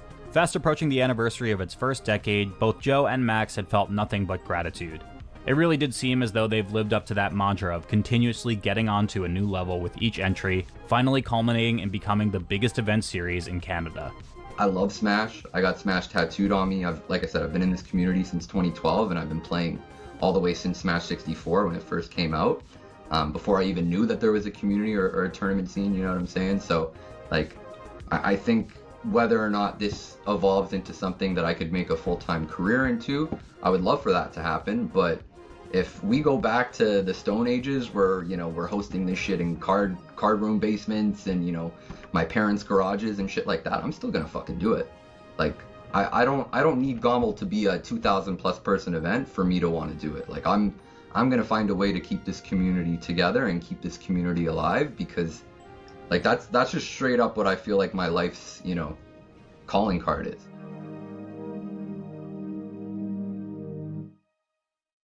I know you guys have an amazing top 8 to get to, but I just want to leave y'all with one more thing. Online, social media, Twitter, that is not the community. This is the fucking community right here. This is the fucking community. The people that yell in the crowd. The people that play Melee every single fucking day, because it is the best game of all time, unquestionably. You guys are why we do this. You guys are why Melee will never die. Never forget that. Never forget that shit. And at long last, we're finally here. 10 years in the making, Get On My Level X. A series truly built from the ground up, celebrating a full decade of memories. Now featuring a swath of other fighting games between Street Fighter 6, Guilty Gear, Tekken 8, NASB 2, and Rivals 1 and 2, GOML X was stacked from top to bottom. The legendary IFC Yipes came out to Toronto on the FGC side, and even graced our presence in Melee as well as the top 8 MC, and the vibes just felt excellent. 1,413 unique entrants came to play for the 10th year of Canadian Smash, the second highest number of attendees in a LAN GOML just behind last year's, and of that, Melee had the most in GOML history at 770 entrants, also making this the second biggest major of the year so far, just behind Genesis. Production felt solid here, and on the partnership side, LG still remained as a presenting sponsor, alongside groups like Domino's and a caffeine gummy called Focus Fuel, of which you should not eat the whole bag at once. Recommended human adult dosage of caffeine daily is between 1,200 to 1,500. No, that's not recommended. That's fatal. I do not condone this medically, by the way, but anyway, let's get the big one out of the way first. The number 1 seed, one of the clear favorites to win, and the current best player in the world, Nouns' Cody Schwab, was eliminated from GOML at his lowest placement in an open bracket tournament by the hands of Bing, a Donkey Kong main, and once again, Morse Code 762, a Samus main.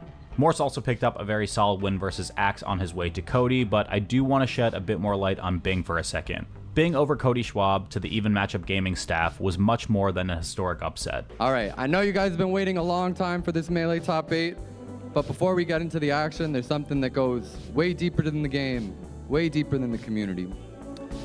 Yesterday, one of the highlight moments, and something that will live forever in GOML's history, Bing made it upset on Cody Schwab.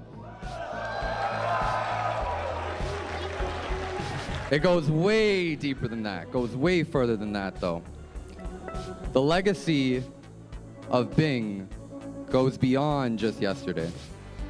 We lost one of the integral pieces of even matchup gaming in 2016, Brad Bing Durish. Can you all give it up for Brad Bing Durish, guys?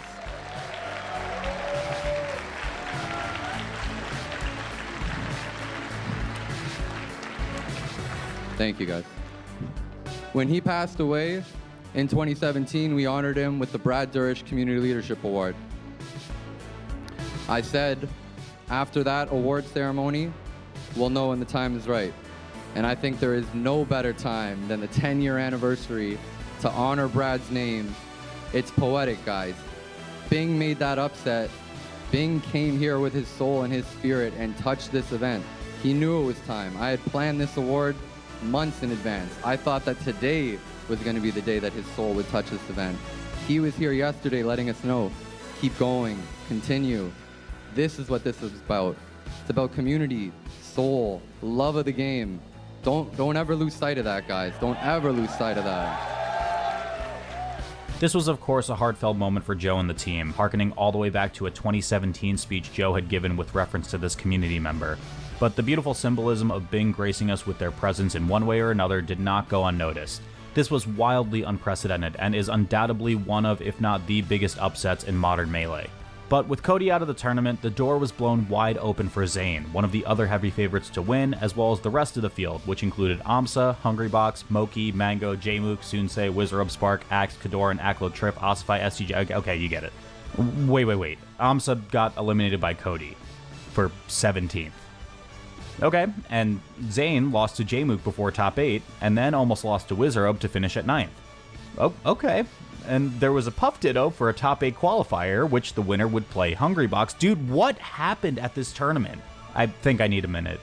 Oh look, Zain entered doubles. That's fun. He ended up teaming with Lavitz01, aka the artist formerly known as Milkman, aka the artist formerly known as Joji, and they got 3rd here.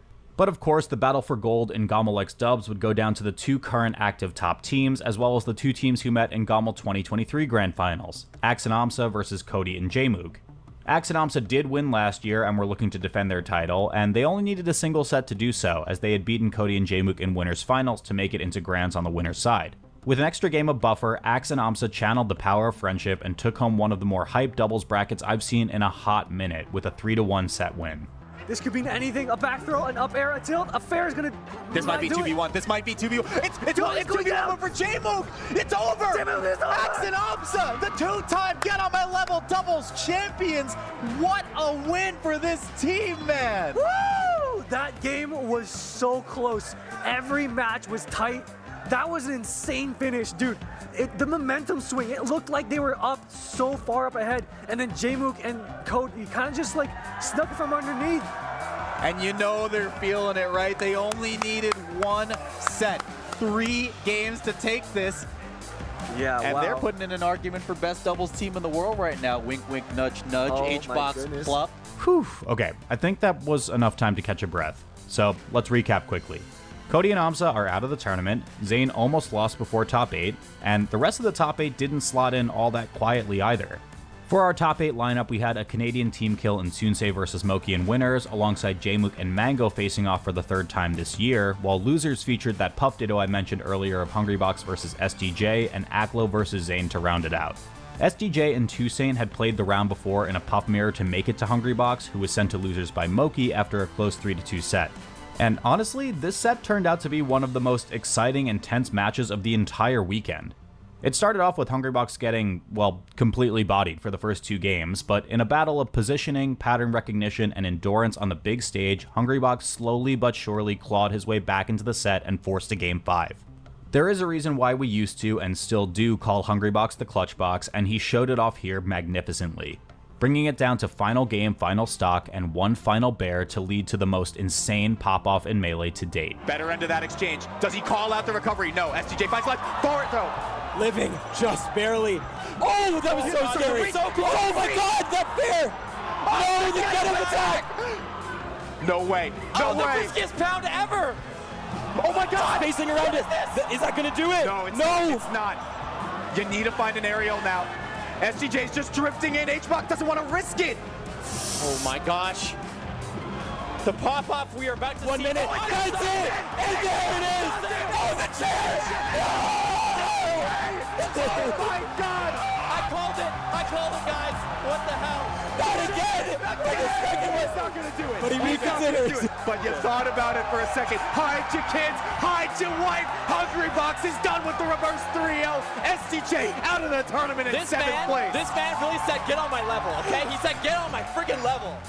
Now, you would think after a pulse-pounding set such as that in a matchup that many consider to be a snooze fest that HBox would take this momentum and use it to win the entire tournament.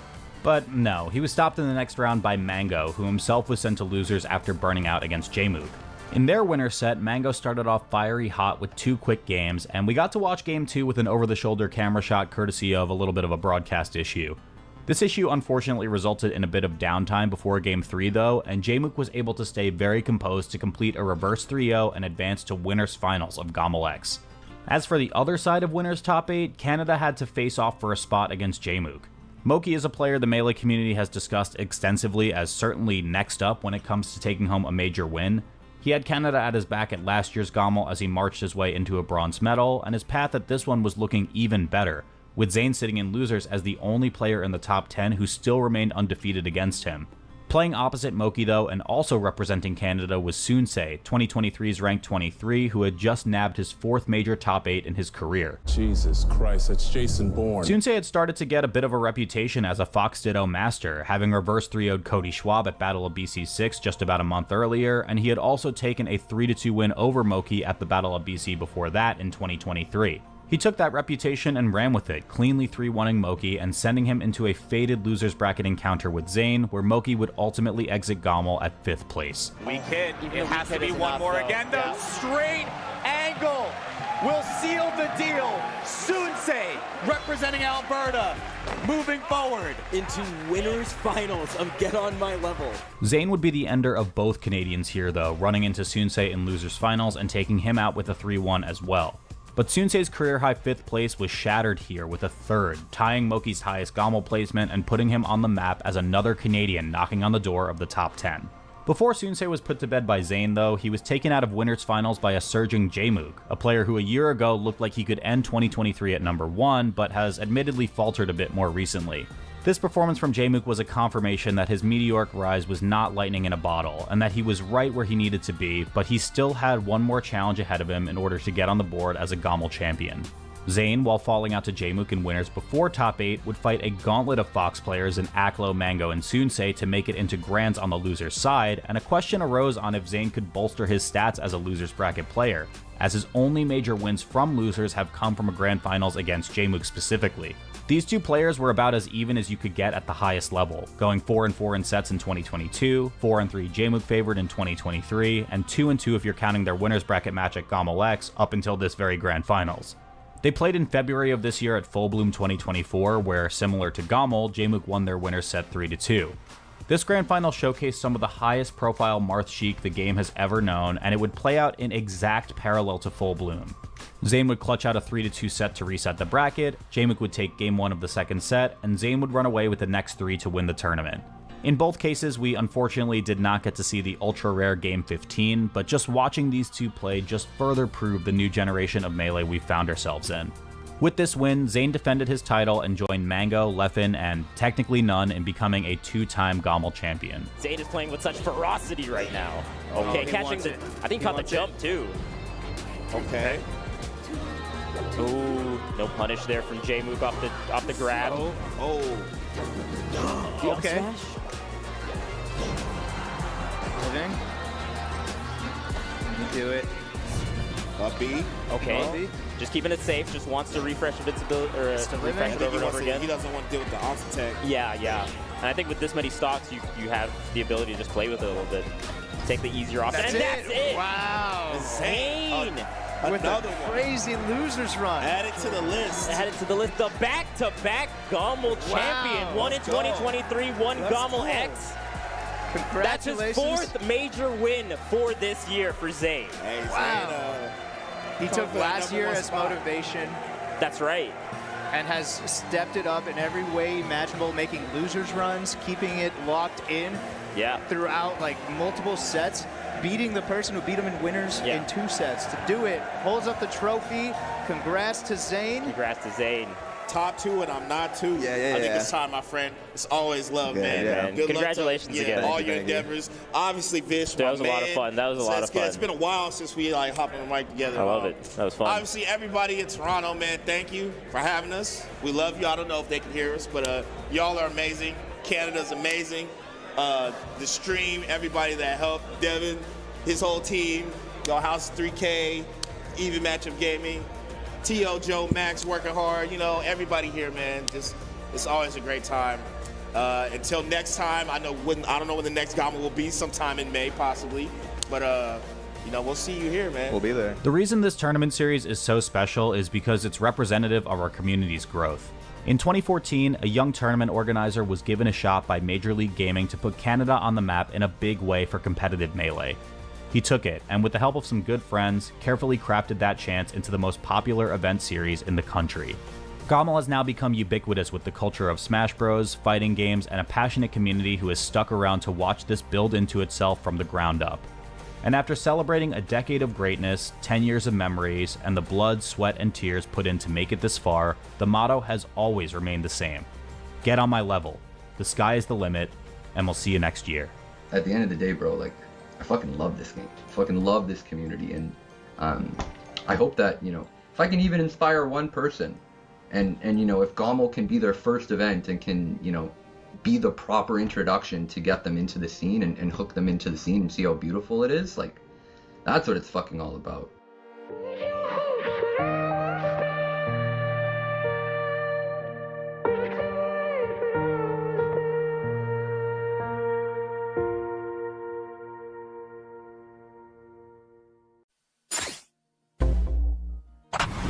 Alright, I've been on a long video kick, I guess, but I had a lot of fun with this one. Joe's actually been a pretty long-time homie of mine, and for those who may not know, I was helping with videos for the EMG team back in like 2017, so I was really happy to be able to shed a little bit of spotlight on a tournament series that really deserves it. I hope you liked it too. I'm planning on doing this for Tipped Off next month, but I think we'll go back to episode 2 of Melee's Greatest Hits first, and then I have a couple other fun projects in pre-planning, so if you like what I've been doing this year, let me know. Once again, this took a while to make and cost me a good bit of time and money, so if you want to support me and you most importantly have the disposable income to do so, you can join up on my Patreon over at the link in my description. Thank you again to my top tier patrons who are funding videos like these, including Avishua Bobby Wasabi, Erica's Cool, Nick Makaman, and NNG Esports. Thanks again, guys. On the final day of Don't Park on the Grass 2024, a tournament with 9 of the top 10 Melee players in attendance, Nicky, an Ice Climbers player from Germany, went on the run of his life, culminating in victories against Cody, the number 2 player in the world. Oh, wait a minute. I think Cody's dead. GG, shake my hand. I think Cody's GG, dead. shake my hand. And against Zain, the number 1 player in the world, to make top 4. Oh my god. Wake up. Oh, no. He has to do it. He's dead. He's gone. 3-0 and a handshake. What is this tournament on, bro? But I want to show you something. See, during his set against Cody, within the first 20 seconds of the match, something really, really cool happened. Okay. So this is Nana. She's the Ice Climber's companion character, and frankly, she's very stupid. She can't move the same way as other characters, her AI makes terrible choices sometimes, and she's generally a complete liability. I mean, Nicky's smiling here because he's seen Nana do this Nair before. He's ready for it, and he actually successfully saves her, but then she just gets killed anyway. And that's the thing, Icy's players are used to this. They constantly have to wrestle with her ineptitude in order to even have a fighting chance against Melee's strongest characters. So sit back and relax, because today we're talking in detail about the dumbest character in Melee, Nana. What's the most fundamental movement in Melee? You could argue the wave dash, but I think there's one that's slightly more ubiquitous, the dash dance. The Melee engine allows characters to cancel a dash forward by dashing back in the other direction before the dash transitions into a run. Dash dancing is an essential tool in most characters' kits, and can be used to whiff punish and threaten certain ranges in neutral. However, Nana is technically the only character in the game who cannot use this technique. If the Ice Climbers attempt to dash dance, Popo's dash back will work as expected, but Nana will keep facing the same direction while continuing her initial dash dash animation. By the way, Nana responds to player input 6 frames after Popo does, but for the sake of demonstration, I'm removing that 6-frame delay so that we can easily see how the Ice Climbers respond differently to inputs during the dash dance. So if Popo continues dash dancing, Nana will continue that initial dash while being gently yanked towards Popo by Popo Force. After 14 frames of dash dancing have elapsed, Nana will transition from dash to run and will automatically face the same direction as Popo, or the same direction as Popo 6 frames earlier. Actually 5 frames earlier, but don't worry about it. At this point, Popo will still be in dash while Nana is in run, so if Popo changes direction in his dash dance now, Nana might get stuck in the run, break, or turnaround animation. In practice, this means that Icies need to be very careful when they dash dance because they won't be able to control Nana's positioning well at all, and they need to rely mostly on wave dashing to move her around deliberately.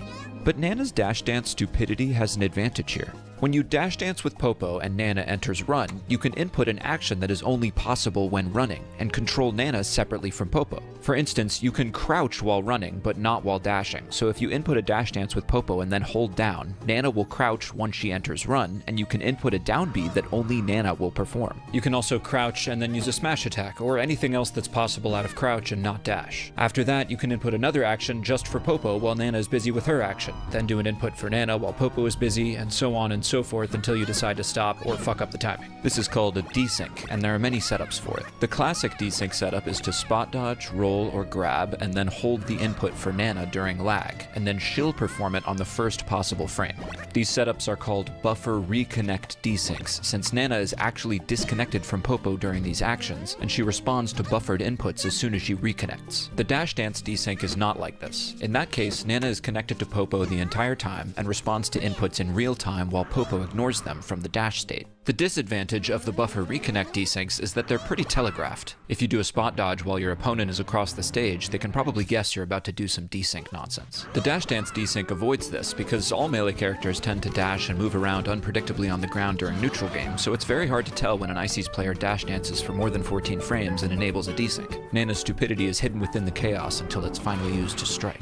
Now that you know about desyncs, here's a hilarious application. Do a desync, then make Popo do an action so you can control Nana. With Nana, do a dash forward, full hop, and down B. If you do this right, Nana will jump forward and her blizzard will give her a big burst of momentum across the stage. This is the Nanapult. Just don't use it too close to the ledge. Another common Nana issue is for her to get stuck on the edges of platforms. When sliding off a platform facing forwards, if Popo enters teeter for even 1 frame, Nana will disconnect. When this happens, her horrible AI will kick in and she'll take her sweet time finding her way back to Popo, and will probably get killed on the way. This complication also explains why Fountain of Dreams can sometimes fuck with them because, oh, look at that, a platform, bye-bye Nana. Finally, one of the most egregious weaknesses of Nana is that she is not connected when the Ice Climbers respawn on the Angel platform.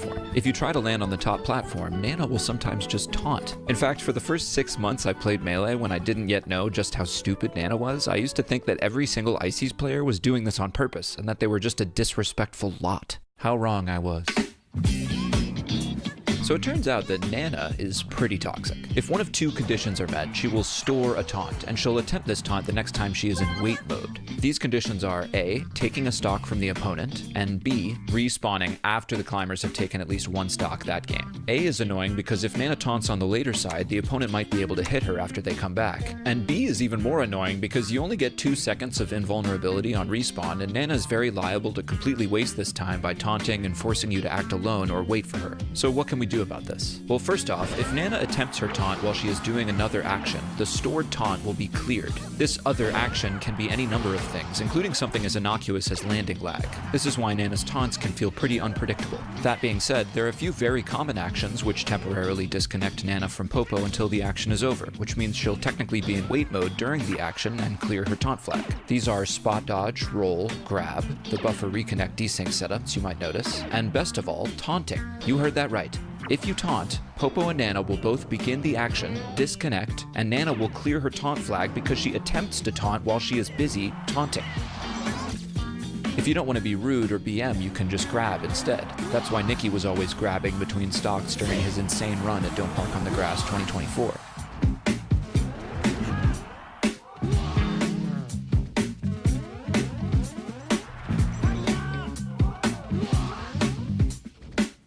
But Nana's respawn taunt condition makes things a bit complicated because Nana is always disconnected when the climbers drop from the angel platform. Not only that, when Nana drops from the angel platform, she alternates between fast falling and not fast falling every 4 frames. So if you drop from the angel platform but Nana happens to fast fall before Popo does, she'll reach the ground first and might taunt since she's actionable and waiting. This is the main outcome we are trying to avoid on respawn. One option is to just always reach the ground before Nana or at the same time as her, so she either reconnects immediately without attempting a taunt or attempts the taunt during landing lag and clears it. The issue here is that in the former case, she'll still have the flag set, so she might let the taunt fly during an inopportune moment later that stock. Also, to land before Nana can taunt, you need to fast fall within 3 frames of when she does. Luckily, you can fast fall directly from the angel platform as long as your control stick is all the way down by frame 2, so this isn't too difficult. So now you might be thinking, holy shit, fuck this, why is this so complicated? I just want to swing the funny hammers, why do I have to memorize 80 fucking branches of an AI decision tree? Well, I have the perfect solution for you.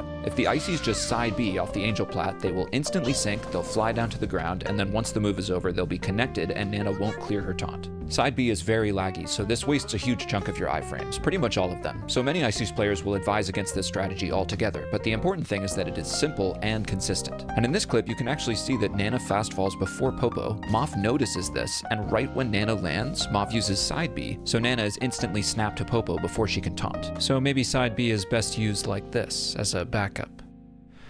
Next part.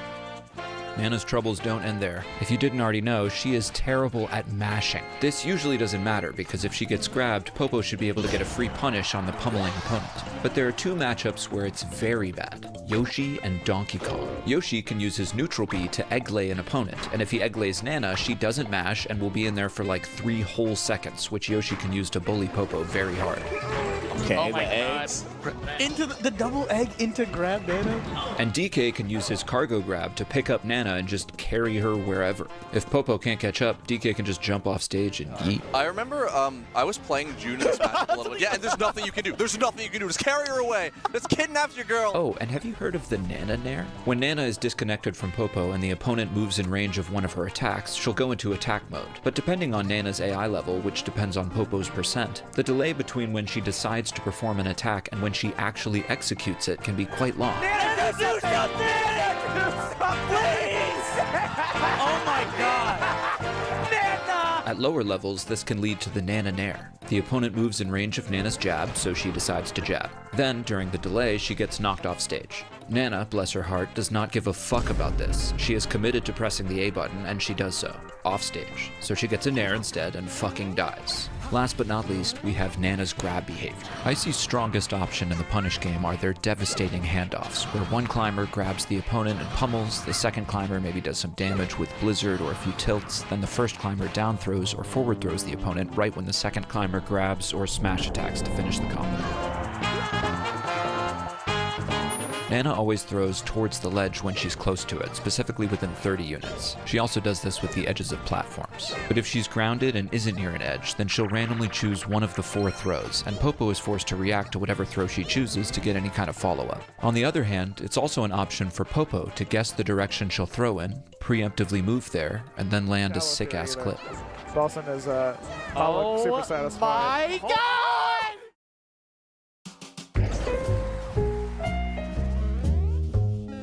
When the climbers are separated and Nana is sent off stage, she's pretty bad at recovering. She'll always drift in and double jump at stage height, but she'll never side B or air dodge or anything on her own. But guess what? I actually lied to you just now. She can air dodge to recover, but only on Foreside and Hyrule Temple. Maybe this is because Temple and Foreside have especially weird layouts which lead to more frequent Nana SDs than usual, but she doesn't even do it consistently, and there are plenty of even weirder stage layouts where she doesn't have this ability at all, so yeah, great work, Nana. If she's sent far enough, she's pretty much doomed, which means it's up to Popo to come to the rescue. When Popo up Bs, there's an area of effect around him, and as long as Nana is anywhere within this range, she'll instantly snap to Popo and they'll perform their joint up B and gain massive height. If she isn't in this range, Popo will just do a sad little jump, and Nana will stay where she is. Luckily, this area of effect is huge, so as long as he isn't blocked by an opponent, Popo can usually throw himself off stage and save Nana from just about anywhere. Like, that was the biggest thing he practiced before this. But here's a weird fun fact. If Nana is in the teeter animation, she is not considered actionable, and she won't respond to up B.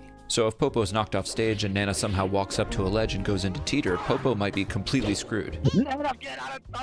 This is also true if she's dropping through the platform. Worst of all, it's true if she's in tumble, which means if the opponent can hit her off stage out of her double jump with an attack that puts her in tumble, there is virtually no way to save her. Also, Nana and Popo can't grab the ledge at the same time, which means that even double jump sweet spotting, a super common and safe recovery technique for most of the characters in the game, isn't possible for them, because Nana will just listen to her recovery AI and hog the ledge from Popo without a second thought. On top of that, when the climber's up B, Nana is temporarily disconnected from Popo, and that means she might set her target to Randall like all recovering CPUs do and just die.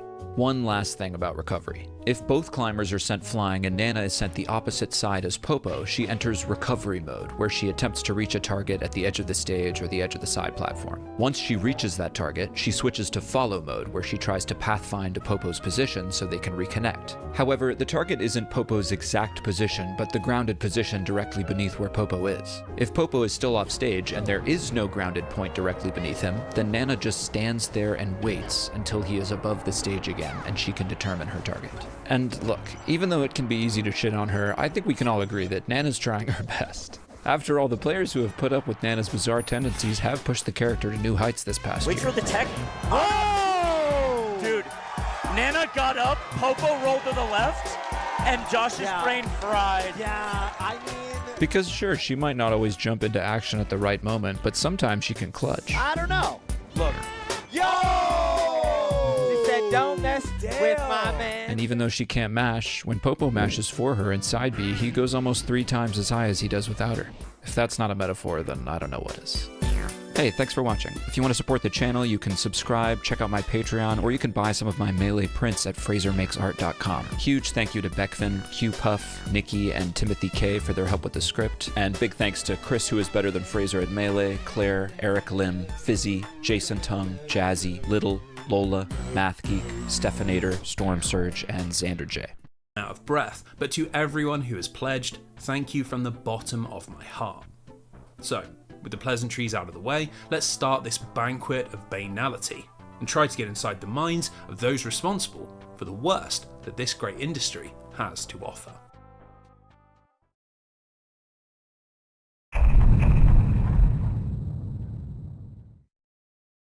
Our voyage begins with a big one, a game so notoriously bad that it single-handedly triggered a market-wide recession, the legendary ancestor of all bad video games, E.T. the Extraterrestrial for the Atari 2600.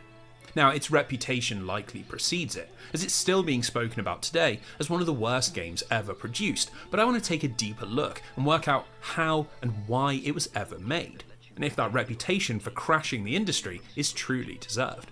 So to understand E.T., we first need to understand the video game market in the early 1980s, a place that was entirely dominated by a single company called Atari. They had formed in 1972 by Nolan Bushnell and Ted Dabney, 2 electrical engineers who had grown up loving board games, and after seeing a prototype Magnavox Odyssey at a local trade show, they decided to quit their jobs and combine their 2 passions. This proved to be a very profitable decision, as their fledgling electronic gaming company, which they named Atari, quickly took over the North American market thanks to the release of Pong, a single-screen 2-player tennis game that sold tens of thousands of units. With the arcade coin-op market firmly within their grasp, Atari attempted to move into the home, and after the success of a version of Pong that you could play on your television, they went one better in 1977 and released the first commercially successful video game console, the Atari VCS, or 2600, as it's now become known. While it took a little while to catch on, the fact that you could swap out your games and build a collection of your favourites made the system very popular, and by the early 1980s, lots of companies other than Atari had begun to develop games for the platform, which only further fueled hardware sales. Thanks to the release of titles like Nintendo's Donkey Kong, Taito's Space Invaders, and Activision's Pitfall, not to mention a host of self-produced Atari games like Pac-Man, Asteroids, and Defender, the 2600 was a monster hit, and by 1983 it had sold an estimated 18 million units. At this point, the video game industry and Atari Incorporated were essentially one and the same thing, But fast forward just 2 years and both had utterly collapsed. By 1985, Atari were drowning in debt and ended up being sold off for pennies, while the wider video game market, which had at one point been worth $3 billion, had crashed down to a mere 100 million. So, what happened? What caused the market leader to implode in such dramatic fashion? Well, the most common answer is that in late 1983 they released E.T., a game so bad that they destroyed their reputation and put millions of people off of video games for good.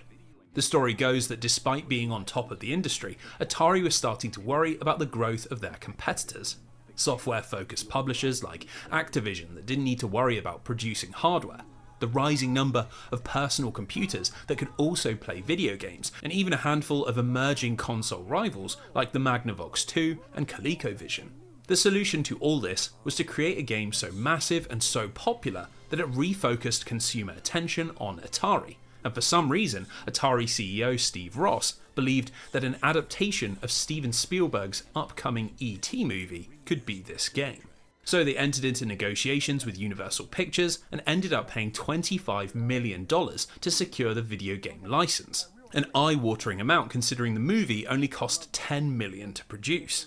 Now, this meant that E.T. would have to sell an absurd number of copies to even come close to breaking even, but any chances of that were ruined by a request from Spielberg himself. You see, he'd been involved in the Atari adaptation of Raiders of the Lost Ark, a strange proto-adventure game that replicated scenes from the movie with pixelated puzzles, and had been designed by a programmer called Howard Scott Warshaw. As Spielberg had loved Warshaw's unique approach to game design, he agreed to the E.T. deal on the condition that Warshaw be placed in charge, and this effectively signed Atari's death warrant. Now, that isn't because Warshaw was a bad designer. In fact, his work really pushed the boundaries of what a video game could be, but he was never going to make a big commercial hit like Space Invaders or Pac-Man. So what emerged in late 1983 was a very odd game that is not particularly fun, but also isn't quite as bad as people make out, at least if you can understand what Warshaw was going for. The idea is that you control E.T. and need to phone home, a process that has you hunting across 6 unique screens for pieces of an interstellar device, which you can then use to hail your mothership. It's a straightforward objective that masks quite a lot of complexity, as you also need to avoid capture by the FBI and their researchers, complete your mission before you run out of energy, cash in candy you find for more time, and use a host of different powers that all do different things depending on which screen you're on. By the standards of most 2600 games, it's actually very complex, but the problem is that without the manual, which outlines not only what you're seeing on each screen, but how to actually go about playing the game, it just looks like an inscrutable jumble of pixels. Now, unfortunately, even with the instructions, E.T. does have one pretty glaring flaw in the form of its pits, which you constantly fall into as you move around the screens, require tricky movement to get out of, but also can't be avoided, as that's where you find the pieces of his phone. If you know what you're doing, it's perfectly possible to see the end of E.T., especially as it even has difficulty settings, which you can use to reduce the amount of enemies, but it still isn't a particularly enjoyable experience, and it certainly wasn't what Atari had paid $25 million for. So, given the massive cost of production and the extremely weird end product, it's a little surprised that E.T. has been remembered as the game that killed Atari, but that's not really the full picture. E.T. was actually quite successful on... You're tired? Me too. What's the video called? This was the absurd history of bad video games. Oh man. Back to it. What is my life?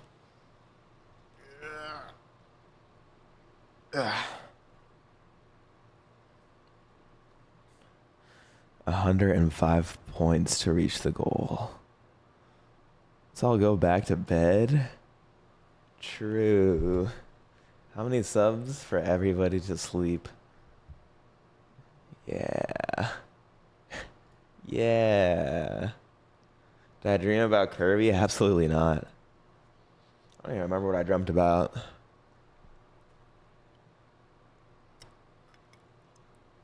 I need coffee.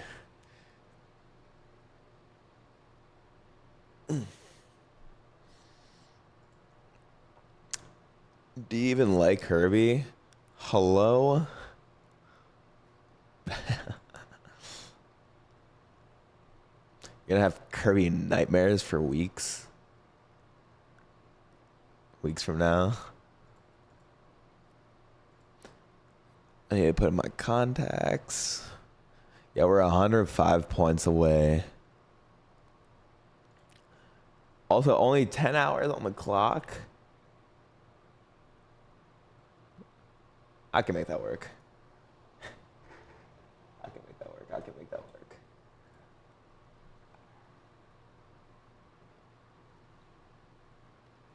Ugh.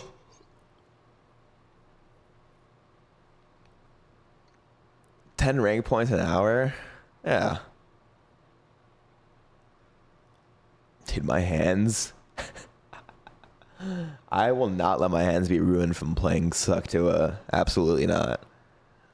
What's up, Rap Shot? Yesterday was a really good day. Like, really, really good. We ended by beating Fro. What is Fro ranked? Let me do some quick research. Fro Melee.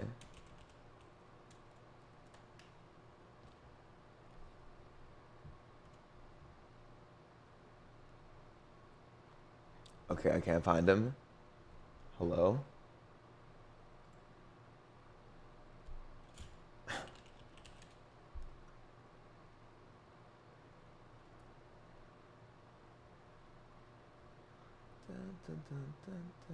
He's ranked 48. Suckathon did it.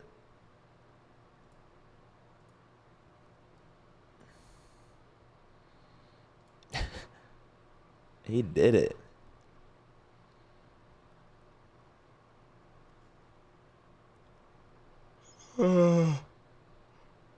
Give me the Tekken 5 opening.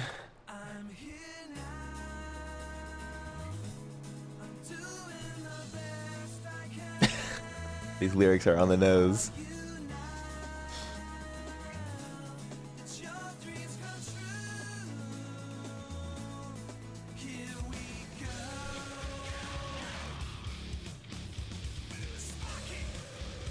Song's a banger. How does the clock work, bro? When does it start? When this started, it kept going up. So every sub that I get on Twitch adds 5 minutes to the clock. So it peaked at like 30-ish hours. I played Tekken Tag. That was my first one. 4, 5, and a little bit of 6, and then a little bit of the new one. But not like competitively. It was just my favorite game as a kid.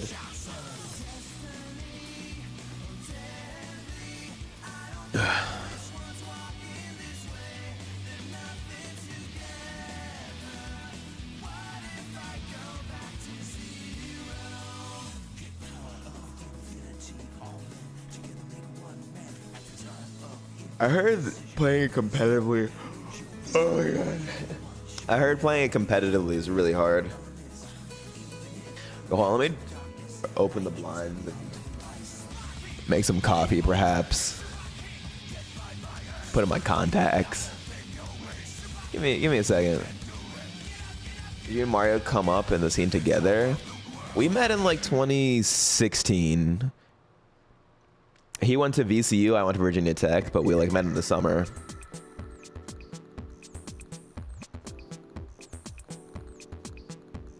If you guys remember David, we met in 2014 because we both went to Virginia Tech, aka Busy Boy.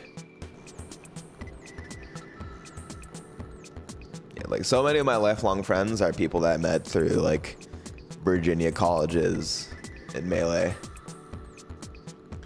Is the timer working right? I think so. Yeah, because when I ended last night, it was at like 16-ish hours, 17 hours. You like my glasses? I hardly wear them, but thank you. Yeah, it was 10 years ago now, Eric. 11, right? Yeah.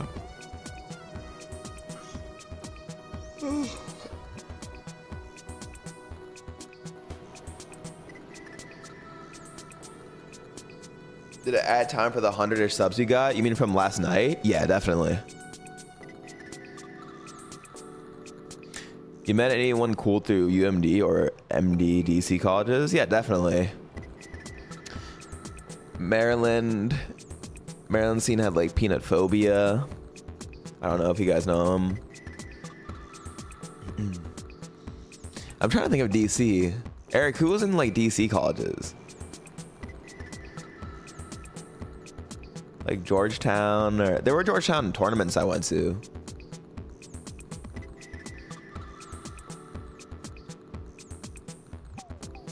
Met Peanut Phobia at a Chicago local. Very cool guy. Very cool.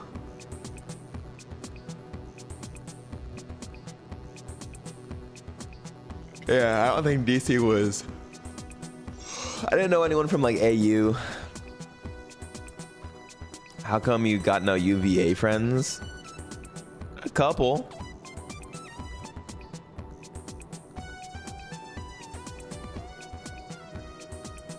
What do you think you do right about your practice and prep that people in the top 50, 30 don't do? I'm trying to think.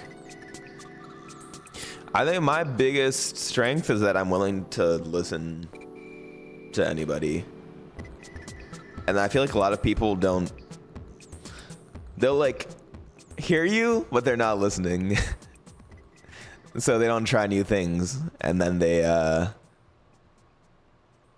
yeah, it just takes a long time. No, Hannah, you actually listen.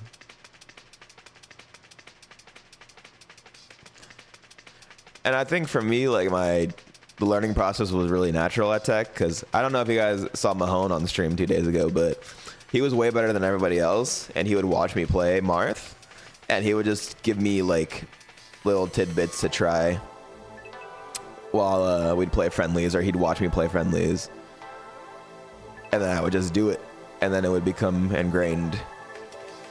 So that was fortunate that I had someone that was really good, just like basically spoon feeding me.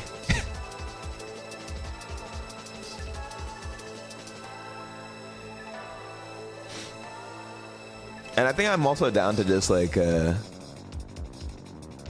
repeat things over and over.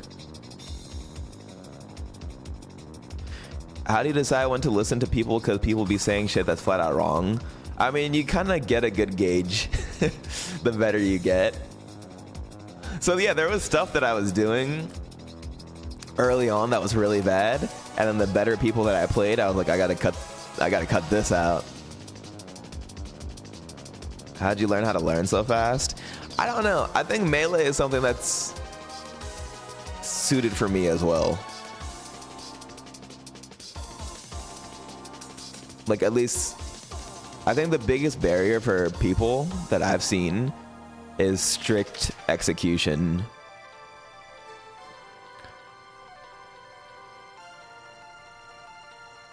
And I think that's something I'm pretty naturally good at.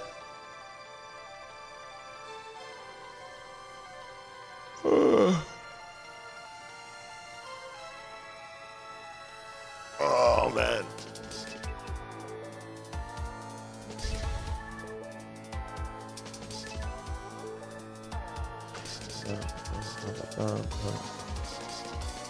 All right, I should make some coffee. We are 105 points away.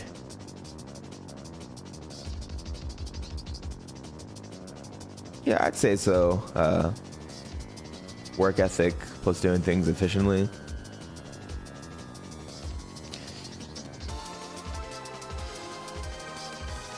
I think also being able to like narrow things down to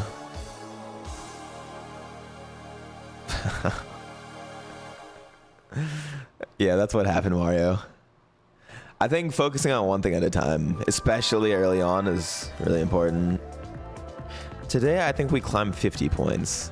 Why undershoot it? Are you looking for setups for conversions? What is it that you're looking for with Kirby? With Kirby, I'm generally looking... Everything is percent based. Percent based until up tilt becomes valuable, is what I'd say. So I'm looking for any up throw, any stray back air, any stray fair. Yeah, honestly with Kirby, you just have to win neutral over and over. And then depending on the matchup, you look for like a back throw, which might not work into up air. Or you look for like a up tilt on spacies or fast fallers. Or you look for maybe a suck if you're down and bad. 50 points is good. It is good, but can we get much higher?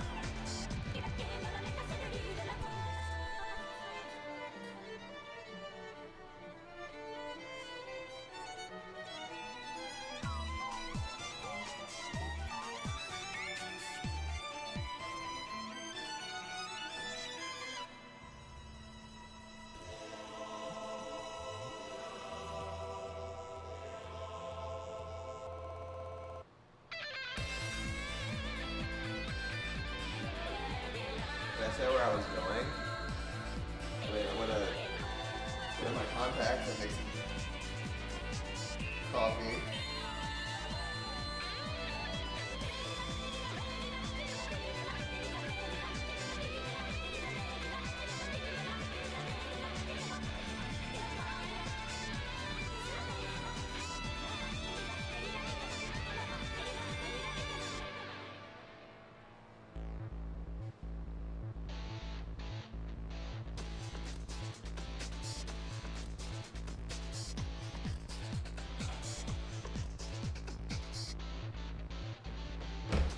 Yeah, I'm just gonna... Everyone say goodbye to Zain. I'll be back in like 5 minutes. Can we get much higher?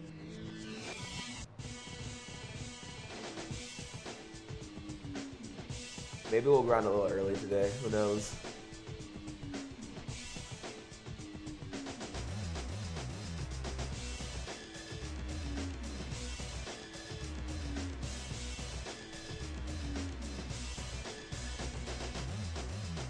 Yo, Dark Dove, don't say that. That's nasty.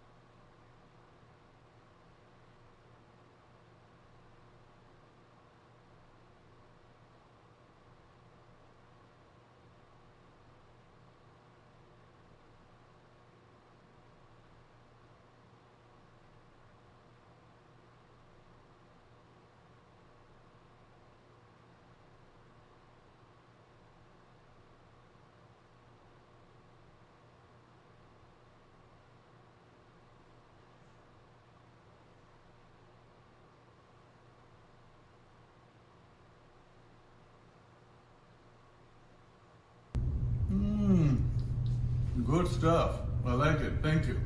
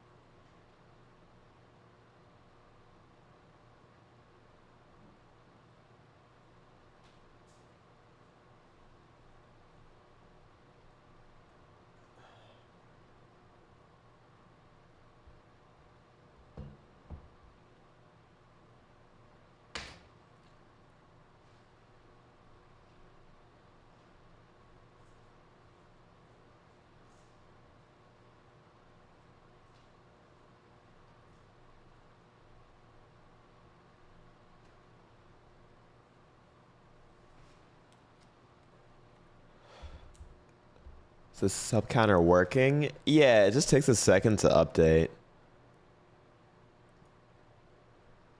Unless I bled a sub at the same time, by chance.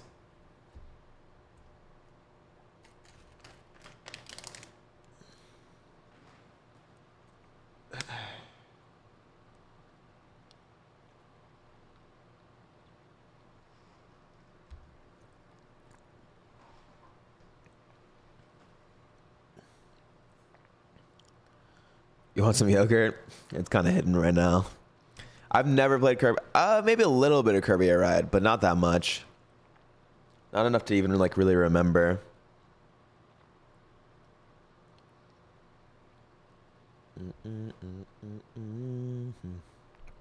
Hey, what happened to the music?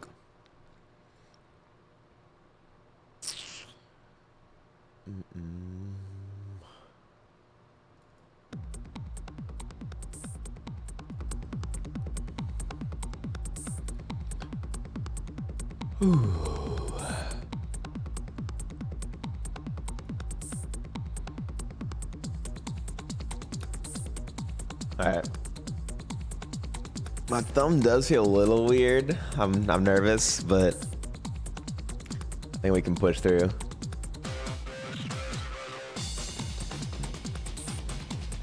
How'd everyone sleep?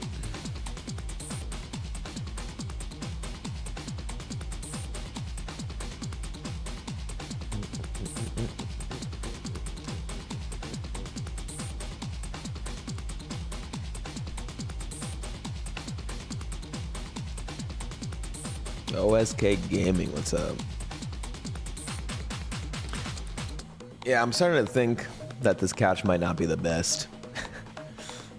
I didn't sleep too great either. Dante Fyra, how you doing?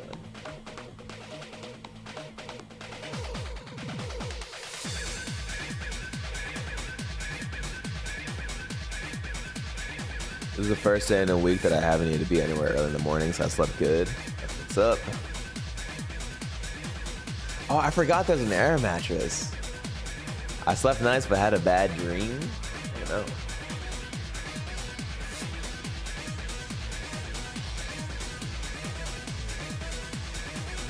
Let's get this bread today.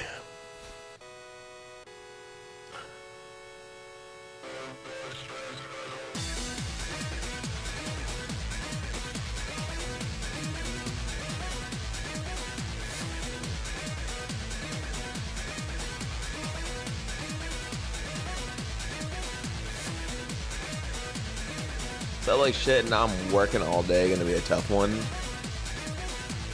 I've heard that the Suckathon goes platinum while people are at the office or working from home.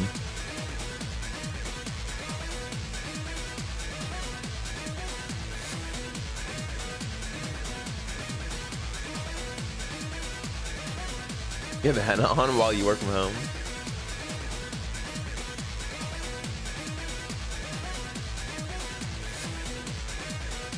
Kind of looks like the last day. It could be. Why that Kirby figure? Which one? This?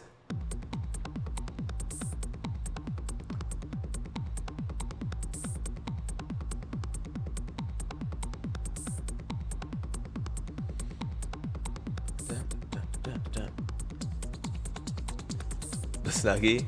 It is comfy, I can't even lie. It was just getting way too hot while playing Melee. The strange text one? So this one. It says Suckathon.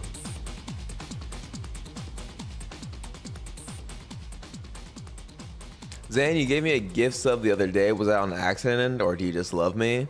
Why not both? I was testing out some stream stuff and I guess you got it.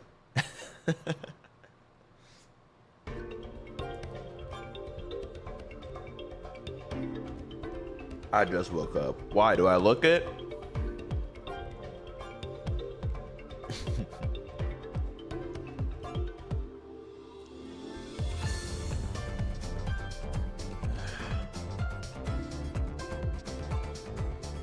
I'm gonna see if the sub count. Oh no, my Twitch Stream manager says I'm at 1444 subs, so the count is accurate. I must have bled a sub. Good morning, Blarbanco. The Edgeguards have so much potential. Today is possible. Thank you, Eric. Thank you. Maybe I order myself a nice brunch today.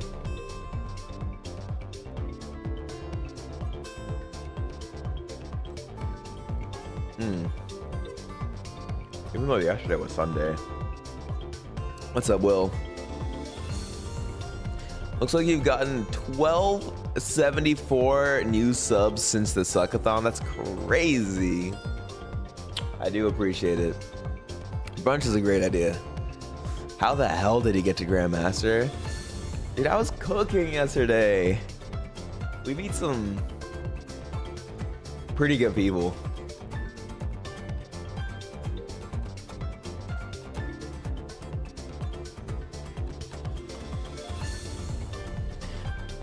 I low-key don't want to start the grind too early because I feel like a lot of people aren't up or are on West Coast. And I don't want people to miss it. Because I'm going to hit it.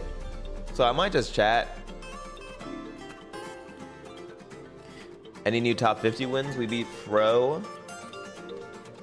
We beat... I don't remember who else. But there were good ones, I promise.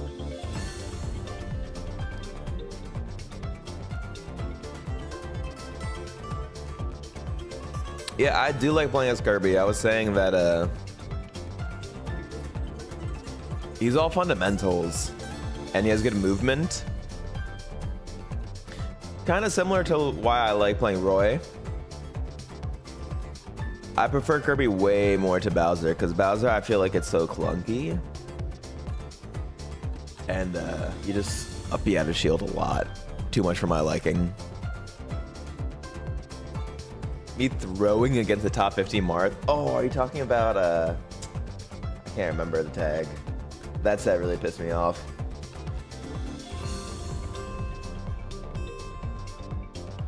Legit been one of the best Melee streams I've seen in a while. Love the content. Thank you, David. Yeah, I've been looking forward to this for a while. Dude, if I had lost Gommel though, and I came into the Suckathon right after, I don't know if I could have done it. I'm going to be so real with you. I really don't know. But it's a good thing we don't live in that timeline. That would have sucked. I could tell you really wanted that Gommel win. Yeah. It would have been double suck.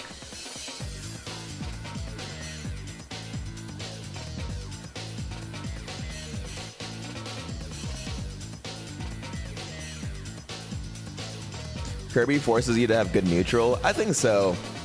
With Bowser, I think I was missing a lot of like prerequisite tricks and like kind of frame traps that he gets huge mileage off of.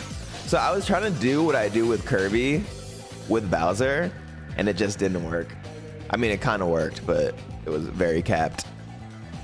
Like I think Bowser needs some knowledge check kind of shit.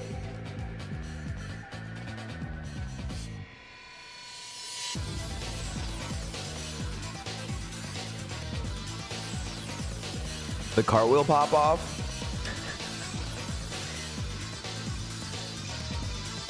I don't regret the cartwheel pop off.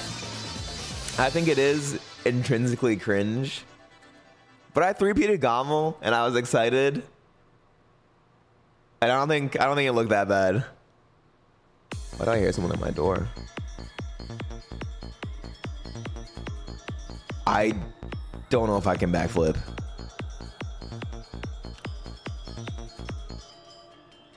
The World War Zain gets double eliminated by SCJ into H-Fox and then has to play a floaty ball for days.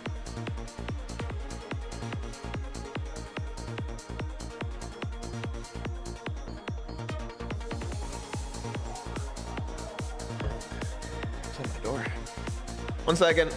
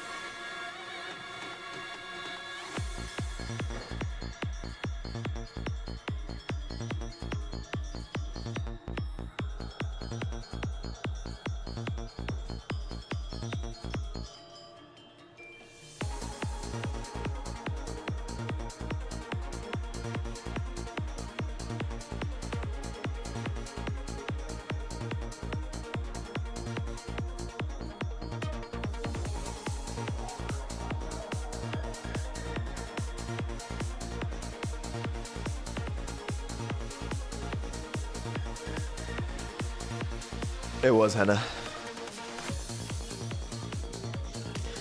The SCJ set was stressful. I think only the first game. And then I kind of knew what was going on.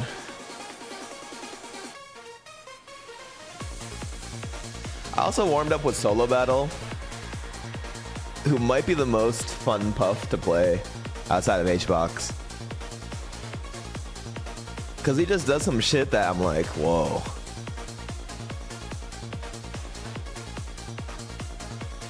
No comment, Jank. You're a lovely person.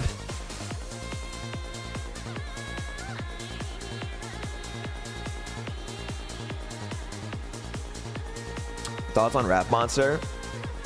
He's nasty. He's also so good at 2v1ing in teams. When I was playing him in teams and it was just him, I was like, what's going on here? Why is this harder?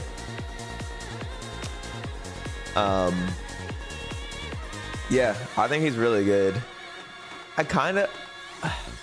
People are gonna hate me for saying this, but I wish he played the top tier. Because I think he actually has a really good skill set. But he loves Luigi, so maybe that's the path.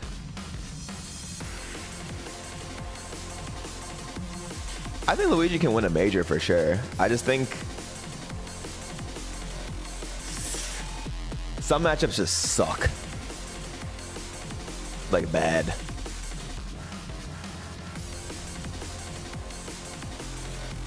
He did tell Med not to take the stock against me and Corey. And when we were in tournament, Corey and I did not fuck around. We just played it clinically. Oh, he did that to Preeminent and Sunsei? Did that work? Because he tried it versus me and Corey as well.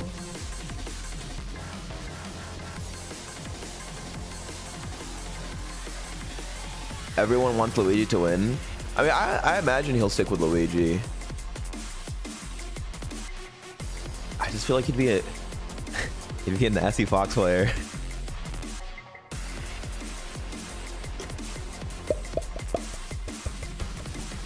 Good Sheik? Maybe. Yeah, I think honestly he could just pick one. We don't need another nasty Fox. I agree. I'm just saying, like, from a sheer, like, if a competitive standpoint. I put the yogurt and the sausages in. I don't know what else was mine. You didn't tell me that. Oh, you need to sort everything? You said not everything's for you, so I left stuff. Good stuff. Well, Sis Pen with a prime, thank you. Huh? You just what? Do people say re-upped about groceries, or is that just a strict drug use thing?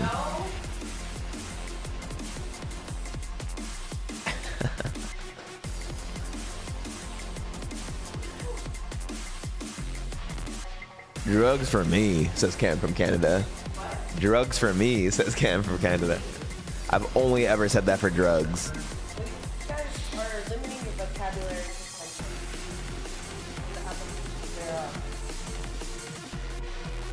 you have an oikos already? Yeah.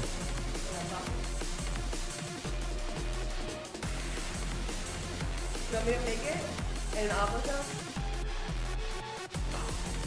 Thank you, Big Hannah. I creamed it. Yo, and I got 5 gifted. Your money, boss. The Taps God, thank you. Again. This is gonna be the best day of the Suckathon yet. Who is it? The Taps God. Oh, Tap Scott, thank you for the 5 gifted. Look at this, what I got you. What's that? Big old coffee. Oh, nice.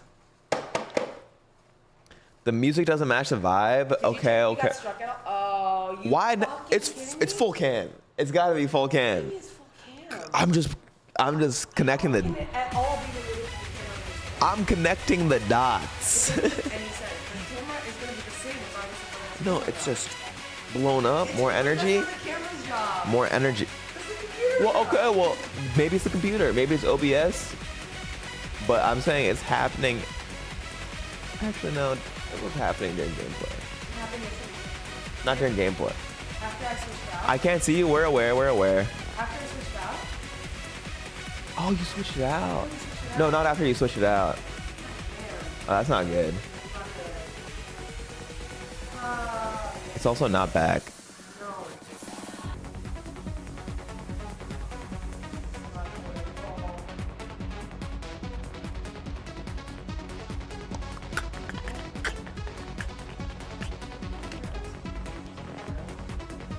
Oh, it's on.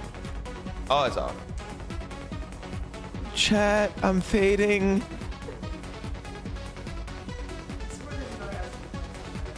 Is it the SD card?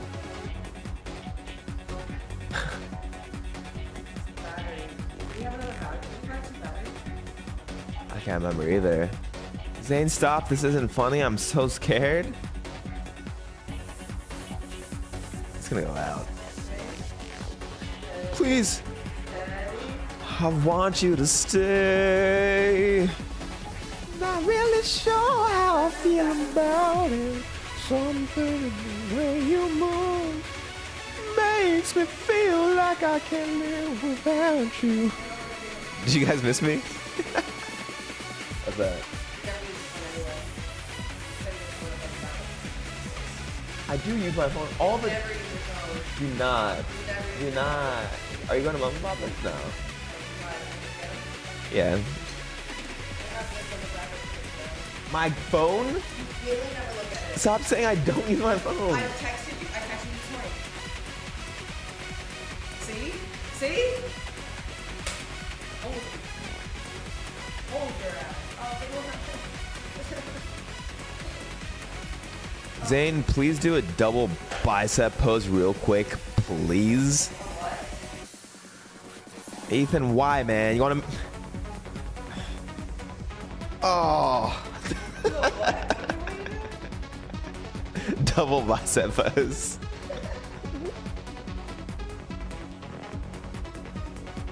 Yup. That's not Adele, Eric. It's Rihanna and someone else. Sup, Tua? What's up, Dandelion?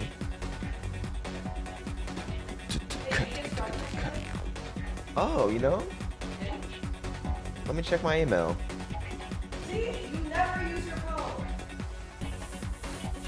Not yet. Not yet.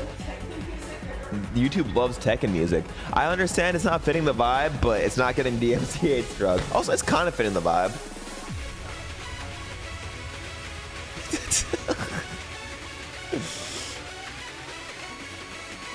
Why didn't you take a picture with me at Gommel? Thanks for signing my controller, but why? What? You didn't ask. There's no way. If you would have asked, I would have.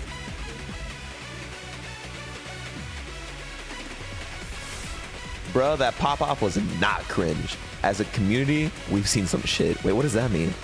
Oh, Hungry Boss? Like, comparatively not good. Oh. Did the subs add? Yeah. You sure about that? Positive. That was at 1444. What pop-off? My cartwheel. Whoa, he's doing a vibe alignment. What HBox pops off? I don't. Dude, shut the fridge. Oh shit. What HBox pop-offs are cringe? Alright, I can't figure this out right now. I have a call soon. I gotta. Oh god. I guess that means no Avo toast. Bro, I didn't know you bought salmon. Is that for me, that whole ass salmon? I could. I like it. Thank you. Rob64 with the prime, thank you. Also, Zain, thanks for signing my pillow at Nons Bowl. I fell on my knees at the Costco food court when you lost to Junebug. Oh, you good? Where did it fall? Ow. Big Henna just had a big pain surprise. What? My brain can't stop.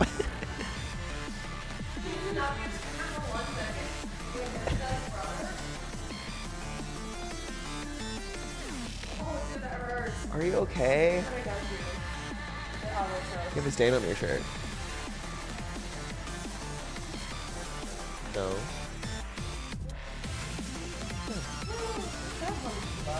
What? No.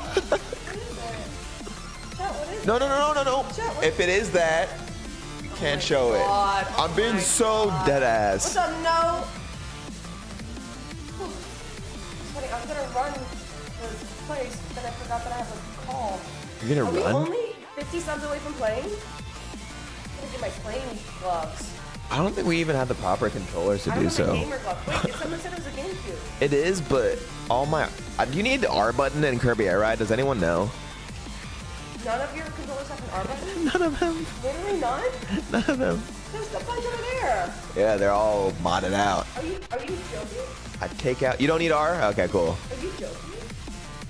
None of those have an R button? The last Prime hasn't counted yet. Give it a second. Wait, let me see what it says on my stream manager.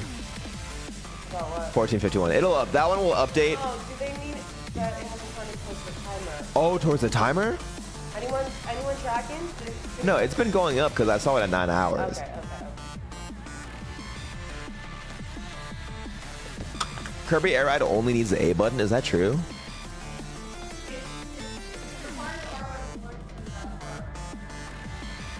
It's crazy seeing how far you come in Smash. I vividly remember when you were in Winners Finals of Summit and people were thinking that would be the farthest you'd ever get. Huh.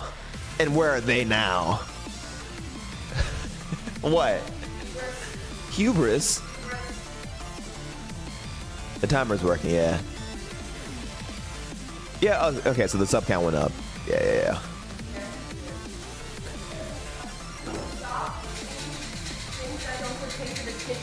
In the kitchen?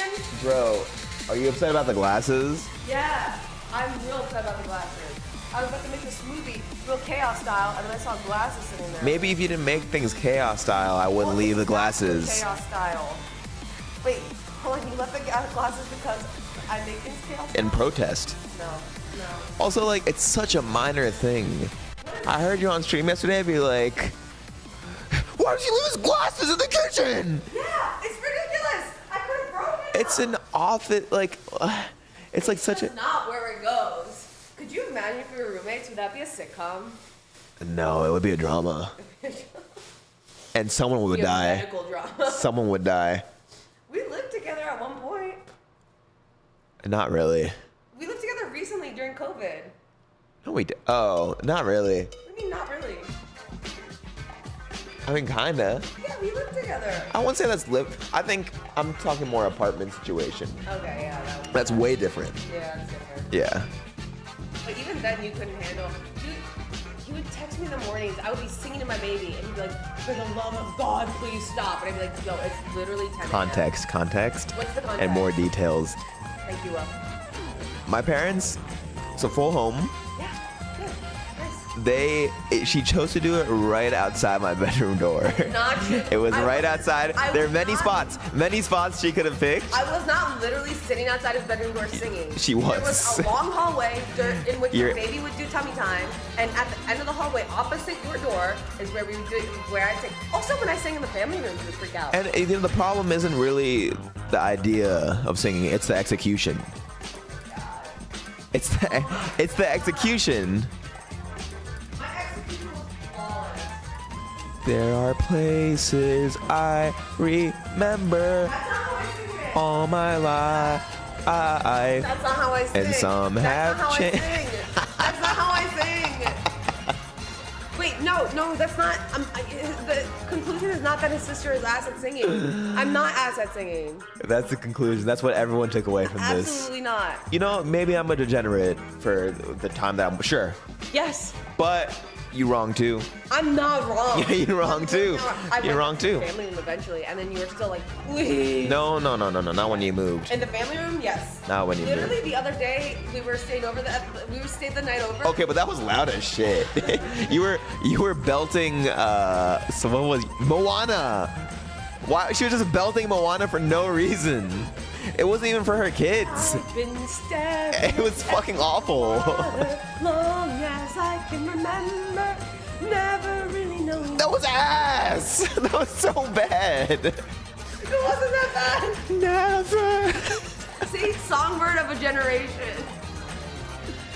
That was so bad. Why are the tubers always forced to fend for themselves conversationally? What? What's They're just happening? talking about software development. They do their own thing. See, the thing you need to understand about the tubers, they have a mind of their own. Oh my god. A hive mind? Moana goes so hard. See, I was playing that shit. Henna is better than MF Doom? Why that comparison? Henna doesn't even know who that is. Top 50 today. Wait, how did you end last night? So good. Really? I'm 100 points away. Oh. This suckathon's going down.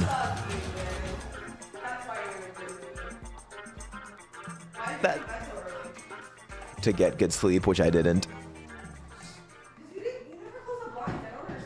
I woke up to Bob Ross on my phone and I got angry. And he was like, and I'm just going to paint some happy little clouds. And I was like, ah! Wait, why do you never close the blinds? I did. I opened them. Yeah.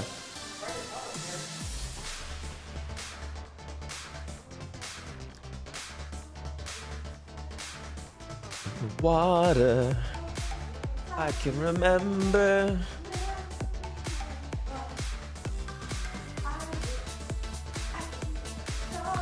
Bro just called me a root vegetable tuber.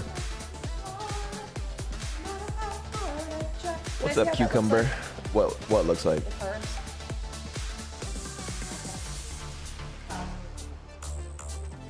The longer the suckathon goes on, the more disheveled it's gonna look. That's just part of it. I mean, you literally threw boxes around. That's design?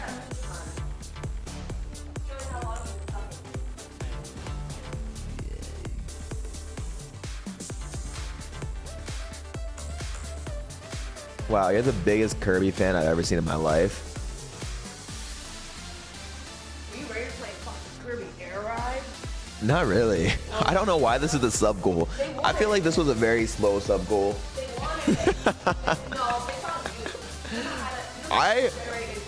You should have seen me yesterday. I said, yo, I don't really ask for primes that much, but if you're liking the suckathon and you are enjoying the stream, please consider dropping a prime. Flooding. Flood it. Do it. Let's see it. Well, they're not. No, not right in the morning. I don't chill right in the morning. But if someone did it right now to prove her wrong, that'd be tight. We don't need whales. This is not a whale kind of chat.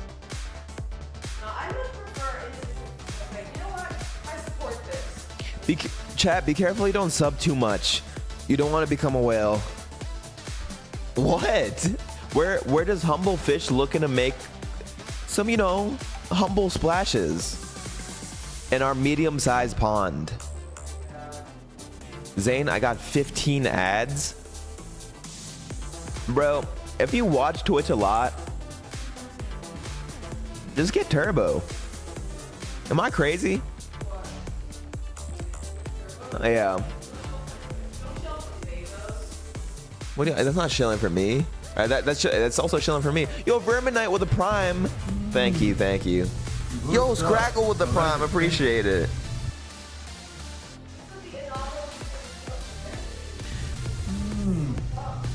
Good stuff. I refuse to pay for something just because I'm annoyed. That's fair. But if you have a Hulu, what? Okay.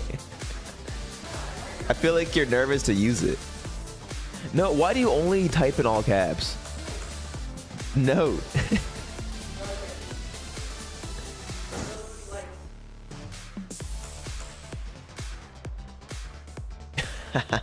No, I don't mean it. Right. What? That does not smell right. What doesn't smell right? The toaster does not smell right. Like it's burned or it's foul? Like plastic. Oh yeah, don't. Okay, yeah, don't use that. Does that mean the microwave has been crazy? No, let me get close. No, I smell it. Good stuff. I like it. Thank you.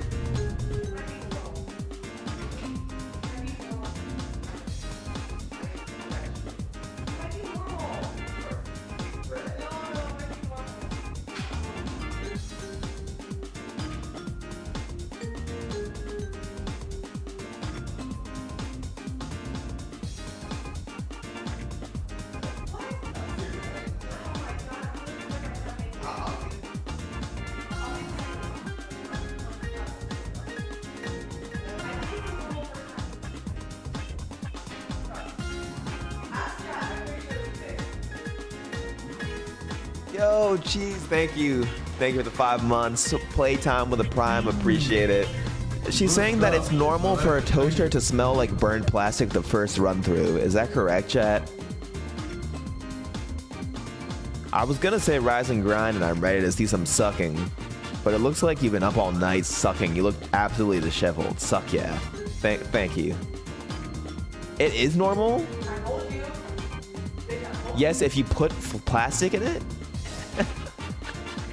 You gotta get your daily dose of microplastics. I think they're trolling me. I'm not eating that bread. My last toaster reeked for like a week after I bought. Oh. I don't want a Carcinomax. I'm a very natural person. I'm crunchy. I love nature. I love camping. I love bugs.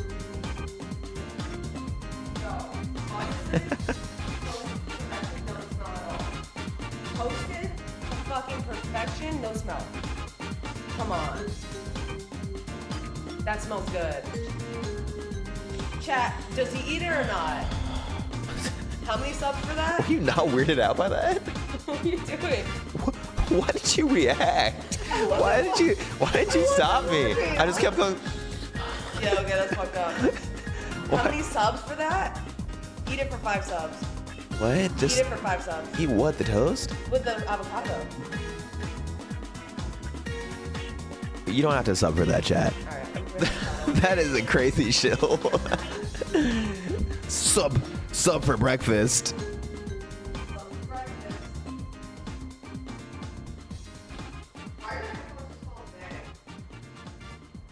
Where'd you see that?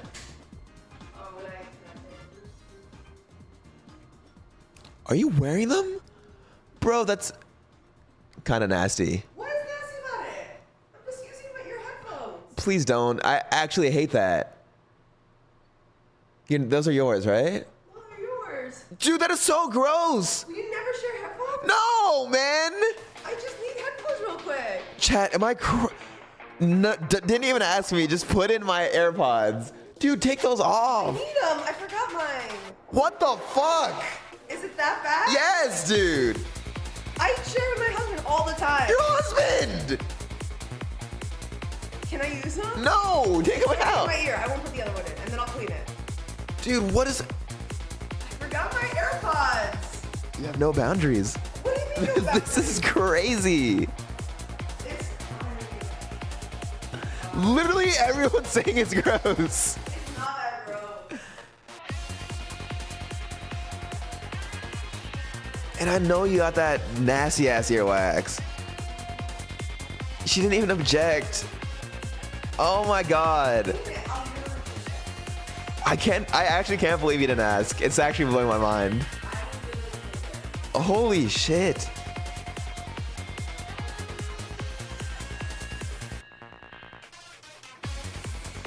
But it's one of the inner ones, chat. Gonna come out like Shrek making candles? Ew. Wait, you know what this song is about? No. They're editing the Monkey video that I did. Oh, really? They're talking about the Monkey video. They're like, he was very articulate. Really? Yeah, they're like, he was so articulate and he had a great vision on what creators should be. Wow. Yeah. Wait, do you actually need it? Huh? Do you actually need it?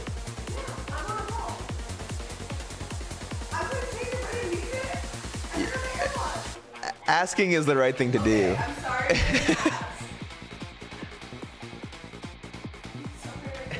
I am making your avocado. That can be true, but you don't get to hang it over.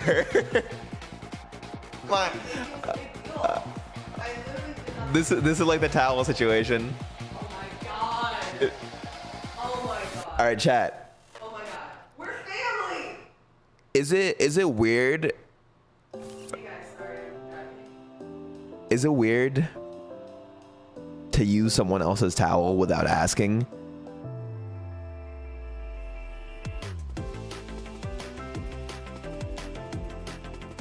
Yes, yes. Yeah. Yes, yes, yes. Highly depends on who it is. Okay, so I will give context. It was my mom's towel that Henna used the next day, and my mom was upset. I barely used it.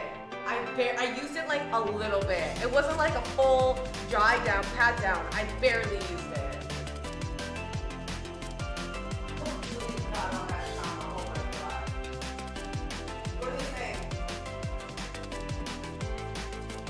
I personally wouldn't know. I mean, just think where they wipe last.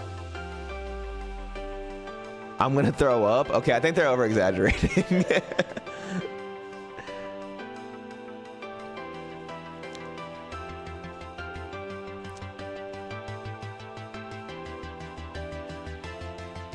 Good morning, Heisenberg.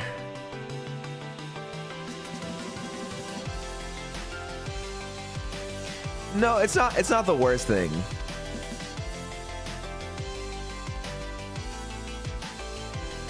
The towel forgets between dryings. That's not my concern, Mario. The towel is not my.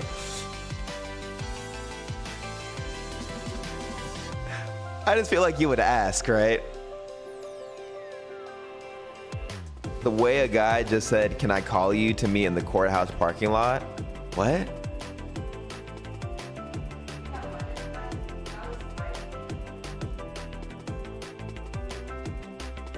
Dude, she's taking a work call in here, and I'm afraid to talk while she's talking. Okay. Wait, Caitlin, how's jury duty going? Caitlin. Yeah, she's very excited. Yeah, she got selected. And she's hoping it's a Knives Out situation. I just got dismissed? What? Why? Are you allowed to say why? Really? Oh, both potential cases settled. They didn't go to trial. Boring. Yeah, do you know what they were?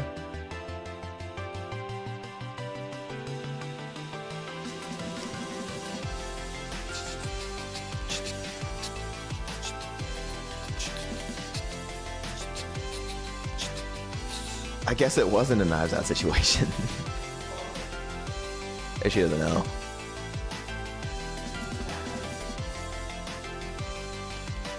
Oh man. One was a domestic violence charge, but the complaining witness didn't show up. Holy.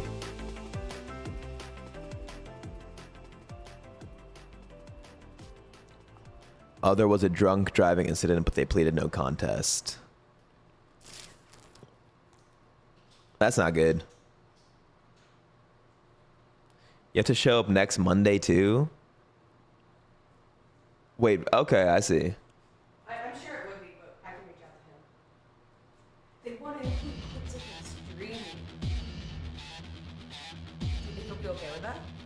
Probably.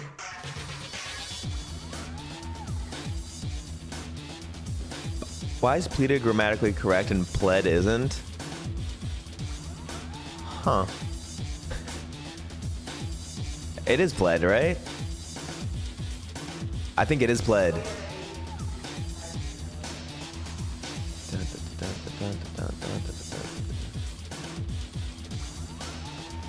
Your avocado test, sir. Thanks. Please enjoy.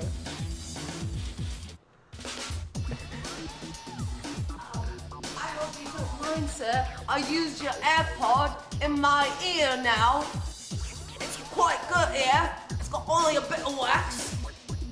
Was that good, chat? Were you not on mute? She wasn't on mute. She wasn't on mute. She wasn't on mute.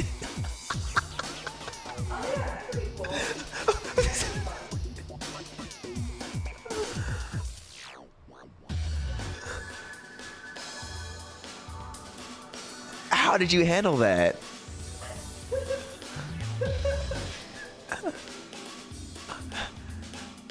Are you gonna be fired? Because I would fire you. You're all mine. Are you muted? Are you muted? Jesus. Jesus.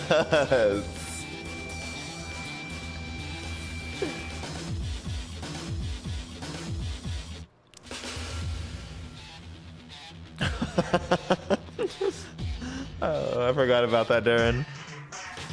Yeah, when your stomach was hurting and you were on a call and you went, oh, Zain, Zain, Zain. And then they were like, Hannah, everything else. No, it was a client call, and my boss goes, Hannah just gave birth recently.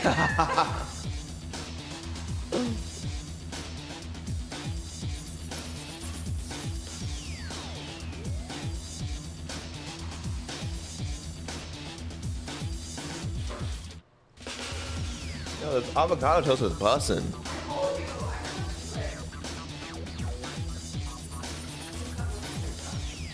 Only got one what?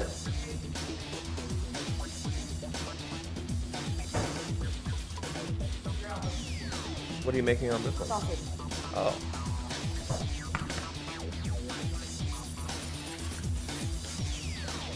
Where's the protein, Mr. Tua? It's on its way. I had some yogurt. I wish I hadn't eaten that yogurt first. I love eating the yogurt after.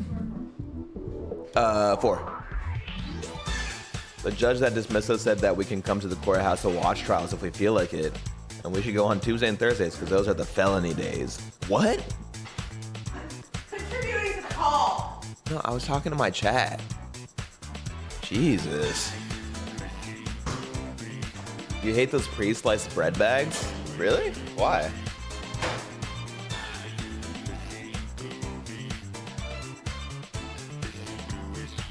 Calling me your chat? Okay, am I wrong? I love you. Red chili flakes and a honey on your avocado. Not honey. Red chili flakes and garlic powder.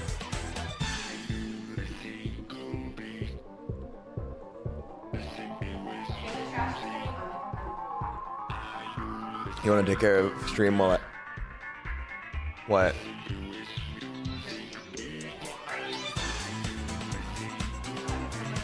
She just looked at my AirPod and then looked inside and then looked disgusted. Do you have any sort of like antibacterial wipes? Maybe in the bottom. Okay. Yeah. No, you want like a wet one. Let me see. You're gonna be so upset. Yeah, just take care of it. You don't want to see, right? No, I don't want to see. It's actually gonna make me nauseous. I can't help what happens in my ear. But you can help what you put in your ear. Well, I needed it. Can I hear how I crush that call? I feel like you didn't contribute at all. I said, yeah, that sounds good. Okay, I thought this is Maybe it's old. Maybe it's me. And what? That's so nasty. Wait, I put that in my ear? Oh, you're complaining? Yeah, that's disgusting. Yeah, maybe. What the fuck? Oh, this is straight you. It's like dry. Mine is wet. Yeah, mine is dry. Ugh! Yeah. Why am I cleaning it then? Serves you right. It's like drying cake. Okay, well get it away from here. Mine's always, mine's like gooey. This is dry and caked. It's so nasty. How am I getting shamed It's for your you fault. using my? I probably forgot to clean them after I traveled last time. It is really gross to handle mine. I think she's saving face.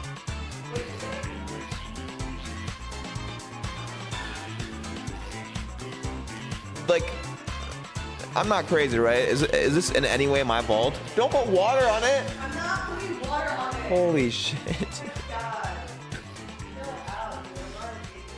Those are $400. Yes. Crackly. What? What'd you do to them? Oh, my AirPods are better. Uh-oh, where did the other piece go?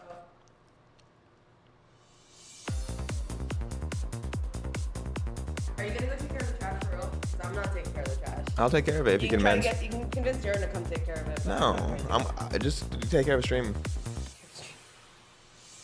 Alright, good as new, bro. Cleaned your AirPods for you, made your avocado toast, made your sausage. Don't say you cleaned your AirPods. I did clean your AirPods. Did I not clean your AirPods for you? I didn't need that. absolutely did. They I mean, were I can do caked. that myself. They were caked, and now it's in my ear. Caitlin says you're ignoring her. What? Ren RX, thank you for the prime. I like it, thank you. I didn't ignore it. Well, I don't see any Caitlin I'm a messages. good person. I'm a good person. I'm a good person. She's like dancing off stream. I don't hate the chat. What? I'm putting on a mother sucking suckathon, and you think I hate the chat? It's not for them. Don't lie. It is for me. Everything I do, I did it for me. Who says that, chat? Who says that? Darren, don't answer. Hey, TJK got it. Oh no, Bro Boy got it too. It's Walter White. Everything I did. I did. I said that. I didn't hear you say it. Okay, who's this? Who's this? I got it. Walt Jr. Am I right? What the? Am I right? You think I'm gonna impersonate him?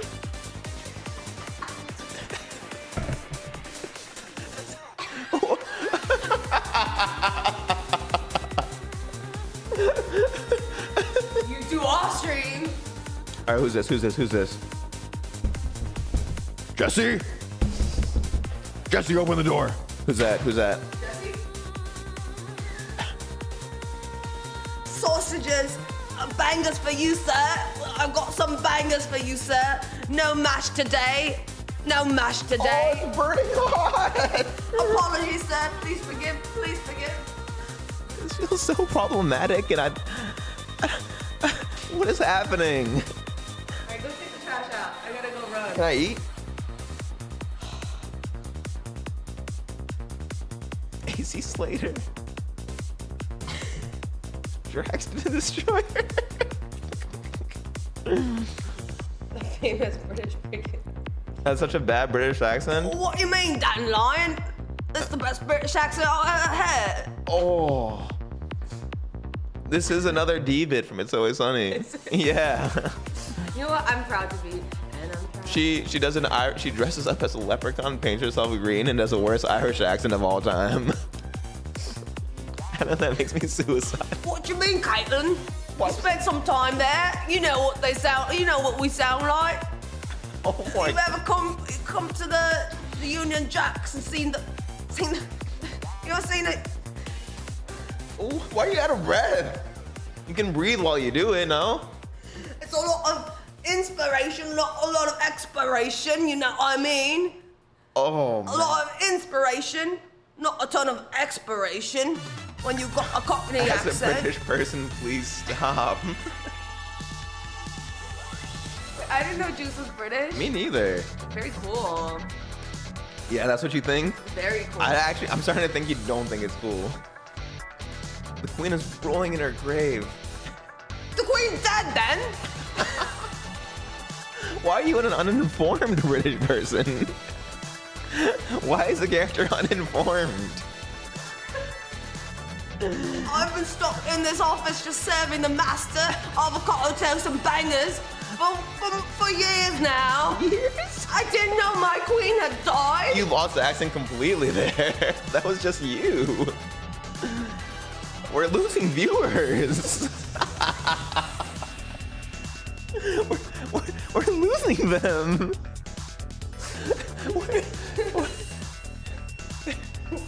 We're losing them.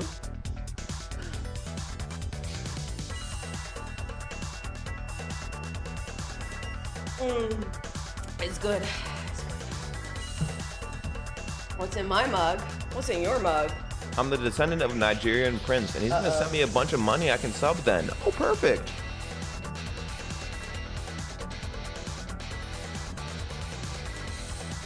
What did you say? Uh-oh, though. Ah, it's none of your business. Oh, okay. There's a Suck to It impersonator on Run Ranked. Get him. 5 subs and Hannah stops doing the accents. Deal. Never. I'll never stop. And I'll get you back one day too, you mark my words. What? You mark my words. Why so vengeful? Does anyone know what Cody Schwab is up to? He's in England, actually. What? Cody Schwab in the Union Jack?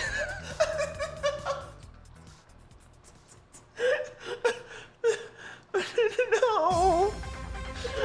No.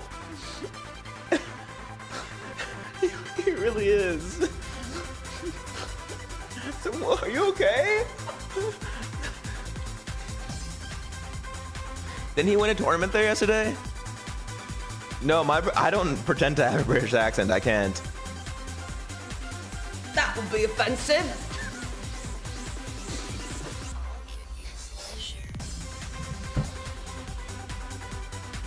Kinda quick, say how much kilograms are 225 pounds. Oh, that right there is 3 kilograms. What? 3 kilograms in a pound? What's a pound? Are you trying to pay money? What's a pound? 5 subs and you do the British accent until you start playing. No, what? Oh. If it happens, it happens. Oh no. Oh, what? Where's she going? She's embarrassed. She left. She went into the closet. She scurried into the closet. She retreated. What's she doing in there? Anna's going to the closet to say more slurs. You good?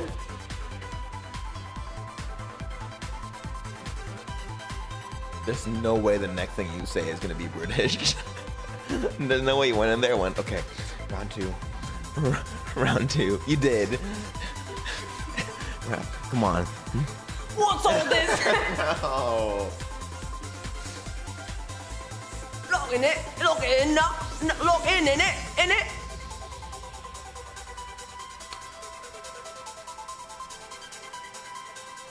This is like if Butcher from The Boys wasn't exposed to language till he was 12 years old. Fucking hell. Fucking hell. Guys, there's nothing in that room. Eric knows.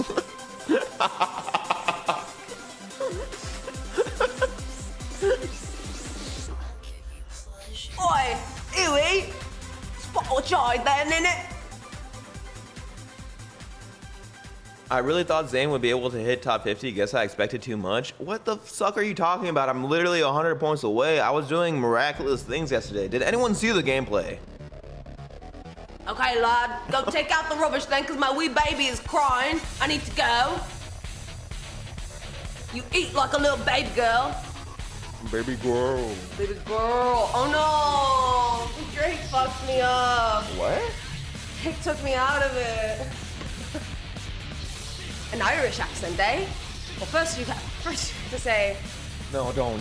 Saints Barsarvas. It's the luck of the Irish. No. Saints Barsarvas. No. It's the luck of the Irish. I think I'm a leprechaun. Don't fucking do it. Spirit gun. No. It's weak. There's no way that hurt. Saints Barsarvas. Ah, what the fuck? You're doing an actual hard one. Oh, please. You know what? I can take it.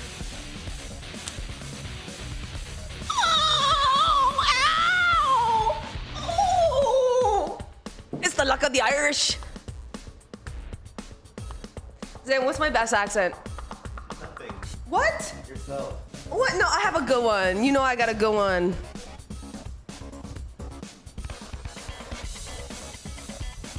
Squidward. I haven't seen Squidward in years.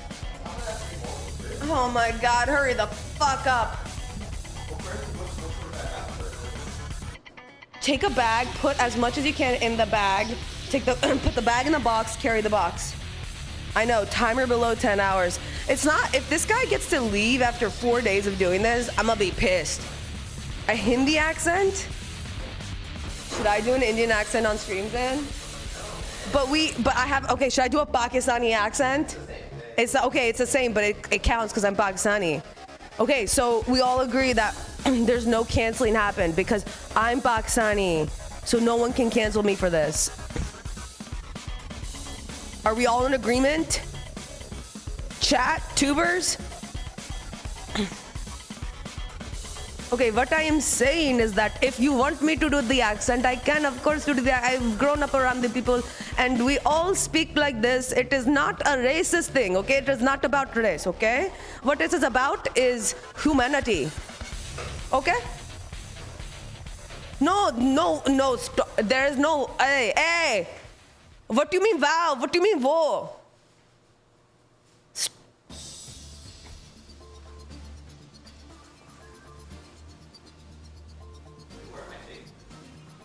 You don't know where the trash? I knew you didn't know how to take out the trash.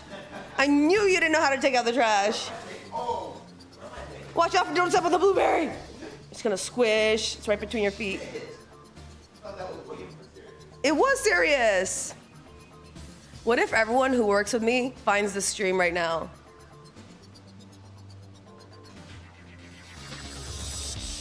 Is that the real Junebug? Is that Arjun? Can you sing Bollywood songs? सूरज हुआ मध्यम चांद जलने लगा आसमान ये हाय क्यों पिघलने लगा मैं ठहरा रहा जमीन चलने लगी धड़का ये दिल सांसें थमने लगी क्या ये मेरा पहला प्यार है. So that's the guy, and then the girl comes in. सूरज हुआ मध्यम चांद जलने लगा आसमान ये हाय क्यों पिघलने लगा मैं ठहरी रही जमीन चलने लगी धड़का ये दिल सांसें थमने लगी क्या ये मेरा पहला प्यार है सजना क्या ये मेरा पहला प्यार है. I had that one in the can. It's a good song. Wait, that is Arjun? Is that Arjun for real? Arjun for real. I can't do Toronto, and I would never. Very odd with this background music. Agreed. Arjun, where are you at these days? I feel like I haven't seen you in a minute. You're getting ad wobbled? Somebody gift Arjun. Somebody give him a gift. Little gift for Arjun. He shouldn't be getting ads. This man beat Zain in bracket with DK. Come on. Am I right about that? Is that the correct lore? There's this one Pakistani guy named Nadeem, and he owns a restaurant down the street, and I can't get enough of it. Yeah, Pakistani food is the best. Indian music is absolutely DMCA. Bollywood music is probably among the most popular music in the world. Do you know how many fucking Indians there are in the world? Oh, Cloudy. Thank you for gifting Arjun. I like it. Thank you. Appreciate that. I'm sure he does too. Let's go. Indians and Pakis make up the majority of the world. Yeah, there's a lot of us.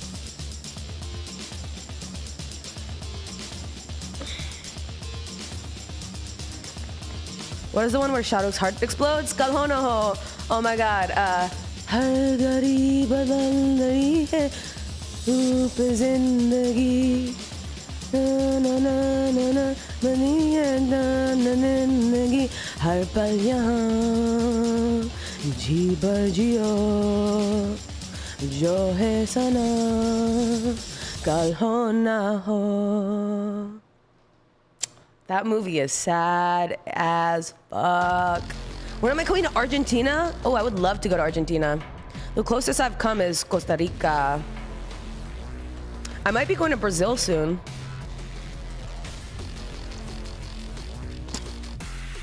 Is Chinese music DMCA? I'm sure most music that is popular is DMCA. I don't know all the words, but I do listen to that music a lot. I did our wedding dance. The moral of that movie is gaslight the love of your life because you're too afraid to tell her you're dying. Yeah, it was like Cyrano de Bergerac shit, but then also with a twist. Serious question, but why does... Okay, I'm not reading that. Come on. Even dust. A lot of places smell bad. New York smells really bad. Anyone been to New York City recently? I'll tell you why it smells bad. Population density. And then they cook food. People are cooking food outside. It mixes with the smog and the people and the trash. It's stinky. It's gonna be stinky. Yeah, I was in New York a few weeks ago and it was pretty stinky. Yeah, a lot of pee-pee smells too. What are you gonna do though? Greatest city in the world. Can we get a status report on the kids? Oh my God. Baby boy is 4.5. Baby girl is just turned 2. He yells at me every morning. She tells me not to kiss her. Things are going great. What?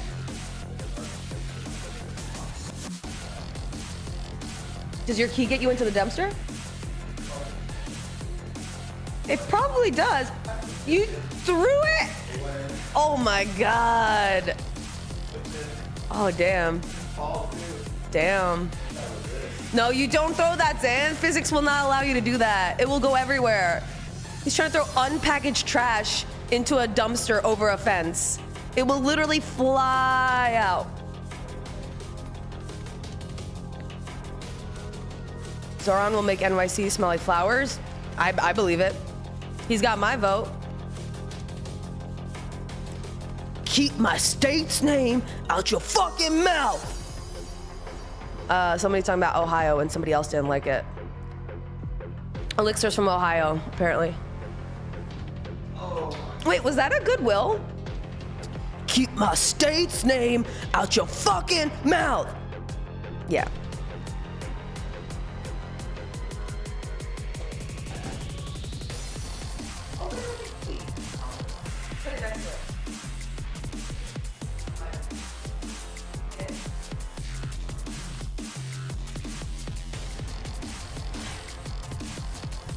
That was not awful fingers. Come on. Which mod told you to get a better stylist? Wait, do you have a stylist? I want a stylist. Zan's like 100 points away from top 50.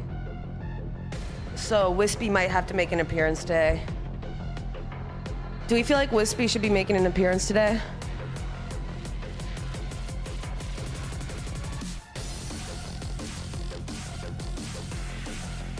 Oh, no, no. No, no, no. This music is insane.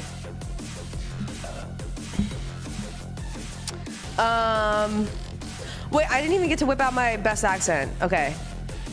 Here's some lore. I'm from Old Jenny, and in Old Jenny, people talk a little bit like, I mean, not from the part of Old Jenny I'm from, but if you go down a little further south, people from Jenny talk like this. And then if you go even further south, they talk even more like this. So I'd say that's my best accent.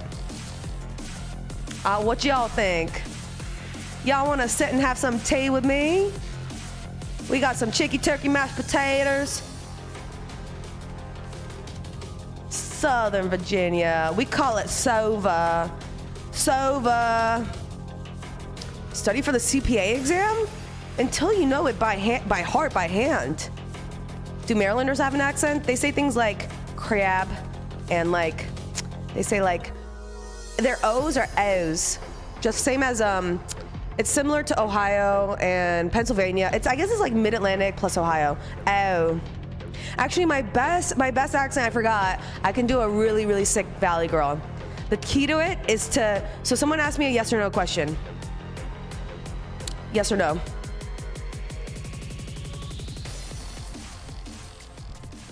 Motor, oh. Motor, oh, you're saying motor, motor oil. Motor oil.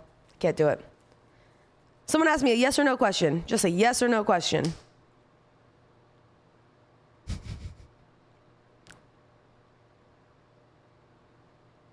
Zain is Banana Boy, yes or no?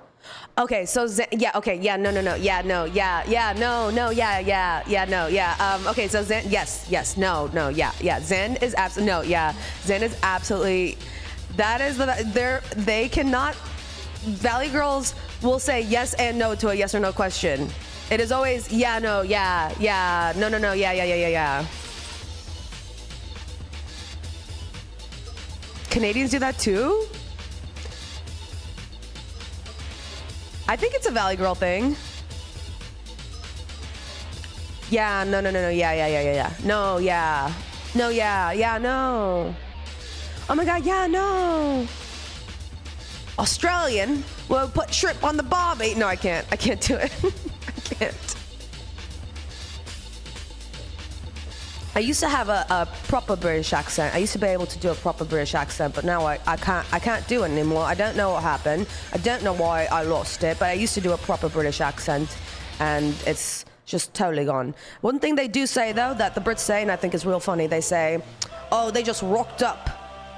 And for a long time, I thought they were saying they walked up, but they're saying they rocked up with an R.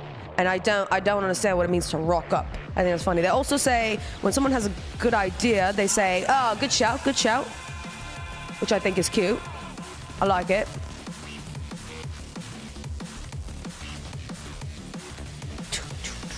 Brilliant.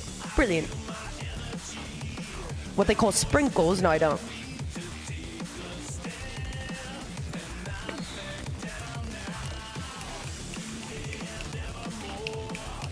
What's up, Steel Kangaroo?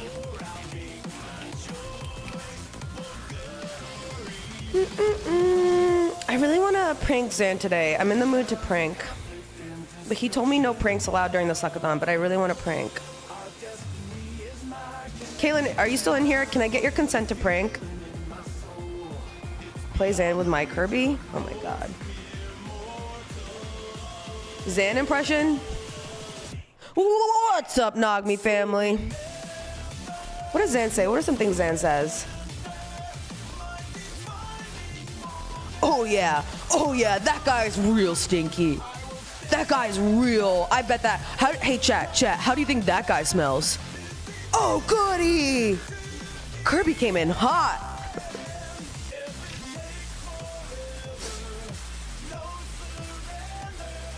Whoa, Kirby came in hot. Wait, I've never heard him say suck. No, I can say, suck yeah! Oh, suck yeah!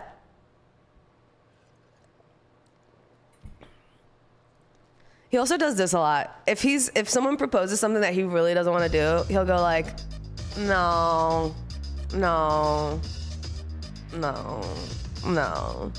His hands always go in the same. Nothing. Right? I'm saying. Whoa.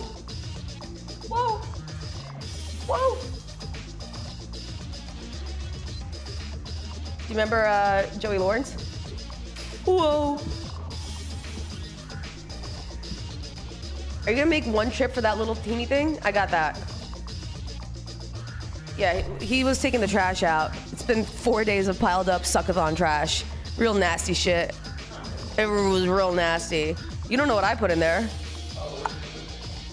Medical waste. Steel sausage. My favorite pizza? I have two kinds. I like thin crust, mushroom and onions, and then regular crust Hawaiian. Does Zain smell? No. Contrary to what I wish I could say, he actually rarely smells. I don't think I've ever smelled him smell bad. And likewise, right, Sam? Fuck you. I don't smell bad. I know I don't smell bad. Sometimes though, I mean, like, his breath will smell bad in the morning. Oh, real bad. But his body, I've never smelled his body. I'm not like ever, we don't hug anymore. When we were kids, I used to hug him all the time. We don't hug anymore, so I don't know what his body smells like. But like, as much as I interact with any other human beings, he does not smell as much as other people that I know could have smelled. What's up, Raisha? Where's you? 5 subs for a hug? Yo, where my hug at? Yo, where my hug at, though? Yeah, where my hug at? Where my hug, though?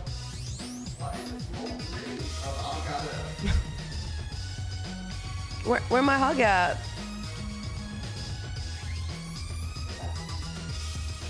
My shoes? What happened to them? They have seen things. I bought those shoes on my honeymoon in Hawaii. Yeah. Where my hug at though? I made you a bunch of breakfast. Where my hug at?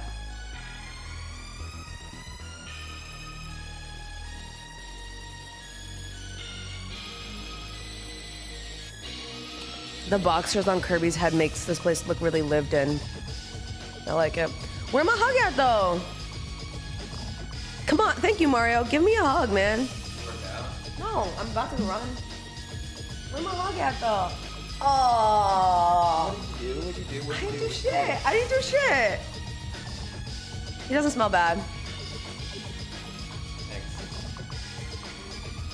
See, it was just a nice, genuine, cute moment. For free? I don't know. Someone said they would give 5 subs for that. What? That's what someone said, so I did it. Where my subs at though?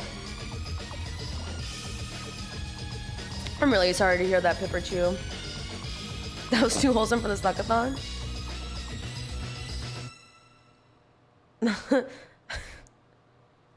Oh, whoops. I guess I gave a free hug to my brother. Ugh. Ugh. Aw, Pickington, thank you for the prime. Hug Tua. Suck Tua song? Good stuff. I like it. Does Zain know how to cook? Absolutely not. No. But he'll learn in our next segment. No, I don't. There's nowhere to cook here. But I'm gonna bring a stovetop thing, and we're gonna do a cooking stream. Biryani. No. Yeah, dude. No. Why? Why not biryani? You made a sausage. Oh my. Damn. Wanna know the awkward thing? Both me and one of those brothers have lived in my parents' house that whole time. Oh Lord. Well, they were hot at one point. They were, right? Yeah. Okay. You can just put them on the plate. No, I didn't. I didn't just put them on the plate. So to a song impression, that's a lot of energy. I feel like that would have to be a sub goal. It's a lot of energy for me right now. I love Zan's reaction when he feels disgusted. He's just disgusted by the world. Like, wait, have you told chat your story about when you were walking in New York City? Oh. Well, I guess you just took the wind out of my wings. Mango lassi and pakoras. Ooh. I never run out of energy? That's not true. It's absolutely not true. See? We should do a biryani cooking stream. Biryani's accessible. People love biryani. I could make biryani. You think I can't make biryani? I can make a mean biryani. Okay, how about chicken salad? I know how to make that. I don't think we can make it in here. It would stink for days. That's why I'm saying maybe. It's gotta be something Pakistani though. Why? Because it's interesting. Everyone does a cooking stream where they make some white ass shit. Lean into heritage, man. I mean, am I right, chat? Not chicken salad. Chicken salad. Fuck. I think it is. Now you believe me. Because you've seen what I've seen. It's out again. Also, is the speaker going? Look at that.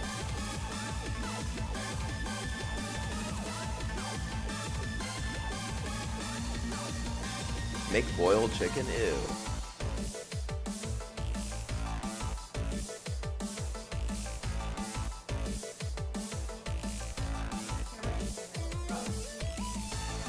It's out.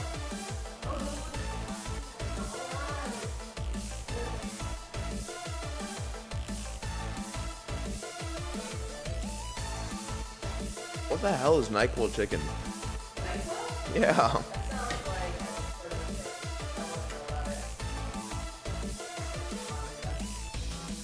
Ooh. No.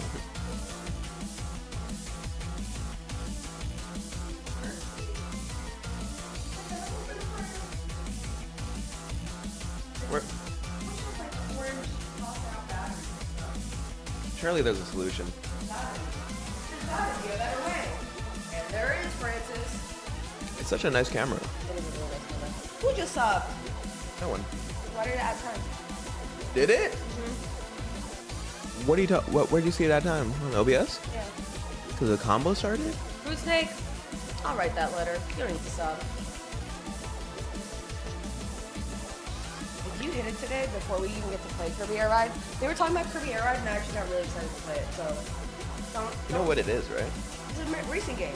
Oh. Alright, I'm out of here. I'm gonna probably stop by to get my groceries before I leave this area, and I will bring you an iced latte. Ooh. Yeah. I'm gonna need that. Okay, but look at this combo started thing.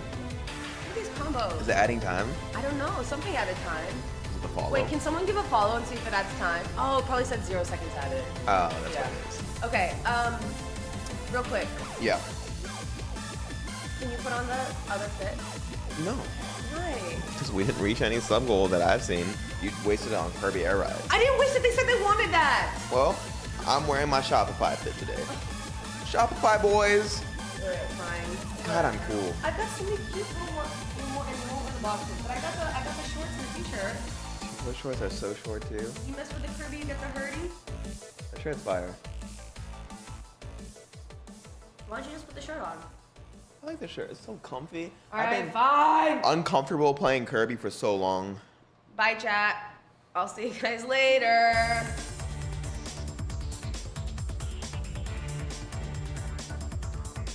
Vertical YouTube stream for more views? What does that mean? When are you getting a YouTube stream deal? You're worth at least 5 million. That's what I'm saying. Bye, Union Jack. What's up? Just want to point out your shirt is in pink. Much love. Where's the shirt? Thank you. Jesus Christ, man. Hang on, Brad. Change your shape, please. What? Change your shape, please. I'm not a... Okay. Like right here? Into the camera. Why? Because I said so. Yes, yes. I'm scared. Look like you have joy and desire in the camera. Yes, ma'am. Joy and desire.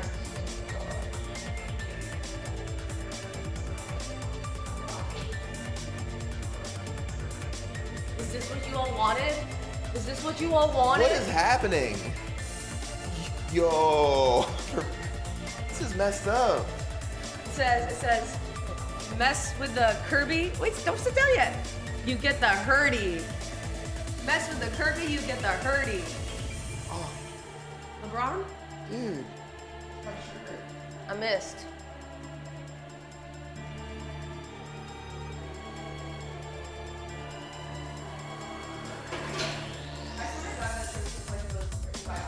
Why is it so wrinkled?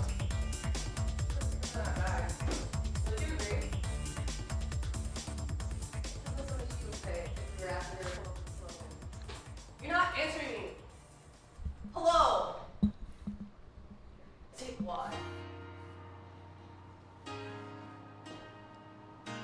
Little penis in the butt. Bye. That's fine. Last Tekken I played? Can't remember. I mean, the newest one. But I didn't really play that much.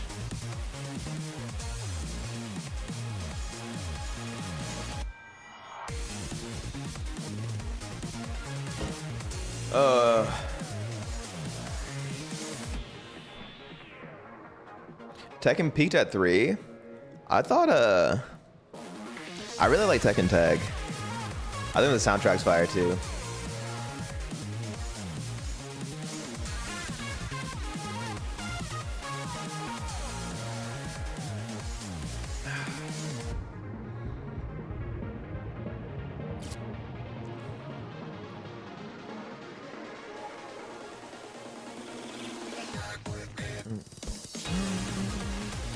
Yeah, this intro goes in. Time to queue.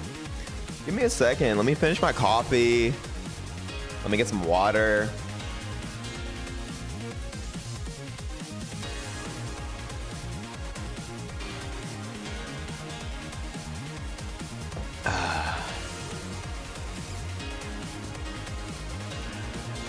I swear whenever I tune into the stream, Zain isn't actually playing Melee. Dude, I don't know what to tell you. I played Kirby for like 12 hours yesterday. Imagine waking up, brushing your teeth, hyping yourself up just to play some Kirby ranked. That's my life.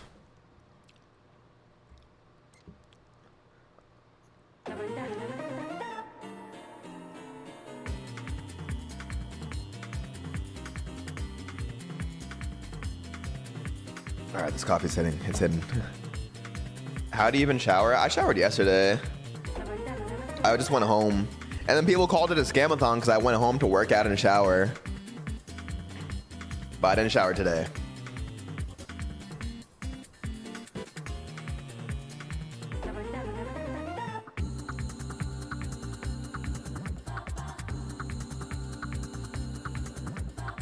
Morning, Kleppy.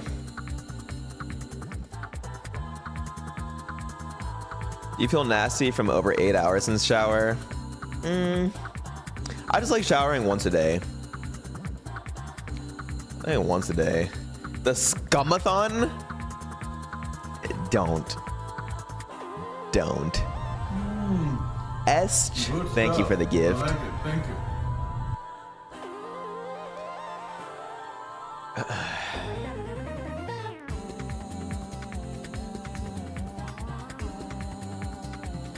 People shower more than once a day. I have. I shower twice a day when I go to Smash tournaments. I shower in the morning, and then I shower when I get back to the venue because I feel like there's a coating on me, and I won't elaborate.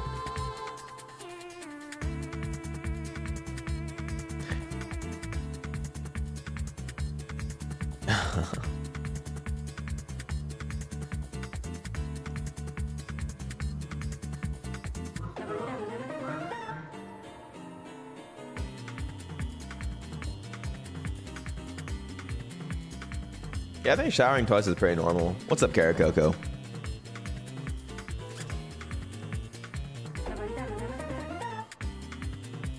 Okay. Water. Brush my teeth. Let me grind. Let me brush.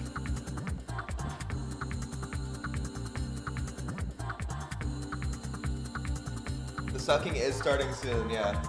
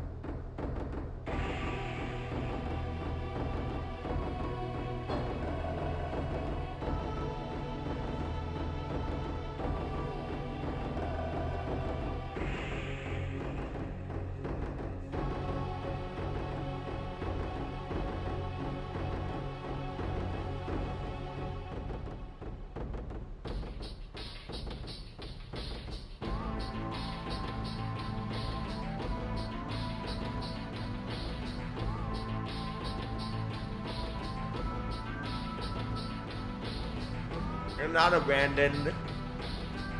We're gonna start in like 5 minutes.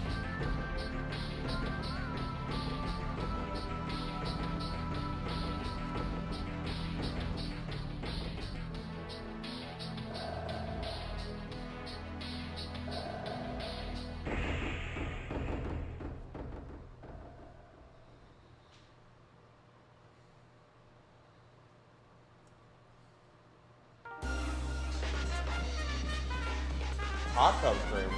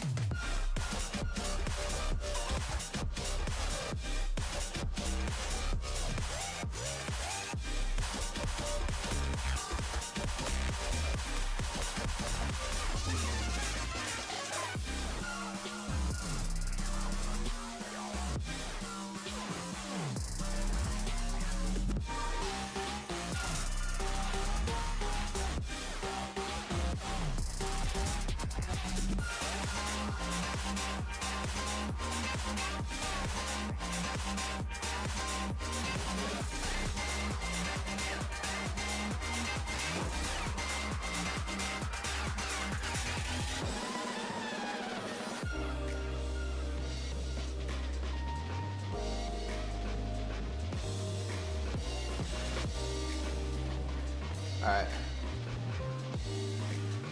G subs. Let's do this shit.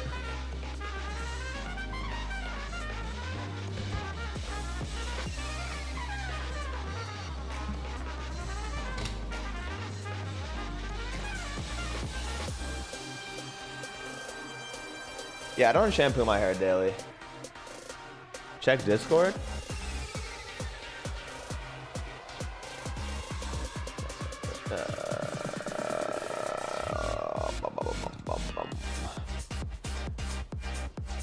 What am I looking for? I don't see anything.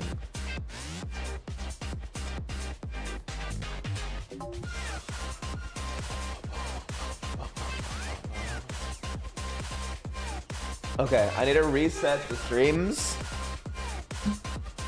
DMs? Yeah, why don't I see anything?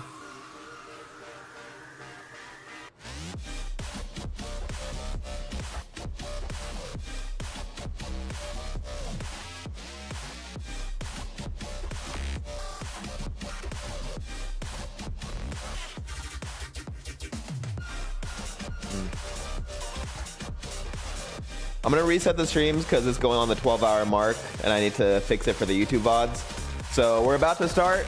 We're just resetting the stream real quick, so stick around. 1 second.